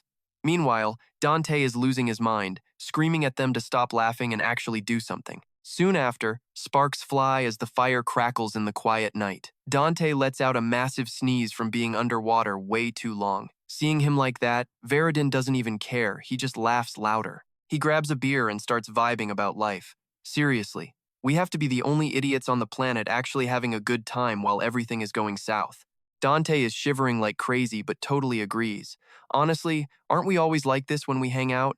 Memories of all their battles flash through his head. Every single time, no matter how dangerous it gets, it's always this same vibe. They always have each other's backs, just like how Jin jumped in to save them both when things were looking absolutely hopeless. Dante brings up all those legendary feasts they had, and Jin can't help but smile at the memory. Meanwhile, Veridin just chugs his drink like a champ, letting out a satisfied sigh as he wipes his mouth. Yeah, that is the good stuff. He raises his glass again, feeling relieved that his memories of them haven't been erased. But now that I think about it, there is only one reason the family would mess with my head. Before Veridin can even explain, Jin guesses they wanted to mold him into the perfect heir for their own goals. And the mastermind isn't the elders, it's Keoliak Zippo. Hearing that name makes Veridin's smile instantly vanish. Veridin's face goes totally stiff. Yeah, that actually makes sense, he mutters. Right? You already knew, didn't you? Jin watches him closely, reading his reaction. Veridin cuts him off with an awkward tone, like he's trying to ignore the truth that he just doesn't want to believe. I thought I was already the perfect heir, but I guess that wasn't enough for my old man. Even with contracts with 2 gods and my magic about to hit 9 stars, it's still not enough. Hearing that makes Jin realize the truth. Veridin, you're just living out someone else's plan, not your own life. It's a life filled with nothing but lies and dark schemes. Both Jin and Dante are thinking the exact same thing, he's just a puppet. And somehow, Veridin reads their minds. You guys are thinking I'm a puppet, aren't you? Jin and Dante both jump, totally caught off guard. What the hell? How did you know that? Luckily, he doesn't take it personally because he feels the same way. Jin quickly changes the subject. So, what's the plan? You leaving the Zippo clan or what? But Veridin's answer is rock solid. Jin, you know I can't just walk away. I have duties. If the clan is heading down a dark path, shouldn't I be the one to fix it? While they're deep in talk, Suri is just... Tui-Han and Finya are just chilling nearby. No matter how messy things get, Veridin always finds a way to stay positive. Once I take over, I'm gonna set things right and bring back the honor the Zippo clan used to have. But Jin isn't buying it. He gives him a reality check, saying that dream is totally impossible. They're messing with your memories and they'll do it again. Can you really fight that? You won't even be the same person anymore. But Veridin just gives him a totally calm look. I know, he says simply. Jin's eyes go wide when he hears that. After trying so hard to act all happy, Veridin suddenly looks down, using his hand to hide whatever expression he's making. I know it's impossible, I really do. But if the day comes where I'm not myself anymore, don't give up on me. He drops his hand after that heavy confession, his other hand gripping his beer tight. Finally, Veridin forces a smile, even if it looks totally broken. Will you help me? The air goes dead quiet, with only the sound of tiny sparks dancing in the wind. While Jin and Dante are just standing there stunned, a weird, blinding light suddenly erupts from right behind them. Veridin freezes instantly, his eyes blown wide as he stares at the source. They both lunge toward the group, screaming at everyone to hit the dirt. Behind those creepy trees, the light is gathering into a single, blinding point of energy. Jin glares as he shoves Dante out of the way while Tuyen and Finya jump in front of Veridin. They quickly power up their energy to block the beam of light headed straight for them. The power is absolutely terrifying, shredding everything in its path and turning the scene into total chaos. Thick white smoke rises from the forest, leaving two massive gouges in the ground. Even Jin is caught off guard. Light magic? I've never heard of anyone using light magic, not even in my past life. Especially not someone who can fire off a beam with this much raw power. Who the hell is that? Veridin shields his eyes from the smoke, trying to see what's out there, then his eyes shrink in pure terror. He's staring straight at the target, his voice shaking with pure panic. Jin, run! Get out of here right now! Jin is totally confused. Who could be strong enough to terrify Veridin, a guy almost at 9 stars? He really needs to figure out what this magic is. It looks like they're from your clan, but they aren't White Knight. Tell me, who exactly are we dealing with? Veridin, Jin whispers, seeing the guy shaking like a leaf and drenched in sweat. After a long silence, he finally forces the words out. There. On the other side of the smoke, dark, creepy silhouettes start to emerge. They're all wearing these freaky crow masks on their heads while Veridin continues his explanation in a low voice. I've only heard rumors about them. This is the first time I've actually seen them. Only a few people in the Zippo clan even know they exist. One of them rests their hand on their hip, subtly signaling with a finger. Another massive guy still has energy flickering around his mask. The whole group is wrapped in this chilling red aura that feels like death. According to Veridin, these guys are the top-secret elite unit, the Ghost Squad. Every single member is standing right there, looming over them like shadows. Sure enough, someone slowly steps forward from the back while Veridin's voice stays steady. The leader of this unit is my aunt, my father's sister, Octavia Zippo. She's got that signature long white hair of the Zippo clan and a pair of round, arrogant-looking glasses perched on her face. It's Octavia Zippo, the commander of the Ghost Squad herself. She adjusts her glasses and speaks with total contempt. So, the brat really is hanging out here. Her cold, sharp eyes lock onto Jin. That Runcandel brat, she sneers. Jin's expression turns serious as he burns her name into his memory. Octavia Zippo. Before all this, Jin had a talk with Cyron in his private room. He told his father straight up Andre isn't actually the one in charge of the number 2 spot. Jean can't get that jerk's ugly face out of his head. Karen just stands there with her arms crossed, listening. He is strong, sure, but he is no leader. Bullying civilians is just weak. That is how I see it, anyway. Then she confirms it. Exactly like you said. He is just a deputy. There is no way that guy is the true number 2 around here. There is someone else pulling the strings right behind Kariak, but I can't tell you yet. Back to now, Jin realizes the number 2 his dad mentioned is Bada. Veridin freaks out and looks at Zunzun. Hey, I didn't call her. Seriously, it wasn't me. Jin already knew the drill. Just tell your guardian dragon to keep an eye on Dante. Veridin just nods. Yeah, okay, fine. Octavia doesn't even care. She just smirks. Let's see what this little brat has been up to lately. Jean just clicks his tongue and starts casting magic. He slams his palm down, flooding the ground with energy. A massive whirlwind starts ripping through the air around him. Right before his face shifts, he throws out one last taunt. You really think you can catch me? See ya. He is looking right at Dante and Veridin. He bolts through the smoke screen. Octavia stays chill and just tells the U-Link squad to bring him back alive. They move so fast they are basically just streaks of light. Veridin finally snaps out of it and screams, What are you doing here? Octavia rolls her eyes with pure disgust.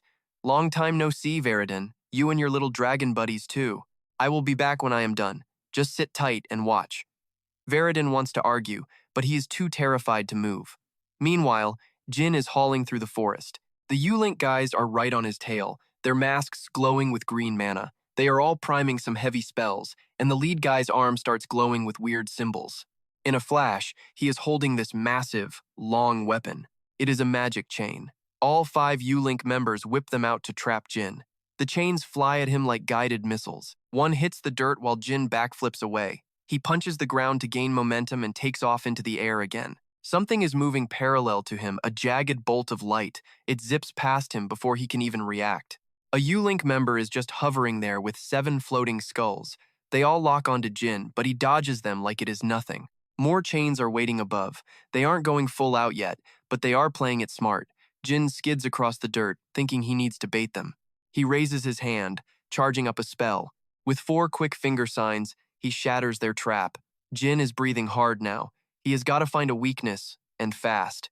But then, a chain snags his ankle. He is yanked back and slammed into the ground. Damn it, I should have seen that coming. Now that he is pinned, more chains close in from every side. In this mess, all he can do is stare death in the face. Just when things look bleak, Suri jumps in. The U-Link guy flinches, giving Jin a chance to counter. Jin rushes them with a massive burst of flame, catching them totally off guard. Once the coast is clear, Jin looks back and sees her lying there, covered in scars. He shouts out her name. Suri! Even hurt, she is still gripping the sword in her teeth. Meow. Jin reaches out and grabs the hilt. Thanks, girl. Now just rest until you are healed up. Suri gives a weak little meow back, like she is saying, got it. The sword is vibrating with Jin's energy. I am sorry I let you get hurt again. Now, it is my turn. Get ready, you trash. From way off in the distance, Veridin sees a huge fireball erupt in the woods. The blast is so huge it leaves him paralyzed. Dante is looking at the smoke, totally worried about Jin. Octavia just shrugs and says he is actually doing a decent job. She starts walking toward the smoke. You dragons, take Veridin and the kid and get out of here. They have to retreat with Anne and Finya, but Veridin is praying. Jin, you better not die. Back at the fight, hooks and saws are flying everywhere. The U-Link squad is throwing everything at him, but Jin's blade work is just too sharp. Jin takes a second to think. Usually, mages suck at close range. But these guys are fast. Is this some special Gippo magic? His thoughts cut short. He spots one U-Link member who is not moving at all. A hunchback lady is holding a staff, totally still. Is she the one? But that distraction gives another guy an opening to strike. He is acting all smug. You are pretty mediocre, kid. Did you really think you could space out in front of the U-Link squad? A fireball grows in his hand until it is massive. He hurls it right at Jin with everything he has got. The explosion is huge, lighting up the whole area. Smoke trails everywhere. Jin is on the ground, surrounded by cracked earth. He is feeling the pressure now. Is this it? Is this the gap between me and the Zippo elites? Suddenly, something above catches his eye. All he sees is a white blur and some weird black lines. Then a U-Link staff tears right through it. Jin freezes for a split second, trying to process what is happening. He jumps back, shielding his eyes from the wind. These guys are all at least night level, and they are not stopping. Another strike is coming.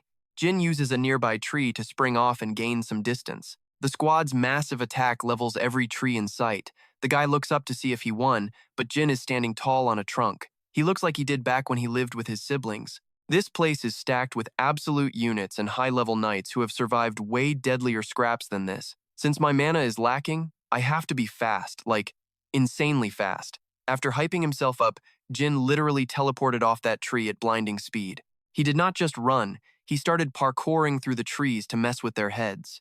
While the enemy was busy trying to figure out which way was up, Jin closed the gap and went for the kill shot from behind. But somehow, Jin's image just vanished, leaving the attack hitting nothing but air. The Ghost Corps soldier froze solid, realizing way too late that Jin had already moved to the high ground right above his head. Without skipping a beat, he poured everything into his legs, snapping the tree trunk in half from the pure force of his jump. A split second later, a massive boom rocked the forest as smoke and dust swallowed the entire clearing. Once the dust settled, that sharp sword tip was stuck completely blocked by the staff in the soldier's hand. He wasn't backing down, even as he pumped more spiritual energy into his blade. He triggered his secret god-tier move, the Triple Sword of Atonement, making the edge of his blade glow with a crazy amount of gold energy. It finally punched right through that staff, giving the ghost soldier a total heart attack. Death was literally inches from his face. But then, a tiny green orb formed on someone's fingertips in the distance. Sensing a massive threat coming his way, Jin's eyes snapped toward the source of the danger. A beam of pure destruction was flying right at them, obliterating everything in its path. Green spiritual energy shredded the air, turning the whole scene into a chaotic mess of sound and debris. After the smoke cleared, the ground was left with a massive, steaming crater.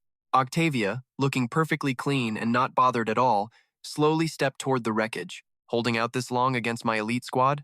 Not bad, kid. Meanwhile, Jin looked like he'd been through a blender, teeth gritted hard as he held his sword up for one last stand. She and her ghost corps were just surrounding him. Of course, they were only playing with their food since the orders were to bring him in alive. Octavia's eyes turned stone-cold evil as she charged another orb. She didn't care if he stayed in one piece. Suddenly, massive dragon claws started shredding the barrier. At the point of impact, insane magical pressure exploded into bright blue flames that started devouring the very fabric of space. While the Aura Eye was totally freaking out, Murakhan just looked like he wanted to be anywhere else. He let out a massive yawn, his giant dragon eyes looking lazy as heck. While his sister was putting her whole soul into breaking through that stubborn defense, he just hung out, flapping his massive wings and circling the palace like he was on vacation. It has been forever, Messiah. How much longer we gotta wait? Losing her cool at his whining, Messiah snapped at him to shut his mouth. Murakhan realized these people stepping into the palace were a way bigger problem than he thought. He stopped dead in his tracks, hovering in the middle of the sky. His eyes went dead serious for a moment. Is it really that bad? The aura at her feet suddenly exploded, a blinding flash that chased away the darkness of the void. It is almost over. Get ready, Murakhan. The laziness vanished in a heartbeat. Every single dragon muscle on Murakhan's massive frame tensed up like a guitar string, ready for the upcoming bloodbath. Just hang in there a little longer, kid. A storm centered right on the barrier, started tearing everything apart. Inside, Octavia had no clue that the Reaper was already knocking on her door. A dense, dark green orb of energy formed on her fingertip. It was only the size of a pomegranate, but it held enough power to level a whole city. Guess I don't really need to keep you in one piece, do I? Jin was breathing heavy, the blood on his face already drying into dark, ugly patches. He was drenched in cold sweat. If he was even a second late, it was game over. A tiny crack appeared in the sky. Before the shield could even shatter, Murakhan just slammed his massive body right through it. He was moving so fast the air spiraled into a pitch-black tornado, sucking up everything in his wake. Octavia's jaw dropped in pure terror as the defense crumbled. Not just the barrier, the whole damn area outside was shaking like an earthquake from the force of that one hit. From the far end of the long palace hallway, Sirius was on the move when she froze. She squinted toward the massive power surge. This was supposed to be restricted territory, so what the hell was happening? And why did this energy feel so strangely familiar to her? The barrier ceiling completely shattered, revealing two massive dragons hovering in the air with overwhelming pressure. Octavia gritted her teeth, recognizing the intruders immediately. That is the guardian dragon for that Runcandel brat? Misia looked down at the beaten-up Jin and actually let out a rare, impressed little smirk. You actually held your ground, kid. Seeing his two saviors, every single nerve in Jin's body finally relaxed. He let out a huge breath.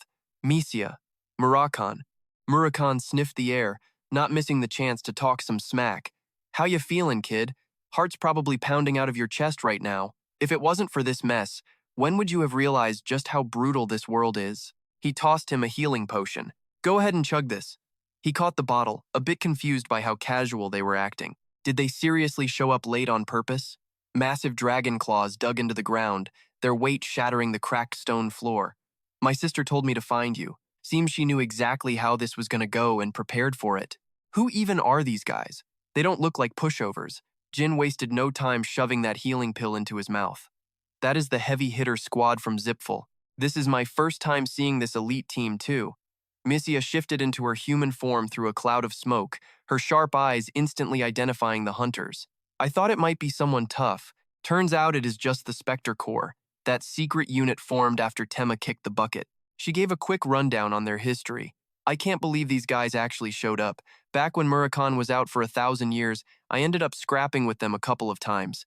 Out of everyone I ever fought, they were the absolute toughest. Though this version looks a bit weaker than the old school squad. Through it all, Octavia stayed creepy and calm, a cold little smirk playing on her lips. Her heels clicked steadily against the dry stone floor. When she stopped walking, the whole area felt heavy. Her face was hidden in the shadows, her glasses glowing like twin death lamps in the dark. I never expected to run into a legendary black dragon in a place like this. I heard a black dragon got totally wrecked by Kadun. Are those wounds finally healed up now? Thinking about that old humiliation made Murakhan's breathing turn dark. Hey mage, you babbling like this because you are scared? If you somehow manage to walk away from this, tell Kadun the King of the Skies is back. Octavia didn't look scared at all, just laughed with total contempt. Anyone can talk big. Do you really believe a Runcandel can actually take down Zipful and rule the world? Seems like you forgot the lesson your old contractor learned 1,000 years ago. The dragon's teeth gritted as he slowly looked up. In his mind, the disgusting face of his ancient enemy flashed by. Zipful. Mixed with the image of the family, he chose to bet his entire life on this time. Runcandel. A massive voice boomed through the room like a prophecy. Push back the Zipful army and you will become the king of this world. Murakan's eyes locked onto Jin Runcandel. Jin had finally gotten some strength back. He gripped his sword tight as aura began to swirl around the steel blade. Murakan grins, and his wild hype is clear. For losers like you, today is when you rot in regret for missing your last shot at a do-over.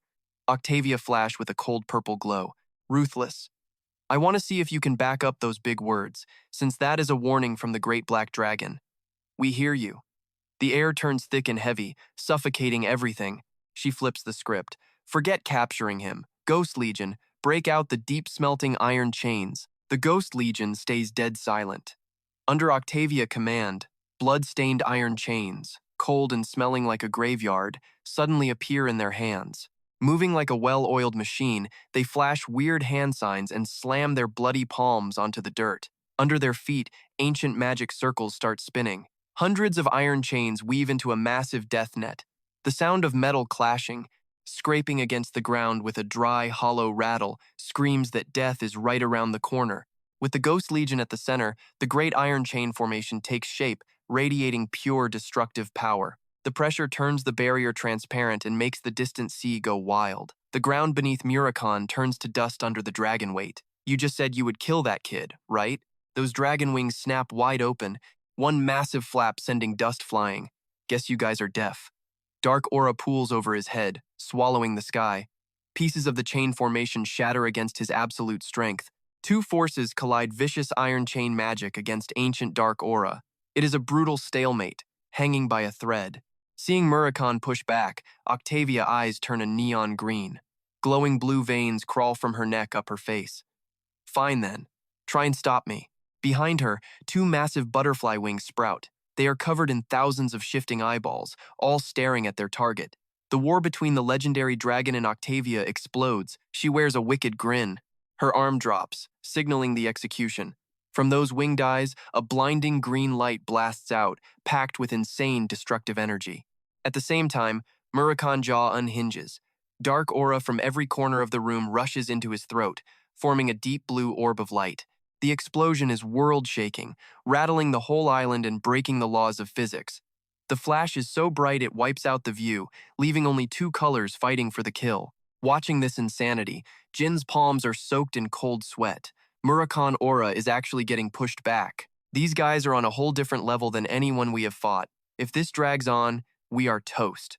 He turns, shouting over the roar of energy. Lady Misia, this is the hidden palace turf. If things get ugly, we need to make as much noise as possible. The master here will have to step in.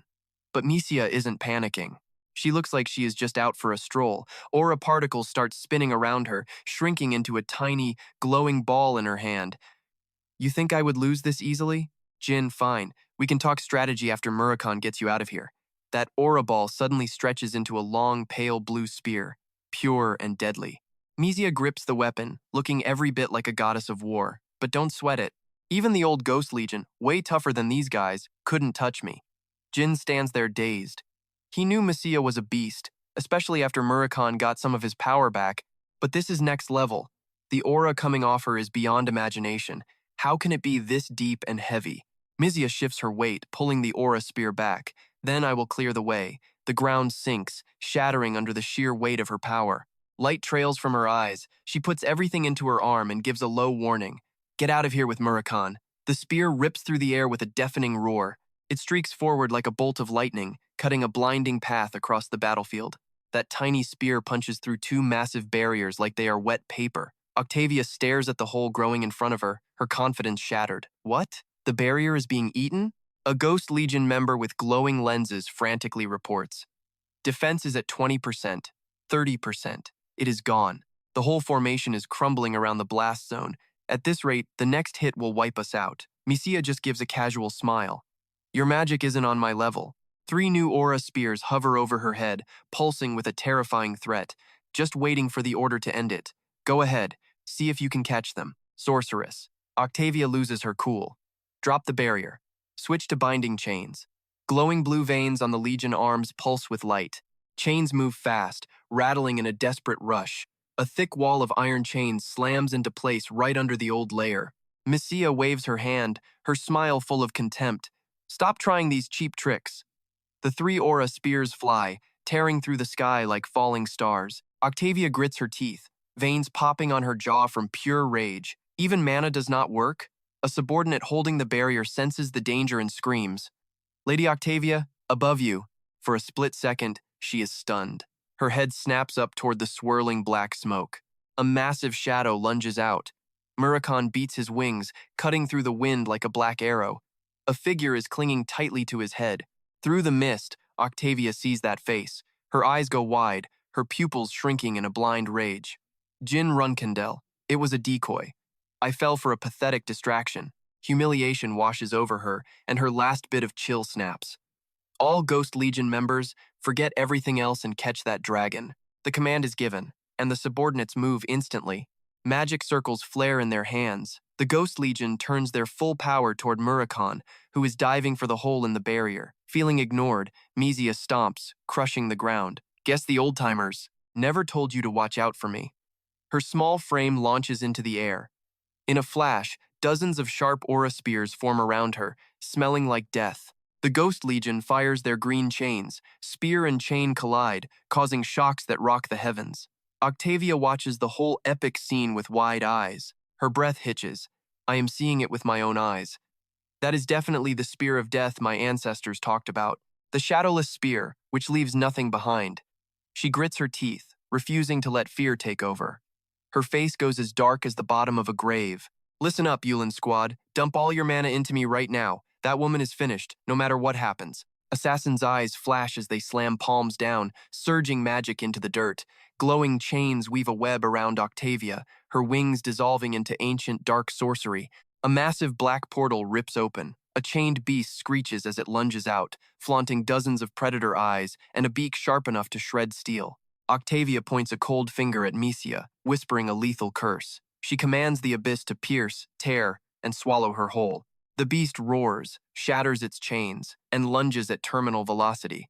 Its jaws unhinge, ready to swallow little Misia whole. Faced with the monster, dark aura swirls around her hand before Misia suddenly clenches her fist.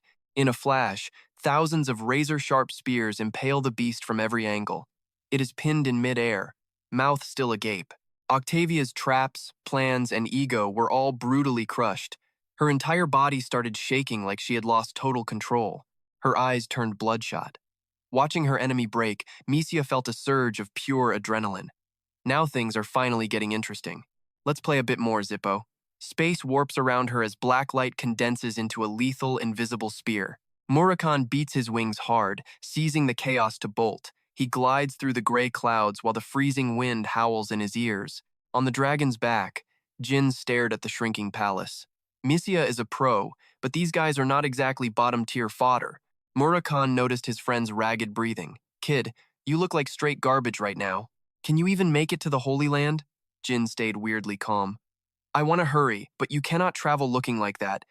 Let us hit the Jian Kingdom first for a disguise. A low chuckle broke the tension. Even above the clouds, a dragon like me draws eyes. Just relax and let that recovery aura flow through your veins. Fine, I will drop you near Jian quietly, then head back to Taikand. Tell them we will meet up again in exactly 1 year. Murakhan smiled as the sunrise stained his wings red. I will be waiting for you, kid. Scene change. Pure white snow blankets the ancient forest. Deep in the woods, melodic sounds break the winter silence as the Watertail tribe starts a riverside bonfire. A warrior dives deep. Near the flickering fire, chubby-cheeked tribe members munch on grilled fish, looking beyond cute. Someone suddenly points toward the nearby mountain slope. Blackfire is back, he yells. A sled rockets down the slope like the wind, heading for a hidden cave at the base of the cliff. Stepping inside, the warmth hits instantly. Jin's eyes widen at the architecture. A village built under massive tree roots? These tiny houses are actually pretty sweet. He scans for a familiar face, stopping at a wooden pen. Seriously, where did everyone disappear to? Jin freezes, spotting a soft brown creature lazily chewing grass. He kneels and scratches its chin. Long time no see. Looks like your master took off, huh? Jin drops down, sitting on the cold earth with his hands tightly clasped. Swirling blue mana forms a thin barrier. I have to stabilize this backflowing energy right now. The internal energy storm makes the veins on his neck and face bulge. He is gritting his teeth, drenched in sweat. His nerves scream as he forces the mana through blockages. Through the pain, his mind drifts back to the battle with Octavia and the Ghost Corps. They came out of nowhere, but I will be facing them soon enough. It is good to finally gauge their true power. That abyss monster is burned into my brain, but I am more worried about Vera Din. His memories are being messed with. Why did the gods involved in Vera Din's contract just sit back and watch? Did Keoliot mess with those contracts too? How deep does this go? A soft whisper snaps him back to reality. Blackfire was scolding the Watertail kids. Keep acting up and you are getting kidnapped. The kids looked over, realizing Jin was finally awake. Blackfire grinned. Wake up, Jean. I fixed your wounds, but you were a mess. The kids immediately scattered. Little feet patter on the dirt. Run. Jin was totally confused by their reaction. Blackfire, long time. Sorry for crashing here, but it was an emergency. I was so focused I did not even notice you healing me. Thanks. But why is everyone laughing? Blackfire holds up a mirror, making a sleeping critter slip. The mirror shows goofy cartoons drawn on his face. Jin catches the falling critter with one hand. You kids did this? Not bad. They beam with pride. Hands up. Then, Jin's face darkens. More importantly, is everyone okay? I saw the news. 400 million gold? Is that why you are all beat up? The tribe goes silent, every eye suddenly locked on Jin. Jin wipes the ink off. Honestly, I need your help with something important. Can I talk to the tribe? Night falls, and a scream echoes off the cliffs. No way! Taka grabs his cheeks, terrified. Just disguising Master Jin is hard enough. Now you want us to form a trade caravan and cross the desert? No, no, no. Master Jin is a top-tier criminal, a marked man by both the Dark Clan and the Zippo family. Jin is bragging that he has got a deal these mousefolk cannot refuse. Curiosity finally kills the cat. Well, the mouse and Taka asks what is up while gulping hard. Suddenly, the sharp ring of metal echoes through the cave as Jin unsheathes Bradamante right from his hip. It is showtime, people. That move totally backfires. Taka loses his mind, squeezing his eyes shut and crying like a baby. He is wailing about being just a weak merchant and begging for his life. Talk about a major overreaction, right? Jin just chuckles, softening his voice to play nice. He says sorry for the jump scare, then drops the bomb. If they help him out, this legendary sword is all theirs. A fair trade for a little assist. Taka's heart is still thumping against his ribs. He thought he was about to get sliced. He gingerly takes the blade, still smelling a rat, and asks if Jin is actually serious about handing it over. Jin just looks at him and says a cold, hard no. Once we cross the desert and everyone thinks I am pushing daisies, just take this blade to the Black Lanterns. Hand it over, and you will score a reward that will make your wildest dreams look like pocket change. Taka's eyes turn into literal dollar signs. He is already imagining mountains of gold bars piled up to the ceiling. But then reality hits. He shakes it off and asks if those Black Lantern creeps will actually buy a crazy story like that. He breaks it down step by step.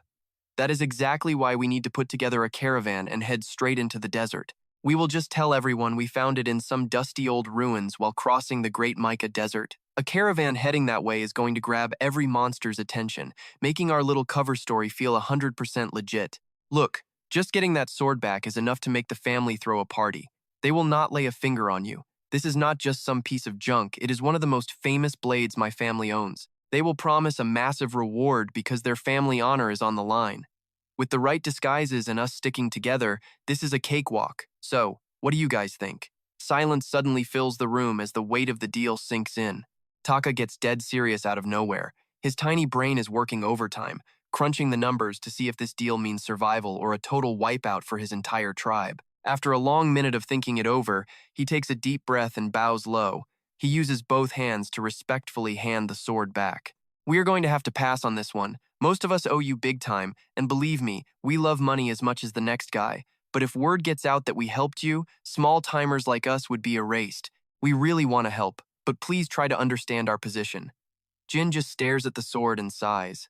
Finally, he breaks the tension with a huge, easygoing grin. He apologizes for only seeing things from his own perspective. He gets it. If they are out, they are out. He was planning on trekking across that desert solo anyway. Do not sweat it.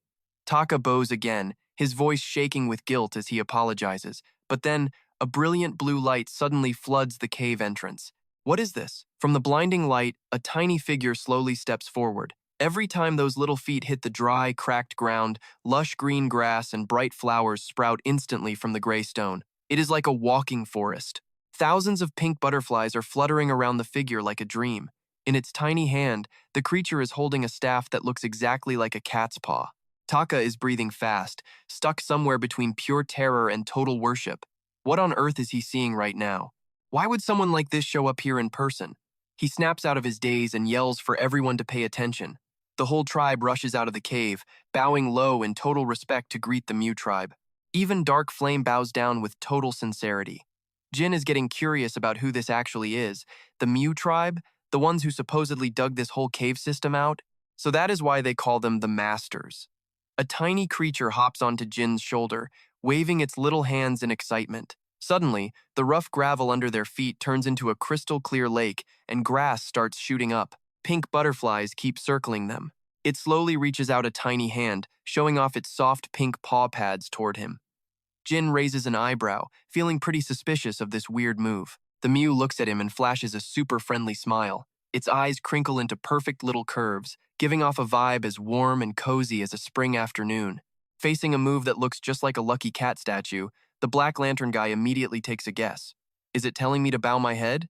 He does not hesitate and follows along, but the creature keeps reaching out. It wants him to get even closer. Once he leans in, those soft little paw pads from the Mew tribe member gently tap right on top of his head. Right after that, a blinding explosion of light completely fills the entire area. A split second later, a swarm of dreamy pink butterflies starts dancing through the air while the tribe members watch in total awe. At the same time, the voice of the system starts freaking out with wonder. Oh man, look at that. With eyes sparkling like stars in the sky, Jin feels something different on his forehead. He is totally stunned when he realizes it is the blessing of the Mew tribe. But before he can even say a word, the little creature just vanishes. Pai and Jin are standing there, absolutely beaming with joy for him. They say those guys passed away ages ago. Seeing one like this is rare, actually. It is the first time ever. Among all the small beastkin, anyone who gets the Mayas blessing is welcomed with open arms, no questions asked. It does not matter who you are or what tribe you are from. Because of that, we are officially taking that deal. Jin is more confused than ever. He has to ask, what exactly are these Mew creatures to people like you anyway? So he gets a quick lesson from the newly appointed teacher. Great question. The Mew are the Hyasters of this place, and they exist to protect weak little guys like us. They built these crazy, maze-like caves so that normal humans and beastkin could never find them. Most people do not even bother looking. There are tons of these hidden caves scattered all across the world, completely out of sight. Jin is breaking a sweat because the guy is talking way too fast. He wipes a drop from his cheek, totally stunned by what he just heard. Are there really that many hidden caves? He has never even heard of the Mew tribe before. Clearly, these guys are not ordinary. He honestly admits he had no clue. And honestly, if he was not with Dark Flame, he would probably still be wandering around lost in there. So they are basically like guardian gods to you guys. AG immediately grins and nods. You bet. Every single one of us owes our lives to the Mew tribe. Back to business. Jin gets serious, emphasizing that while the deal is on thanks to the Mew, it does not change the fact that you guys are in serious danger. Are you really okay with putting your lives on the line like this? To his surprise, Dark Flame is overflowing with confidence. He says it is fine because they have the Mia's blessing now. That just leaves Jin even more confused. What do you mean? Now, his buddy steps up to explain the whole thing for him.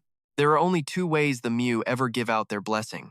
Either someone signs a contract, or they use their intuition to decide that person is a protector of all small beastkin. Since you got the blessing, it means you are officially a friend and a protector to all of us. This leaves Jin lost in thought.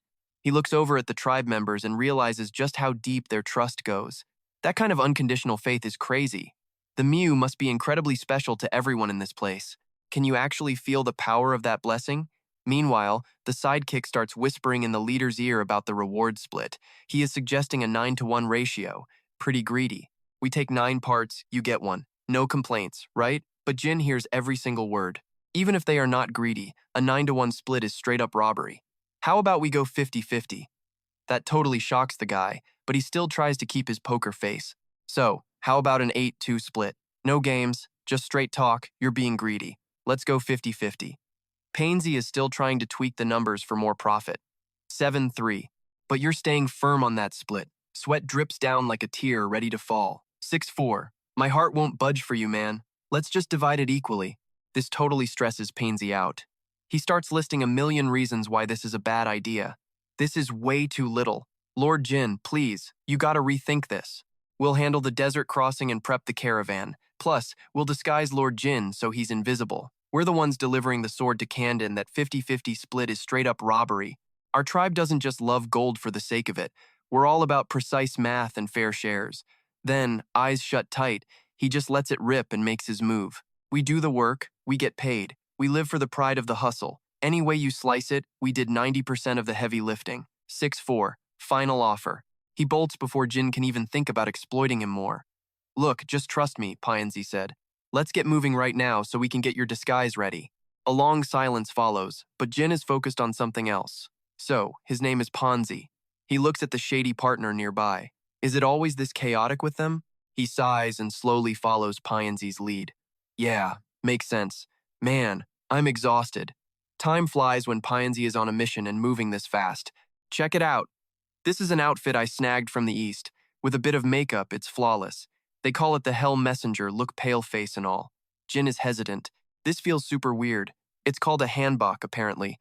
Only high-end noble families wear these. Jin checks the patterns on the sleeves, feeling totally out of place. Jin's not buying it. This looks like a monk's robe in a different color. Plus, isn't Eastern gear a bit too loud? Taka just laughs. He's obsessed with the aesthetic. Then, he holds up a mirror bigger than himself and asks the same thing. How about this one? What do you think of this vibe? Now you have the vibe of a legendary warlord. He's got a massive beard now. Jin is literally sweating.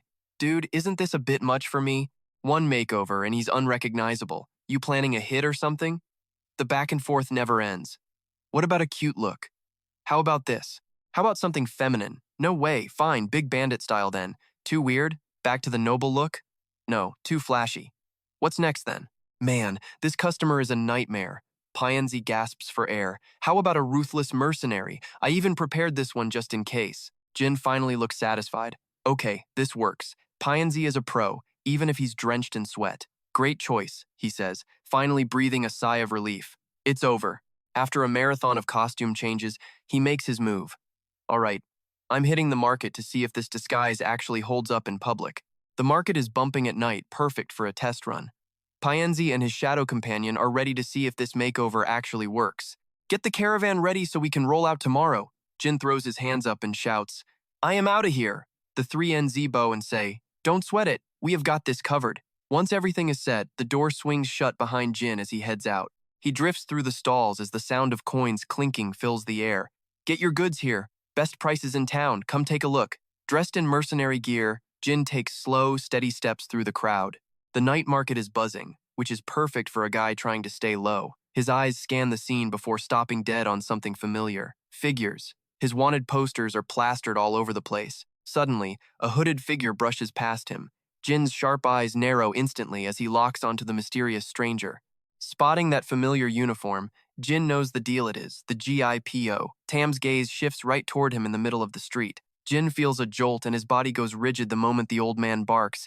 Wait, just a second. Jin's face goes dark. Did they make him already? It is hard to tell if the guy actually recognized him or not. Tam just pulls out a wanted poster and asks, You ever seen this man before?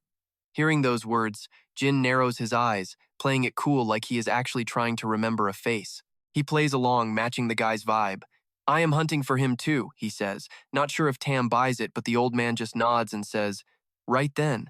The GIPO squad turns and walks away from their actual target without a second thought. Even the retired mercs are jumping in now, huh? As he watches their backs, Jin sinks into deep thought. If those guys did not recognize him, his disguise is basically perfect. Maybe it is that tribal blessing at work. Either way, he just hopes nothing else goes wrong before he reaches his brothers and sisters. That hope does not even last a second. Just as the GIPO leave, a massive roar rips through the air as the Tiger Clan arrives. Great. Why are there so many useless idiots crawling out of the woodwork today? The guy screams in Jin's ear, his voice getting louder with every word. Hey, you! You washed up human! Scram if you do not want to die. Stop hanging around. Jin does not have time for this nonsense. These guys again? Guess that tribal blessing is not some magic shield after all. Since he is undercover, Jin does not want to make a scene, so he just plays along. I am leaving right now. The tiger guy turns away once he gets what he wants. Every time I see a human, I remember how they humiliated me. I just want to rip them apart.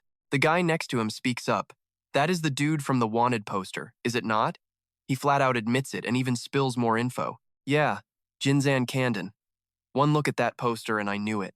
He drags someone across the dirt, his anger boiling over as he makes a loud, arrogant claim. Once I catch him, he is dead. You could not see the face of the person he was dragging, but Jin recognized the traits immediately, a member of the Dogkin tribe. He stands there with his arms crossed, just watching the whole scene unfold without making a single move. A moment later, a sharp grin spreads across Jin's face. He calmly starts trailing behind the tiger group as soon as he decides his next move. I was planning on finding the Dogkin anyway, so I might as well do some good. Plus, it is time to teach those red tiger punks some manners again. The door flies open, revealing the dog mother's battered body on the floor. She struggles to find enough strength to stammer out, "Wait, wait." Despite the pain, she tries to explain what those red tiger thugs did. Hearing that name makes the Dogkin's whole world shake with rage. The red tigers. He charges off without a second thought, his anger boiling over with every step. They dared to come for the money while I was gone? That is insane. He grits his teeth as the fire inside him burns hotter. He parkours over the rocks to get to the spot. Just one more mountain to cross and he is there. Just as Dogman's about to finally crest the peak, a massive blast erupts right in his grill. Watching the carnage from a distance, he lets out a raw, gut-wrenching scream. Hell no, just when he's sure everyone's been totally toasted, a voice cuts through the smoke. Yo, is that actually his family? The first thing he clocks is this bearded dude Gene cradling little Ha. Dogman's eyes lock onto the kid's bloody face as he lies there totally still in those arms. Man, things just got real dark. The second he recognized him, the Dogkin blurted out, "Hey, little bro." Gene stepped in to chill him out. "Relax, man. Those red tigers are history. Your family is totally safe now." As he started asking questions, his super sniffing kicked in. Who is this guy? That scent triggered a massive flashback. It is him, the guy from back then. Once it clicked, he bowed down low with total respect. This was the legendary guide to the Mica Desert. Who do I even thank for this? Seriously, thank you for saving my brother. I have no clue how to repay you. Dien just watched him, thinking, man, you really cannot hide anything from a Dogkin's nose, can you? He waved it off like it was no big deal.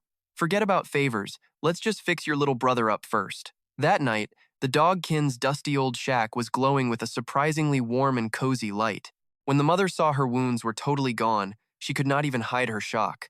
I do not believe it. The pain, it is just gone. The little guy was stoked too. Look, my swelling is gone.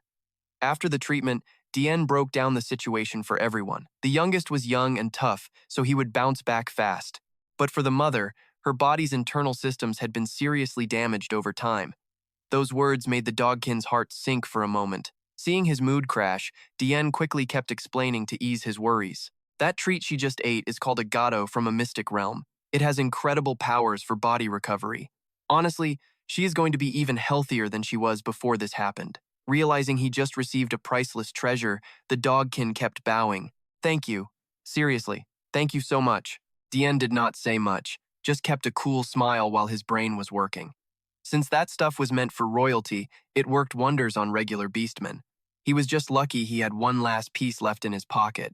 Seeing the guy give up such a precious item for his family without a second thought, the Dogkin made a big decision right then. I will never forget this debt. I will do whatever you ask, just name it. That offer was exactly what Dien wanted to hear. He was actually planning to ask for a favor anyway. Talk about perfect timing. He had been wandering the market specifically to find a Dogkin guide. Helping their family just made the whole thing way easier. After a quick thought, he just went for it. Actually, I really need a guide right now. You interested in coming along? Zero hesitation. The Dogkin grabbed his hand to lock it in. Count me in. If I am with you, I would even march straight into the Samarkmika Desert. His tail was wagging like crazy from the hype, and the little kid was cheering too. Bro, that is so cool. By the next morning, the whole caravan was packed and heading towards Samarkmika while a bunch of beastmen watched them go. Obviously, a crowd like that started some serious gossip. No way. Are they actually planning to cross the Samarkmika Desert for real? The guy next to him just nodded. Told you so. Every eye was glued to the group as they moved out. Look, They even have human mercenaries and a dogkin guide tagging along. Someone immediately started talking trash. So what? It is not like anyone has ever set foot in the Mica Desert and actually come back alive. Man, they are all just going to end up dead. Dien totally ignored the haters and got lost in his own thoughts. Before he regressed, his master told him a secret. Once a dogkin catches a scent, they never forget it. Using that unique trait makes them the best guides you could ever ask for. They can even figure out directions with some kind of supernatural accuracy. But while Dien was calm, the dogkin was feeling a bit overwhelmed. He could not believe they were actually heading into the Mica Desert. As the wagon wheels kept turning, Dien was crunching the numbers. If he did not have a dogkin with him, he never would have asked Pyinji and Dark Flame to try crossing the Mica Desert in the first place. It took half a day, but the caravan finally entered the Mica Desert. They started the trek across the sand. 1 day passed, then 2, then 4 days went by. The environment was brutal, like it wanted to suck the life out of everything. But that did not mess with Panji or Dark Flame at all. The two of them were just sitting on the wagon, humming happy little tunes like they were on vacation. Watching them, Dien could not help but wonder what they were so happy about. But whatever, it did not really matter. At least they had not run into any dangerous enemies yet.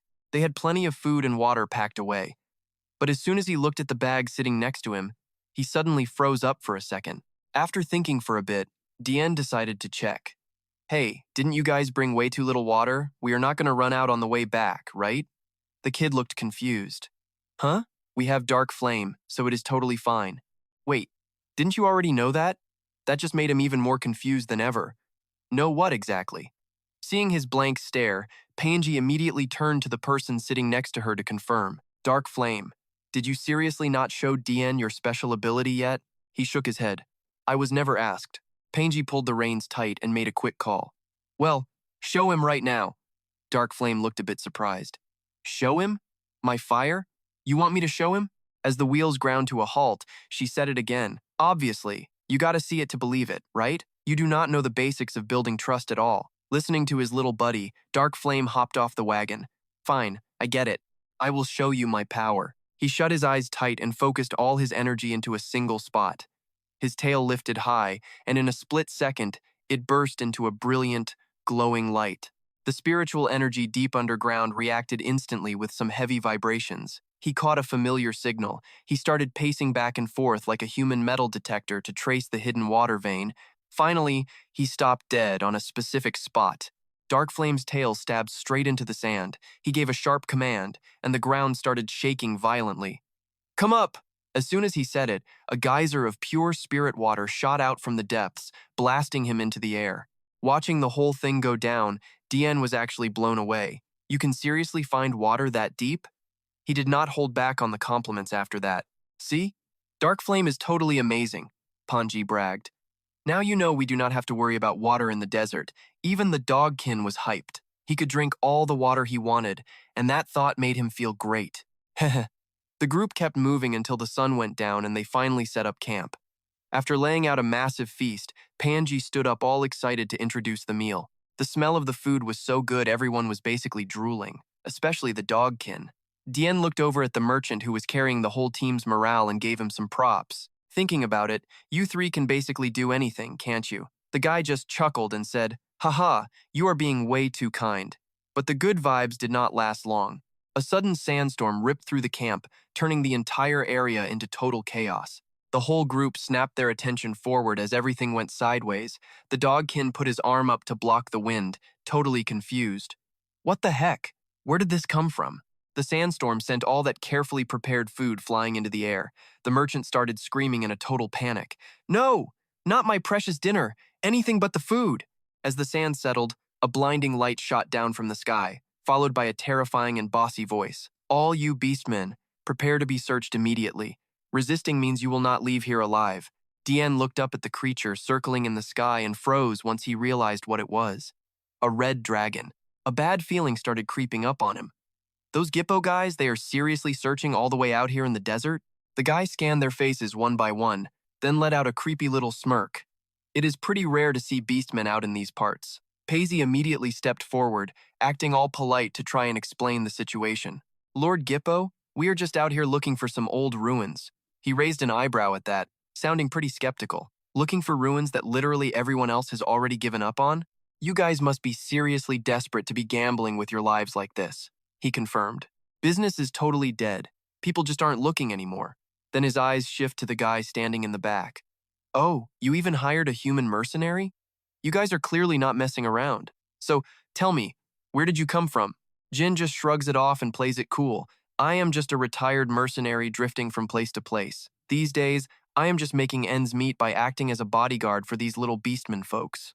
He is not done yet and keeps digging for info. Have you heard about that trainee player from the farm clan? You know, the one everyone is hunting down right now? Jin just nods. Yeah, I know the guy. Hearing that, the guy cuts straight to the chase. Fine. No more talk then. Every human around here is getting searched. That includes you too. We are not taking any chances or missing a single detail, so just deal with the search. As soon as he hears that, Jin starts weighing his options. He has no idea how many hunters are lurking nearby, and he definitely does not want to stir up a bunch of unnecessary trouble. A hand reaches out to inspect him, and Jin makes a quick decision in his head. If things go south and this guy pushes too hard, I might just have to take him out right here. Just as they are about to touch, a radio suddenly blares, stopping the fight before it even starts. We are under attack. We are being… The guy's face drops, and he bails immediately, as his panicked teammates scream for backup over the comms. It ends in a flash, leaving behind a heavy vibe. 3NZ breathes a sigh of relief after that scare. Who knows what is going on, but hey, we got lucky. Jin stays quiet but keeps wondering. Just like 3NZ said, they really did catch a lucky break. But who would be crazy enough to attack the GIPO clan in the middle of nowhere? While he is thinking, a voice makes him jump. Iona, long time no see. He spins around toward the sound. Sister Iona, please do not tell me it is really her. She lunges forward and gives the dark flame a massive hug, making the poor thing groan about how heavy she is. Jin is totally stunned. How on earth did she even find this place? She ignores everything else just to squeeze the life out of the Watertail tribe leader, Dark Flame. Jin is genuinely surprised. Does she actually know Dark Flame? As she squeezes it tight, the whole area seems to light up. Long time no see, right? Dark Flame asks if she is hungry today. Panji watches the whole scene and laughs as he asks a question. Do you actually know her, Dark Flame? Who is she anyway? The answer makes both the Beastman and Panji freeze in their tracks. She is Jin's older sister. When the creature points at him, Iona looks surprised. Huh? She starts pacing around the man, who stands about 8 feet away, looking him over like he is her little brother. Interesting. Her hair stands up like a sensor as she points directly at him. Realizing it is someone she knows, Iona flashes a huge, bright smile and excitedly shouts the name Jin Q. He does not try to hide and just confirms who he is while staying on guard. Yeah, Sister Iona, what are you doing here? Don't tell me you are here to arrest me. All he gets back is a heavy, freezing silence. Suddenly, a glow in Iona's eyes sets off Jin's internal alarms. This is not good. She pulls 2 hidden swords from behind her back and gets straight to the point. I really am here to catch you. She flashes a wide, toothy grin that carries a very mysterious vibe. A heavy, murderous aura suddenly surrounds her as Iona makes a terrifying proposal. Let's play all night long. I just learned a new game, and honestly, you might actually die. Feeling the massive danger right in front of him, Jin instantly panics and shouts. Hey, sister, it has been a long time. Let's just catch up and talk.